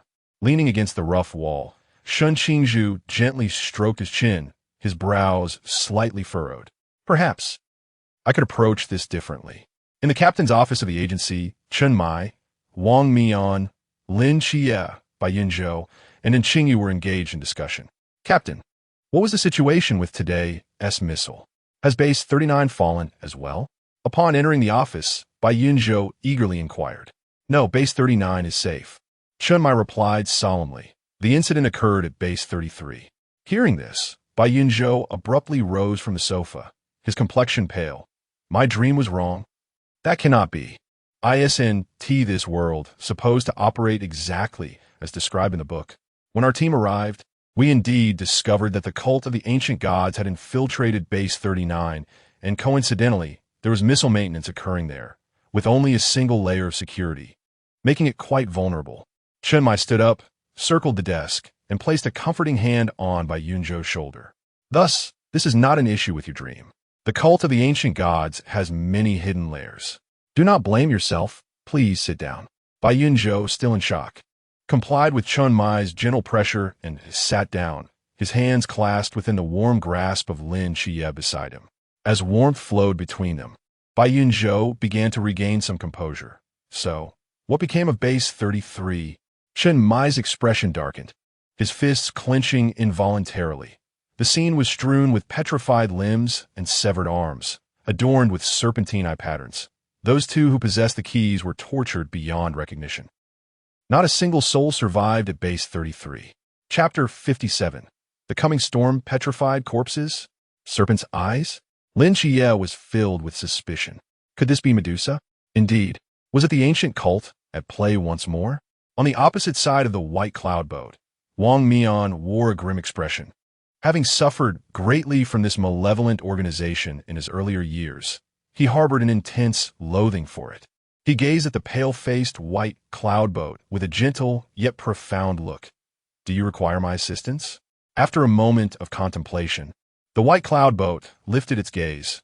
We wish to attempt a challenge against those below the ocean realm. If we encounter anyone above that level, we shall rely on Captain Wang. Wang Mian nodded, a hint of a smile gracing his lips. Very well. Initially, to confront the ocean realm adversary Han Xiaoyan, Team 136 had narrowly triumphed at the cost of Wu Xiangnan's life. Now, with the mask in hand and Wang Mian having reached the boundless realm, while the remaining team members had all attained the pinnacle of the ocean realm, there was no need to repeat past mistakes. Even if Wu Xiangnan could be resurrected, the agony of being shattered into fragments was all too real. I have pinpointed the locations of several pool and stream realm rats, and Xingyu stated in a calm tone. However, the whereabouts of a woman from the pool realm and a man from the ocean realm remain elusive. That pool realm individual must be Medusa's agent, the snake woman. Over the past 6 months, and Xingyu, with his nearly prodigious intellect and an almost cheat-like singular solution, had successfully won the hearts of Team 136, establishing himself as the most credible presence beneath the leadership of the team. Occasionally, when faced with certain decisions, Chen Mai would even bypass Wu Xiangnan to seek his counsel, much to Wu Xiangnan's silent grievance, though he could find no fault. Adjusting his glasses, and Xingyu's eyes glimmered with a faint gray light. According to real-time feedback from my fish species, it seems those pool realm rats are not affiliated with the stream realm ones. They only heed the commands of that ocean realm man. However, both factions are now aware of the mask's existence and are deliberating a retreat. They must not be allowed to escape. White Cloud Boat exclaimed passionately. Having committed such heinous acts, how can we allow them to evade justice for the fallen soldiers? Observing the eyes brimming with indignation, and Xingyu offered a reassuring smile. A touch of warmth in his gaze. Do not worry. They will not get away. After a brief pause, a military helicopter suddenly appeared in the sky above Tsangnan, landing at a military airfield where 7 figures awaited. In a dilapidated building somewhere in Tsangnan, a few shadowy figures huddled in a room, barely shielded from the wind, gathered around a rusty stove for warmth. On top of the stove was a makeshift kettle, and each held a cup of instant noodles, eagerly awaiting the kettle to steam. At that moment, a man carrying 3 knives hurriedly entered, snatching the remaining noodles and squeezing in the seasoning while speaking animatedly. "The mask is left," exclaimed one burly man in shock upon hearing him. Indeed, as that snake woman mentioned, the man known as Sandow remarked that she expressed a desire to consolidate all available forces for the night, hoping to eliminate both divine agents by evening's end. Ideally, she aspired to also deal with that chubby lad from the Bai family, for his head was valued as staggering 800 million. Should he be slain, the ancient deity would be endowed with a substantial fund for activities. But slaying a divine agent is already a formidable task. She not only wishes to eliminate 2, but also aims to capture a member of the Bai family. Such words are spoken so lightly. It is said that this time, the ancient deity has dispatched 2 from the sea realm and several from the river realm. With the mask now departed, the 136 team and the highest-ranking instructors available are merely from the river realm. Under the right circumstances, success may indeed be possible. A woman with a ponytail and a quiver on her back stated coldly. An elderly man, his gaze shadowed, pondered for a moment.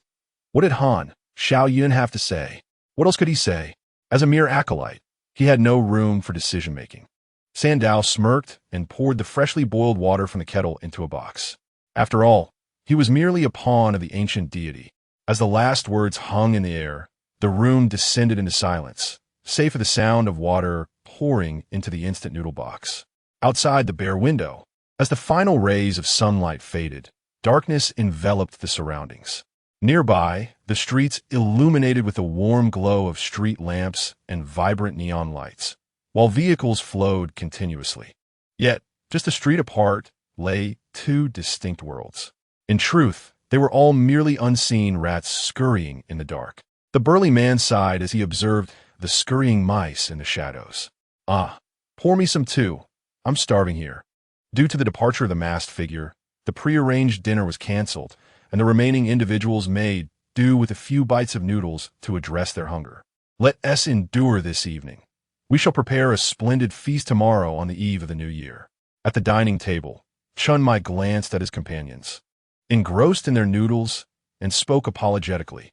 Speaking of food, Hong Ying immediately perked up, quickly swallowing her noodles, and exclaimed, "Captain, you must prepare more of your signature dishes." Chun Mai chuckled helplessly. "That is certainly a given, but with so many people, I fear I shall have to rise at dawn to prepare." "I can assist." Bai Yunzhou raised her hand enthusiastically. Zhao Kongchang, eyeing her sparkling eyes with skepticism, questioned, "Can you cook?" "Hey, don't underestimate me.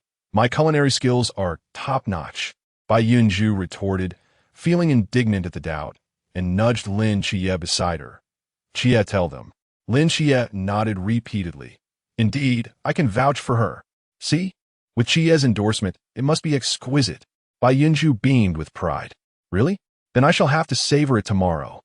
Upon hearing this, Hong Ying clapped her hands in delight and then quietly leaned towards Lin Qiye, speaking enviously. "You're quite lucky, Qiye. I can hardly contain my envy." Lin Qiye smiled broadly, lowered his gaze, and touched his nose without saying a word. And Xingyu also raised her hand promptly. "I can help as well." Bai Yunzhao's smile faltered as he suddenly recalled the rather ominous description of the dubious fish cake from the original text, a semi-congealed, verdant mass exuding a foul, cement-like odor. "Are you certain, little fish?" "Indeed." Observing the hesitation in his gaze, and Xingyu's previously confident smile faltered, revealing a hint of disappointment in his eyes. "Do you not believe me?" Bai Yunzhao promptly waved his hand. No, of course I believe you, 100%. Watching his anxious defense, and Xingyu lowered his gaze to adjust his glasses, a gentle smile gracing his lips. However, Bai Yunzhao found himself lost in contemplation due to the advancing progress bar above in Xingyu's head. "What is going on? I have been quite careful to avoid physical contact." Yet the progress bar has moved again during our conversation. Little fish, could you please show a bit more restraint? This is becoming exceedingly difficult for me. Alas, it seems I must find an opportunity to clarify matters soon. Yet, little fish does not communicate as straightforwardly as Brother Zhuang, leaving me at a loss as to how to broach this subject delicately. Chunmai observed the cheerful scene before him and couldn't help but urge, "All right, it seems we've eaten enough. Let's set off promptly. Stay safe and return home early." The group collectively set down their chopsticks, straightened their posture, and chorused, "Yes." Chapter 58. The Reversal of Fate. After tidying up, Lin Qiye, Bai Yunzhou, along with Fatty and Qiao Yuan, stepped out together, each dressed casually, as if embarking on a leisurely outing. As they passed the street corner, Lin Qiye paused momentarily, casting a peculiar glance at the turn. "What are you looking at?" Bai Yunzhou inquired, noticing Lin's sudden halt and mirroring his pause with a look of curiosity. To ensure comfort during their activities, Bai Yunzhou wore a short down jacket from their camp, its exterior a pristine white, while the inner layer boasted a sky blue sweatshirt fabric. The hooded design added a touch of casual flair, and the interplay of blue and white in the knitted texture harmonized beautifully with the down jacket's palette. His simple yet elegant white casual pants accentuated his tall, youthful figure, complemented perfectly by his blue and white sneakers, exuding a refreshing and vibrant aura. In contrast, Lin Qiye adopted a more understated appearance, clad entirely in deep, tranquil black. The interior and collar were adorned with distinctive checks, while the layered black and white patterns of his sweater provided a dash of brightness, infusing his subdued attire with youthful vigor. "Nothing," Lin Qiye replied to the inquiry, turning back to gently zip up Bai Yunzhou's inner jacket, his expression focused yet tender. "It's cold. It's better to keep your jacket zipped." Bai Yunzhou startled momentarily, then muttered under his breath, "You sound just like my father," before hastily resuming his forward pace. Lin Qiye's lips curled into a subtle smile, a flicker of warmth illuminating his eyes. He then quickened his pace, catching up to the familiar figure ahead, gently taking his hand, his smile growing more pronounced. Bai Yunzhou did not pull away. Instead, he shot Lin a disgruntled glance, yet unconsciously slowed his pace slightly. Fatty and Qiao Yuan observed, both wearing expressions of deadpan discontent. "Can I not be the third wheel?" Fatty remarked flatly. Qiao Yuan replied, equally expressionless, "No. Hurry up, they're getting away." With that, he firmly grasped Fatty's arm and strode forward. Fatty stumbled slightly from the sudden pull, then lamented, "Qiao Yuan, let me go. I want to find Maliwa." Initially, the plan to lure the ancient god's cult involved only Lin Qiye, Bai Yunzhou, and Fatty as bait. However, Xing Yu suggested that this approach seemed too deliberate and recommended adding another person. Naturally, Fatty wished for Molly's company, but she coldly declined. In the end, only Qiao Yuan was left to accompany him. As Fatty gazed at the affectionate duo ahead, he couldn't help but daydream about how wonderful it would be if Molly were walking beside him instead. However, upon turning his head, he was met by the rugged figure of Qiao Yuan, dressed in an unrefined manner, causing the light in his eyes to vanish instantly. At the corner, Deng Wei slurped his instant noodles while observing the scene unfold. "This is outrageous, Shun. Lin Qiye has clearly discovered us and is intentionally flaunting his affection in front of you." He turned his head, chewing on a mouthful of instant noodles, and grumbled discontentedly towards Shen Qingzhu. Crouching in a corner by the wall, Shen Qingzhu eyed the untouched bowl of noodles, now scattered with droplets of saliva and bits of noodle. Disgusted, he wrinkled his brow and decisively set the bowl aside, rising to his feet while grasping a nearby black box. "I'll go take a look. Hey, Brother Shun, aren't you eating?" Seeing Shen Qingzhu depart, Li Jia and Li Liang, who were happily indulging on the ground, quickly stood up. "Go ahead and eat." Shen Qingzhu waved his hand dismissively, then, seemingly recalling something, turned back to place his bank card into Deng Wei's hands. "You take this card for now. The password is. Withdraw some money and find a place to rest for a few days." Deng Wei held the thin card, his expression dazed.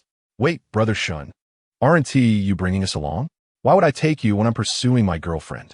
Shen Qingzhu raised an eyebrow, casually slipping his hand into his pocket as he turned to leave. "I'm off. Remember to send me your location later." As he spoke, Shen Qingzhu's figure gradually faded into the distance, following the path taken by Bai Yunzhou and the others. Once Deng Wei and the others also turned it apart. A young boy, approximately 11 or 12 years old, dressed in a red shirt and black pants, suddenly emerged from a nearby shop. Beneath his oversized down jacket hood, only a small portion of his pale, youthful face was visible. He lifted his chin, peering through the gap in the hood to catch a glimpse of Shen Qingzhou disappearing around the corner, his nose twitching slightly as if sniffing something. After a moment's hesitation, he lowered his head and hastened to follow. Meanwhile, on the other side, a helicopter carrying a group in masks had just flown out of Songnan City and landed directly in a secluded valley. Once it stabilized, 7 figures disembarked from the aircraft, which then ascended and departed. Just thinking about having to walk back makes my legs feel exhausted. Xuan was stretched lazily, yawning. You were supposed to wait for someone to pick us up, right?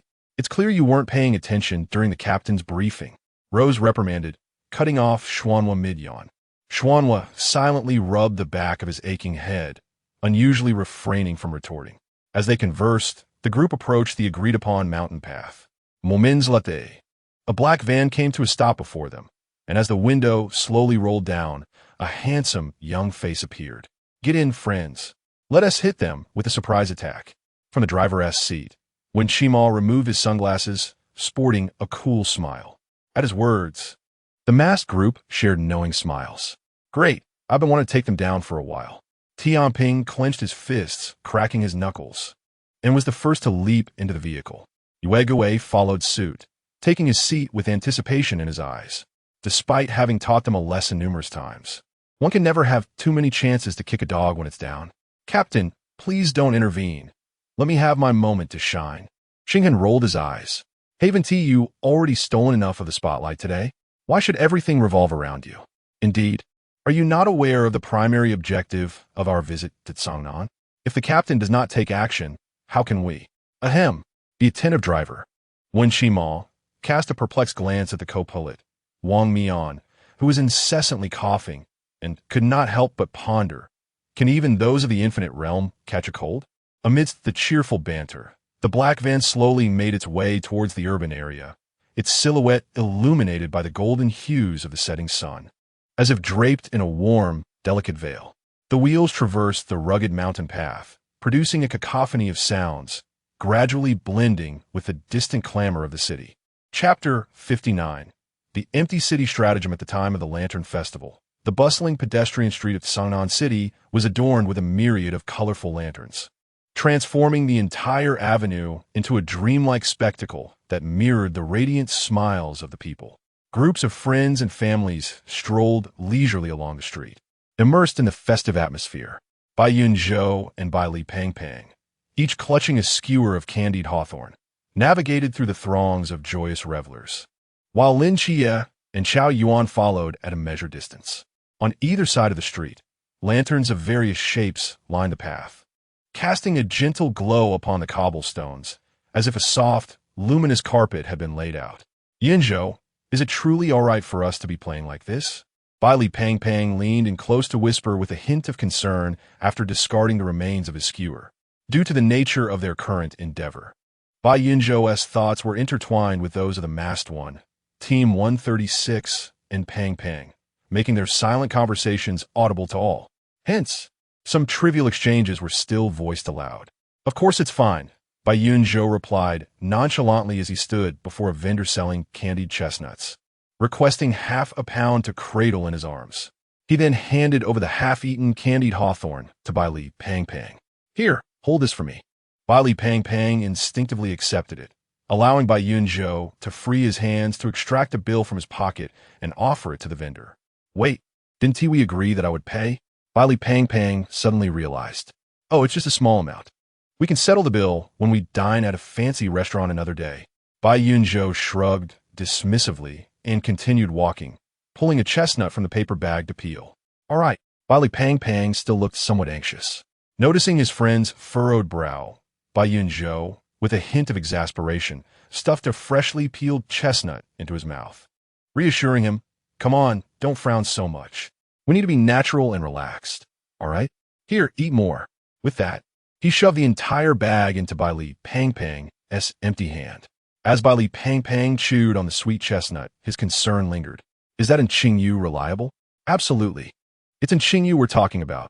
She has to be trustworthy. Bai Yunzhou shot him a glare, took back the candied hawthorn, and bit into it, mumbling indistinctly as he pointed at the still little white mouse perched at his collar. Right, little fish. Meanwhile, Yu was seated on a sofa in the office alongside Wu Xiangnan, a steaming cup of tea resting on the table before them, accompanied by a chess set displaying a mix of black and white pieces. Upon hearing the inquiry, Yu paused, her slender fingers hovering over the white pieces, and suddenly let out a light laugh. The chessboard before them revealed a gradually tightening formation of white pieces. In the captain's office a few hours earlier, Lin Qiye observed Yu's confident demeanor and inquired, "Do you already have a plan?" "Yes," Yu nodded in affirmation. "Dealing with those few realm mice is quite simple. But if that were the only cost, it would be too easy for them." He spoke, his slender fingers resting on the gold-rimmed glasses, his eyes, adorned with a tear mole, appearing both astute and enigmatic, the reflected light from the lenses casting a chilling aura. "Since they are hesitant to act, let us stage a play of the empty city." "The empty city?" Wang's face displayed confusion. "Do you mean we should pretend to leave first?" Yu nodded. "Indeed, only in this manner can we lower their guard. Moreover, after this encounter, they will surely seek a decisive opportunity due to their fear of prolonged uncertainty." Lin Qiye pondered. "So you intend to proactively offer such an opportunity, allowing us to serve as bait?" "Yes, they pride themselves on lurking in the shadows, oblivious to the fact that their movements have long been laid bare before my eyes." Yu's eyes sparkled with wisdom as she spoke. "We can adeptly exploit this to ensnare them all." Amidst the bustling crowd of the pedestrian street, Bai Yunzhou chewed on a candied hawthorn, reflecting on Yu's strategic layout. "To prevent them from becoming suspicious, you may act as though you are merely out for leisure, frequenting crowded places like the pedestrian street. In such throngs, it is difficult to pinpoint a target, making it less probable for them to act recklessly. Once the FAAD is established, you can gradually make your way to South River Park. I have already scouted the route. It is not far from the pedestrian street and conveniently leads towards the office, thus minimizing suspicion. Parks, with their abundant trees, are conducive to concealment, and should they intend to set an ambush, this location would likely be their choice." Yu adjusted her glasses and continued.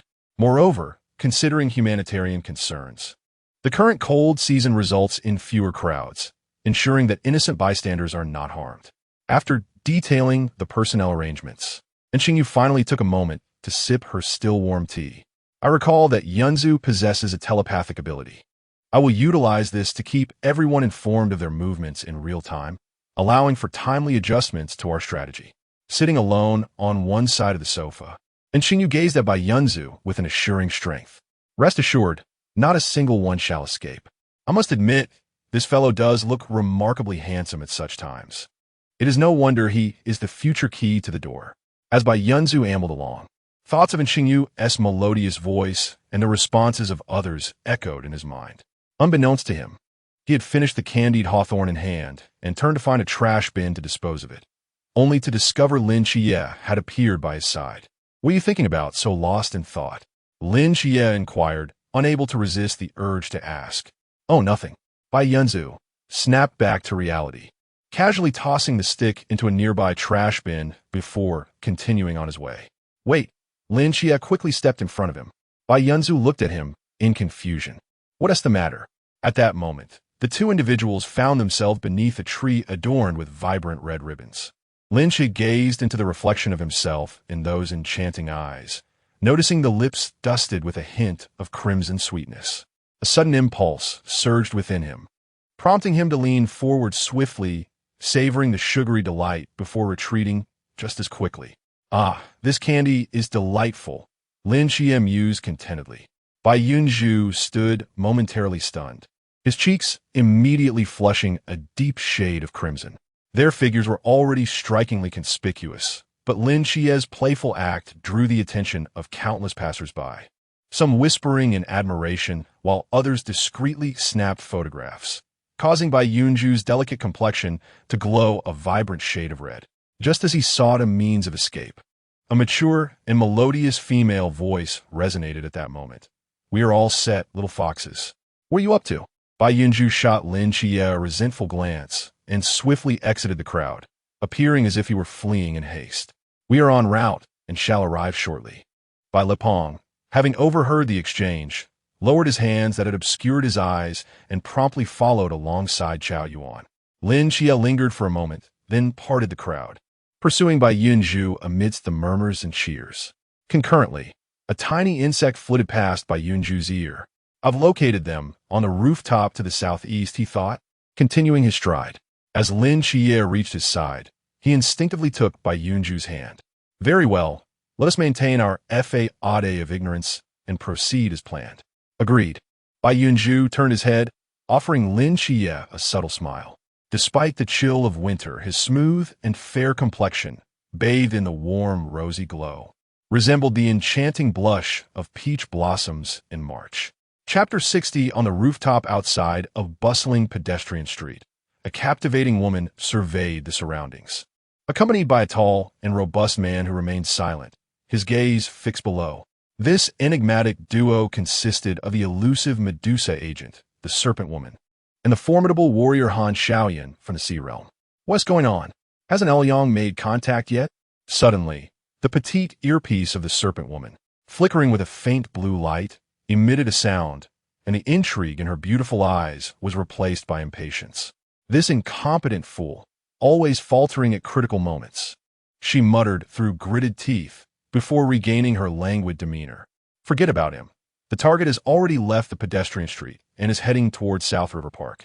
Everyone, proceed to South River Park immediately. We must eliminate these two divine agents and the chubby scion of the Bailey family tonight." "Understood."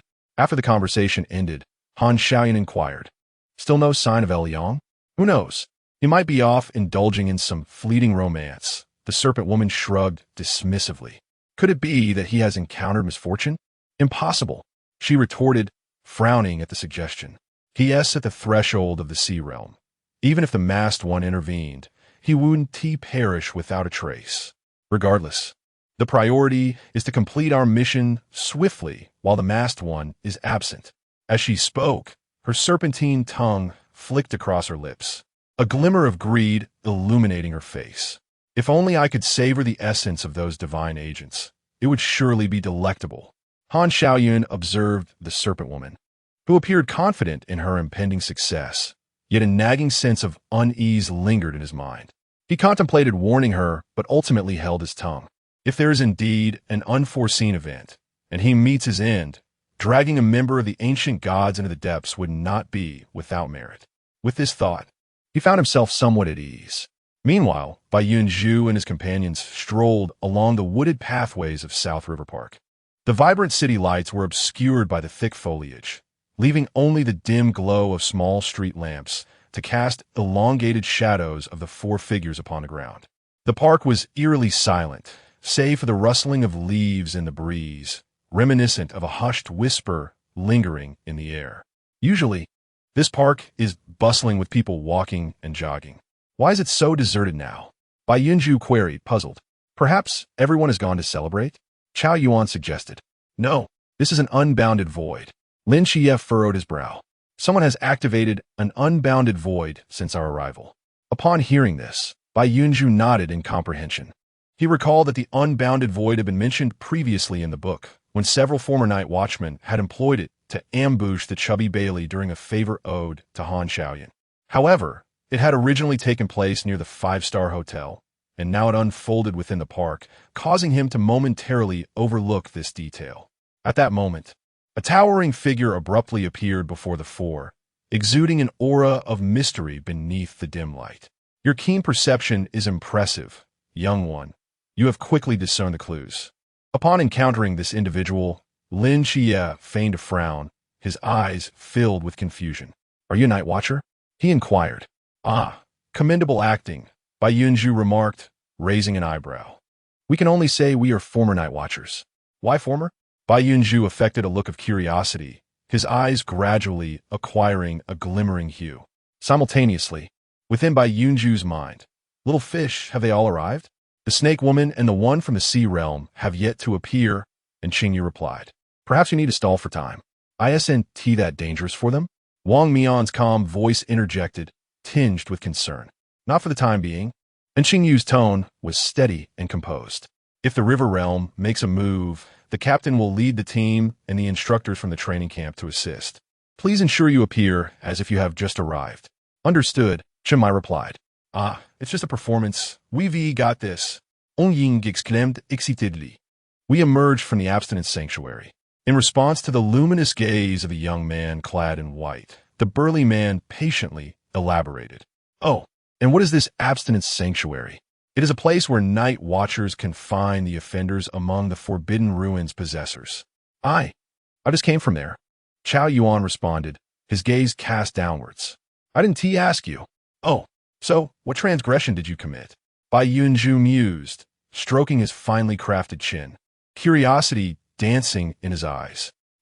The burly man was about to respond when a gruff voice from behind Bai Yunzhou and the others interrupted him harshly. What are you doing? Hurry up and eliminate them. At this bellow, the burly man seemed to awaken from stupor. You were stalling. Just as he was about to continue, a flash of white light momentarily blinded him, and he lost consciousness.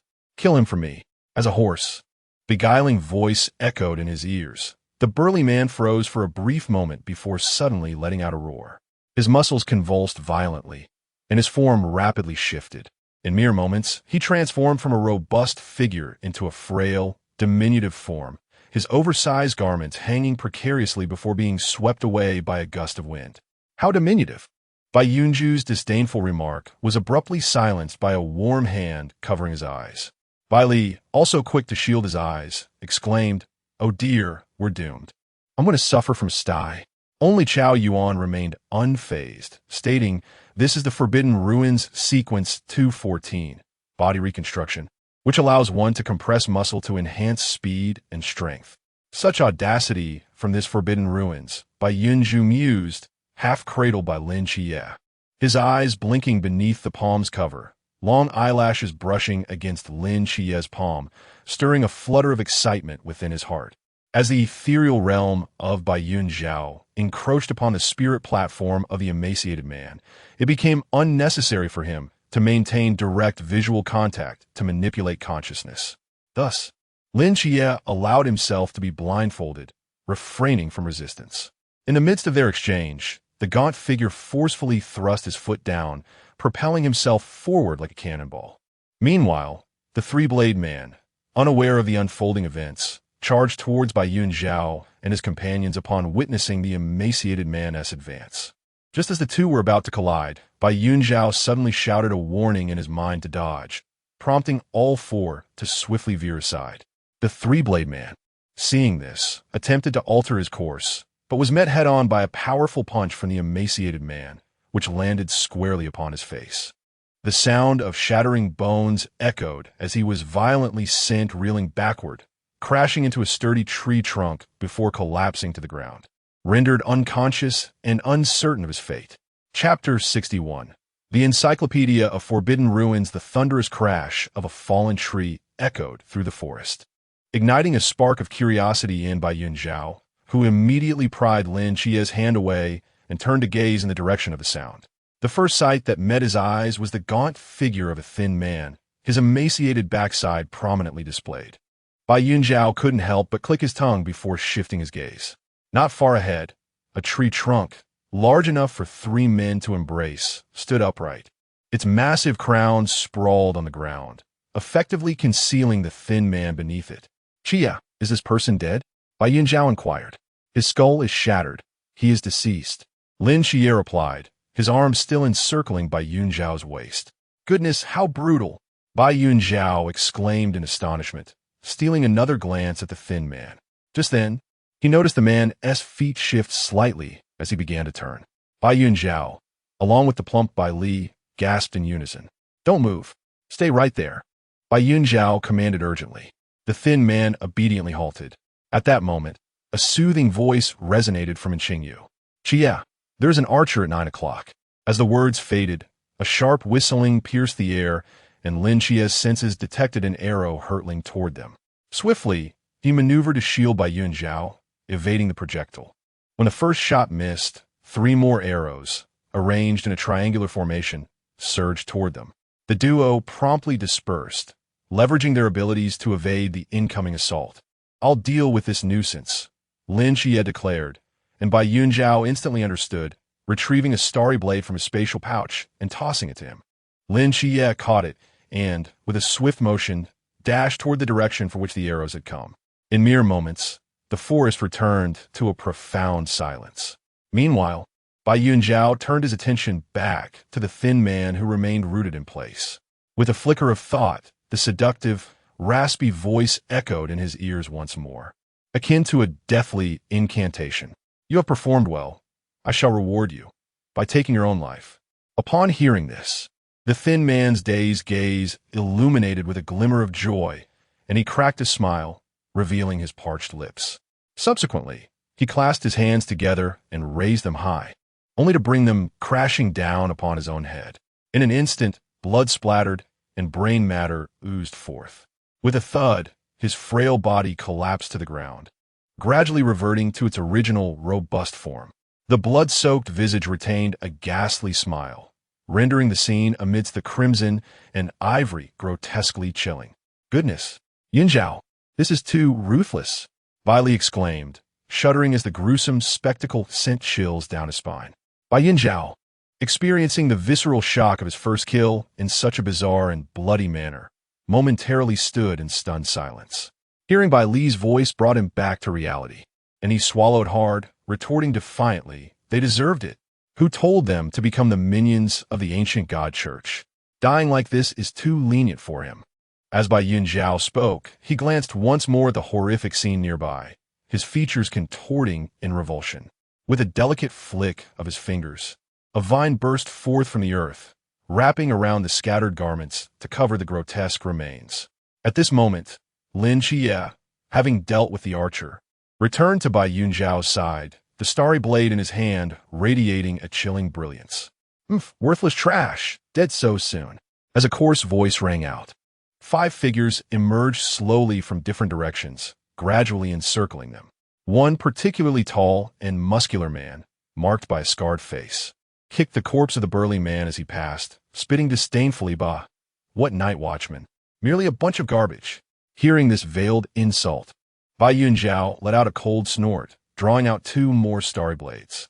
He tucked one into Chao Yuan's embrace and casually slung the other over his shoulder, nonchalantly declaring, "I was wondering who it could be. Turns out to be the rats of the ancient god sect."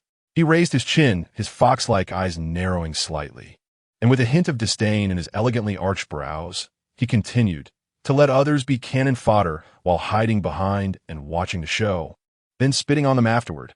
How presumptuous! Do you think yourselves the bosses of this dungeon? TSK, if you wish to play the role of a boss. It seems you're sorely unqualified.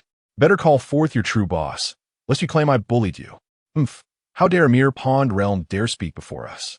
You clearly have yet to grasp the disparity between realms."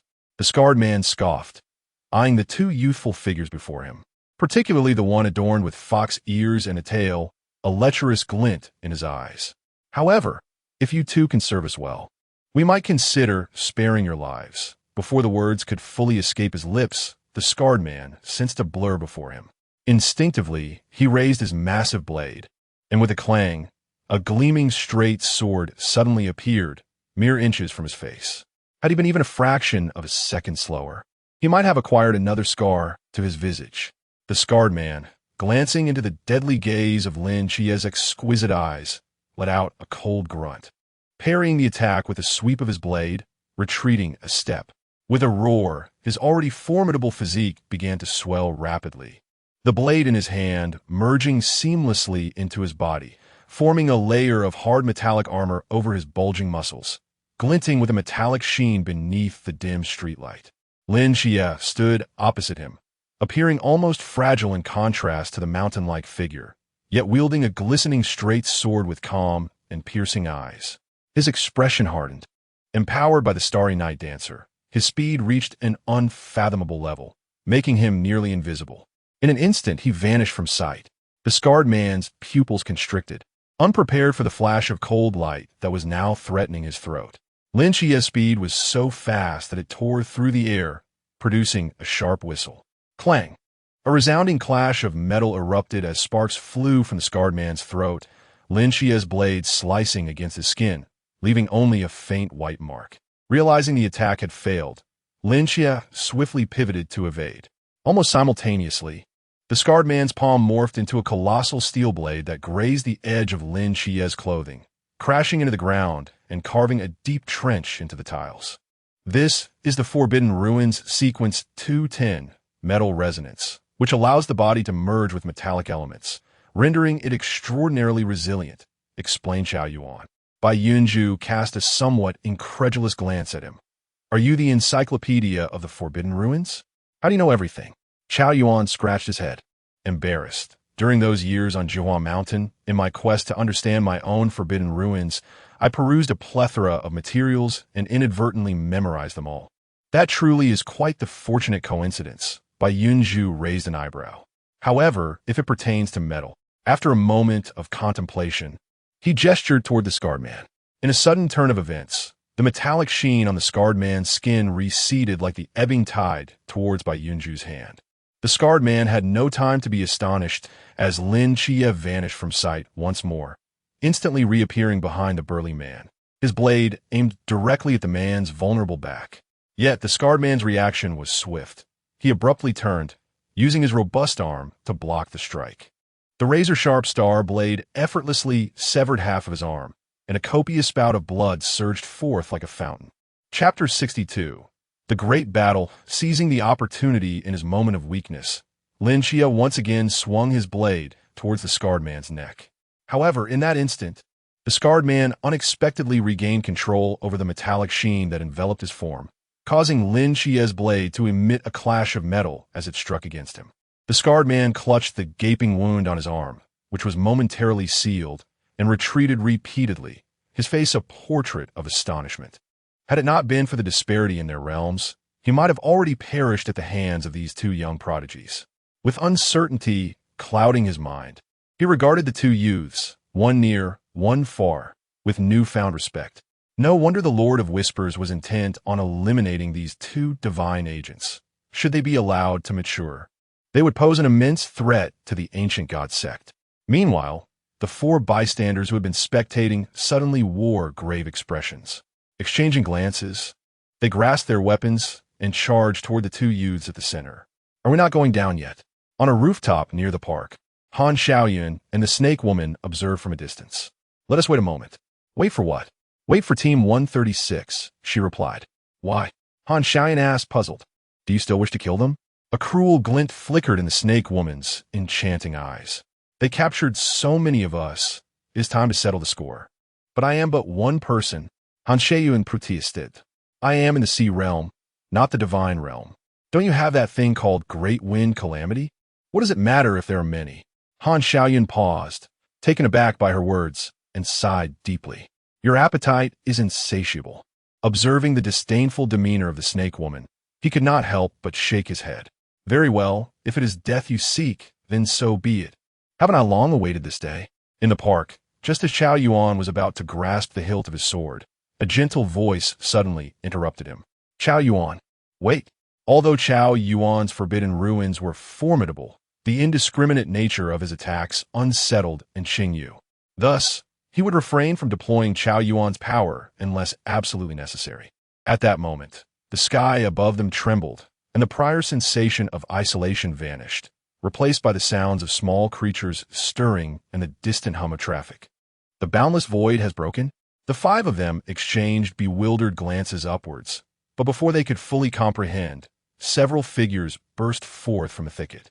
Ha ha, Qiye, we have arrived. A clear female voice rang out, and a spear radiating with crimson flames pierced through the void, aiming directly at a tall, slender man. With a slight lift of his fingers, a shield formed from thorns emerged, blocking the spear and ensnaring it. The flames scorched the surrounding thorns black. Yet the spear could not advance an inch further. With a swift motion, the slender man dismissed the spear, casting it aside where it embedded into the earth. Wood element. Quite impressive, remarked Bai Yunzhou, stroking his chin with a satisfied expression. Meanwhile, a striking figure darted forth, her delicate white hand deftly grasping the gun's handle. With a sharp clang, she seamlessly resumed her grip on the long weapon. Following her, a second, a third, and ultimately 7 figures stood tall beside Lin Qiye and his companions. Among them were the esteemed Qi Jing's Hong Ying, Si Xiaonan, Wen Qima, as well as Chun Mai from Chuanjing and 3 instructors. At that moment, a bat swooped past Lin Qiye's ear. "They're here," he remarked. "Indeed, I've noticed as well," replied Qingyu. "Old Zhao, once they enter the encirclement, initiate the boundless void." "Understood." Upon hearing their exchange, Yu Gui's voice rang with uncontainable excitement. "Is it finally our turn to make an appearance? How thrilling!" In the very next moment, after the appearance of Team 136, 5 assassins from the ancient god sect simultaneously launched their attack. Chun Mai and the 3 instructors quickly stepped forward to engage 4 of them in battle, while a tall, slender man faced off against 5 members of Qi Jing, including Lin Qiye and Bai Yunzhou. As the saying goes, a multitude of ants can take down an elephant. Hong Ying's fire exhibited a remarkable counter to the wood element, especially with 2 divine proxies on their side. Observing the 5 adversaries before him, the slender man swallowed hard. Assuming la combattance. In an instant, his right hand transformed into a long whip made of thorns, and a massive wall of thorns erupted from the ground, encircling the 5 within. Beyond the thorny barricade, Bai Li Pang Pang and Chao Yuan stood a short distance away, appearing somewhat idle. Should we not assist?" Bai Li Pang Pang hesitated, watching the fierce battle unfold ahead. "In this scenario, should I intervene, I would only complicate matters," Chao Yuan shrugged, clutching his sword. Indeed, Bai Li Pang Pang stroked his chin thoughtfully, reassured that the instructors were well equipped to handle the situation and that Yunzhou would certainly be fine. Their best contribution was to avoid adding to the chaos. As he spoke, his chubby hand rummaged in his pocket, retrieving 2 cushions and 2 bags of chips, offering one to Chao Yuan. "Here, it's tiring just standing. Let's sit and have a snack." Chao Yuan raised an eyebrow and accepted the gesture. Thus, the 2 settled comfortably beneath a grand tree, enjoying their chips while marveling at the spectacular display of skills, akin to a cinematic extravaganza. A golden halo of Yao Guang enveloped them, shielding them from the occasional debris and energy surges. Meanwhile, on Bai Yunzhou's side, the wooden elemental power he wielded caused the slender man's thorns to flicker in effectiveness.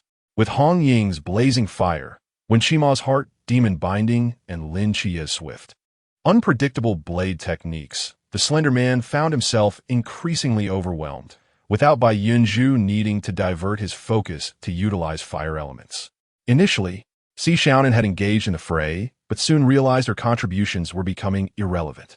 Spotting the golden light beneath the nearby tree, she decisively joined their ranks. Observing the slender man gradually faltering, Bai Yunzhou even found the leisure to attend to other skirmishes, aiming to add some vexation to the scarred face that had insulted him and Qiye earlier. The scarred face was pitted against none other than Chun Mai.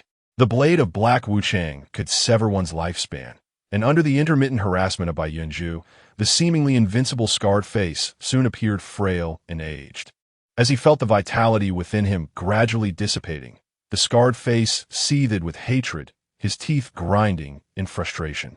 He longed to strike down the loathsome youth before him. Yet Chun Mai thwarted his attempts, leaving him unable to retaliate. In a fit of desperation, he bellowed, "Old 5, quickly eliminate that lad in white. Hurry!" Upon hearing the roar, a man engaged with one of the instructors shifted his form, almost seeming to meld into the shadows. In that moment, Chun Mai struck down with his blade once more, and at that precise instant, Bai Yunzhou seized the opportunity to pull the metallic apparatus from the scarred face's neck side. In an instant, a large, aged head, bearing an expression of despair, was propelled into the air before crashing heavily back to the ground. The scarred face had met its end. Chapter 63. Closing the door and hitting the dog with a swift strike, the scar-faced man was dispatched, and Chun Mai lifted his gaze, ready to lavish praise upon Bai Yunzhou. However, a shadow suddenly leapt silently from the ground behind Bai Yunzhou, causing his pupils to constrict in alarm. "Yunzhou, be careful." At the same moment, Lin Qiye noticed the unfolding scene and attempted to advance, only to find his path obstructed by a wall of thorns. In a strategic move to simultaneously distract both the scar-faced man and the lanky adversary while avoiding the collateral damage of their skirmish, Bai Yunzhou positioned himself at the far edge of the battlefield, rendering everyone else somewhat impotent. Upon hearing the warning, Bai Yunzhou felt a tightening in his chest and instinctively activated the Spirit Fox illusion. In that fleeting moment, a dagger glimmering with ethereal light pierced through the afterimage. Yet the shadowy figure exhibited no hesitation, swiftly redirecting his blade towards the fox-eared youth who had sought refuge nearby.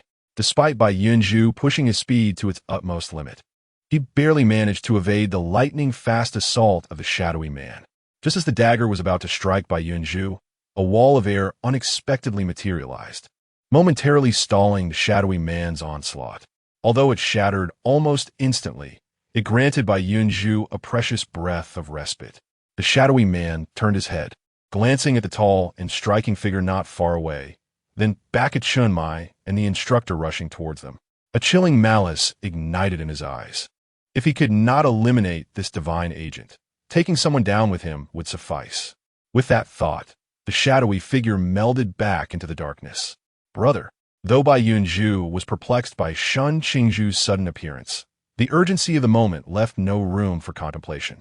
He dashed towards Shun Qingzhu, simultaneously casting a protective barrier of the 5 elemental forces, metal, wood, water, fire, and earth, around him. Employing the quintessence of these elements nearly drained Bai Yunzhou's mental energy. Yet even the 5-layered shield, due to the disparity in their realms, merely served to delay the inevitable.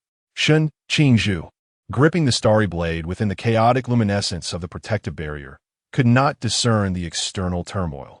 Yet, as he recalled the frantic expression on Bai Yunzhou's face when he rushed towards him, warmth blossomed in his heart. Just as the layers of the protective barrier began to crumble, Shun Qingzhu sensed a shift and turned, raising the starry blade to intercept a blow. The dagger, glowing with an eerie light, collided violently with the starry blade, sending forth a dazzling spray of sparks. After a brief struggle, Shun Qingzhu caught a glimpse of 3 figures charging towards them in his peripheral vision. Instinctively, he adjusted the angle of his blade, causing the dagger to lose its resistance and plunge deeply into his chest. Concurrently, Chunmai and the instructor, who had been engaged with the shadowy man, arrived on the scene. Witnessing this, the shadowy figure swiftly withdrew the dagger from Shun Qingzhu's chest, drawing forth a warm stream of blood. Everything transpired with alarming rapidity. As Lin Qiye finally extricated himself from the thorn's entanglement, he was met with this shocking tableau. Shun Qingzhu, how did he end up here? Before he could ponder further, a delicate yet alluring laughter echoed as a tall, muscular man and a captivating woman appeared, buoyed by the winds, suspended in midair. The serpent woman gazed down at the blood-soaked boy cradled in the arms of the weeping fox-eared youth, unable to suppress a click of her tongue. Ah, truly, as expected of the 9-tailed fox emperor, your tears are like rain on pear blossoms, evoking a sense of pity, she remarked, her eyes gradually transforming into enchanting vertical pupils, shimmering with a delightfully sinister gleam. I genuinely desire to see you brought to tears. Who do you wish to make cry? A chilling voice resonated as a figure adorned with a mask of green patterns emerged slowly from the nearby woods, hovering in the air, exuding an inexplicable air of menace. Quite unlike his usual amiable demeanor. A masked figure. Upon recognizing the newcomer, the serpent woman's pupils constricted instantaneously, a wave of cold dread seeping into her bones, enveloping her entirely. Old Zhao, a gentle voice interjected, belonging to Qingyu. Close the door and deal with the dog. Understood, Zhao Kongchang responded, excitement lacing his tone. In an instant, an invisible wave surged forth, and the surroundings fell silent once more. You have not left. The serpent woman expressed her astonishment, while the scale-bearer, clearly not inclined to waste words, merely raised a finger, and the serpent woman plummeted from the air, pinned to the ground in a prostrate position. At that moment, 6 other masked figures surged forth from the woods, although Han Shaoyan remained unaffected. He released the wind force and landed gracefully on the ground. I remember you, Han Xiaoyan, Wang Mian stated, approaching him. Back when we were in the reserve team, we visited Suzhou City together. Were you a willing participant, or were you coerced? Han Xiaoyun chuckled lightly, responding with resignation. At that time, whether by choice or compulsion, I can only claim to be willing now. He then placed a hand on the hilt of his blade at his waist, offering a calm smile. Let us begin, Captain Wang. Wang, behind his mask, briefly closed his eyes before exhaling heavily. Yuan, he declared, drawing his weapon as time seemed to slow. I welcome your guidance, Captain Han. As soon as they emerged from the woods, the masked figures swiftly advanced towards the remaining 5. Due to the incident involving Shun Qingzhu, Bai Yunzhou and the others clearly had no inclination to continue the battle. Upon seeing the masked figures, the instructors concerned for the injured recognized the victory was assured and withdrew, leaving the matter to the masked figures. However, while the Serpent Woman was the representative of Medusa and might hold her own against the River Realm, she would only be capable of a single strike against the Ocean Realm. The Scale-Bearer promptly subdued the Serpent Woman, as the Shadow Man had already been ruthlessly slain by the furious Chan Mai and the instructors. The remaining 3 were evidently insufficient to share the spoils. Thus, Yue Guwei and Xiang Wei began to bicker over the attribution of the victory. The last individual, intending to escape amidst their squabble, was halted in his tracks by their simultaneous command to crouch, and obediently complied, cradling his head. Meanwhile, Tan Xiang, after landing, charged towards Bai Yunzhou, who was now surrounded by a throng of people, as the crisis had been averted. Bai Yunzhou knelt on the ground, cradling Shun Qingzhu, whose chest was drenched in crimson. The hand resting upon him emanated a continuous green glow, while tears cascaded down like pearls severed from their string, falling softly onto Shun Qingzhu, producing a gentle patter. When he finally rushed forward, he was met with the sight of Shun Qingzhu collapsed on the ground, a dagger wound gushing forth torrents of blood that swiftly soaked his garments. The shock and panic that surged within him were unfathomable. In that instant, the written accounts of Shun Qingzhu's demise flooded his mind, merging seamlessly with the grim reality before him. This should not be happening. There were still 6 months remaining. Could it be that his very presence had triggered a butterfly effect? Bai Yunzhou gazed at the man in his arms, who continued to cough up blood, his heart racing with anxiety. What could be the matter? Had the wound not yet healed? Yet, his own injuries had mended. It should not be an issue of the wound. Lin Qiye crouched beside Shun Qingzhu, scanning his body with his consciousness and furrowing his brow. The current condition was decidedly peculiar. Chapter 64. The pain in my heart, as Lin Qiye had not studied medicine. He could perceive Shun Qingzhu's condition, but could not discern the cause. Strange? Bai Yunzhou, upon hearing this, lifted his tear-streaked gaze towards him. Lin Qiye felt a pang in his heart and sighed. He reached out to tear open Shun Qingzhu's clothing, only to find that the wound inflicted by the dagger had vanished, revealing a network of dark purple veins that appeared grotesquely swollen. Bai Yunzhou gasped, "This is poisoning." The first to arrive, Tan Xiang, furrowed her brow upon witnessing the scene, stating that the dagger was poisoned. She then removed her mask and knelt beside Shun Qingzhu. Her delicate hands raised as a warm, dawn-like golden aura enveloped Shun Qingzhu's entire being. Moments later, her finely arched brows knitted together in concern. "No, this poison is too potent. I cannot dispel it." Poison. Bai Yunzhou was momentarily stunned, suddenly recalling something. He rummaged through the system space and retrieved a porcelain vial, uncorking it to pour the powdered medicine into Shun Qingzhu's mouth. Tan Xiang, perplexed, inquired, "What is this?" "This is Qingling powder, capable of neutralizing all poisons," Bai Yunzhou explained, his fox ears drooping in worry. As the Qingling powder took effect, the dark purple discoloration on Shun Qingzhu's chest visibly faded, gradually returning to its natural hue. "Wow, it worked so swiftly," Tan Xiang exclaimed in astonishment, her eyes sparkling as she gazed at Bai Yunzhou. After a brief moment, when Shun Qingzhu finally opened his eyes, Bai Yunzhou's eyes brightened, and his fox ears perked up once more. "He is awake, truly awake." Bai Pang exclaimed joyfully. "Bro, how are you?" Bai Yunzhou gently inquired, meeting Shun Qingzhu's hazy, phoenix-like eyes. As Shun Qingzhu gazed into those eyes, still shimmering with moisture, his thoughts gradually returned. Suddenly, he coughed violently, eliciting fresh concern from Bai Yunzhou, who watched him with a tense expression, his fox ears drooping once again. As the coughing subsided, Shun Qingzhu weakly grasped Bai Yunzhou's delicate, porcelain-like hand, pressing it against his bare chest. The contrast between his pale skin and wheat-colored complexion stark. "My heart hurts," Shun Qingzhu spoke feebly, followed by a few more coughs, yet his hand remained pressed against Bai Yunzhou's, rising and falling with his labored breaths. Upon hearing this, a glimmer of azure light emanated once more from Bai Yunzhou's palm, flickering in the space where their skin met. "How about now? Does it feel any better?" Bai Yunzhou asked softly, his voice soothing and gentle. Shun Qingzhu replied quietly, his thumb unconsciously caressing the fine skin beneath it as his gaze held an endless depth of sorrow and pity for Bai Yunzhou.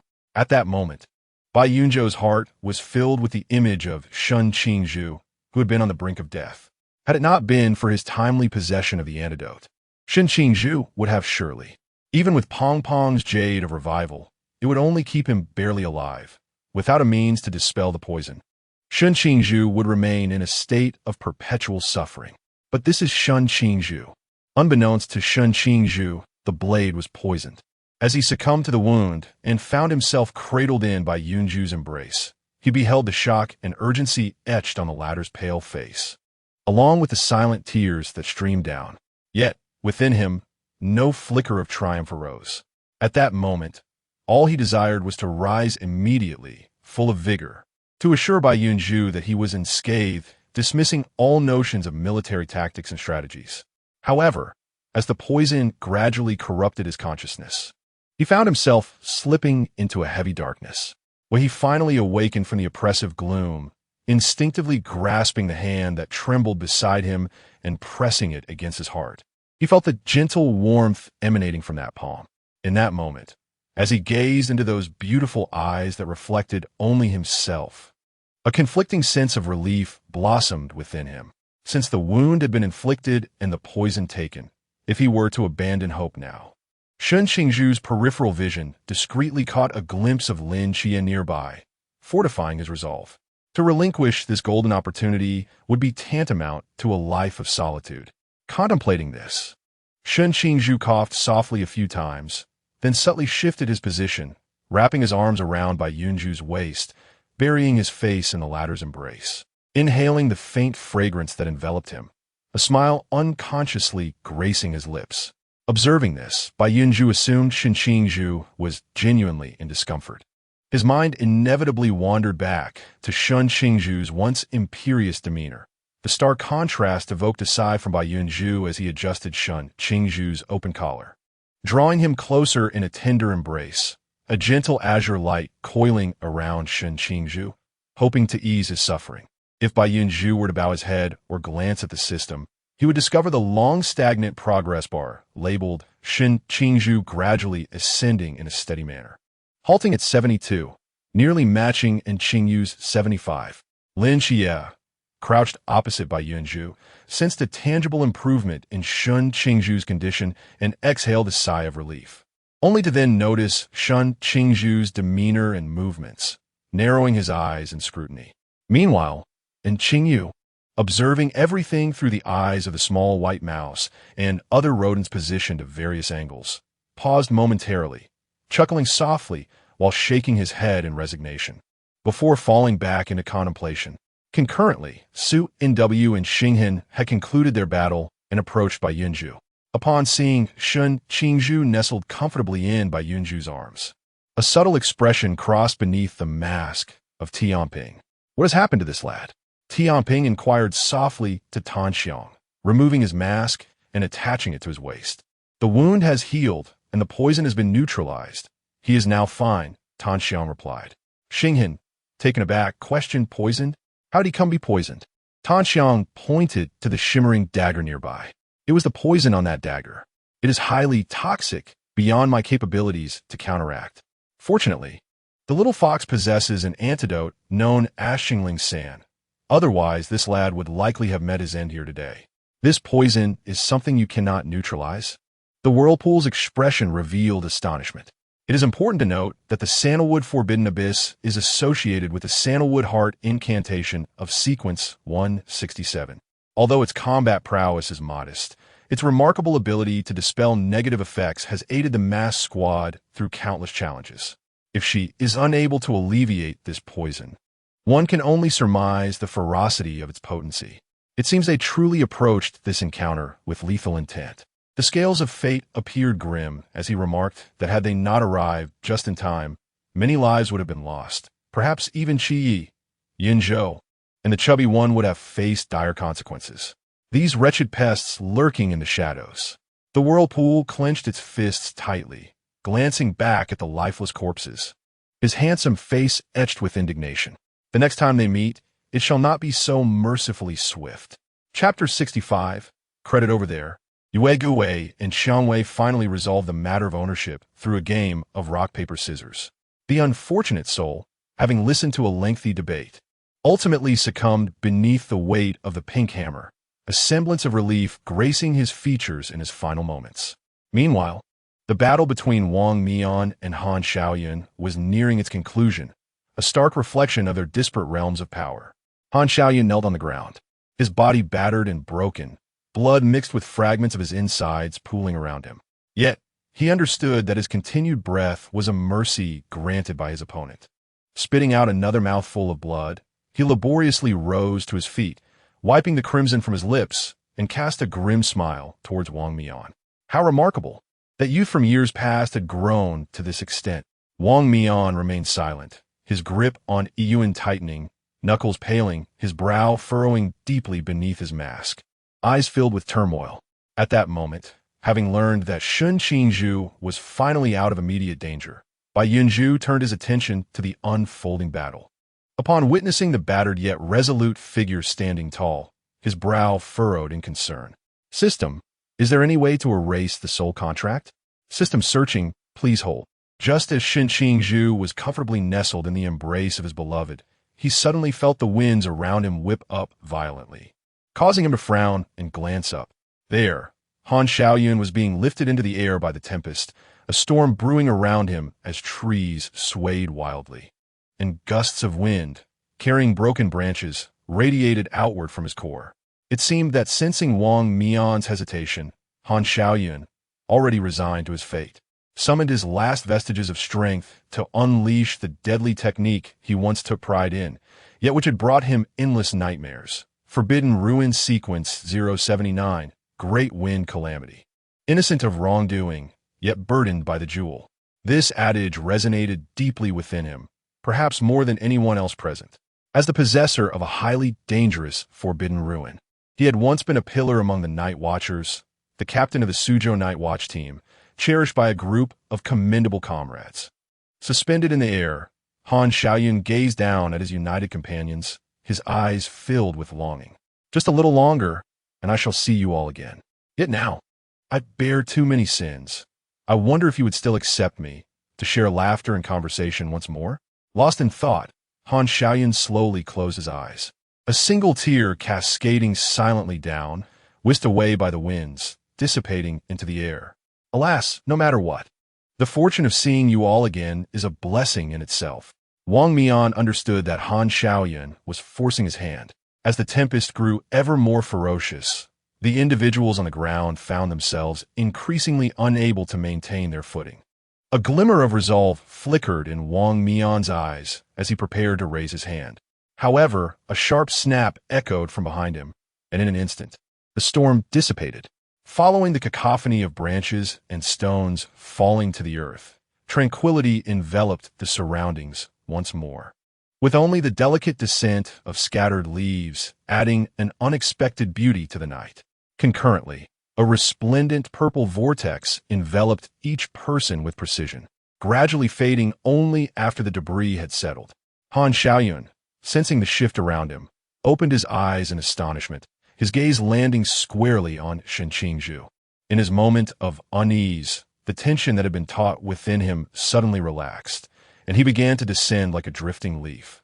Yet, just before he touched the ground, he was caught securely by the emerging vines. Shen Qingzhu turned and met Bai Yunzhou's fox-like eyes, which were raised in a curious arch. With a furrowed brow and pursed lips, he regarded Shen with a complex expression. Alarmed, Shen Qingzhu feared that his disguise had been unveiled. He quickly covered his mouth and feigned a series of coughs, affecting a demeanor of overwhelming weakness after forcibly utilizing the forbidden realm. His pallor evident as he tentatively nestled back into Bai Yunzhou's embrace. Bai Yunzhou, however, did not reject him. He glanced down at Shen, then raised his gaze to Lin Qiye, his expression contemplative. Moments earlier, after the system had completed its search, Bai Yunzhou felt a surge of joy upon hearing its response. Are you saying there is a potion called soul cleansing pill that can dissolve the soul's imprint and thus nullify the contract? Indeed, host. The system's voice remained cool and detached. But based on your current progress, you are not yet eligible for the reward. At this, Bai Yunzhou's heart sank. He surveyed the progress bar on the system panel. Lost in thought. System, is there an option for credit? You see, to achieve such progress within a short span surely requires some extraordinary measures. Does it not? Noticing the system's lack of immediate refusal, Bai Yunzhou felt invigorated and began to appeal to its rationale. Since you have shared this information with me, it stands to reason that you desire for me to obtain this reward, correct? But look around. There's so many people here. Where am I to procure the necessary progress? At the very least, grant me some time or space, would you not agree? 2 days, the system finally relented. I will grant you 2 days, or else the system will forcibly reclaim the progress. Forced reclamation? Bai Yunzhou frowned in confusion. But when he glanced up at the fragmented figure suspended in the air, he steeled himself. Very well, 2 days it is. After securely catching Han Xiaoyun with the vines, Bai Yunzhou sighed and softly addressed Shen Qingzhu. Brother, might you rise for a moment? I have something to attend to. Upon hearing his voice, Shen Qingzhu raised his head and scrutinized Bai Yunzhou's expression, discovering no trace of disdain. He nodded in acquiescence. Subsequently, the vines broke through the earth once more, transferring Shen Qingzhu from Bai Yunzhou's hands to a nearby spot, cradling him like a chaise lounge. Bai Yunzhou rose from the ground, his prolonged kneeling causing him to momentarily stagger. He was promptly steadied by Lin Qiye, who had also stood up. A flicker of azure light, emanating from the wood element, danced around Bai Yunzhou's legs, swiftly alleviating the numbness that had settled in them. I am fine now, Qiye, Bai Yunzhou reassured, a gentle smile gracing his lips as he patted Lin Qiye's hand soothingly. Upon confirming his well-being, Lin Qiye nodded and released his grip. Bai Yunzhou then approached Han Xiaoyun, and with a mere thought, the fox ears and tail that had subtly swayed with his movements vanished, eliciting a collective sigh of regret from the onlookers behind him. As he approached, Wang Mian, who had been anxiously concerned, felt an inexplicable sense of relief wash over him, and a furrow in his brow visibly relaxed. Chapter 66. On what grounds Bai Yunzhou knelt before Han Xiaoyun, observing the man who sat against the vines, resembling a tattered cloth yet stubbornly straightening his back. With a sigh, he spoke, Your heart still belongs to the night watchers, does it not? Upon hearing this, a bitter smile flickered across Han Xiaoyun's pale face. And so what? My soul has long ceased to belong to me. Please do it quickly. After a day of turmoil, you must be weary. The sooner you resolve this, the sooner you can return to rest. With that, he closed his eyes, awaiting the arrival of death, a serene smile gracing his features. Bai Yunzhou gazed at him for a long while before a smile tugged at the corners of his lips. He raised a finger, and the vines swiftly coiled around Han Xiaoyun several times, binding him tightly. Han Xiaoyun was taken aback. What are you doing? Wang Mian, witnessing this, was equally stunned. What do you intend to do? First, take him back. I have a method to eliminate the mark. Wang Mian's eyes brightened, and a hopeful expression filled his handsome features beneath the mask. All right. Everyone except the 3 instructors heard this, and their worries dissipated, eagerly turning their gazes toward Bai Yunzhou. Having witnessed Bai Yunzhou's extraordinary abilities to varying degrees, they were not surprised. Bai Yunzhou stood up and turned to Tianping with a smile. Brother Tianping, could you lend me a hand? The attention of the masked individuals suddenly shifted entirely to Tianping, while Wang Mian narrowed his eyes, feeling a twinge of discontent. Why is it that they are all addressed as brother or sister, yet I am treated with such formality as Captain Wang? Hearing the sweet address of brother, Tianping's lingering doubts evaporated. Even under the scrutinizing gazes of his teammates, he found it hard to suppress the upward curve of his lips. Clearing his throat, he attempted to regain his composure and smiled. Of course, what do you need me to do? Could you help me lift him? Bai Yunzhou gestured toward the tightly bound Han Xiaoyun on the ground. Tianping readily agreed, then glanced at Shun Qingzhu, who lay on the vine chair beside them. What about him? Brother Zhuai. Bai Yunzhou followed his gaze, and upon seeing Shun Qingzhu's condition, the latter began to cough violently, as if determined to expel his lungs. Lin Qiye and the others furrowed their brows, concern evident in their eyes. Hong Ying raised an eyebrow, exchanging glances with Tongxi Xiaonan, both reflecting a shared intrigue. Meanwhile, Bai Yunzhou, oblivious to the underlying tension, hurried over with genuine concern. Brother Zhuai, what's wrong? Are you still unwell?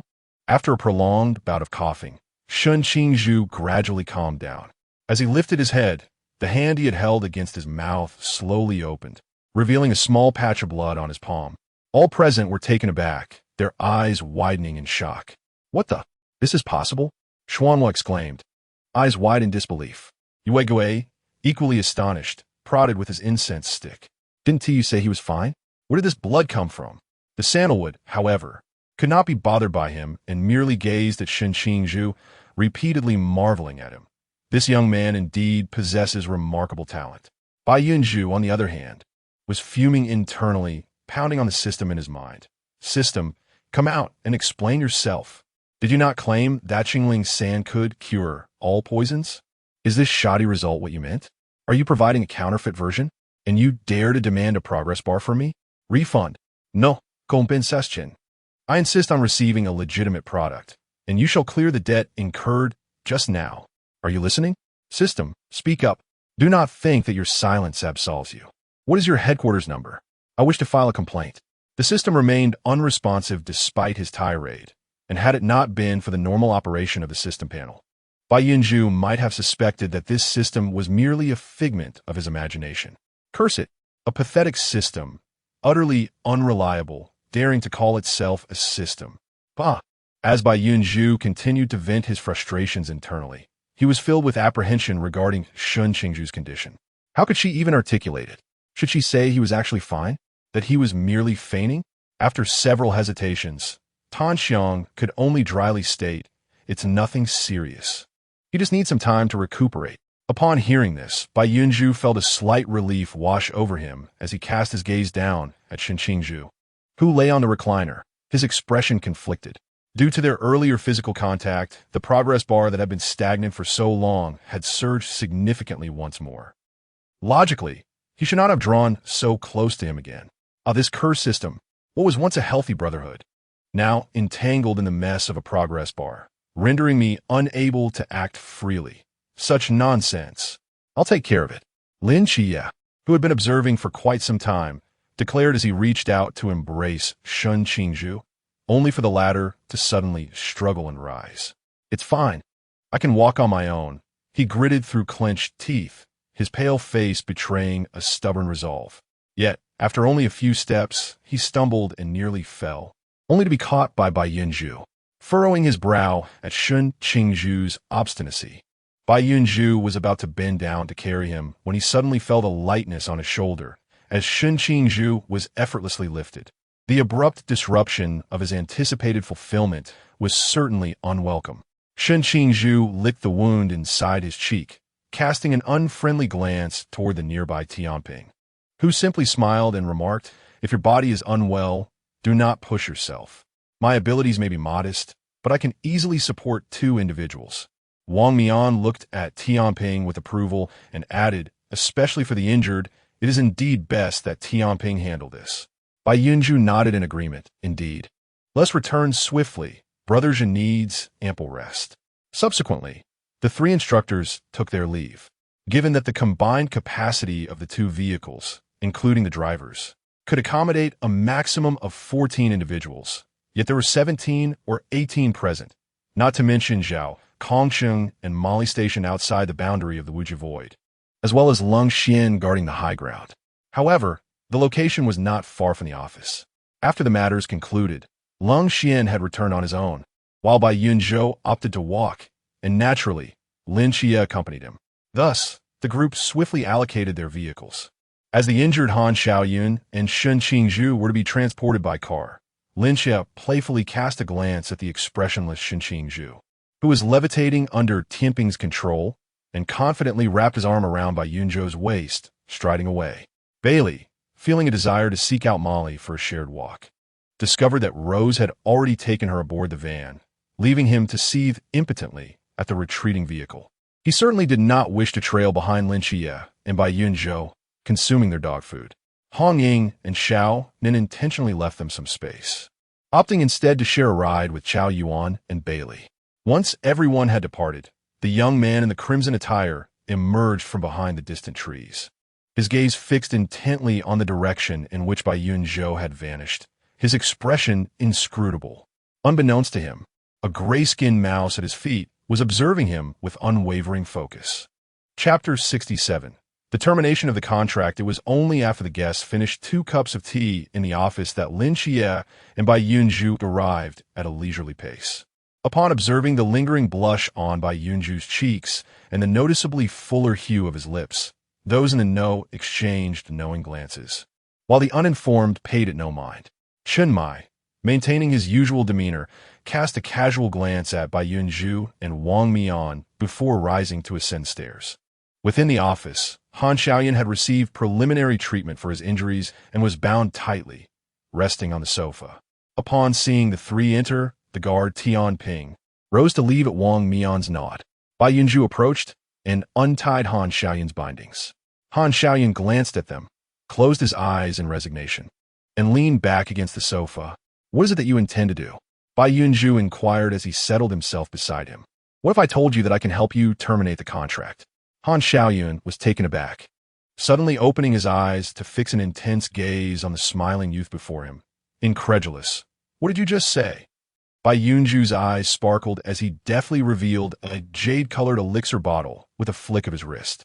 He uncapped it and poured out a round, glossy black pill, extending it towards Han Xiaoyan's palm. "Here, this is the soul cleansing pill. Once consumed, it will erase the soul mark on you, and the contract with you will naturally cease to exist." Han Xiaoyan stared at the pill in a daze, as if his very spirit had momentarily left his body, feeling utterly adrift. "Is this truly for me?" After a moment, he regained his senses, casting an incredulous look at the youth before him. Bai Yunzhou smiled warmly. "Of course. I had quite the negotiation with the system to procure this for you. Alas, 2 days. I had hoped to see what marvelous things Qi Ye's 100 could yield, and now it has been prematurely dispensed, leaving me devoid of any surprise. I had considered boosting the progress of Zhua Ge and Xiao Yu, but it felt rather unethical. Besides, Qi and I are merely a step apart. Though that step is daunting, overcoming the mental hurdle may not be impossible. Perhaps." Bai Yunzhou gazed contemplatively at the calming pill within the system space. Torn by indecision. "What are you hesitating for? You should consume it without delay," he urged, unable to suppress his encouragement upon witnessing Han Xiaoyun's even more troubled expression. Han Xiaoyan stared at the pill nestled in Bai Yunzhou's pale palm for some time, then sighed and pushed it back. "Let it be. Such a precious remedy is better kept for your own needs. My sins run too deep. It would be best for me to simply perish. Do you not desire vengeance?" Bai Yunzhou's brows furrowed, his tone turning grave. "Would you truly allow those who harmed you and your comrades to roam free, continuing to wreak havoc on others? If you find peace in this, what of your companions? Are they content with such an outcome?" Bai Yunzhou spoke, extending his palm once more before Han Xiaoyan, gazing intently at him. When he spoke again, his tone had transformed from confrontational to gentle. "Only by living can one seize infinite opportunities. Would you not agree?" Han Xiaoyan stared blankly into those sincere eyes, and gradually, a flame ignited within him, a flame that embodied both vengeance and hope. He nodded emphatically, reaching for the soul-cleansing pill and swallowing it whole. The moment the pill slipped down his throat, Han Xiaoyun felt as though he had consumed a ball of fire. The flames coursed down his throat, bursting within his chest, transforming into countless silver needles that pierced through his limbs and body. He collapsed to the ground, each bone screaming in agony, every inch of his skin ablaze. Suddenly, a wave of coolness cascaded down from above, reminiscent of plunging into a mountain stream on a scorching summer day, or quenching a fiery thirst with a sip of icy spring water. The pain akin to silver needles began to wane, replaced by an extraordinary lightness, as if his soul were liberated from the constraints of his corporeal form, soaring ever higher. When he opened his eyes once more, he sensed that the bindings from the depths of his soul had vanished.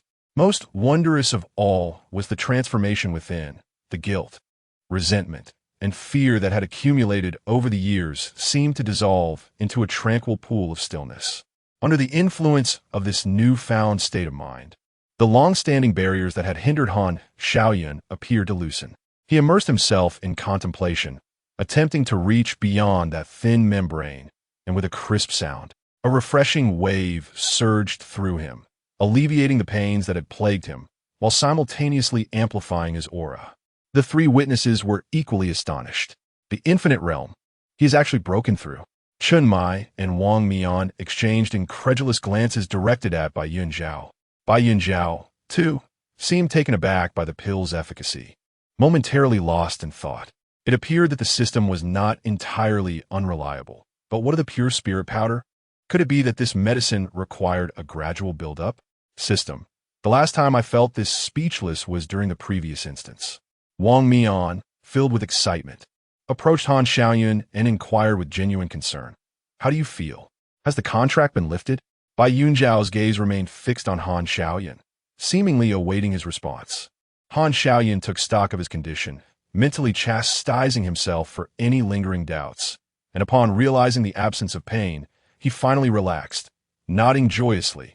Indeed, not only has the contract been dissolved, but my state of mind has also been cleansed. I feel considerably lighter, and I have attained the infinite realm. As he spoke, he could not help but grasp Bai Yunzhou's hand, expressing his gratitude. Thank you, young brother. Your kindness is etched in my heart, and should you ever require assistance, do not hesitate to call upon me. I, Han Xiaoyun, would brave fire and water without hesitation. Faced with such heartfelt appreciation, Bai Yunzhou smiled shyly. There is no need for such grand gestures. Just remember that you are a night watcher. As he spoke, he began to tend to Han Xiaoyun's injuries. Night watcher, Han Xiaoyun murmured, as the various wounds on his body healed at a visibly rapid pace beneath the azure glow. Can I return to the night watch? Upon uttering these words, a profound silence enveloped the room, and the smile that had graced Wang Mian's lips froze in place. Although there were reasons behind this inquiry, it was evident that, given Han Xiaoyun's circumstances, mere words would not suffice to convince the higher-ups. He would inevitably be confined to the fasting quarters for a period of observation. Such a place is easily entered, yet the path to exit remains uncertain. Should he find himself imprisoned for 3 years or 5 by the time he emerges, the opportunity may have long since withered. Once again, the office was shrouded in stillness. Chapter 68. Undercover, why not return for now?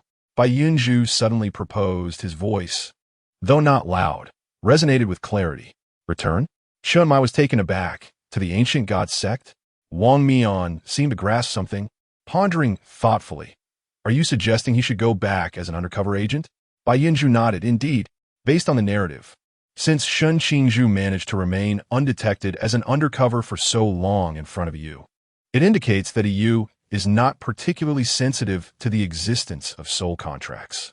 Furthermore, with him present, he would not allow Shen Qingzhu to meet the same tragic fate as described in the text.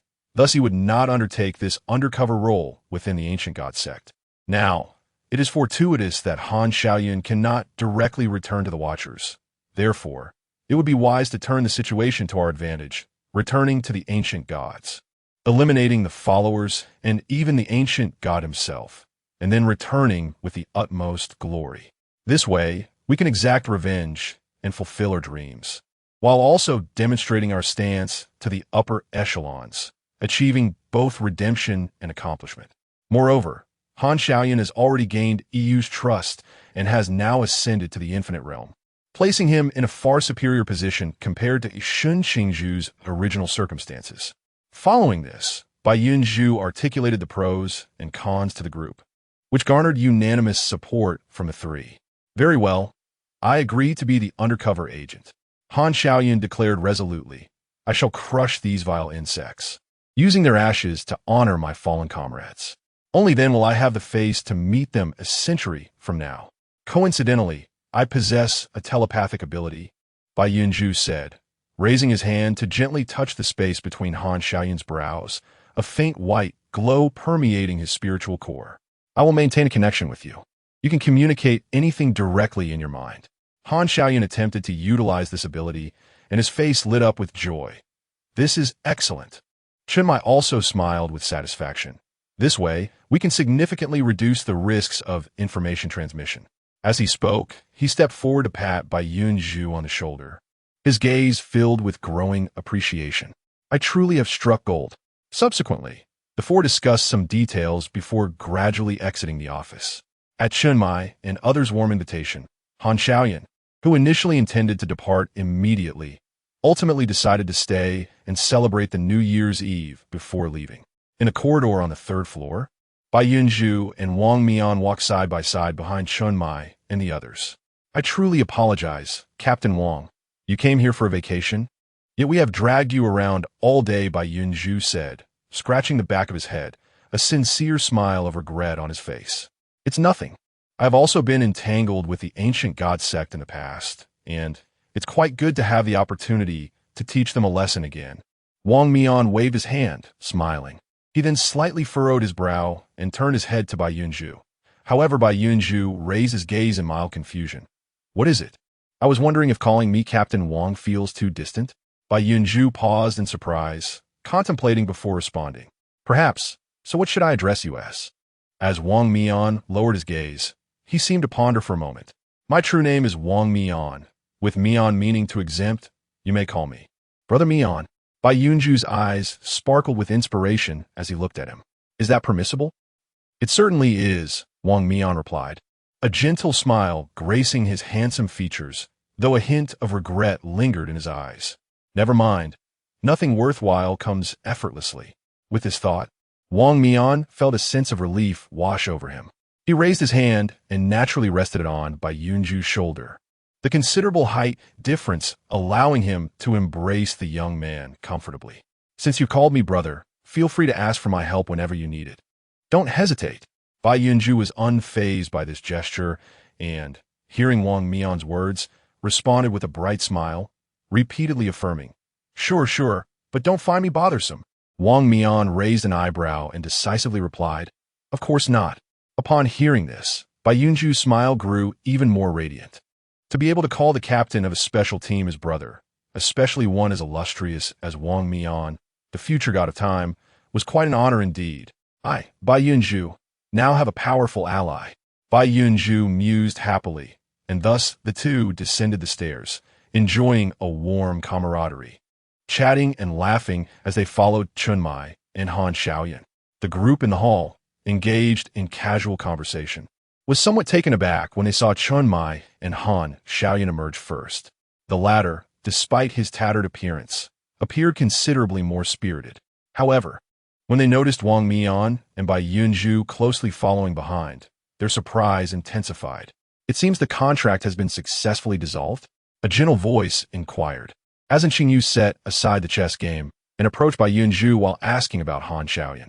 Yes, thanks to brother Bai Yunzhou, I was free from my shackles. Han Xiaoyan expressed his gratitude, turning to face Bai Yunzhou. Bai Yunzhou smiled and replied, No need for thanks, Captain Han. After all, you were never truly serving the ancient gods. Since I possess this ability, it is only natural for me to assist you. Upon hearing the title captain, Han Xiaoyan could not help but lower his head, offering a wry smile. I am no longer a captain. The Night Watch team in Gusa City has long since changed its members. I apologize. Realizing he had inadvertently touched on a painful subject, Bai Yunzhou spoke with sincere regret. He then glanced at Wang Mian beside him, his eyes brightening as he cheerfully declared, Then I shall call you Brother Xiaoyan. Observing a spark of life in Han Xiaoyan's eyes, Bai Yunzhou continued. You needn't call me little brother. Just call me Yunzhou, as everyone else does.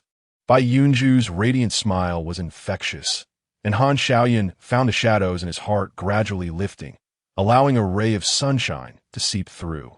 Excellent. Seeing Bai Yunzhou's brilliant smile, and Xingyu couldn't help but chuckle softly, reaching out to take his wrist and subtly guiding him away from Wang Mian's embrace towards the reception area. After such a lengthy conversation, I imagine you must be hungry? The voice of An Qinjiu flowed into his heart like a gentle stream, and just moments ago, the plump one had ordered a late-night snack, leaving behind a delectable dessert that he adored. Really? Upon hearing about the food, Bai Yunzhou's eyes instantly sparkled, and he finally noticed the impressive array of exquisite pastry boxes on the coffee table. He hurriedly picked up a lemon tart and took a bite. The refreshing, sweet and sour aroma of lemon instantly enveloped his palate, causing him to involuntarily squint his eyes in bliss. Delicious. Thank you, Plump. Just as he was savoring his fork and watching Bai Li, who was seated across on the sofa enjoying a small cake with Rose Molly, he snapped back to reality and grinned widely. Well, you should share more. If you like it, indulge a little. Chapter 69. The Wolf Behind and the Tiger Ahead, Little Fox. This is delicious. Try this. As Bai Yunzhou approached, Rose finally found a moment amidst her busy schedule to push a box of fragrant vanilla millefeuille towards him. Bai Yunzhou obediently replied, Thank you, Sister Rose. Upon witnessing this, Yue also offered a slice of orange mousse, saying, in this, it's passion fruit-flavored, delightfully tangy and sweet, quite refreshing. Thank you, Brother Yue. Bai Yunzhou expressed his gratitude before adding, try this one, the lava chocolate. Xian Yuan, in a fit of eagerness, seized a piece of lava cake and clumsily attempted to feed it to Bai Yunzhou. He accepted the morsel graciously, oblivious to the implications of the word lava. As the cake was bitten into, thick, dark chocolate began to drip down the corner of Bai Yunzhou's mouth, threatening to stain his pristine white attire. In a flurry, Xian Yuan turned to search for a napkin. Just then, a crisp snap sounded, and a small, transparent airboard deftly caught the chocolate liquid, followed by a napkin that appeared to press down on the gushing liquid. With his chin raised, Bai Yunzhou allowed Lin Qiye to clean his mouth while his gaze settled on Shun Qingzhu, who sat on a single sofa. Brother, how are you feeling now? Any better? Bai Yunzhou inquired with genuine concern, noticing the lingering pallor on Shun Qingzhu's face. Yes, I feel much better. Shun Qingzhu replied nonchalantly as he tossed a few drops of chocolate into the trash can, before coughing discreetly into his hand. Seeing this, Bai Yunzhou furrowed his brow in worry once more. In his eyes, Shun Qingzhu resembled a tenacious little flower, fragile yet resolute. The others regarded the pair with an unspoken gaze. By the way, were the arrangements for accommodation today? When Qimao, oblivious to the ongoing commotion, posed this pivotal question, Bai Li Pang immediately raised his hand to respond. That's easy. I'll take care of it. Let us head to a 5-star hotel. Yay! Xian Yuan, still feeling a twinge of embarrassment for his earlier clumsiness, cheered enthusiastically. Although the special team's salary was substantial, their relentless tasks left little opportunity for luxury, making this rare indulgence all the more delightful, especially since it wouldn't cost them a penny. To avoid drawing attention, let Xiaoyan stay at my place for now, Chunmai suggested, glancing at Han Xiaoyan beside him. Han Xiaoyan readily agreed. All right, I appreciate it. Meanwhile, Bai Yunzhou cast a worried glance at the still feeble Shun Qingzhu and turned to Hong Ying, earnestly asking, Sister Hong Ying, may I take him to your home? Upon seeing his pleading eyes, Hong Ying felt as though she were witnessing a child cautiously asking their parents if they could bring home a little kitten. Overcome with affection, she disregarded Lin Qiye's gaze and nodded repeatedly, gently pinching Bai Yunzhu's soft cheek. Of course. My home is your home, little Yunzhu. Bai Yunzhu's face lit up with joy at her words. Thank you, Sister Hong Ying. What happened to the promise of always standing by my side, Sister Hong Ying? Lin Qiye gazed expressionlessly at the exuberant Hong Ying, inwardly brimming with disdain. As he lowered his eyes, he chanced upon the subtly provocative gaze of Shun Qingzhu, which further irked him. When the gathering neared its conclusion, Bai Yunzhou glanced at Chun Mai and Han Xiaoyun standing nearby, contemplating that since he had already become entangled in so many affairs, he might as well heed the words from the book in a May forest and follow his heart. Perhaps he could carve out a completely different path for himself. With this thought, his gaze fell upon the pallid countenance of Shun Qingzhu. Moreover, after today's events, he was resolute in his desire to shield those close to him from any further misfortunes. Thus, he wiped the crumbs from the corner of his mouth and approached Chun Mai, signaling for a private conversation. After a moment of surprise, Chun Mai led him back to the office, while Lin Qiye, though puzzled, patiently waited downstairs. Upon seeing Qingyu in the car returning to the villa, Lin Qiye felt his composure falter once more. "What are you doing here?" he inquired. "Oh, you mean Xiaoyu?" He mentioned that the landlord reclaimed the apartment he was renting, so to facilitate his movements, he asked staying with me, as there happens to be an extra room. Hong Ying shrugged nonchalantly as she took the driver's seat and started the engine. "Well, since I'm merely a temporary team member without a salary, it also helps to save on living expenses." And Qingyu smiled gently, his voice as soothing as water, adding, "I truly appreciate Hong Ying for this. Once I begin earning, I promise to reimburse you for the expenses incurred during this time." "Oh, we're all family. Why bother with talk of money?" Hong Ying responded, gracefully waving a hand while gripping the steering wheel. Due to the car being a four-seater and the others willingly offering the front passenger seat to Sigh Xiaonan, the four tall young men found themselves squeezed in the back. Considering Shun Qingzhu's injury, Bai Yunzhou, despite his discomfort, had no choice but to sit on Lin Qiye's lap to avoid crowding him. In that moment, Lin Qiye received the scrutinizing gazes of the other two. With his arms wrapped around Bai Yunzhou's slender waist, his spirits lifted considerably. Upon returning to the villa, as there were no vacant rooms, Bai Yunzhou intended to offer his, but Lin Qiye preemptively insisted on sending Shun Qingzhu to his own room, while he himself carried a pile of clean clothes to Bai Yunzhou's quarters.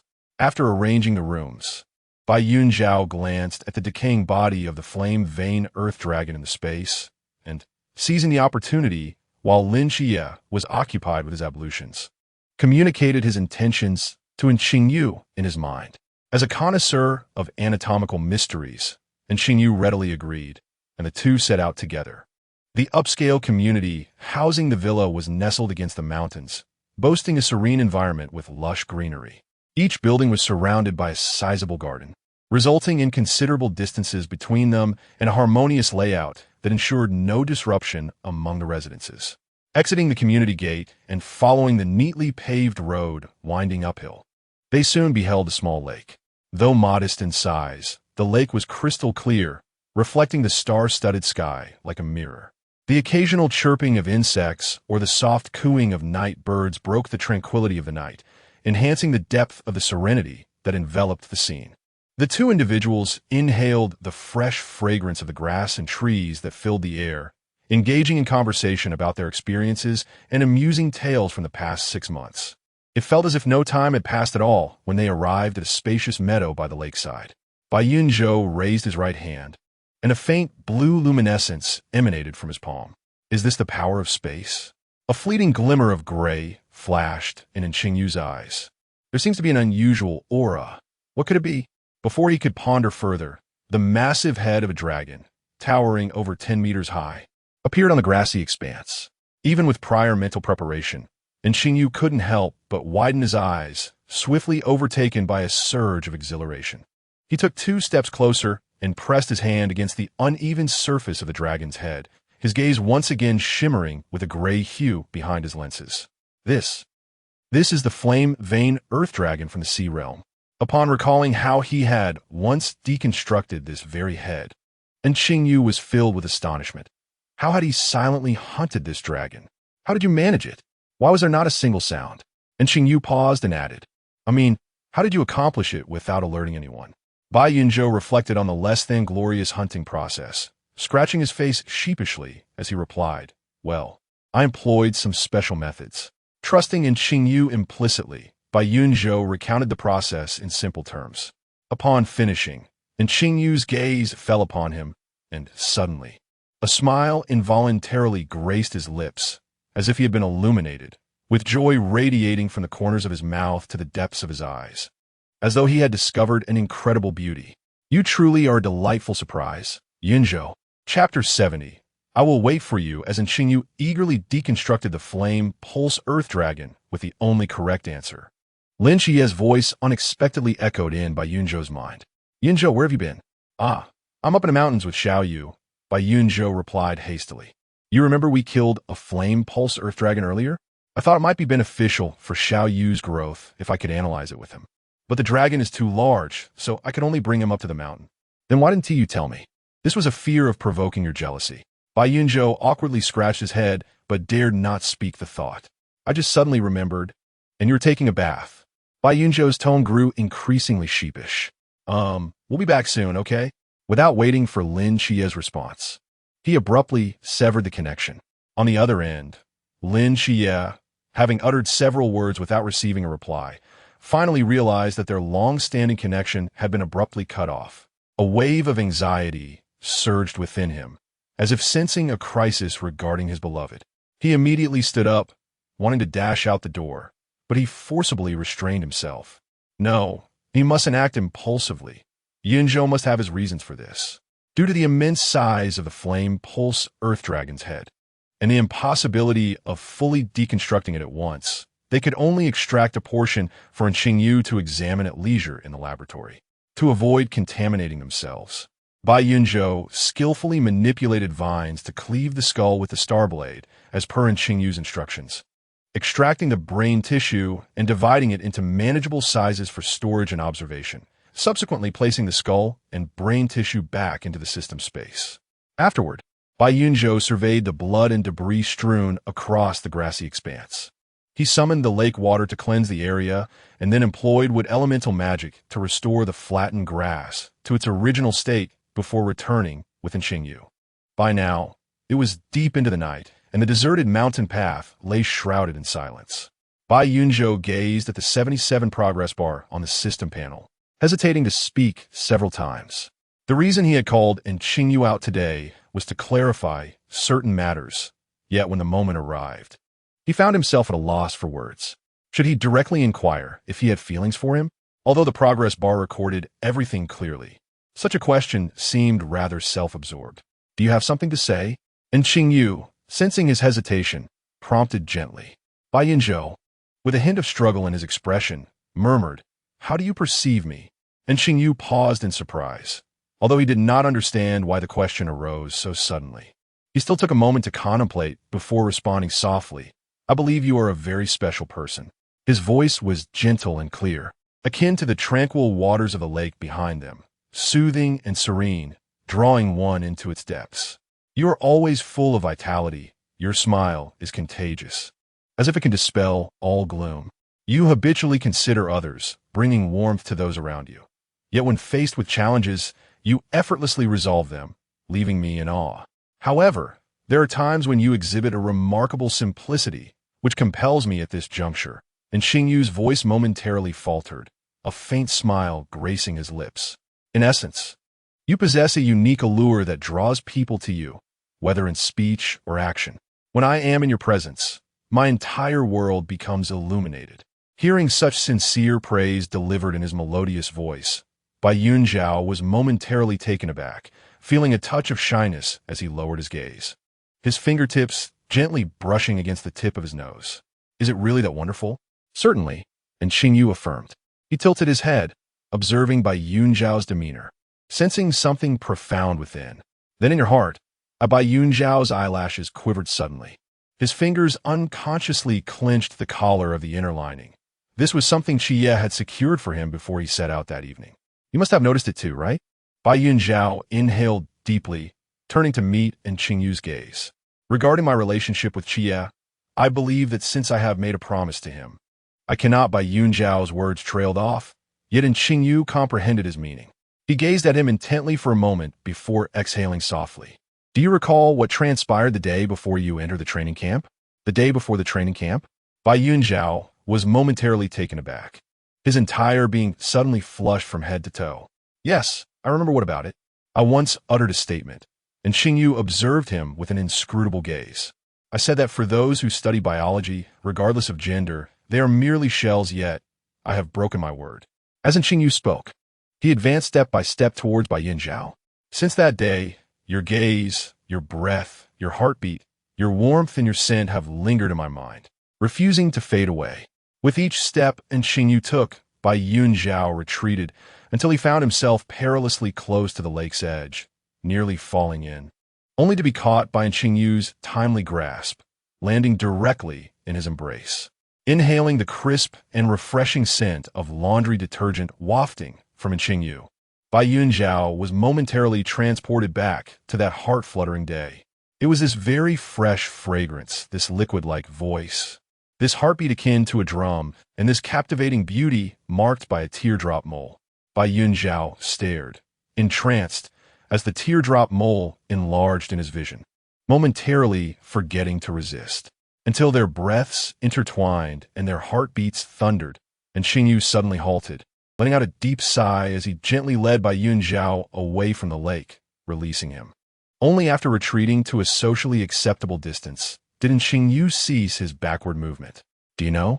Qingyu suddenly smiled, a hint of self-mockery in his expression. I have dissected countless corpses, studied the structural intricacies of various organisms, yet I have never fathomed why the sound of a person's heartbeat captivates me so profoundly. The more I learn about you, the clearer it becomes that you are an irresistible presence. By then, I found myself deeply ensnared, unable to extricate myself, however. Since this is what you desire, I shall respect your choice. Qingyu stood with hands at her sides, the corners of her lips curving into a bittersweet smile.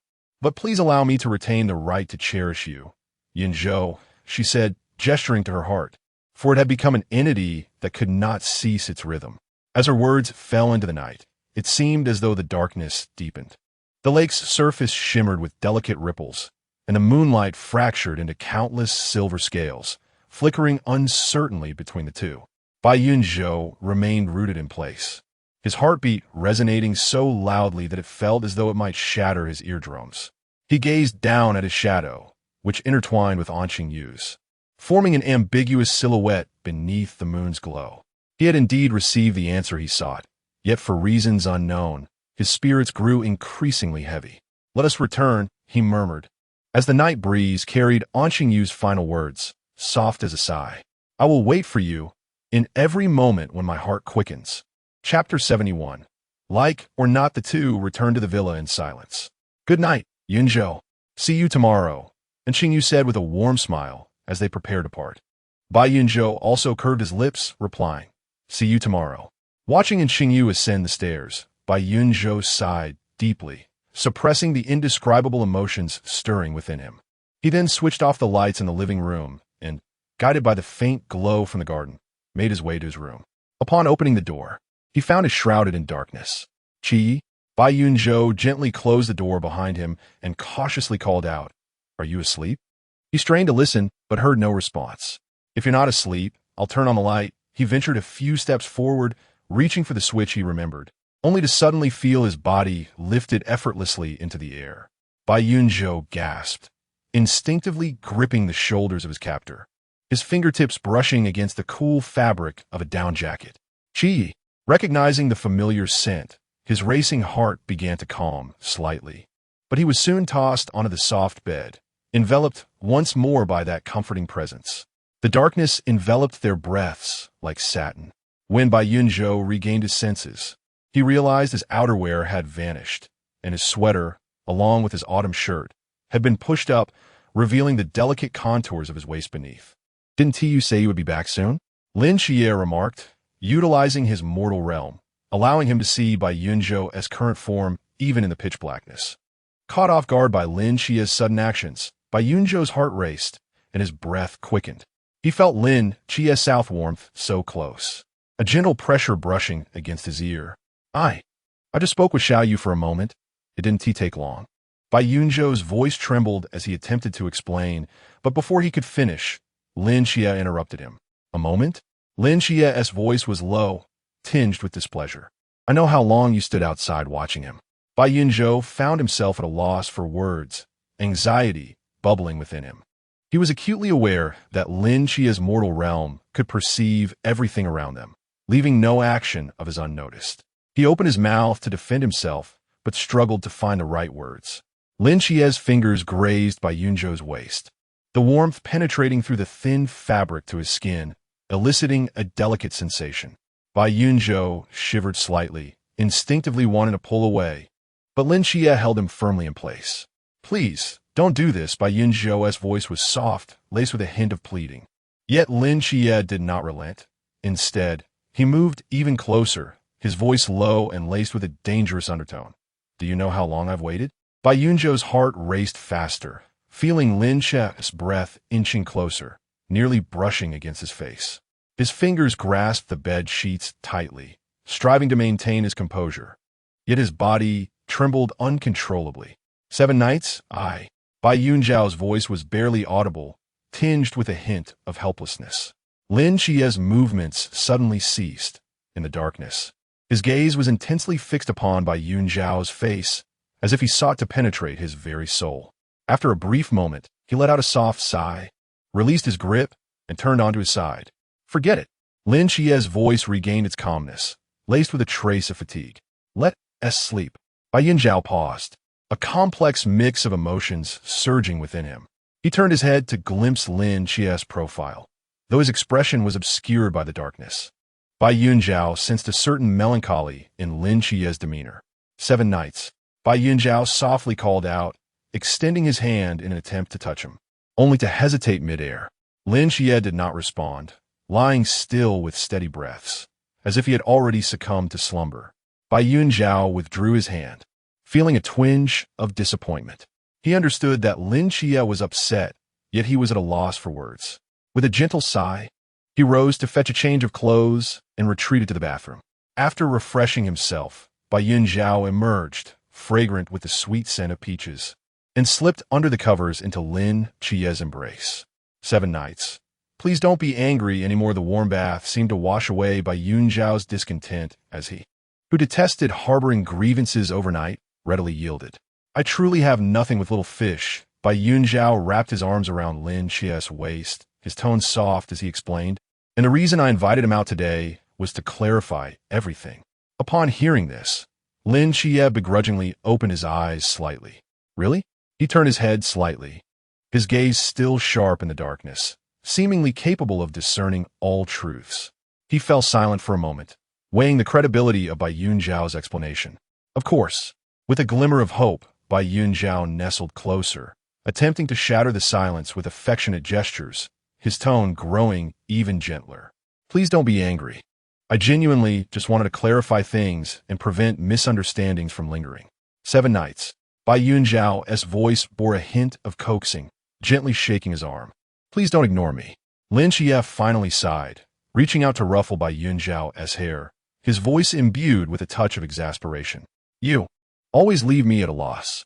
Upon hearing a shift in his tone, Bai Yunzhou's heart leaped with joy. He quickly lifted his head, his eyes sparkling with anticipation in the darkness. "So you're not angry anymore, right?" Lin Qiye did not provide a direct answer, instead gently pinching his cheek, his voice low and serious. "Next time, don't make me wait so long." Bai Yunzhou promptly nodded, his tone filled with eagerness. "Yes, I promise." Seeing Bai Yunzhou's earnest expression, Lin Qiye's displeasure finally dissipated significantly. He tightened his embrace around Bai Yunzhou, resting his chin lightly on his head, his voice softening. "Sleep now. We have to go out with Sister Hongying to buy groceries tomorrow." Bai Yunzhou felt the warmth of his embrace, inhaling the scent of the same shower gel that clung to him. A wave of reassurance washed over her as she softly murmured and closed her eyes. Their breaths gradually steadied, leaving only the warmth of their bodies and the rhythm of their heartbeats in the enveloping darkness. As Qiye was on the brink of drifting into slumber, a sudden spark illuminated her mind, prompting her to call out in a dreamy whisper. Your summoning spell," Bai Yunzhou said, mustering her energy to lift her gaze toward the indistinct outline of Lin Qiye in the shadows. "Shall we venture once more to the lakeside and summon your familiar using the flame vein earth dragon?" Lin Qiye paused, then sighed gently. "There's no rush." Given my current realm, even if I were to sign a summoning contract, I would be unable to utilize it for the time being. Bai Yunzhou nodded in agreement, her thoughts slightly muddled. Indeed, after all, it is an earth dragon of the sea realm.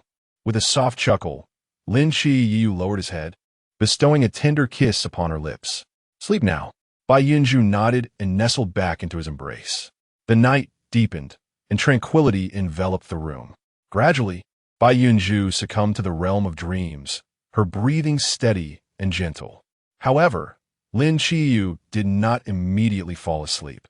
His gaze remained clear in the darkness, seemingly capable of penetrating all veils, quietly observing the person in his arms. You always tend to carry the burdens of others. Have you ever calculated your own worth? Do you, perhaps, choose me because of your affection for me? Or is it? By the lakeside, under the starlit sky, that exquisite crimson visage began to merge with the serene and gentle features before him.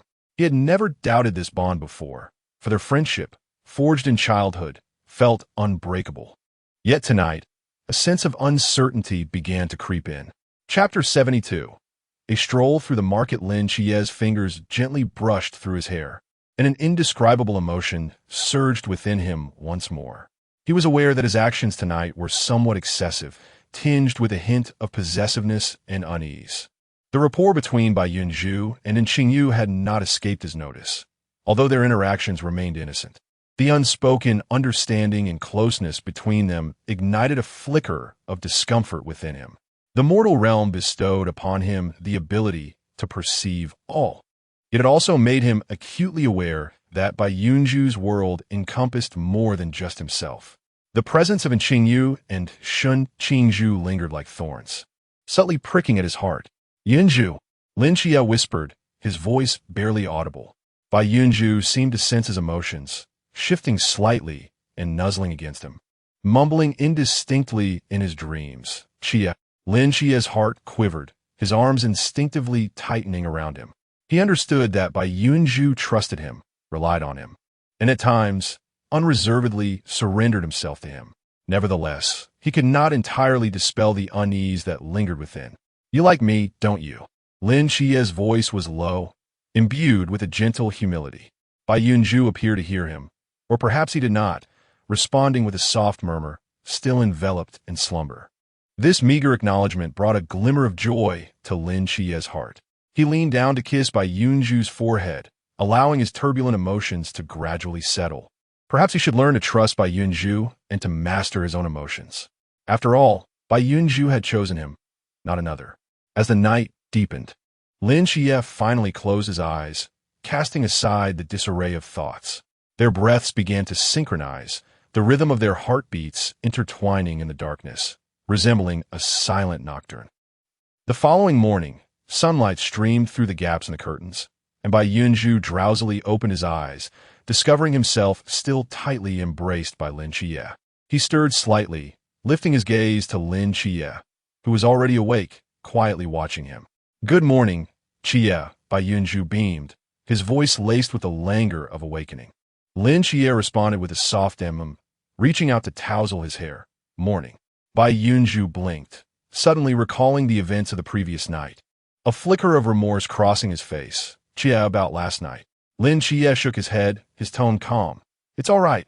It's all in the past. Bai Yunzhou immediately broke into a broad smile. You're the best, Qiye. Observing his radiant expression, the last remnants of Lin Qiye's displeasure dissipated. He playfully pinched Bai Yunzhou's cheek, his voice tinged with affection. Time to get up. Hong Ying and the others are still waiting for us. Bai Yunzhou cheerfully acknowledged, climbing out of bed and in one fluid motion, drawing back the curtains to bask in the golden sunlight, stretching lazily. He then approached the desk, lifting the lid of an exquisite gift box, poking at the still slumbering head of the green serpent. Good morning, Xiaoqing. Bai Yunzhou smiled gently and turned back to Lin Qiye. Qiye, shall we take a moment to look for a suitable little nest for Xiaoqing? Lin Qiye gazed at his radiant smile, and a warm sensation surged within him once more, causing the corners of his lips to unconsciously lift. All right. After the two completed their morning routines, they descended the stairs together. Hong Ying, Si Xiaonan, Shun Qingzhu, and Lin Qiye were already seated at the dining table. which was laden with a sumptuous breakfast. "Good morning, Yunzhou, Qiye." Hong Ying greeted them with a smile. "Come and enjoy breakfast. We have a major shopping task ahead." Bai Yunzhou responded with a cheerful acknowledgement as he sat beside Qingyu and casually picked up a slice of bread. "Good morning, Xiaoyu." And Qingyu looked up at him, her smile warm and inviting. "Good morning, Yunzhou." Lin Qiye's gaze swept between the two, and the subtle emotions within him resurfaced. But he quickly suppressed them and took a seat beside Bai Yunzhou, quietly beginning his breakfast. "Bro, are you feeling better today?" Bai Yunzhou inquired while munching on his bread, looking across at Shun Qingzhu. "Yes, much improved. Perhaps due to being in someone else's home, the usually uninhibited Shun Qingzhu appeared somewhat restrained. He held a simple sandwich in his hand, and his lips, though still pale, had regained much of their normal color. Although the poison had indeed been neutralized, the significant loss of blood and the damage inflicted by the toxin were very real. Thus, while his weakness from last night had a semblance of pretense, his pallor was undeniably genuine. After all, the primary effect of the Qingling powder is to detoxify, not to restore vitality. "Would you like to rest a bit longer later?" Bai Yunzhou asked with concern. Shun Qingzhu gently shook his head in response. "It's all right. It's New Year's Eve, after all. I want to go out and join in the festivities." Seeing that he also wished to accompany them, Bai Yunzhou's smile brightened even further. "Great. We must take you on a delightful tour of Sangnan. Let us save it for another day," Si Xiaonan suddenly interjected. "After we finish shopping, we need to return early to prepare. This year, we will have over 20 people dining together for New Year's Eve." Indeed, Bai Yunzhou realized, then turned to Shun Qingzhu with a smile. "Tomorrow it is then.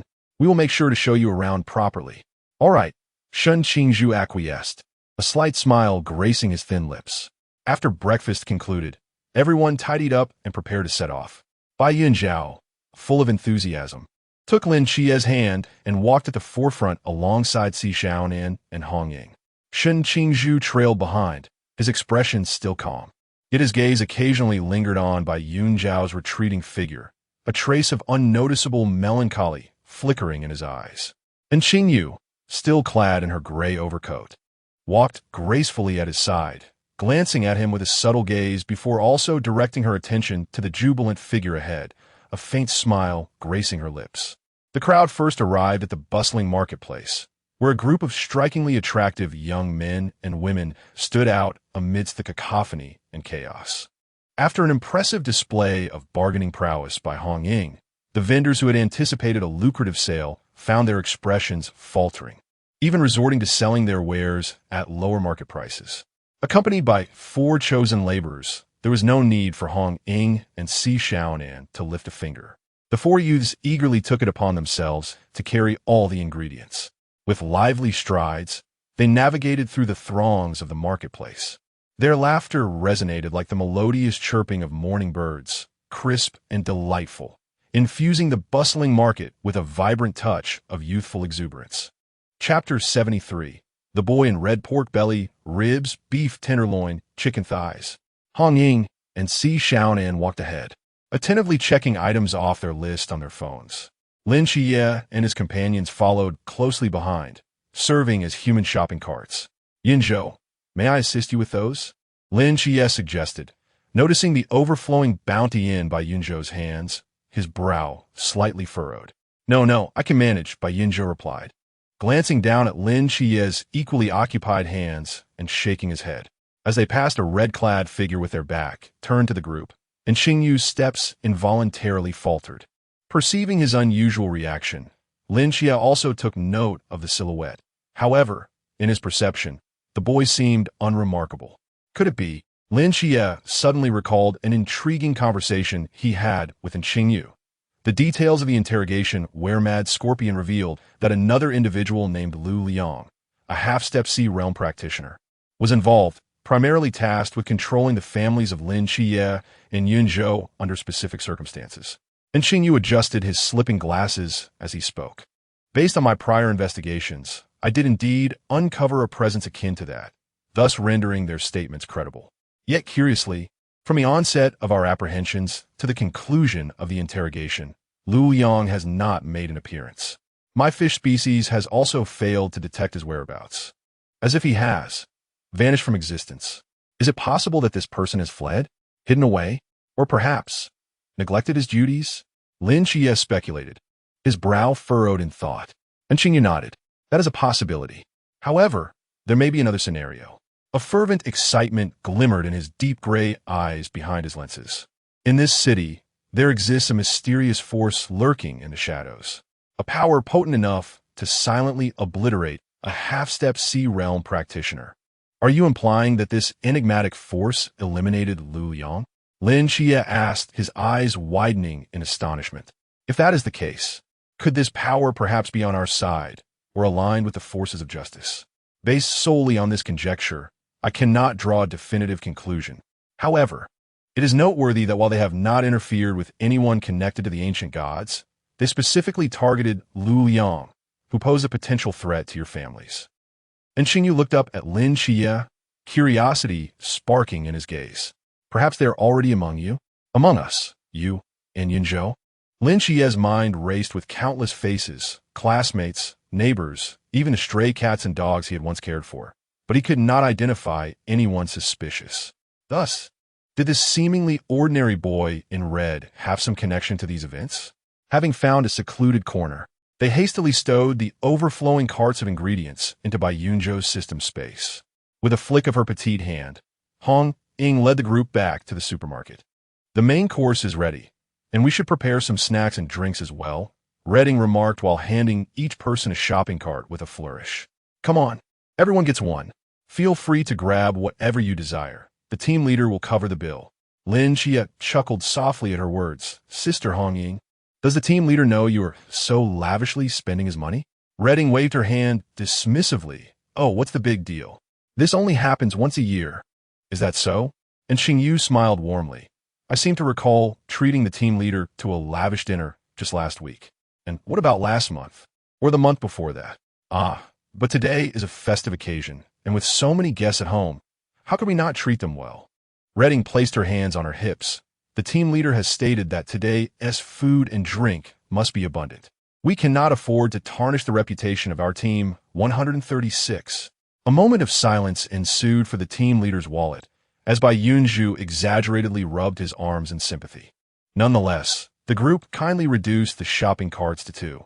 After thoroughly raiding the snack aisle, Redding and Si Xiaonan ventured into the beverage section, while Xin Qingzhu went off to select fruits, and Qingyu lingered near a row of freezers. And it was then that Bai Yunzhou temporarily left Lin Qiye to search for candy. A young man clad in a red-down jacket and black cargo pants stood by a nearby shelf, clutching a bag of chips, his gaze occasionally darting towards Bai Yunzhou. It was him again. Lin Qiye turned down a row of shelves and caught sight of the boy, stopping in his tracks. Meanwhile, Bai Yunzhou was meticulously selecting candies, fully engrossed and seemingly oblivious to his surroundings. This guy still has such a penchant for sweets. How hasn't he rotted his teeth out yet? The young man had discarded his oversized hood, revealing a face adorned with striking features, yet still bearing the innocence of youth. His baby fat resembled the delicate fruit of early spring, glowing softly under the lights.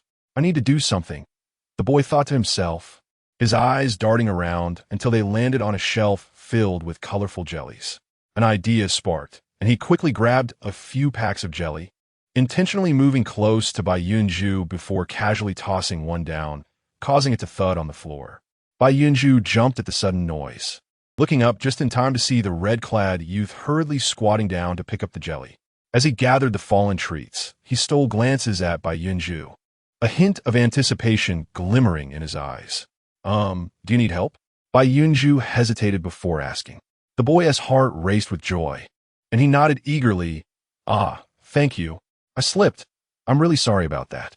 Bai Yunzhou crouched down to assist him, and as he handed the jelly back, his gaze lingered on the boy's face for a few seconds, a flicker of recognition crossing his features. You look somewhat familiar. Have you met somewhere before? The boy felt a surge of excitement, nearly breaking into a smile, but he maintained his composure, scratching his head. Oh, really? Perhaps so. I also feel like I've seen you before. Bai Yunzhou furrowed his brows, seemingly straining to recall something, yet ultimately shook his head. Perhaps I remembered incorrectly. The boy's originally bright eyes dimmed in an instant.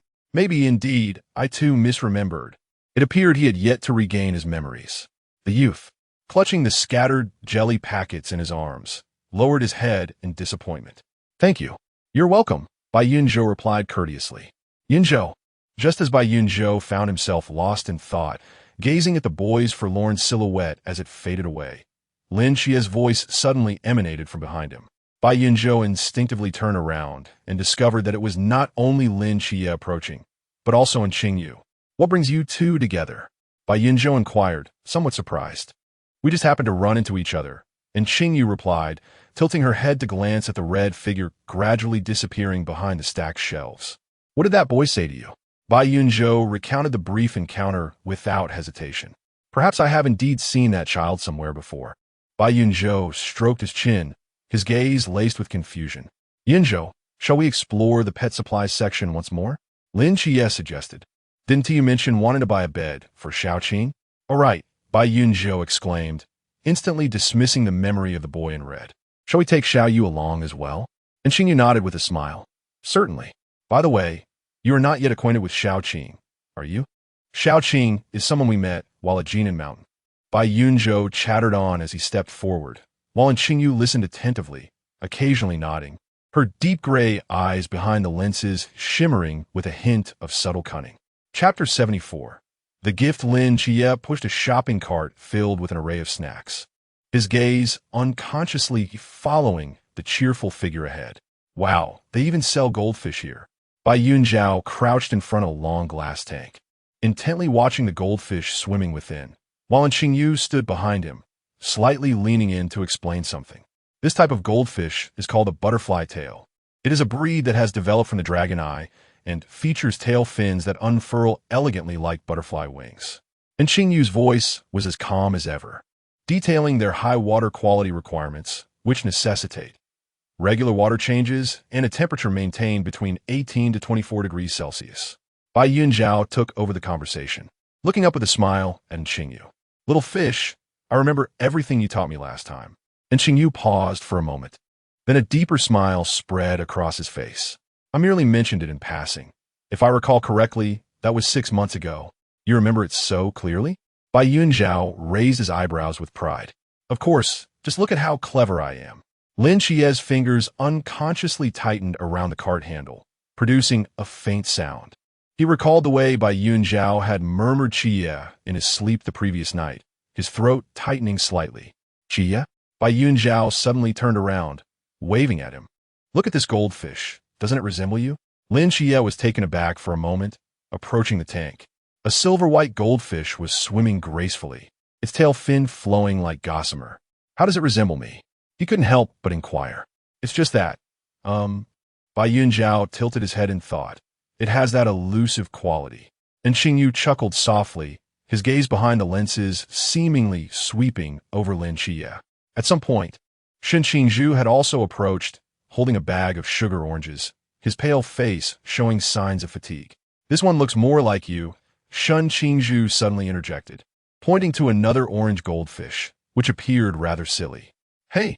Bai Yunzhou shot him an annoyed glare, only to receive a nonchalant smile in return. Watching their interaction, Lin Qiye suddenly realized something. He turned to Qingyu and found him observing him as well. In a fleeting moment, their eyes met. They both perceived similar complex emotions reflected in each other's gaze. The four of them arrived at the pet supply section, where Bai Yunzhou energetically selected a small bed for Xiaoqing. How about this one? He held up a fluffy, rabbit-shaped bed. I think this one is better. And Qingyu replied, picking up a small bed adorned with a fox pattern, his smile soft and endearing. Shen Qingzhu nodded in agreement.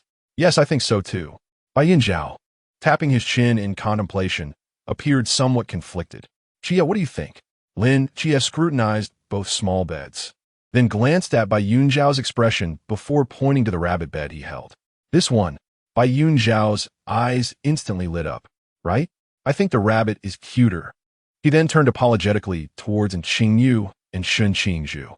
Certainly, I do not hold any disdain for the appearance of the fox. And Qingyu smiled and shook her head, saying, it matters not. What is most important is that you like it. Shun Qingzhu waved his hand nonchalantly. It was originally your purchase. Thus your opinion should take precedence. Bai Yunzhou nodded with delight, glancing at Shun Qingzhu's still somewhat pale complexion, and suddenly remembered something. By the way, shall we take a look at the scarves?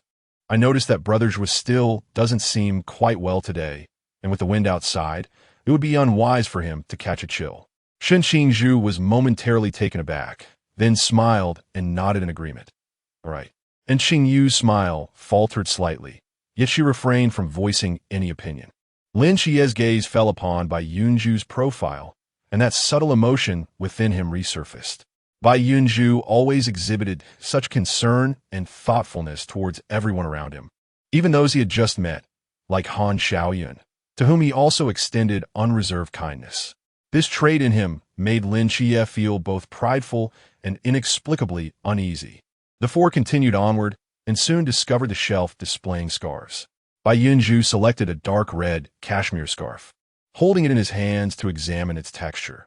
This material feels quite nice. What do you think, Brother Zhua? Yes, it appears quite good. Shun Qingzhu nodded in agreement. Shall we try it on? Bai Yunzhou suggested, presenting the scarf to Shun Qingzhu. Shun Qingzhu accepted the scarf and donned it himself. Clad in all black today, he wore a leather jacket that glimmered subtly under the lights, its zipper half open, revealing a simple black turtleneck beneath. His black cargo pants hung loosely, and the laces of his marten boots were casually tied, exuding an air of nonchalance. He seemed enveloped in a shroud of deep night, both austere and enigmatic. However, the dark red scarf resembled a rose blooming quietly in the night, adding a touch of warmth to the otherwise monochrome ensemble. Quite nice indeed. I shall purchase it. Bai Yunzhou nodded in satisfaction, neatly folding the scarf and placing it alongside the rabbit nest in the corner of the shopping cart, preparing to check out separately later. Let me handle this myself, Shun Qingzhu said, lowering his head in compliance, then hesitated as he looked at the scarf in the shopping cart. Oh, you're being too formal now. Bai Yunzhou waved his hand casually, consider it a New Year's gift. Shun Qingzhu was momentarily taken aback, a faint blush rising to his ears. Well then, thank you, Yunzhou. Upon noticing the numbers dancing above Shun Qingzhu's head, Bai Yunzhu's smile abruptly froze. He silently turned away, lowering his head to give himself a light slap, inwardly cursing. You foolish mouth, why did you speak so recklessly?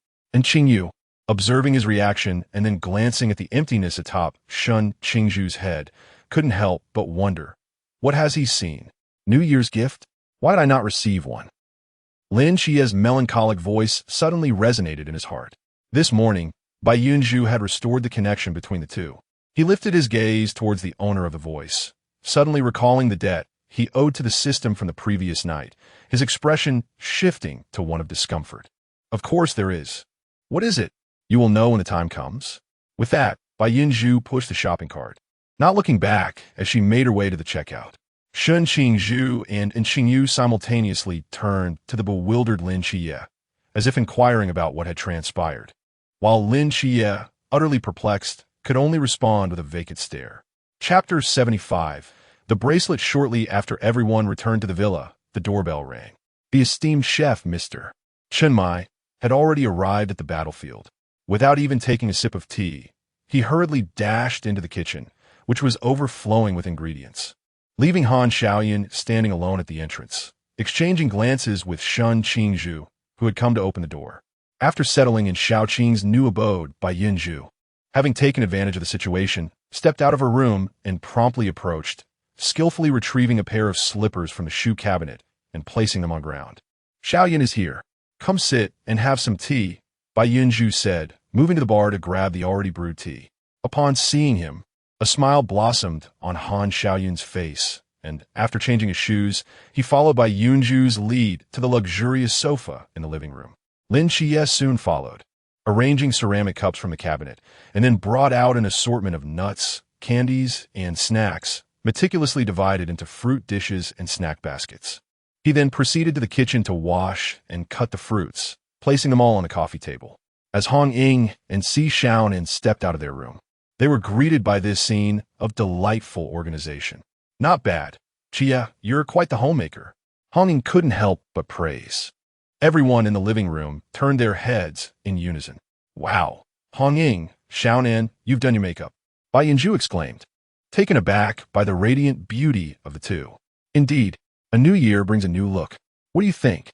Xiaonan's skills are quite impressive, aren't they? Hong Ying said confidently, wrapping her arm around Xiaonan. They look truly lovely, came a gentle voice from nearby. It was Qingyu, who had just emerged from her room. See, our little Yu has an eye for beauty, Hong Ying declared proudly. Yes, it would look even better if you could refrain from blinking like crazy while applying eyeliner, Xiaonan remarked, glancing at the eyeliner that had been painstakingly applied, a smirk escaping her lips. As they chatted, the villa's doorbell rang once more. It must be Brother Mian and the others. Bai Yunzhou's eyes lit up, and she quickly sprinted to the door. Upon opening it, she was greeted by a lively group gathered at the entrance. Happy New Year's Eve, Bai Li Pangpang, Chao Yuan, Mo Li, and the others chimed in unison. Although she had anticipated their arrival, the sudden and harmonious greeting filled Bai Yunzhou with warmth and joy, prompting her to smile brightly. Happy New Year's Eve, she cheerfully replied, stepping aside to reveal the lavish spread of fruits and snacks she had prepared. Over at the bar, there are various teas and beverages ready. Let us commence our celebration. Wow, so much food, Bai Li Pangpan exclaimed, his eyes sparkling with excitement as he made to rush inside, only to be swiftly halted by Bai Yunzhou.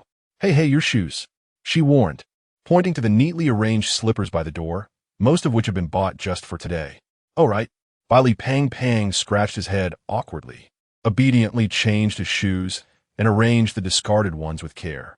Only then did Bai Yunzhou nod in satisfaction. Very well, you may enter. The others followed suit, exchanging their shoes in an orderly manner, while Bai Yunzhou stood aside, meticulously organizing each one, resembling a devoted preschool teacher. Wow, everything is so neatly arranged, exclaimed Mo Li upon entering the living room and seeing the array of food laid out on the coffee table. Upon hearing this, Bai Yunzhou turned to Lin Qiye with a smile, pride evident in his tone. This is all the result of Qiye's hard work. Lin Qiye was also looking at him, his eyes filled with mirth. Qiye, you truly excel at managing a household. Mo Li chuckled, an admirer of Yi Bai, as she observed the warm atmosphere between the two. At that moment, Hong Ying and Xiaonan descended from upstairs. Indeed, our Qiye is capable of both entertaining guests, and Hong Ying draped her arm over Lin Qiye's shoulder, pausing mid-sentence to lean closer and whisper into his ear, Qiye, can you cook? Lin Qiye leaned in with equal seriousness. I can manage a bit.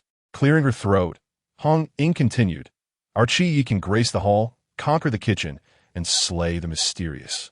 As she spoke, she sauntered over to Bai Yunzhou and playfully rested her shoulder against his, her tone laced with innuendo, and warmed the bed. Though she intentionally lowered her voice, everyone present, being attuned to the atmosphere, heard her clearly. Even Han Xiaoyun, seated at a distance, discreetly lowered his gaze while sipping tea, while Bai Yunzhou, the center of attention, turned a deep shade of crimson. Ying! Bai Yunzhou glared at her in embarrassment. Lin Qiye chuckled softly, head bowed. Shun Qingzhu, seated on a nearby sofa with a cup of tea, observed the natural camaraderie between the two with a hint of envy, pondering when her own feelings could be so openly expressed. In response to Hong Ying's remark, the whirlpool of emotions stirred within, but it was swiftly silenced by Tian Ping, who covered their mouth. Rosa stepped closer, wrapping her arm around Mo Li's shoulder and whispering, actually, our captain is quite remarkable too, little Mo Li. After 2 days of continuous bonding, Mo Li seemed to have grown accustomed to Rosa's proximity, merely tilting her head in mild curiosity at Rosa's words. Rosa, however, merely smiled and turned to Wang Mian. Captain?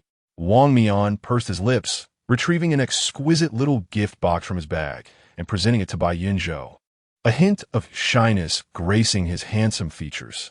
Happy New Year, Yunzhou. Bai Yunzhou was momentarily taken aback. What is this? He instinctively accepted it, opening the box to reveal a delicate bracelet, elegantly designed in white with irregular red patterns that strikingly resembled the fabric around Wang Mian's waist. This is for me? Bai Yunzhou looked up at Wang Mian, uncertainty lacing his voice. With a gentle smile, Wang Mian nodded slightly and remarked, "Did you not give me a pill previously? Since then, I have been contemplating how to repay your kindness. Recently, I returned to the capital and learned that Senior Guan and Senior Liu have collaborated to develop an artificial forbidden item capable of precise long-distance positioning. It is said to function even amidst the fog. Consequently, I petitioned the commander and exchanged 2 of these items with my merits from Senior Guan." As Wang Mian spoke, he raised his right hand, revealing a wristband adorned with a crimson base and intertwined white threads that had previously seemed absent. "Did I not promise to look out for you? With this, I shall be able to locate you promptly whenever you are in need." Chapter 76. The photograph Senior Guan and Senior Liu. Are they one void and one ride? And Commander Yi. Bai Yunzhou's face was etched with astonishment. How could they possibly bestow this upon me? After all, they are the supreme commanders of the Night Watch and the pinnacle of humanity. Entities far beyond the reach of someone as inexperienced as myself. Yet, there must be a commemorative significance behind it. Bai Yunzhou pondered while caressing the tiny squares constituting the wristband, reminiscent of pixels. "Little fox, do you comprehend the weight of a century's lifespan bestowed upon a captain? What does it signify for the great Sigh?" Yu Gui approached, draping an arm over his shoulder and whispering in his ear. "It signifies that great Sigh has gained numerous opportunities to reverse the future." He then straightened up, restoring his volume. "This trinket is truly inconsequential. Indeed, the value you have conferred upon me far exceeds this wristband." Wang Mian nodded, a hint of apology crossing his face. "I will gradually repay this in the future." Upon hearing this, Bai Yunzhou hastily waved his hand. "No, no. The bond of protection within this gift is already immensely precious, truly. That being said, since this is an exchange, what about the color coordination of these 2 wristbands?" Si Xiaonan glanced at the ones in the box, and then at Wang Mian's, falling into contemplation. This color is indeed unexpected. I initially thought it would resemble the sample I had seen." Wang Mian observed the 2 wristbands, a look of satisfaction gleaming in his eyes. "I must admit, this color scheme resonates deeply with me. However, Yunzhou, why not try it on and see if it fits?" Si Xiaonan suggested. Bai Yunzhou nodded, gently fastening the wristband around his wrist. The size was just right, not too loose nor too tight, enhancing the elegance of his wrist. "Quite splendid." Hong Ying clapped her hands. "Indeed, one's attire elevates one's demeanor. Once adorned with the wristband, your aura has certainly improved." "Hey, your words imply that I usually lack elegance." Bai Yunzhou feigned displeasure, eliciting laughter from the group. As they jested, the doorbell rang once more, revealing the tardy arrivals of Wu Xiangnan, Wen Qimo, Lung Su, and Zhao Kongchen. At that moment, Chun Mai, donned in an apron, emerged from the kitchen, carrying fillings and dumpling wrappers. "Just in time. Quickly wash your hands and help me wrap the dumplings. Let us prepare a feast for lunch." The group complied, laughing and playfully shoving each other as they rushed to wash their hands. Then gathered around the 2 large round tables in the dining room. One table evidently insufficient due to the number of attendees, necessitating a borrowed table from the property management. "Wrap the dumplings. I shall continue prepping the ingredients." After setting the fillings and wrappers on the table, Chun Mai dashed back into the kitchen. "Lao Zhao, come lend a hand." Zhao Kongcheng cheerfully replied, "Sure thing." "Yunzhou, can you wrap dumplings?" And Xing Yu, standing beside him, asked gently. "Absolutely."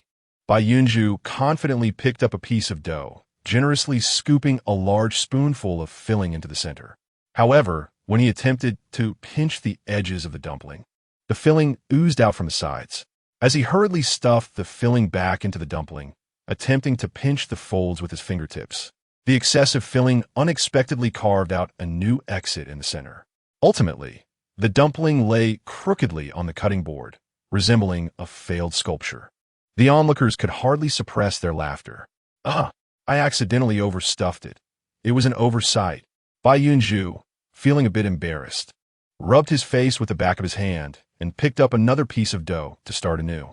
This time he used less filling, yet the dumpling turned out flat and the folds were a chaotic mess, lacking any dimensionality. "Ha ha ha, Yunzhou, you are truly hopeless." Bali Pang Pang couldn't help but burst into laughter. Bai Yunzhou glanced at the similarly misshapen dumpling before him, his irritation flaring. You're not much better than I am. Why do you have to laugh at me? He pouted, noticing the plump, well-formed dumplings in front of Chow Yuan, and sighed. Ah, Chow Yuan, yours are so well made. Chow Yuan looked up and smiled at him, lips pursed. He then turned his gaze toward the quiet Shun Qingzhu, discovering that the dumplings in his hands were just as charming as ingots, leaving him somewhat astonished. Brother Zhu, you are surprisingly skilled too. I often made them at home, Shun Qingzhu replied after a moment's pause. Oh, I see. Bai Yunzhou naturally understood that when he mentioned home, he meant the orphanage, and he couldn't help but recall Deng Wei, Li Jia, and Li Liang. By the way, where are Deng Wei and the others? Why don't we invite them to celebrate the New Year's Eve together? Shun Qingzhu was taken aback, raising his head to look at Bai Yunzhou with some hesitation. Is that all right? Of course. With so many people already, 3 more 1 tea make a difference. Hong Ying immediately chimed in. Lin Qiye also spoke up. Indeed, I'm sure the captain wouldn't mind. Given the previous incident with the truth ring on Jinan Mountain, Lin Qiye was already aware of Shun Qingzhu's circumstances. And being a person who valued relationships, he too hoped to have family by his side on such an important day. As he continued to work with his hands, he glanced at the person beside him, whose face was dusted with a bit of white powder.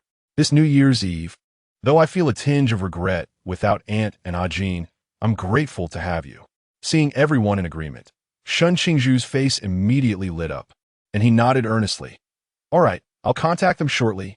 Bai Yunzhou continued to look around, at times enviously admiring Qingyu's perfectly crafted dumplings, and at other times attempting to replicate Lin Qiye's technique, yet still producing oddly shaped results which left him feeling deflated. Observing his sulky expression, Lin Qiye couldn't help but chuckle and was about to reach out to teach him when another tall figure interjected. Let me teach you, Yunzhou. Wang Mian squeezed between the two, smiling at Bai Yunzhou. Lin Qiye's expression shifted subtly, while Bai Yunzhou, blissfully unaware, nodded eagerly. Sure, that sounds great. In Bai Yunzhou's heart, those who aroused his vigilance were invariably the members of the future Nightfall, marked by their progress bars. In contrast, individuals like Wang Mian, devoid of such indicators, were automatically categorized as harmless. Hence, he paid little heed to the occasional proximity of a massed crowd. Not far from the dining table, a subtle click resonated, followed by the whir of mechanical movement as a thin photograph gently descended onto the table. Are you eavesdropping again? Si Xiaonan's voice suddenly emerged from behind, causing the focused Lung Xian to momentarily freeze. The photograph captured the moment of Wang Mian teaching Bai Yunzhou how to make dumplings, with a smudge of flour adorning Bai Yunzhou's face, rendering him both comical and endearing, as both of them shared a joyful laugh. Nearby stood Lin Qiye and Qingyu, their expressions somewhat displeased. Additionally, Chunmai and Zhao Kongsheng were bustling in the kitchen, while Rose and Molly excitedly whispered together, and Xuanhua and Tianping engaged in playful banter. Hong Ying exhibited palpable impatience towards Wen Shima, alongside several solo photos of Si Xiaonan. As Si Xiaonan perused the images, a satisfied smile graced her lips. Not bad at all. Make sure to wash an extra batch for me later. Upon hearing this, Lung Xian's previously tense demeanor relaxed instantly. He smiled and nodded in agreement, replying, all right. Chapter 77. New Year's Eve dinner. After finishing the dumplings, Shun Qingzhu borrowed the car keys and stepped outside. Bai Yunzhou entered the kitchen under the banner of being utterly reliable, followed closely by the composed Qingyu. The rather cramped kitchen could scarcely accommodate more individuals, compelling everyone else to wait patiently outside. As time passed, the sun gradually descended, and at long last, the kitchen door swung open, revealing Bai Yunzhou's first dish. Oh no, his inaugural culinary creation. Qiang Wei scrutinized the gloppy, dark mass on the plate for quite some time, pondering its nature. Sweet and sour pork, Bai Yunzhou declared, raising his eyebrows with confidence. I followed the recipe meticulously. It's bound to be delightful. He urged everyone to taste it without delay. The group exchanged glances, none daring to be the first to pick up their chopsticks. Just then, Lin Qiye stepped forward. With a calm demeanor, he picked up his chopsticks. unhesitatingly lifted a piece of the murky sweet and sour pork and placed it into his mouth. All eyes were instantly fixed upon his face, as if seeking to decipher the true flavor of the dish from his expression. Lin Qiye chewed slowly, his countenance betraying no sign of distress, and even revealed a commendable smile. After swallowing, he nodded and spoke in a composed tone. The sweet and sour balance is just right. It's quite tasty. Hearing this, despite lingering doubts, the others cautiously picked up their chopsticks and gingerly placed a morsel in their mouths. Upon taking a bite, Qian Wei's expression swiftly morphed into one of complexity. Yet glancing at Lin Qiye's serene visage, she stifled her urge to critique and managed to force out, Indeed. Quite unique. Hong Ying, on the other hand, nearly succumbed to the urge to spit it out, hastily chewing a few times before swallowing. Her gaze towards the unflappable Lin Qiye filled with admiration. What a clever lad. You certainly deserve a wife. And Xingyu stood to the side, silently observing the spectacle with a slight smile, seemingly having anticipated this culinary escapade. Meanwhile, Bai Yunzhou gazed at everyone with eager expectation, blissfully unaware that his sweet and sour pork had become a subject of jest among the group. At that moment, Shun Qingzhu returned with his 3 companions. Upon entering, they noticed everyone gathered together, their expressions peculiar as they sampled something, piquing their curiosity. Shun Qingzhu glanced at the dark substance on the plate, then at Bai Yunzhu's confident demeanor, and couldn't help but inquire, "Is this some newfangled weapon?" At his words, the room erupted in laughter. Bai Yunzhou scratched his head, somewhat embarrassed, and explained, "This is sweet and sour pork. Although its appearance may be lacking, the flavor is still quite good." Shun Qingzhu raised an eyebrow, half convinced, and took a tentative bite. His expression shifted dramatically as he struggled to swallow, forcing a chuckle. Indeed, it's quite creative. TSK, I knew it wouldn't taste good. Thank goodness I didn't eat any. Zhao Kongchang peered through the crack of the kitchen door, a smirk of satisfaction gracing his lips. Meanwhile, Chun Mai silently scrubbed the thick, dark residue in the pot, listening to the lively atmosphere outside and Zhao Kongcheng's musings, chuckling softly and shaking his head in resignation. Witnessing the unanimous praise for his culinary efforts, Bai Yunzhou beamed with delight, his face obscured by a wide grin. As he picked up a pair of chopsticks to express his desire to taste the dish, only to be swiftly stopped by the concerned onlookers. "Yunzhou, such delicious food should be reserved for us," one urged. "Indeed, with so many people here, it simply isn't enough," another chimed in. Bai Yunzhou paused, taken aback. But soon his gaze hardened with determination as he moved towards the kitchen. "I'll go make a bit more." The crowd gasped, and Shun Qingzhu was the first to react, gently steering him towards the living room. "We can't possibly let you tire yourself out like this, can we?" he said, casting a knowing glance behind him. Deng Wei and others immediately understood, joining him in blocking Bai Yunzhu's path. Yeah, it's the new year." Deng Wei hurriedly stepped in front of Bai Yunzhou, while Li Jia and Li Liang quickly signaled to the rest. The remaining guests promptly divided into 2 groups, one group enveloping Bai Yunzhou in the living room, while the other enacted a comical scene of snatching food, effortlessly resolving the situation. And Xingyu observed the playful chaos with a smile before returning to the kitchen. Meanwhile, Han Xiaoyan watched the vibrant crowd, nostalgia flooding his mind as he recalled the moments spent in Team 017, a wistful gleam in his eyes. After a brief moment, he snapped back to reality, glancing at the still busy kitchen before joining in. With the assistance of the 2, Chen Mai's preparations for the New Year's Eve feast progressed significantly. As the ingredients neared completion, they entered the final heating stage. Before long, a delightful aroma wafted from the kitchen. The door swung open, revealing an array of visually appealing and fragrant dishes adorning the dining table. The guests rose to help set the table, gradually taking their seats. "Wow, what is this?" "Buddha jumps over the wall," Xuanhua exclaimed, astonished by the vibrant yellow soup at the center of the table. Bai Yunzhou followed suit, his eyes wide with surprise. "Xiaoyu, is this the dish you've been working on all day?" "Indeed. I stewed it for an entire afternoon," and Xingyu replied with a warm smile, rising to ladle a bowl for him. "Would you like a try?" Bai Yunzhou accepted the bowl, took a sip with his spoon, and his fox-like eyes immediately brightened, curving into a crescent shape. "It's delicious." Bai Pang, unable to contain his excitement, scooped a spoonful and tasted it, giving a thumbs up. "Yes, this is the flavor, so authentic, so perfect." Seeing the esteemed young master of the Bai family praise it so, the curiosity of the others was piqued, and they eagerly ladled themselves a bowl, instantly showering the dish with compliments. "Xiaoyu, what do you cook so well?" Bai Yunzhou asked, astonished. And Xingyu smiled and pointed to her eyes. "Because I have this." Bai Yunzhou was momentarily taken aback. Indeed, possessing the one true answer, and Xingyu was undoubtedly capable of cooking ingredients to perfection at the most precise temperature and opportune moment.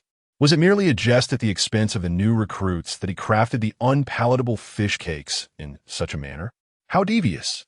Bai Yunzhou glanced at the seemingly innocuous Xingyu, whose eyes sparkled with mirth, and instinctively inched closer to Lin Qiye.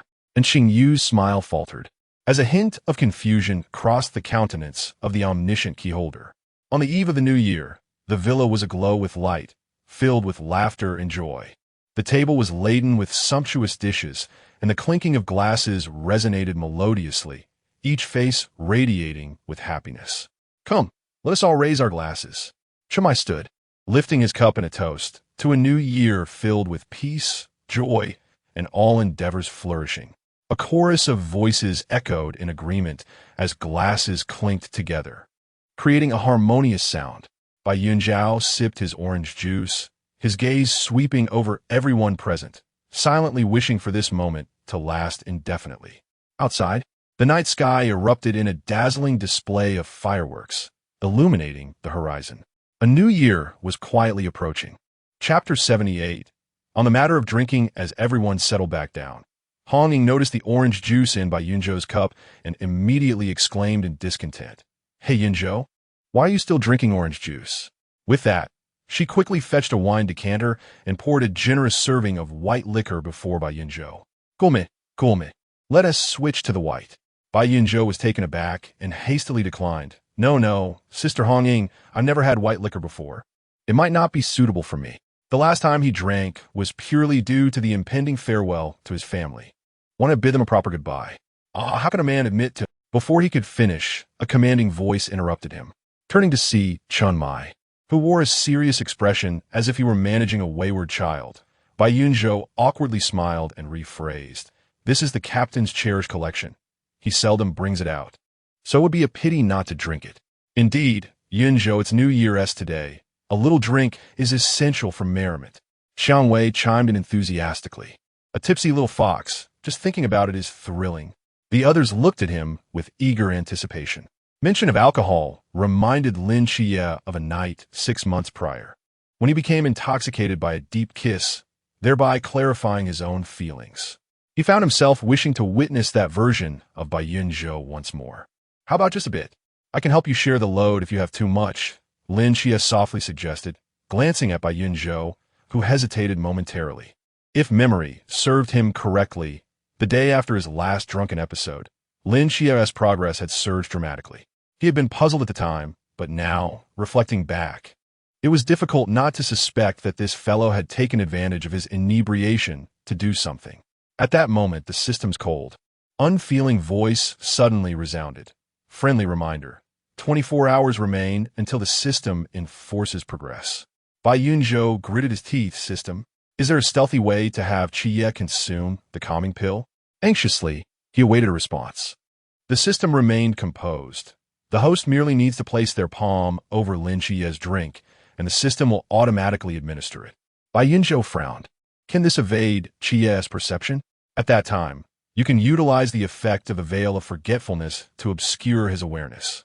Oh, how could I forget about that? Bai Yunzhou felt a surge of excitement. What a handy tool for both everyday life and potential mischief. He steadied his gaze and nodded, all right. Everyone breathed a sigh of relief, and Hong Ying, her spirits lifted, raised her glass again. Let us clink glasses once more.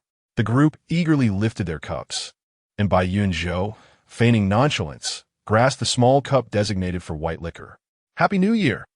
After the jubilant cheer, Bai Yunzhou brought the cup to his face, inhaling the aroma. The clear liquid swayed, gently within the cup, reflecting his slightly tense expression. The fragrance was intoxicating, with a hint of spiciness and richness, prompting him to involuntarily furrow his brows. The first sip slid down his throat like a fiery flame, igniting his taste buds and cascading down his esophagus to his belly. A potent wave of alcohol surged back, striking him at the crown of his head, causing him to cough uncontrollably, a picture of mild discomfort. Yet, following this initial unease, a warmth gradually blossomed from his heart. His cheeks flushed, and Bai Yunzhou's gaze grew bright with curiosity and a thirst for exploration. Noticing his apparent recovery, Hong Ying eagerly inquired, "How is it? Is the liquor not delightful?" Bai Yunzhou lowered his gaze, gently swirling the wine in his glass. As if savoring the intricate flavors of this intoxicating brew he was experiencing for the first time. His demeanor was a blend of elegance and composure, tinged with a hint of innocence, akin to a fox on the cusp of maturity. This sight tightened Lin Qiye's abdomen with concern, and he glanced at the few individuals among the crowd whose gazes burned with intensity, a flicker of regret rising within him. Responding to the inquiry, Bai Yunzhou lifted his eyes and smiled softly in Hong Ying's direction. "Yes, it feels warm and comforting as it goes down. Of course, this is no ordinary liquor. It is exclusively provided for the night watchman," Hong Ying declared proudly. Upon hearing this, Xuan's eyes gleamed with excitement. "Is it crafted by the esteemed Du Yan, known as the immortal of wine?" "Du Yan?" Bai Yunzhou could not help but ask, "Who is he?" "Du Yan, ranked 116 in the Forbidden Abyss, drunken dreams of floating life.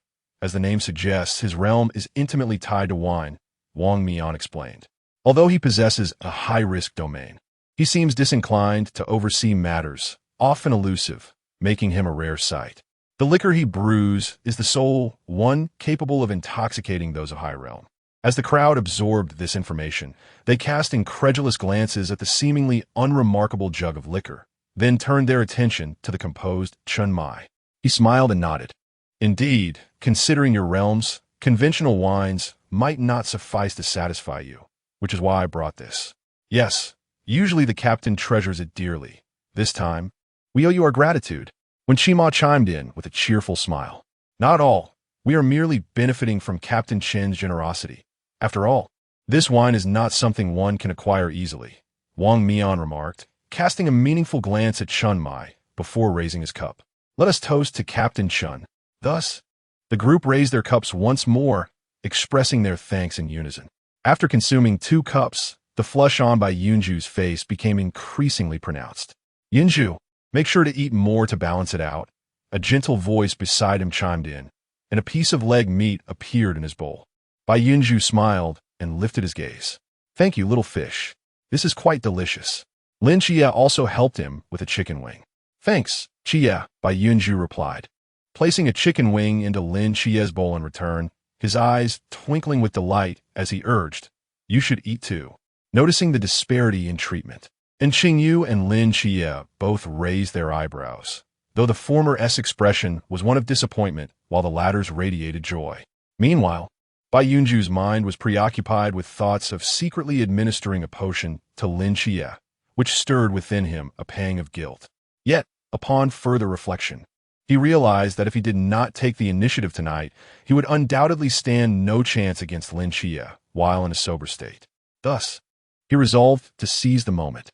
Regardless of what transpired thereafter, he was determined to take control of this first encounter. After indulging for a while longer, feeling somewhat satiated, the guests gradually commenced the toasting ritual.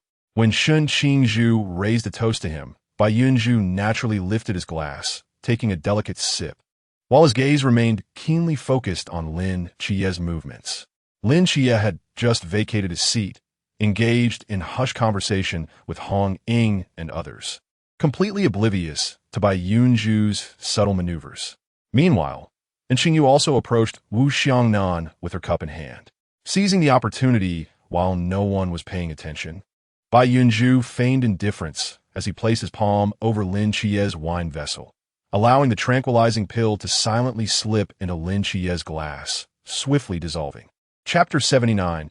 Who has conquered Qiye, do not merely indulge in drinking, partake in some dishes as well, Bai Yunzhou remarked with a feigned concern, a subtle tension flickering in his gaze as Lin Qiye returned to refill his glass. Lin Qiye smiled and nodded, responding, "All right, I shall heed your advice." He set down his glass, picked up a morsel of food, and consumed it before downing the remainder of his drink in one go. Bai Yunzhou's heart quickened. His eyes fixated on Lin Qiye's reaction. As several more cups of wine were consumed, Lin Qiye's gaze began to grow hazy, and his body swayed slightly. "Qiye, are you all right?" Hong Ying inquired with genuine concern. Lin Qiye waved his hand dismissively, chuckling. "I'm fine. Perhaps I drank a bit too hastily, and now my head feels a bit dizzy." Seeing this, Bai Yunzhou felt a wave of relief wash over him, aware that the calming elixir had begun to take effect. He stood, supporting Lin Qiye's shoulder, and softly suggested, "Let me help you to rest." Lin Qiye nodded and allowed Bai Yunzhou to assist him away from the dining table. The others, noticing the pair, thought little of it and continued to revel in the festive atmosphere. Bai Yunzhou guided Lin Qiye into a room, gently laying him on the bed. Lin Qiye's eyelids grew heavy as he gazed at Bai Yunzhou standing by his bedside. He attempted to reach out, but his arm fell weakly to his side, and as his vision blurred, his breathing became steady. System notification. The calming elixir has been successfully administered. Lin Qiye will enter a deep sleep state, expected to last for 12 hours. Progress bar countdown, 23 hours 10 minutes. Everyone must pay their dues, Lin Qiye, Bai Yunzhou mused, cracking his knuckles with a wicked grin, embodying the essence of a rogue as he gazed at the defenseless beauty on the bed. "You attempted a sneak attack, and now the boomerang has returned to you, hasn't it?" he said, delighting in his victory. Leaning down, he pinched Lin Qiye's exquisitely sculpted face and, after a moment's contemplation, pressed a kiss to the corner of his lips. This marked Bai Yunzhou's first voluntary kiss, and though he felt a touch of clumsiness as his lips brushed against those delicate contours, he straightened up almost immediately. Despite it not being their first kiss, his heart raced uncontrollably within his chest, and the wine's influence rendered his cheeks a deeper shade of crimson. Bai Yunzhou bit his lip, placing his palm against the drum-like thumping of his heart, feeling a vine-named affection breaking through the surface, entwining itself around his heart with an undeniable fervor. In the end, who had truly conquered whom? Bai Yunzhou sighed, sitting quietly by the bed for a while before rising to exit the room. The night was still young. There was no need to rush. "Huh? Yunzhou, why are you back so soon?" Si Xiaonan asked, surprised by his swift return. "Qiye has already fallen asleep." Bai Yunzhou replied nonchalantly as he returned to his previous seat. "He's asleep?" Hong Ying exclaimed in shock, unable to contain her thoughts. "Could it be that he truly is drunk?" I had thought. Beside him, and Xingyu glanced at him, then at the remnants of wine in the shared cup. A flicker of gray light danced in her eyes, and her brow knitted in concern. Meanwhile, Yue Guwei had crept up to Xinghin, whispering, "Do you think Lin Qiye is incapable?" Xinghin cast a sidelong glance at Bai Yunzhou, whose lips bore no signs of abnormality, and clicked his tongue. There's a possibility. After all, if that were not the case, why would he be so protective of his food? Yet here lies the meat, and he refrains from indulging. Tianping leaned in, eager to gossip, but his peripheral vision caught a figure abruptly rising, gathering their bowl and cup before vacating the seat. "Hey, Li Xian, where are you going?" Tianping couldn't help but shout, watching as the whirlwind traversed half the restaurant and settled into Lin Qiye's former seat. When did this fellow become so clever? Yue Guwei wondered aloud. "Oh dear, Li Xian's thoughts are anything but simple," Qianwei remarked, unable to suppress her raised brow. Throughout the day, her eyes had sparkled with an insatiable curiosity. The flames of gossip continually ignited within her. Beside her, Molly felt a wave of concern for Lin Qiye.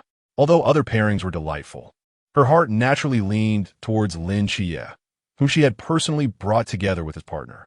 Wang Mian, observing the whirlwind's actions, felt an inexplicable sting of betrayal, and his expression darkened involuntarily.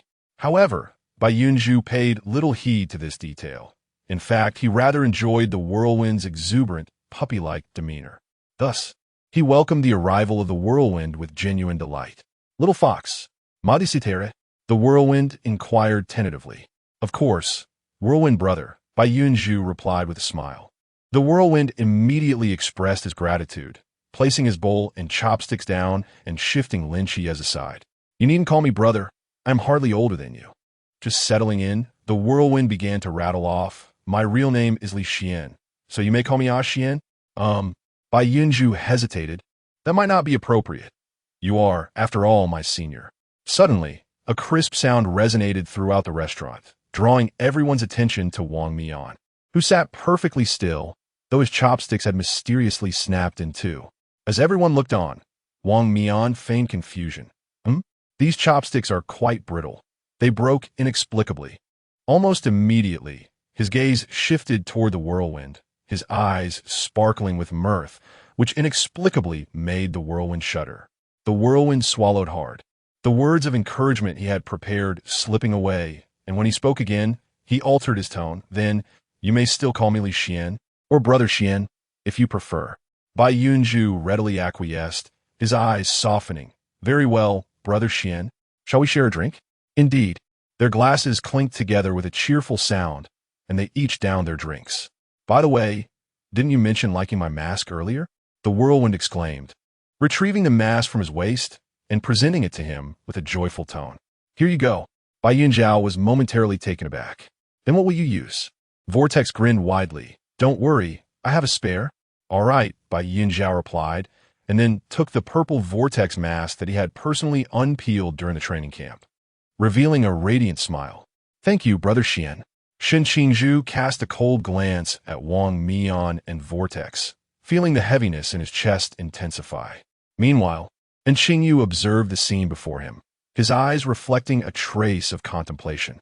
If his previously concealed emotions, hidden in the shadows, could be discerned and swiftly severed by Yunzhou, then surely he had no reason to overlook the underlying intentions behind these individuals' overtures. As he pondered, he suddenly recalled Bai Yunzhou's actions that day at the supermarket. Perhaps there was an invisible force looming above him as well. Moreover, what was his true intent in rendering Lin Qiye unconscious? Chapter 80. Happy New Year. As the night deepens, the stars scatter across the sky like diamonds, shimmering brilliantly in the darkness. Yet they are unable to compete with the vibrant festivities of the human realm below. At one end of this lively celebration stand two figures, one tall and the other short, feeling somewhat out of place on this day of family reunion. Are you certain we won't leave until after the new year? Yi Fan inquired, standing on the beach, gazing up at the impenetrable mist that obscured the horizon. After a moment, he couldn't help but sigh. The waves seemed to gather strength in the depths of that fog, surging forward with great vigor, only to lose their momentum before reaching his pristine shoes, falling short of their goal. Do we not already have a New Year's Eve feast? That counts as celebrating. The silver-haired girl beside him, her hair tied back in a neat ponytail, felt the sea breeze caress her strands, creating an exquisite arc. She turned to Yi Fan, noticing his furrowed brow, and chuckled. Come on, please don't wear that expression. You really look like a resentful wife. Seeing that he remained troubled, Jin Yin offered some comfort. All right. It's just the cataclysm of Tsangnan in half a year, right? I will definitely return by then. After all, I am quite eager to meet that little fox. As she spoke, a mischievous smile played on her lips, pondering whether the custom wristband she had designed for the two of them would be appreciated. Upon hearing her words, Yi Fan felt reassured that she would indeed return, and his tightly knit brows began to relax slightly. According to the scant information trickled out by the little fox, it could be preliminarily determined that a deity from the north and another from the east would arrive, while the trickster god Loki would stealthily infiltrate Tsangnan, abducting Lin Qiye under the cover of secrecy, leading to the eventual disappearance of Tsangnan, although Tsangnan would lose the support of the mortal divine realm about a month later. Even without Loki's intervention, it would still be beneficial to allow those hundreds of thousands of people to live for an additional month. Moreover, even if our great Sigh has no deities, it is not something those petty outer gods can trample upon at will. If Jin Yin could come, it would certainly enhance their chances. At that moment, the pixelated headphones she wore seemed to receive a message, and she smiled playfully. All right, my ride has arrived, she announced, as a pixelated McLaren swiftly materialized before her. She stepped into the car, tossing her silvery hair with flair, and waved goodbye to Yifan. "Off I go, Commander Yi." Without waiting for a response, she pressed the accelerator, and the car roared to life, racing forward. Just as the tires were about to touch the sea, a pixelated road formed instantly beneath them, extending into the distance. It was not until the last pixel vanished into the mist that Yifan let out a heavy sigh. Standing alone before the swirling fog, his dark red cloak billowing in the cold wind. Behind him, the warm glow of lights from every household illuminated the silhouettes of families gathered together. After several rounds of drinks and dishes, laughter echoed throughout the villa, with the youthful mirth of the young man filled every corner. Bai Yunzhou, with a relaxed expression, sat at the table, pointing and laughing boisterously at Sun Qingzhu, who had once again rolled the same number. His eyes sparkled with a dreamy light, as if stars had fallen into his wine cup, shimmering with brilliance. His cheeks were tinged with an intoxicating flush, reminiscent of peach blossoms in full bloom during spring, vibrant and animated. In a moment of boredom, the group engaged in a game of dice, utilizing 2 dice. Rolling a 7 allowed one to designate anyone to drink, while rolling doubles required the roller to drink themselves. And Xingyu was excluded from this game due to being the only correct answer, making him, aside from the designated driver Wen Qima and Lin Qiye, the most sober individual present. "Yunzhou, are you all right?" And Xingyu inquired with a hint of concern, observing his state. "I'm fine, really. Last time, I even outdrank my father. My tolerance is quite good." Bai Yunzhou waved his hand dismissively, punctuating his words with a hiccup. Given that he had matters to attend to shortly, he certainly would not allow himself to succumb to intoxication. Fortunately, the others were considerate and did not single him out for excessive drinking. However, Xuanhua was less fortunate, due to his previous attempts to gain favor. He had succumbed to the relentless advances of his teammates and lay unconscious on the table. Most of the girls were in various states of disarray, either sprawled or reclining, with Rose gazing dreamily at Molly, her head resting on her hand, while the rest still retained a semblance of reason. "You should check on Zhuangge. He has truly had quite a bit to drink," Bai Yunzhou remarked. Unable to suppress another fit of laughter, Zhuangge has reached a level of misfortune. Yet, Sun Qingzhu, the subject of their mockery, displayed no signs of anger.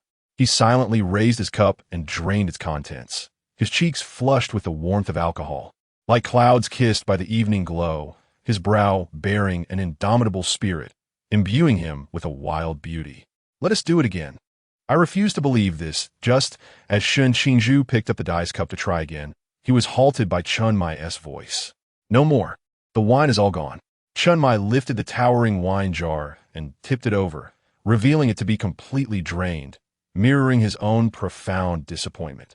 Meanwhile, outside the window, fireworks burst forth in the night sky, an array of colorful lights cascading like countless shooting stars, illuminating the heavens. The thunderous sound of firecrackers startled Xuanhua, who bolted upright as if resurrected. Bai Yunzhou, initially taken aback, then recalled their first encounter at the training camp, and could not help but smile. Placing a hand on Xuanhua's shoulder, "Happy New Year, Senior Xuanhua." As the ruckus outside gradually subsided, the group began to tend to the aftermath. The still-sober Rose first carried Hong Ying and Si Xiaonan back to their room, then returned to lift Molly, carrying her to the car. After confirming that Bai Yunzhou was in a stable condition, Sun Qingzhu, with the assistance of Deng Wei and others, returned to the room. Once Bai Yunzhou was settled, Deng Wei and the others made their way back to the living room. As everyone left, Bai Yunzhou stared blankly at the disarray of the table. Suddenly reminded of the task he was about to undertake, a wave of inexplicable anxiety washed over him. Grasping a wine vessel with a small amount of liquor left inside, he downed its contents, as if steeling himself for a momentous decision, and proceeded toward the bedroom. However, as he approached the door, a sudden wave of dizziness overtook him. When he opened his eyes again, the 2 doors before him had inexplicably multiplied into 4 or 5. He shook his head and focused again, only to find a number of doors had increased rather than decreased, leaving him perplexed. What is happening? Am I truly intoxicated? As his consciousness grew increasingly hazy, Bai Yunzhou was left with no choice but to randomly select one of the myriad doors and stepped inside. Chapter 81. One must repay for mischief bathed in the soft glow filtering through the living room. The outline of a blanket could be vaguely discerned. Closing the door and locking it, Bai Yunzhou, relying on his recent memory, staggered towards the bed. As he approached, perhaps due to his overly large strides, he stumbled over the edge of the bed and fell straight onto the dark figure lying there. The figure seemed startled at first, but then, as if recognizing something, it uttered a hoarse, deep voice tinged with the scent of alcohol. "Yunzhou? You." The remainder of the sentence was abruptly stifled.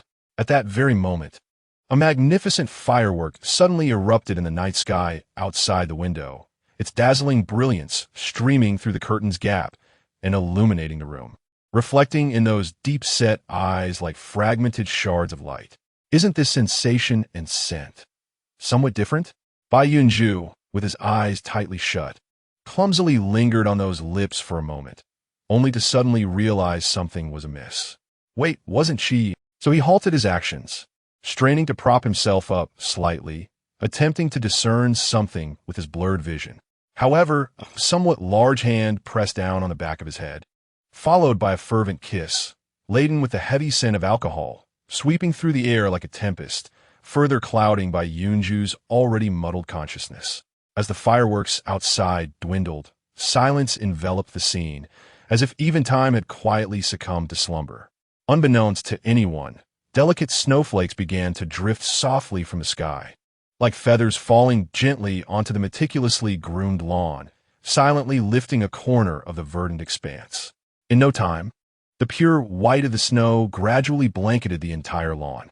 In contrast, the snow accumulating on the roads did so at a slower pace, the deeper hues merging with the pristine white to create a striking tableau. The biting cold wind sometimes roared like a ferocious beast, sweeping everything in its path. And at other times, it danced lightly like silk, guiding the snowflakes in a graceful waltz through the air, akin to the spirits of the night weaving a beautiful dream. A few crimson plum blossoms also began to fall upon the snowy ground, their vibrant beauty accentuated by the white backdrop. Yet, just as the moonlight was about to pierce through the clouds, a muffled, dreamlike whisper echoed, resembling an invisible hand snuffing out the bright lamp within one's heart, extinguishing all light and beauty in an instant, as if time itself had frozen, leaving only endless darkness and desolation. He thought I was Lin Qiye. The hand that had stirred the ripples suddenly froze, and its owner's breath grew heavy and rapid, as if struggling to suppress something. "You, what did you call me?" He desperately sought confirmation, but received no response. The faint light reflected off the snow outside illuminated his chiseled profile, the flush of color and the tumultuous tide of emotions fading away. Awakening from the haze of alcohol, he gazed at the person before him, who lay in a deep slumber with eyes gently closed, his complex and austere gaze revealing a hint of mockery and helplessness. The sensation of an arrow poised on the bowstring is undeniably discomforting. However, the prospect of usurping another's identity to engage in such a thieving act is utterly unfathomable. He released his grip in silence, turning to sit up, plunging the room into a profound stillness. Outside, the snowflakes continued to dance, as all colors were quietly consumed by the swirling tempest, leaving behind only an expanse of desolate white. As dawn broke after the snowy night, sunlight filtered through the thin veil of clouds, casting a gentle golden hue upon the silver-clad world. Bai Yunzhou gradually opened his eyes, perhaps due to the special care of the night watchman, or for some other reason. This time the hangover did not seem to trouble him. With a hint of bewilderment from just awakening, he stared vacantly at the familiar, yet foreign arrangement in a corner of the room, suddenly recalling something, and abruptly sat up in bed. The plain checkered bedding slipped away, revealing a loose-fitting white shirt beneath. "This is Qiye's room." The realization struck Bai Yunzhou like a clarion call, prompting him to stiffly turn around. If his memories serve him correctly, the occupant of this space should be the brooding guy. Upon glimpsing the person lying beside him, he was struck by a silent shock akin to a gopher's startled squeal. What on earth was Ti supposed to be with Qiye? At that moment, Shen Qingzhu seemed to awaken as well, his eyelids fluttering open to reveal profound eyes. He lifted his gaze to Bai Yunzhou, and as his lips parted slightly, a deep, magnetic voice emerged. Yunzhou, why are you up? As he spoke, he too sat up slowly, causing the bedding to slip, unveiling his muscular torso, adorned with marks. Bai Yunzhou's eyes widened in disbelief. Am I really this audacious? Yet, didn't I recall being the one restrained?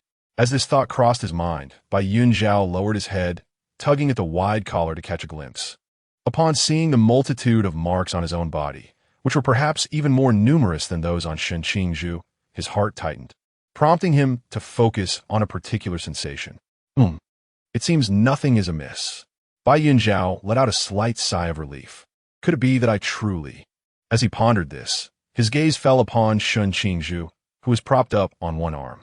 In the morning light, his profile appeared strikingly clear, the subtly pronounced cheekbones carving a sharp arc.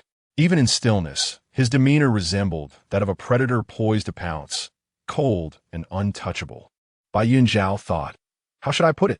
If it were someone like Qiye, or even someone like Xiaoyu, I might entertain the thought. But with someone like the brooding guy, if this were indeed true, and I had left him in such a state, might I not carve my name into the annals of history? Noticing the evident doubt in Bai Yunzhou's eyes, Shen Qingzhu's gaze darkened, soon to be replaced by an expression of grievance. What? You don't wish to acknowledge it? As he spoke, he leaned closer, his hoarse and deep voice lingering in Bai Yunzhu's ears, evoking a tingling sensation. No, it wasn't. Feeling an inexplicable sense of oppression, Bai Yunzhou could not help but swallow, instinctively leaning back. I can't help but wonder, given our physiques, am I being a tad too valiant? Following the thread of conversation, Shen Qingzhu glanced down at the small expanse of Bai Yunzhu's fair shoulder and neck, partially exposed due to an overly loose collar, adorned with scattered crimson marks, and was involuntarily reminded of the heavy snowfall from the previous night. You are indeed quite valiant. Shen Qingzhu chuckled softly, then suddenly paused, a fleeting glimmer of melancholy flashing in her eyes. Huh? Upon hearing Shen Qingzhu's own acknowledgement, Bai Yunzhou was taken aback. Goodness, could this truly be a moment destined for the annals of history? Chapter 82. A most miserable fox are you. Not going to take responsibility for me? Shen Qingzhu's voice, tinged with a hint of grievance, pierced through Bai Yunzhu's heart like an enchanting melody. Bai Yunzhou found his hand, guided to the firm chest of the other, feeling the powerful heartbeat beneath, causing a faint blush to creep across his face. As Shen Qingzhu sensed the softness of Bai Yunzhu's delicate hand, his gaze deepened, and he leaned in to kiss those lips he had savored countless times the previous night. Bai Yunzhou was momentarily taken aback. When he caught a glimpse of the brightening sky behind Shen Qingzhu, his mind, overwhelmed by a flurry of startling thoughts, snapped back to reality like a wooden fish struck by a mallet. Goodness, he almost forgot about the one next door. If he were to see this, how could he possibly explain it? As the time approached for Lin Qiye to awaken, Bai Yunzhou, with no time to ponder further, hastily pushed against Shen Qingzhu's shoulder to retreat. However, Shen Qingzhu, seizing this rare opportunity, clasped Bai Yunzhu's waist and pulled him closer. Just as escape seemed impossible, a swirl of white mist arose, and Shen Qingzhu found his mouth full of fur, momentarily stunned. Seizing the moment, Bai Yunzhou transformed into his fox form and swiftly broke free from Shen Qingzhu's embrace, darting through the window's crevice and escaping. Shen Qingzhu stood there dumbfounded, watching the figure vanish into the vast expanse of snow, his heart a tumult of emotions. Once outside the villa, Bai Yunzhou dashed down to the foot of the mountain, finally halting his frantic pace. Hidden among the underbrush, his amber fox eyes cautiously surveyed the street beyond the trees, his pristine white fur blending seamlessly with the snowy landscape. It was the early morning of the Lunar New Year, and the street, blanketed in thick, untouched snow, reflected the soft morning light. A serene atmosphere enveloped the air, occasionally broken by distant firecrackers, which quickly faded back into silence. What now? Bai Yunzhou lamented the attire he had donned before his transformation, feeling a wave of despair wash over him. In his haste, he had forgotten to retrieve his clothing. What if Qiye awoke to find it? Not to mention how he would explain himself to Zhuangge. As these thoughts raced through his mind, Bai Yunzhou, in frustration, raised a paw to scratch his ear, wishing he could simply vanish. Perhaps he should have snuck back while Qiye was still asleep, but he feared Zhuangge would not let the matter rest. And now that he had escaped, returning would be akin to walking into the lion's den. But wait, his heart momentarily lifted.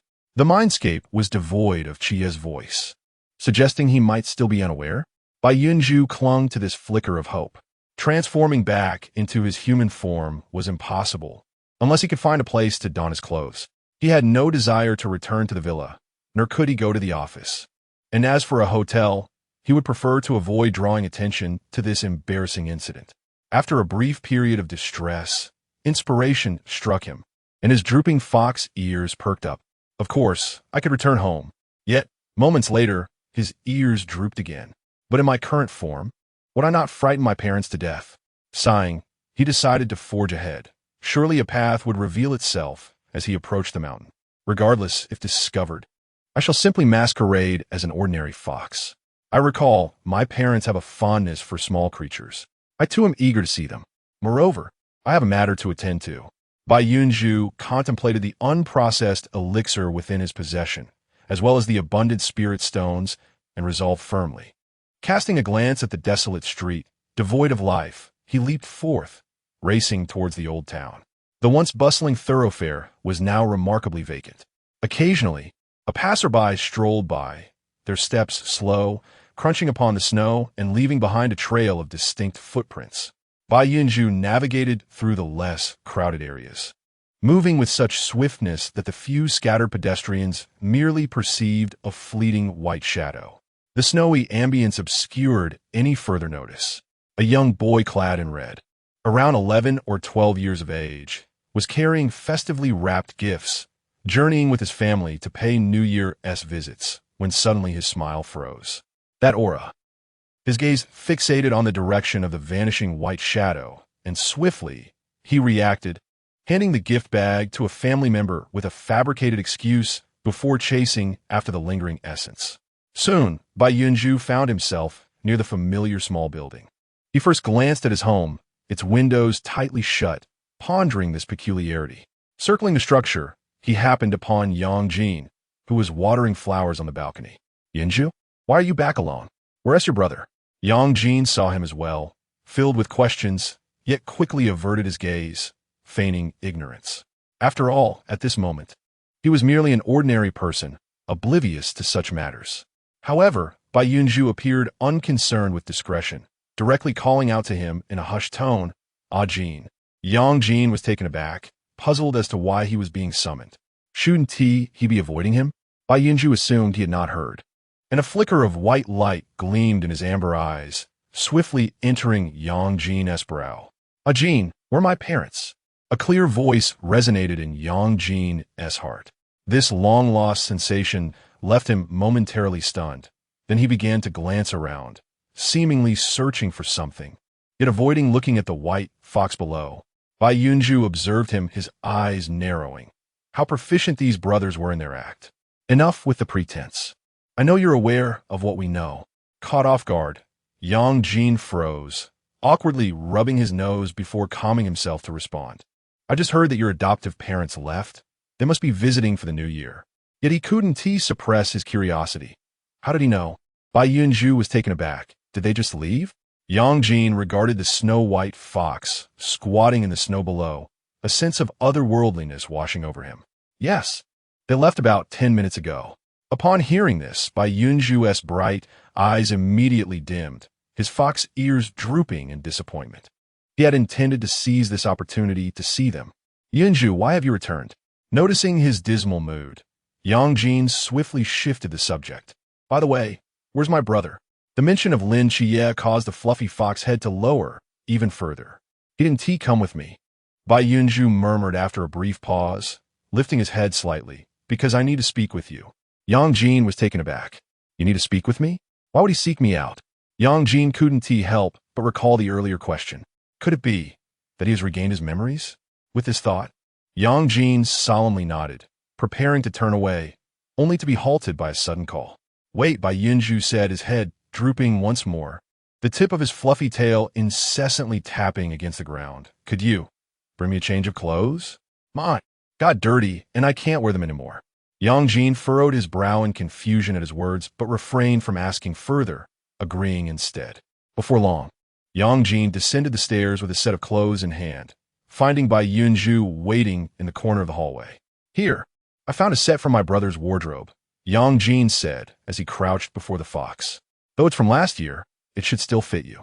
A teenager's growth spurt often renders their clothing unfit after a year. Thank you.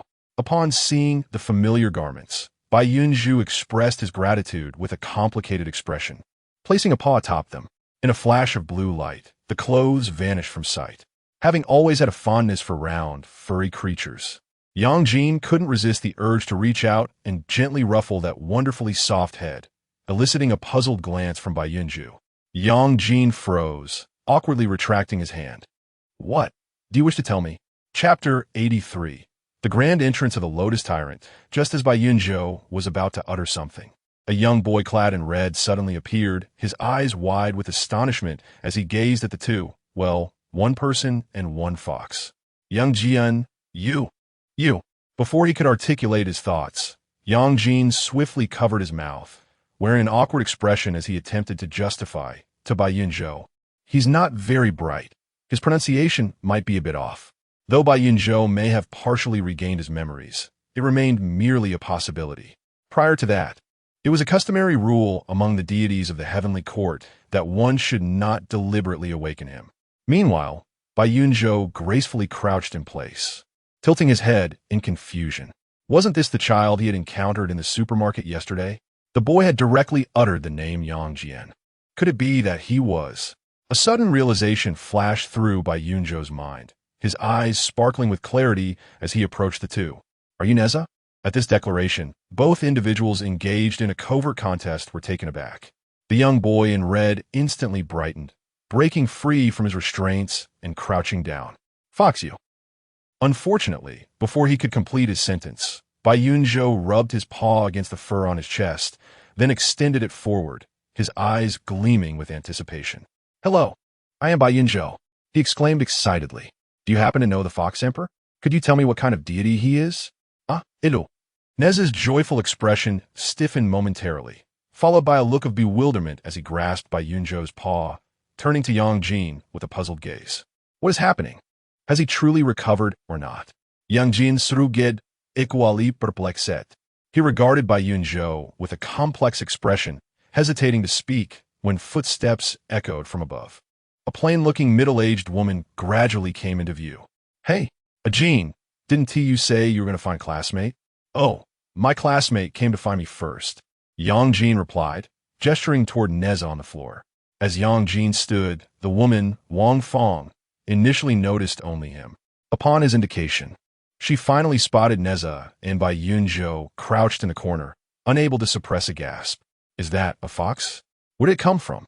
It belongs to my classmate, Yang Jin declared, lifting Bai Yunzhou entirely into his arms to showcase him to Wang Fong. Mom, look how beautiful he is.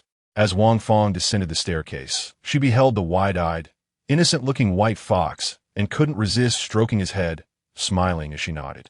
Indeed, it seems that one can raise foxes these days.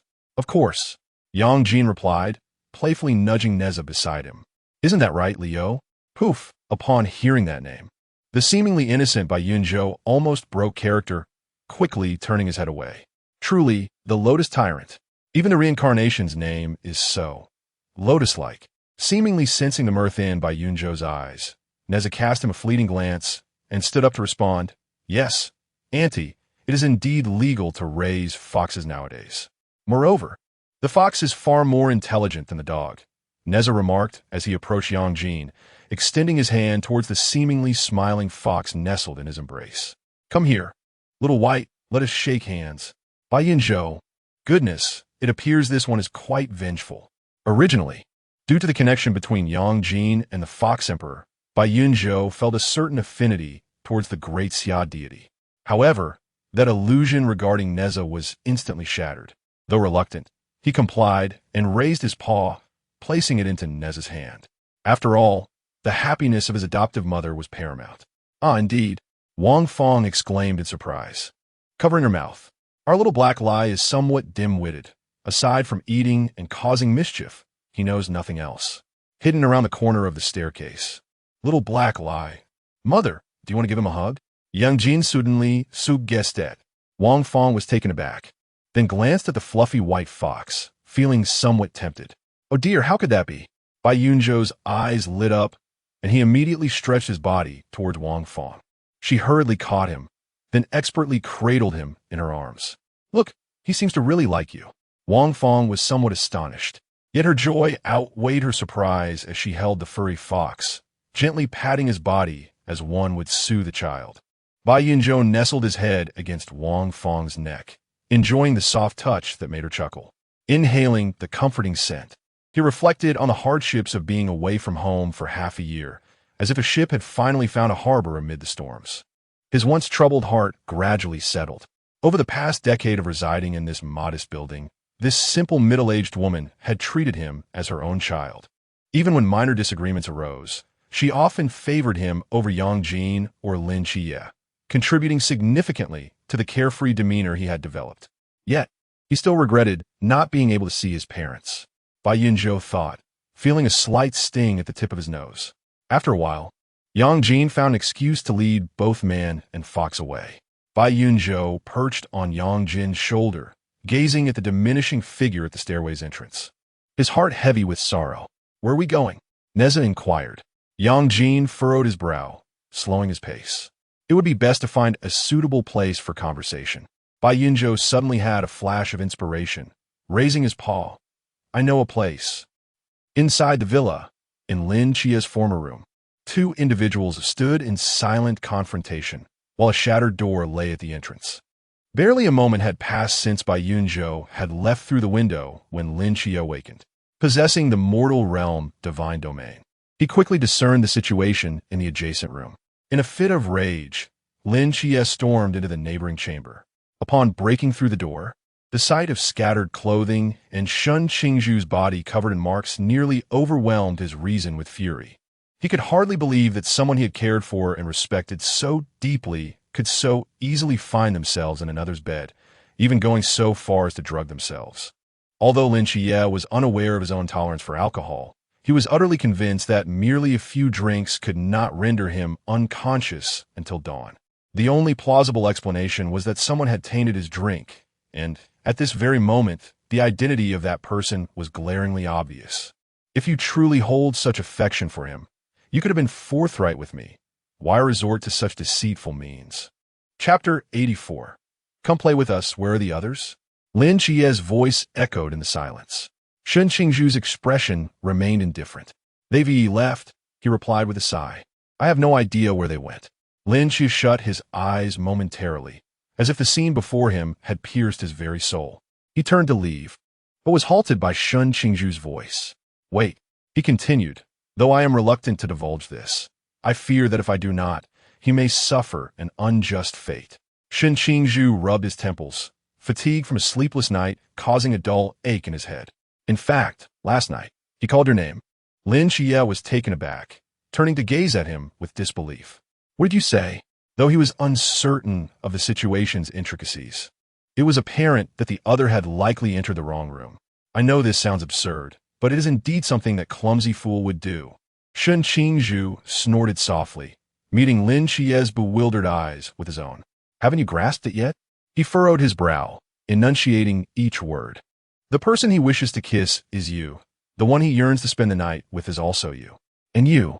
I admit that I did touch him, but I did not go all the way, Shun Qingzhu confessed, his downcast eyes filled with reluctance.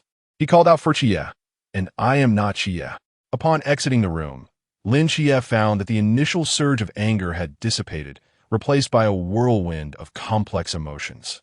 A hint of irritation, a tinge of jealousy, a sense of relief, and an element of absurdity mingled within him. He approached Hong Ying, who was clad in a plush pajama set, and sincerely apologized. I'm sorry, Sister Hong Ying. I will take responsibility for replacing the door. Hong Ying waved her hands dismissively. It's nothing, just a door. But how about you? Are you all right? Lin Qiye pressed his lips together. Thank you, Sister Hong Ying. I'm fine. That's good to hear. Then, Lin Qiye moved towards Qingyu. Given that it was daytime, his starry night dancer could not be of service. Directly questioning Bai Yunzhou seemed futile, as he would likely wish to hide after such an embarrassing incident. Thus he might not share anything. And Qingyu, could you assist me in locating Yunzhou? And Qingyu, upon hearing this, withdrew his gaze from Shun Qingzhu and regarded Lin Qiye thoughtfully. Certainly, after a prolonged moment. And Qingyu slowly opened his eyes, revealing a complex expression. Did you find him? Lin Qiye inquired impatiently. Yes. Where is he? At Xiangyuan Pavilion. And Qingyu replied, a couple's hotel. Do we really have to come here? Yang Jin stood beneath the vibrant neon lights, cradling a fox, his expression conflicted. This is the safest haven I know, the fox blinked innocently. Moreover, there is no need for identity registration here. Though his face bore an innocent faade, his heart was already bursting with delight. Bringing along two rebellious spirits from the heavenly court to book a room was exhilarating. Beside him, Neza turned and attempted to leave, only to have his hat snatched away by Bai Yunzhou with remarkable speed. Don't go, Ao Baba. Come play with us. Want to leave? Let's together experience the thrill of social embarrassment. He, after much effort in dragging and coaxing the two of them into the vibrant themed room, Neza's face, mostly concealed beneath his large hood, was now flushed crimson. The thought of the countless curious glances and pointed fingers he had endured on the way made him want to tear apart that grinning fox face lounging on the round bed. Oh, how mortifying! For the first time in thousands of years, he had been subjected to such a gaze. What a disgrace! He gritted his teeth and seized that smiling fox face, demanding, speak. If you can't say something worthwhile, I'll skin your face and make a mask out of it. Did you hear me? Seeing Neza's flustered fury, Bai Yunzhou, though newly acquainted, felt a strange sense of fearlessness towards him, reveling instead in the schadenfreude of the situation, convinced that the 2 red bills he had just spent were worth it. How dare you compare me to a dog? Yang Jin observed the childish exchange between the human and the fox, showing no intent to intervene. If you don't let me have fun, then what am I here for? Bai Yunzhou mumbled, almost drooling. Don't deceive me, Neza scoffed. Aren't you supposed to possess that mind-reading ability? So, that contraption is called mind-reading. Bai Yunzhou blinked. You're making it impossible for me to think. Neza stared at him for a long moment before finally releasing his grip. All right, I shall spare you for now. With that, Bai Yunzhou leisurely raised his paw to massage his stiff cheeks, and under the expectant gazes of the two, he gracefully leapt off the bed. Neza paused in surprise. Where are you going? Bai Yunzhou replied nonchalantly, to change. He proceeded directly into the bathroom and through the glass wall. The two exchanged glances for a brief moment before he quietly emerged, muttering curses about perverts while slowly pulling the sheer curtain closed. Neza looked at Yang Jin, bewildered. Which changing is he referring to? Yang Jin, sitting on the only proper armchair in the room, chuckled as he rubbed his nose, responding, whichever it is. We'll find out soon enough. Very well. Neza nodded in resignation, glancing around before climbing onto a nearby wooden horse. Before long, Bai Yunzhou emerged from the bathroom, surprisingly clad in Lin Qiye's old clothes, which fit him rather well. So, this is what he meant by changing. Neza rocked the wooden horse, producing a creaking sound. I was wondering why you always look like a fox. What's wrong? Can't you wear your original clothes? Yang Jin, noting Bai Yunzhou's somewhat reticent demeanor, promptly shifted the topic. All right, let us first discuss how you discovered our identities. As he spoke, an air of authority subtly emerged. Thus, Bai Yunzhou recounted his prophetic dreams once more. Prophecy? When did this fox acquire such abilities? Neza, upon hearing this, couldn't help but glance curiously at Yang Jin beside him. Yang Jin responded curtly, silence. Neza replied, oh. Having recounted the circumstances, Bai Yunzhou paid no heed to the silent exchange between the two and produced a pill bottle. This is the 9 turns reviving pill, Bai Yunzhou stated, placing the vial into Yang Jin's hand, his gaze fixed intently on his reaction. You should find an opportunity to give this to your godmother. I trust you comprehend my meaning. The moment Neza caught sight of the vial, disbelief flickered in his eyes, yet he fell silent under Yang Jin's warning stare. Logically, only souls are reborn in the cycle of reincarnation, and such external substances as elixirs ought not to be in the possession of a reincarnated being. Could it be that this fox has encountered some fortuitous opportunity? Chapter 85. Hardcore coquetry. The ensuing dialogue was conducted through the encrypted thoughts of Bai Yunzhou. After discussing the matter of the elixirs, Bai Yunzhou produced several spirit stones, causing Neza to become increasingly agitated. "You possess spirit stones as well?" he exclaimed, unable to contain his surprise, and then suddenly recalled something, his eyes lighting up. "So, the ethereal energy that boy possesses is derived from your spirit stones?" "That boy?" Bai Yunzhou furrowed his brow. "Who are you referring to?" "The one who is tall, with slightly pale skin, and loitered outside your office for half the afternoon the day before yesterday." Neza animatedly gestured with his hands and feet. After a moment's contemplation, a figure flickered in Bai Yunzhou's mind. "Is he rather handsome, with a somewhat arrogant demeanor?" "Well," Neza pondered, stroking his chin, "he's just passable. I feel he falls a bit short compared to me." "Eh?" Bai Yunzhou gazed at the exquisitely sculpted youth, unable to suppress his silence. Yet, after a brief pause, he found solace in the thought. After all, the swagger of Uba was universally acknowledged by the people of Daxia. As for the question of handsomeness, he would undoubtedly grow into his looks. However, it did raise the question, why had that arrogant fellow not left? Moreover, why had he lingered at the office for so long? Bai Yunzhou scratched his head in perplexity. Mentioning Shun Qingzhu, Bai Yunzhou involuntarily recalled the blunder from the previous night, followed by a reminder of the system debt he had left forgotten in the corner of his mind. Speaking of which, surely that debt must have been settled by now. But when he opened the system panel and saw the number next to Shun Qingzhu, he was utterly taken aback. 79? Is this for real? System, are you exploiting a bug against me? The progress bar reflects real-time feedback of Shun Qingzhu's genuine emotional fluctuations, and there is no issue of data stalling. What on earth transpired last night? Apologies, but to protect your rights, the system lacks the authority to access your privacy. Bai Yunzhou, it seems there is no way to refute that. Never mind, I shall ponder this question later. For now, I must address the pressing matters at hand. Are these spirit stones beneficial for your recovery of strength? Absolutely. They are essential. Neza responded with fervor. Spiritual energy is the foundation of the divine cultivation in Daxia. If we possess these stones, we can expedite the restoration of our divine powers. Spirit stones, formed from the accumulation of celestial energy over the years, were initially intended to facilitate the god's cultivation at any time and place. However, as the focus gradually shifted toward the power of belief, spirit stones evolved into a medium of exchange among the gods. Now, due to the self-destruction of the divine beings a century ago and their subsequent reincarnation, leading to a depletion of faith, spiritual energy has become the sole means for the gods of Daxia to swiftly regain their strength. If you were to recover within 6 months, how many would you require? 6 months? Yang Jin displayed a look of confusion. What is set to occur after 6 months? Thus, Bai Yunzhou recounted the events anticipated to unfold in 6 months, concluding with a heavy sigh. In my dreams, the strength of humanity remains woefully inadequate. If we could secure the assistance of at least one deity, perhaps we might weather this calamity in safety. This band of outer gods is utterly intolerable.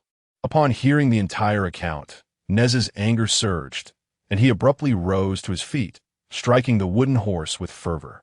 Unbeknownst to him, he had activated a mechanism. With a click, a cylindrical object suddenly sprang forth from the very spot where Neza had been seated, interrupting his emotional outburst. Both Neza and Bai Yunzhou were momentarily taken aback. "What is this?" Neza inquired curiously, leaning down to inspect the object. Bai Yunzhou, intrigued, attempted to approach closer, only to be suddenly restrained by Yang Jin, who, possessing the most experience among them, cleared his throat awkwardly and stood up, clenching the object in one hand. He guided the two away from the small area and then tossed the wooden horse into the restroom. "All right, let us continue," Yang Jin stated calmly as he returned to his seat. "Oh," Neza scratched his head in confusion. "What was I saying?" Bai Yunzhou gently reminded him. "Utterly intolerable. Indeed, utterly intolerable." Neza's fury reignited, and he could not help but unleash a torrent of curses upon those wretched beings. Was it not enough that they had annihilated Songnan a decade ago? Did they truly believe that our great Sigh was devoid of divine beings? Bai Yunzhou, startled, quickly interjected, "Neza, please temper your words." Neza, still simmering with indignation, furrowed his brow. "There is no one else in this room. One can never be too cautious." "Very well. In these past 100 years, they have committed far more than just this atrocity." Yang Jin clenched his fists, his eyes ablaze with determination. "It is time they experienced the iron fist of our great Sigh." As he spoke, he hesitated, glancing at Bai Yunzhou. "9. Bai Yunzhou, I may require 3,000 high-grade spiritual stones. Can you provide such an amount?" Bai Yunzhou patted his chest confidently. "Count on it. I do not recover as swiftly as Yang Jian," Neza admitted bashfully as he scratched the back of his head. "I will need 5,000. If you cannot procure that much, let Yang Jian recover first. I can wait a while longer." Originally expecting to need a substantial sum, Bai Yunzhou breathed a sigh of relief upon hearing those two figures. "Not to worry, I can cover both of your needs." "Really? I knew you were the most reliable." At this, Nez's face lit up with joy, and like a cannonball, he lunged into Bai Yunzhou's embrace, catching him off guard and causing him to stumble backward onto the round bed. Truly, Neza was formidable. Even his way of expressing affection was so intense. Bai Yunzhou clutched his aching chest, curling into a ball, and had no time to contemplate the implications of Neza's earlier words. Noticing his discomfort, Neza hurriedly approached, his tone apologetic. "I'm sorry, Fox. I got a bit too carried away. Are you all right?" "I'm fine," Bai Yunzhou replied, quietly channeling a bit of wood element to regain his composure, before waving his hand and sitting up from the bed. "By the way, do you have any containers suitable for holding spirit stones?" Upon uttering these words, both individuals were momentarily taken aback. Indeed, what should they use for such a purpose? "I will go fetch one," Yang Jin declared, rising from his seat and making his way toward the door. Observing his departure, the focus of the other two shifted back to the earlier, fateful encounter. Bai Yunzhou rubbed his chest, his expression one of apprehension. "Goodness, is your head made of iron? You nearly shattered my ribs just now." Neza, kneeling on the bed, scratched the back of his head in a somewhat bashful manner. The once arrogant Bai Yunzhou, who had initially mocked him, had now transformed into a benefactor of sorts. To express his concern and care for this newfound patron, Neza resolved to assess his injuries. Bai Yunzhou politely declined, insisting he was perfectly fine. However, Neza interpreted this as mere modesty. Just as they were entangled in this exchange, a sudden exclamation pierced the air from the doorway. "Brother." Chapter 86. Be cautious upon hearing a sound. Bai Yunzhou swiftly turned around. When he saw Lin Qiye standing at the doorway with an expressionless face, his heart sank. How did Qiye manage to find me? A myriad of thoughts raced through his mind, his heartbeat quickening like the pounding of a drum. Lin Qiye's sudden appearance was too unexpected, especially at this moment. They had just been discussing the matters concerning Songnan and the great Xia deity, and Lin Qiye clearly should not have been privy to this information. Bai Yunzhou's gaze instinctively drifted to a corner of the room, where a fleshy tail was subtly swaying. It was Little Fish. A slight relief washed over Bai Yunzhou. Fortunately, most of their conversation had been encrypted through mental barriers, so Qiye and Little Fish should not have overheard them. However, he couldn't shake the worry about the careless remark that Neza had let slip earlier. Had Qiye caught that? With this thought, Bai Yunzhou's heart tightened, and he hurriedly descended from the bed, striding toward Lin Qiye. His mind replayed the events of the previous day and Neza's unguarded words. How much did Qiye know about yesterday's occurrences? Had he sensed anything amiss? And had he heard Neza's comment just now? "Qiye, when did you arrive?" Bai Yunzhou endeavored to keep his voice steady, yet the closer he approached, the more anxious he became. Lin Qiye stood rigidly in the dimly lit hotel corridor, his gaze vacant, as if his very soul had been extracted, leaving him devoid of his former brilliance. His hands hung limply at his sides, fingers trembling slightly, as if he lacked the strength to even clench his fists. Seeing Bai Yunzhou approach, Lin Qiye seemed to regain a semblance of vitality. He took 2 slow, arduous steps forward, each movement burdened as if he were dragging a 1,000-pound shackle, his steps heavy enough to evoke sorrow. "What were you just saying about Songnan?" Lin Qiye's voice was hoarse and deep, as though it had been forced from the depths of his throat. At his words, the 3 individuals in the room froze. The air felt as if it had solidified in an instant, each breath becoming laborious. After a moment, Yang Jin couldn't help but cast a reproachful glance at Neza, who was trailing behind Bai Yunzhou, his eyes filled with disapproval. Neza, sensing his fault, lowered his head, avoiding eye contact with anyone. Brother Yang Jin called softly, his tone tinged with helplessness and concern. Upon hearing Yang Jin's voice, Lin Qiye appeared to regain some composure. He grasped Yang Jin's arms tightly, the force causing Yang Jin to furrow his brow, yet he made no move to push him away. Lin Qiye's voice trembled even more, nearly pleading, "Hey Jin, please tell me, what has happened at Songnan?" Yang Jin looked into those bloodshot eyes, momentarily at a loss for words. He understood how profound Lin Qiye's feelings for Songnan were. It was a place laden with memories and bonds. Yet the truth was so cruel, so harsh that it felt impossible to articulate. "Brother, please remain calm." Songnan Yang Jin opened his mouth, intending to reassure him that Songnan would be fine, but the words stuck in his throat, refusing to come out. Even if one were to evade the calamity foretold by Bai Yunzhou, Songnan would have at most a month left to live. This grim reality was one he could not conceal, nor could he solace Lin Qiye with deceit. Observing Lin Qiye in such a state, Bai Yunzhou felt as though his heart had been cruelly pierced. He stepped closer, gently grasping Lin Qiye's wrist in an attempt to ease his tension. Lin Qiye looked up at him, momentarily dazed, his grip instinctively loosening.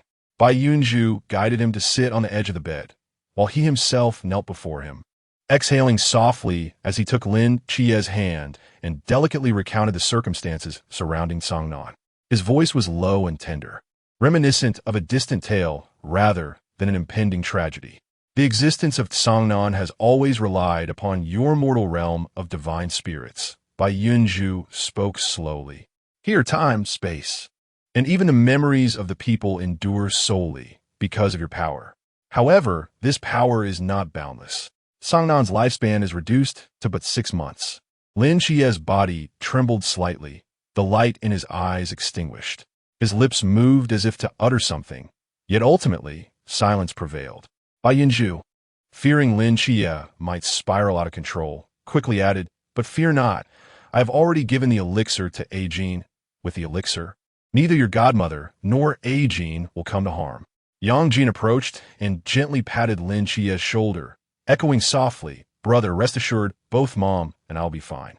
The resonance of these words wavered, as if they had entered Lin Qiye's mind, yet somehow fell short of reaching him. Bai Yunzhou's voice echoed within his thoughts, making it seem as though the entire world was crumbling around him. Songnan, the place he had called home for over a decade, the repository of all his cherished memories, was revealed to be merely a fabricated realm sustained by his own power. In that moment, Lin Qiye's worldview shattered irrevocably. What he once perceived as reality was but a fleeting illusion. Everything he had held dear was revealed to be nothing more than ephemeral phantoms. His hands fell limply upon his knees, fingertips still trembling subtly, silently articulating his profound anguish and despair. After a long while, he slowly lifted his head, his bloodshot eyes fixed intently on Bai Yunzhou. "You knew all along, did you not?" His voice was hoarse and low, as though it emerged from the depths of an abyss. He recalled the earlier scene in the office's basement, where Bai Yunzhou had hesitated to speak. The rooftop on October 5th when Nikes had mentioned the Divine Kingdom, and Bai Yunzhou's trembling fingers, along with the sorrow reflected in his eyes when discussing the true world in the dormitory. Bai Yunzhou was taken aback, then sighed deeply. "Indeed, I have long sought a suitable moment to reveal the truth, to prepare you for the day that is to come. Yet, I feared witnessing you in such distress." He looked up at Lin Qiye, only to quickly avert his gaze again. The soft pink light in the room cast a gentle shadow upon his delicate features, accentuating the elegance of his long eyelashes against his porcelain skin. Thus, the delays continued until the present moment. The room was enveloped in an oppressive silence, rendered somewhat discordant against the backdrop of the lingering pink hues. After a brief pause, Bai Yunzhou noticed the clock on the wall and gently addressed Yang Jin. "It is nearly noon. Perhaps you should return home first? I can take care of Qiye here." Yang Jin glanced at Lin Qiye, whose gaze toward Bai Yunzhou had grown increasingly profound, and could not help but clear his throat softly, responding, "Very well, but do take care." What? Bai Yunzhou momentarily failed to grasp the implication. However, Yang Jin offered no further clarification. Instead, he took hold of the still dazed Neza and exited through the door. Chapter 87. A joyful evening. Who was that mortal just now? Neza could no longer contain his curiosity as they exited the hotel. "He's my brother." "Your brother? Why does it seem like that fox is quite familiar with him?" "They grew up together. Naturally, they are familiar." "Grew up together?" Neza mulled over this revelation, then suddenly realized the implication. "Does that mean you also grew up alongside him? When I met you 6 months ago, why didn't you mention this? I remember asking if you had found any other reincarnations, and you told me what? That I was the only one." Faced with the inquiry, Yang Jin did not provide a direct answer, but merely restrained Neza's fidgeting form. "All right, keep your voice down. If you keep shouting, the whole world will know." Neza immediately fell silent, though he still wore a sulky expression. After a moment of brooding, he suddenly recalled something. "By the way, I noticed that your brother, had a rather unfriendly gaze towards the fox. Will the fox be all right?" Yang Jin hesitated, his complexion shifting slightly. "There might be a bit of trouble, but nothing significant." "Why? Weren't they good brothers who grew up together?" "Children shouldn't ask too many questions. Let's head home for dinner." "Child, have you mistaken me? I'm thousands of—" "Shut your mouth." As the door clicked shut, the atmosphere in the room seemed to freeze instantly. Bai Yunzhou's heart raced, the echo of Yang Jin's caution ringing in his ears. Before he could contemplate further, a powerful hand suddenly grasped his arm, lifting him off the ground. The abrupt action left him momentarily blinded, and as his vision cleared, he found himself firmly ensnared in Lin Qiye's embrace. Lin Qiye's presence enveloped him, exuding a familiar yet overwhelming pressure that felt as though it might consume him entirely. His arm locked around Bai Yunzhou's waist like an iron hoop, rendering him immobile. Bai Yunzhou attempted to struggle, but it felt as if all strength had drained from his body, leaving him languid against Lin Qiye's chest. His breath quickened, and his chest heaved, as though the very air around him had been commandeered by Lin Qiye's essence, making each breath a challenge. "Qiye." Bai Yunzhou managed to force out a low murmur, his voice trembling with anxiety. He yearned to articulate something, to pierce through the suffocating tension. But before he could utter a word, Lin Qiye lowered his head and sank his teeth into Bai Yunzhou's neck. In that instant, pain and pleasure intertwined like a current, striking directly at Bai Yunzhou's mind, plunging his thoughts into a void of blankness. When he regained his senses, his clothing was in disarray, his shoulders and chest exposed to the cool air, causing an involuntary shiver to run through him. A strong sense of danger instinctively compelled him to push Lin Qiye away. Yet when he lifted his gaze to meet those deep, complex eyes, all resistance evaporated in an instant. In Lin Qiye's eyes, filled with desire, there lingered a trace of anxiety and trepidation, as if he feared the loss of something precious while simultaneously yearning for something beyond reach. Bai Yunzhou's heart softened abruptly, and all defenses crumbled in that fleeting moment. If this gesture could alleviate his pain, he would gladly offer it. He lifted his hand, his fingertips gently tracing Lin Qiye's brow and eyes, attempting to smooth the furrow of concern etched upon his face. His movements were tender and deliberate, as if seeking confirmation or extending a silent comfort. Eventually, he lowered his gaze and initiated a kiss upon Lin Qiye's slightly trembling lips. This kiss was delicate, akin to a feather gliding across the surface of water, yet imbued with a resolute significance. In Lin Qiye's perception, this was the first time Bai Yunzhou had willingly kissed him, and it was also the first instance where he clearly articulated his feelings. In this poignant moment, the kiss transcended mere consent. It became a wordless promise, an assurance that he was willing to surrender himself to Lin Qiye, to confront the unknown fears and uncertainties together. This realization caused Lin Qiye's body to stiffen momentarily before igniting a fervor within him, leading him to deepen the kiss with an assertive passion. His hand gripped the back of Bai Yunzhou's head, drawing him closer as if to infuse every emotion into that kiss. His kiss was fervent and urgent, tinged with a near-manic possessiveness, yet also conveyed profound attachment and cherishment. It was midday, and the sunlight outside was splendid. Yet the room they occupied felt particularly dim under the heavy drapes. Soft pink light enveloped the space like a delicate veil, casting everything in a gentle, dreamlike hue. The illumination was not harsh. Rather, it exuded a warm, hazy quality, smoothing out all edges and leaving only softness and tenderness behind. Every inch of air in that light seemed imbued with ambiguity, as if time itself had slowed to a thick, languid pace. The soft sheets, bathed in the pink glow, resembled the surface of a lake under moonlight, rippling gently under the caress of a night breeze. After enduring the initial discomfort, joy gradually filled the entirety of his heart. Meanwhile, tender, intricate kisses fell upon his ears and brow like wisps of cloud, and when they finally met his lips, he unexpectedly tasted a hint of saltiness. Bai Yunzhou opened his hazy eyes in surprise, immediately noticing a tear streak glistening on Lin Qiye's fair face, starkly visible in the dim light. For Lin Qiye, the weight of knowledge regarding Sangnan was overwhelming, compounded by the events of that morning. Such intense emotional fluctuations, even for someone as composed as he, left him breathless. Now, having finally attained what he so ardently desired, the long-suppressed grievances, pains, and solitude found an outlet, manifesting as silent tears that cascaded down his cheeks. Bai Yunzhou's heart trembled slightly, and despite his discomfort, he bent forward to kiss away the tear, his snow-white, fluffy tail tenderly entwining their bodies. The tip gently patting Lin Qiye's back in a silent gesture of comfort. "Hush, do not cry. I am here." His voice, deep and gentle, resembled the warm spring breeze, silently caressing the parched heart, causing the withered trees to once again blossom with vitality. Two intertwined figures cast long shadows under the dim light, gradually becoming indistinguishable from one another. The hurried and heavy breaths resonated with unusual clarity in the silent room. Each touch ignited a small spark, which gradually coalesced into a roaring flame, magnified infinitely in the ambiguous atmosphere, becoming particularly sensitive and profound. Unbeknownst to them, a faint fragrance permeated the air, reminiscent of a blend of floral and fruity scents, delicately lingering at the tip of their noses.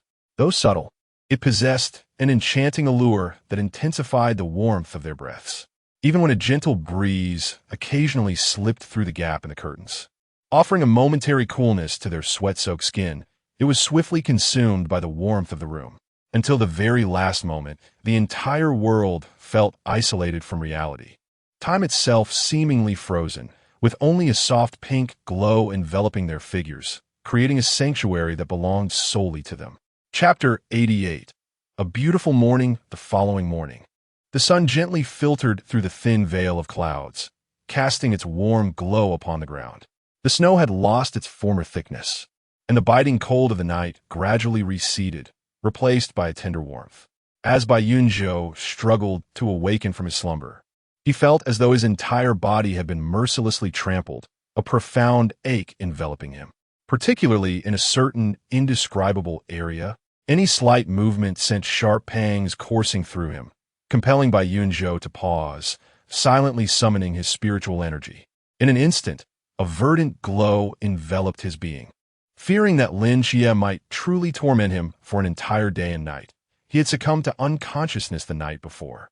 However, judging by the current circumstances, it seemed there was little difference. Moments later, as the luminescence faded, Bai Yunzhou tentatively moved his body, discovering no lingering discomfort nor any peculiar substances escaping him, which elicited a sigh of relief. It appeared this fellow had at least taken the initiative to cleanse him. "Well, at least you possess a modicum of conscience," Bai Yunzhou remarked, playfully pinching the bridge of Lin Qiye's finely sculpted nose. Suddenly recalling the progress bar, he hastily summoned the system panel, and indeed, Lin Qiye's name had reached a full 100%. "After all this effort, I've only gained 2%.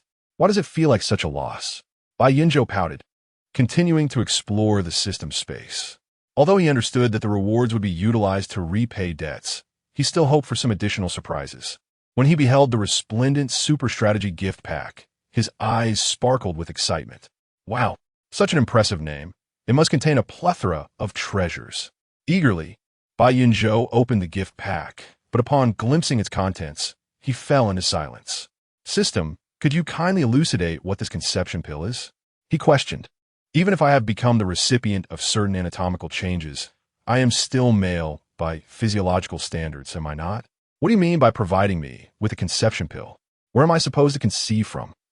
Please remain calm, host. The system will provide a detailed explanation of the usage and principles of this item. Bai Yunzhou squinted, adopting an expression of skepticism. Conception pill, as the name suggests. Its primary function is to facilitate procreation. Method of use. Administer within 24 hours before or after X activity to be effective. Principle. The pill selects the finest genes from both parties to form an embryo. If the user is male, the pill will also temporarily modify the user's physiological structure, creating a uterus and birth canal. After 2 months of gestation, the user may give birth. Note, the process of gestation and childbirth will incur no pain or damage. Bai Yunzhou's expression remained impassive. Oh, thank you for the explanation, but I believe I shall never have need of this in my lifetime. System. After relegating this troublesome item to a corner, Bai Yunzhou resumed his examination of the remaining 2 items. The cosmic ring was more agreeable, serving as a storage device, seemingly intended for Yongjin and Neza. It arrived at a most opportune moment, and remarkably, there were precisely 2, not 1 more or less. Nevertheless, this turn of events is not without its merits. According to Neza's earlier assertions, if the spirit stone were to be left exposed, it might inadvertently release its aura. With the possession of this Qinquan ring, a considerable amount of trouble has indeed been averted. Lastly, there lies a tome resembling a manual. The secret art of Dongxian? What manner of thing is this? Bai Yunzhou, intrigued, clicked on the content for a brief moment before hastily retreating. His fair complexion instantly flushed with a deep crimson, followed by a surge of indignation. System, what on earth is this? Have you become addicted to deceiving me? This time, the system seemed disinclined to elaborate, coldly retorting. You may click on the introduction for further details, and fell silent. Bai Yunzhou, grinding his molars in frustration, ultimately succumbed to his curiosity and clicked on the introduction. Good heavens, it turns out to be a dual cultivation secret. Could this be the private collection of the Fox Emperor? If so, then this Fox Emperor is hardly a paragon of virtue. And what is he amassing this so-called life pill for? To rear a litter of little foxes for amusement? Bai Yunzhou raged inwardly. Yet his interest in the tome The Secret Art of Dongxian grew insatiably. From the introduction, it appeared to be quite formidable. If it could genuinely enhance one's power, it was worth investigating. Thus, Bai Yunzhou, suppressing his embarrassment, diligently began to peruse the secret art. When Lin Qiye awoke from his slumber, he was greeted by the sight of Bai Yunzhou, biting his lip, his expression torn and his face flushed. Lin Qiye's heart stirred as he leaned down to plant a gentle kiss on the furrowed brow of Bai Yunzhou, his voice low and husky. What is it? Are you feeling unwell? Bai Yunzhou, pulled from his reverie by the secret art, glanced at Lin Qiye, only to quickly lower his gaze, his tone betraying a flustered guilt as if caught in wrongdoing. And no, Lin Qiye, observing Bai Yunzhou's bashful demeanor, couldn't help but recall the enthralling encounter they had shared the previous day. Let me take a look, he whispered into Bai Yunzhou's ear, and his hand, which had been encircling Bai Yunzhou, began to glide down his smooth spine. Bai Yunzhou, startled, swiftly restrained that hand, insisting, No need. I have already healed with the divine ruins. Is that so? Lin Qiye sighed, feigning disappointment, before breaking into a smile. So, we can continue then, he said, not allowing Bai Yunzhou a moment to respond, as he leaned down to capture those rosy lips once more, flipping over to pin him beneath once again. Just as he was about to indulge in their shared bliss, an unexpected series of gurgling sounds erupted. Lin Qiye froze, looking up in confusion at Bai Yunzhou. Bai Yunzhou, both embarrassed and irate, patted his empty stomach and lamented, I'm hungry. Indeed, it had been since the night before the previous day's New Year feast that they had last eaten, and it was nothing short of a miracle that they had managed to endure until now. However, one must note that Lin Qiye himself was a marvel. Thus, the morning exercise Lin Qiye had envisioned came to an abrupt halt. As the two individuals completed their morning rituals and dressed themselves, the daylight had already brightened the surroundings. Lin Qiye gazed with satisfaction at Bai Yunzhou, enveloped in his garments, silently commending Yang Jin in his heart. Once they were refreshed, the pair walked hand in hand to the lobby to check out. The receptionist took the room card, casting several glances at Bai Yunzhou's face. It could never recall the presence of such a handsome young man from the previous day. Chapter 89. A peculiar world as the first light of dawn broke and a delicate mist enveloped the surroundings.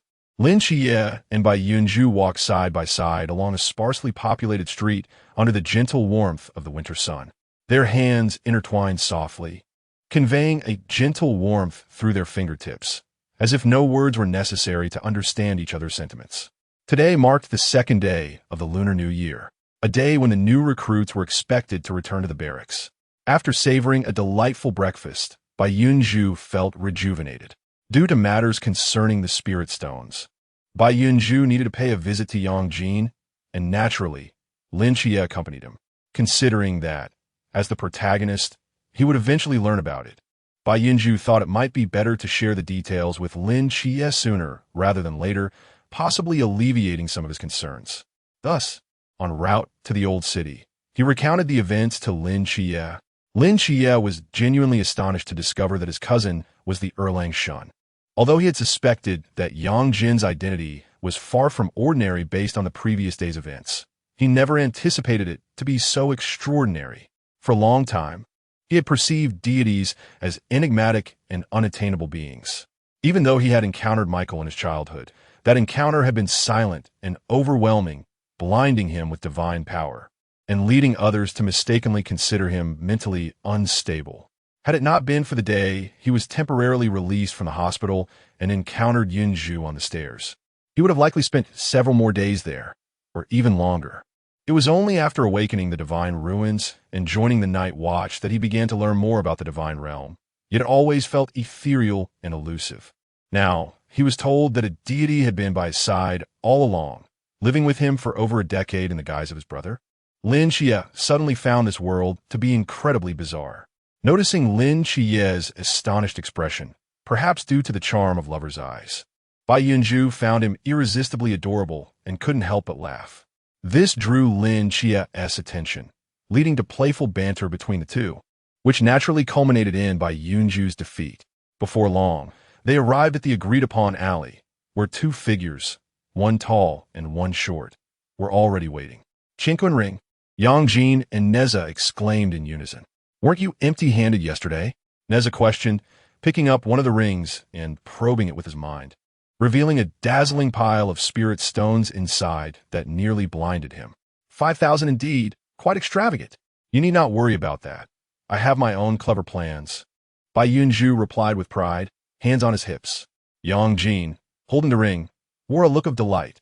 Thank you, brother Yunzhou. I'll return this ring to you as soon as I use it. And as for these spirit stones, once the heavenly court is restored, I will take you to my treasury to choose whatever you desire. Count me in. Neza chimed in, unwilling to be outdone. I absolutely despise being in debt. When the time comes, if you fancy anything in the heavenly court, I shall help you seize it. Just hand it over. Ah.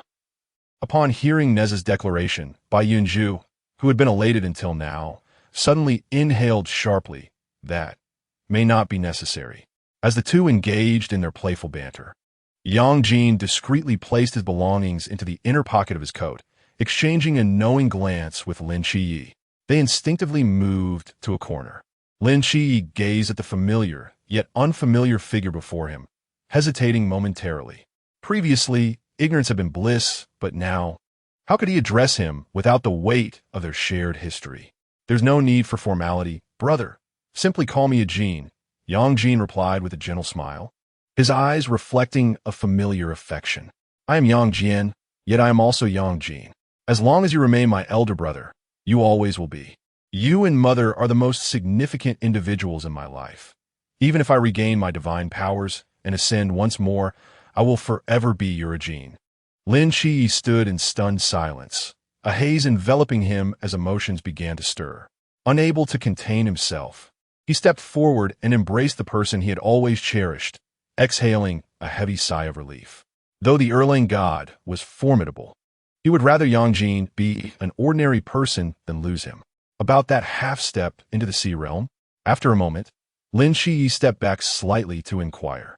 You mean that ancient god's useless pawn? Yang Jin replied with an air of casualness. He was treated as a snack by the little black toad. This response was unsurprising, and Lin Qiye nodded in understanding. Ah, that explains everything. Having concluded their serious conversation, Yang Jin suggested that Bai Yunzhou and Lin Qiye return home for a visit. Naturally, both were intrigued by the proposition. However, due to the necessity of concealing their identities, Bai Yunzhou decided to transform into a fox, accompanied by Yang Jin and Neza for the return journey. Lin Qiye, unable to disguise himself, could only crouch in the corner outside the small building, silently observing through the mortal realm divine domain. In half a year, this small building would cease to exist. Lin Qiye pondered, somewhat lost in thought. Yet, the loss of the house was inconsequential, as long as the people remained. Anywhere could be home. He gazed at Bai Yunzhou, nestled comfortably in their parents' embrace, playfully demanding affection, and shuddered to think how different his world would be without Bai Yunzhou's presence.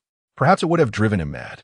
Lin Qiye recalled the moment he stood outside the door yesterday, where the weight of a certain phrase felt like the sky collapsing around him, plunging him into a morass of confusion and anguish. But when Bai Yunzhou approached, it was as though a ray of light pierced through his darkness. That gentle kiss was akin to a beacon, illuminating his entire existence. Perhaps you are the salvation bestowed upon me by the heavens. After a considerable time, Yang Jin returned to the small building, cradling the drooping fox, followed closely by Neza. As Lin Qiye reached out to receive the fox, it burrowed its head deep into his embrace, and he felt a slight tremor as he cradled it tenderly. Lin Qiye was momentarily taken aback, and after a gentle sigh, he nodded in acknowledgement to Yang Jin and Neza, preparing to depart with the white cloud boat. However, a muffled voice emerged from his embrace. Wait a moment. Lin Qiye halted, tenderly stroking its head as he softly inquired, What troubles you, cloud boat? The trembling body of the fox gradually ceased, lifting its head to gaze at Yang Jin. Its fur, matted with tears, rendered it both comical and pitiable. Could you share with me about the fox emperor? White cloud boat wiped its tear-stained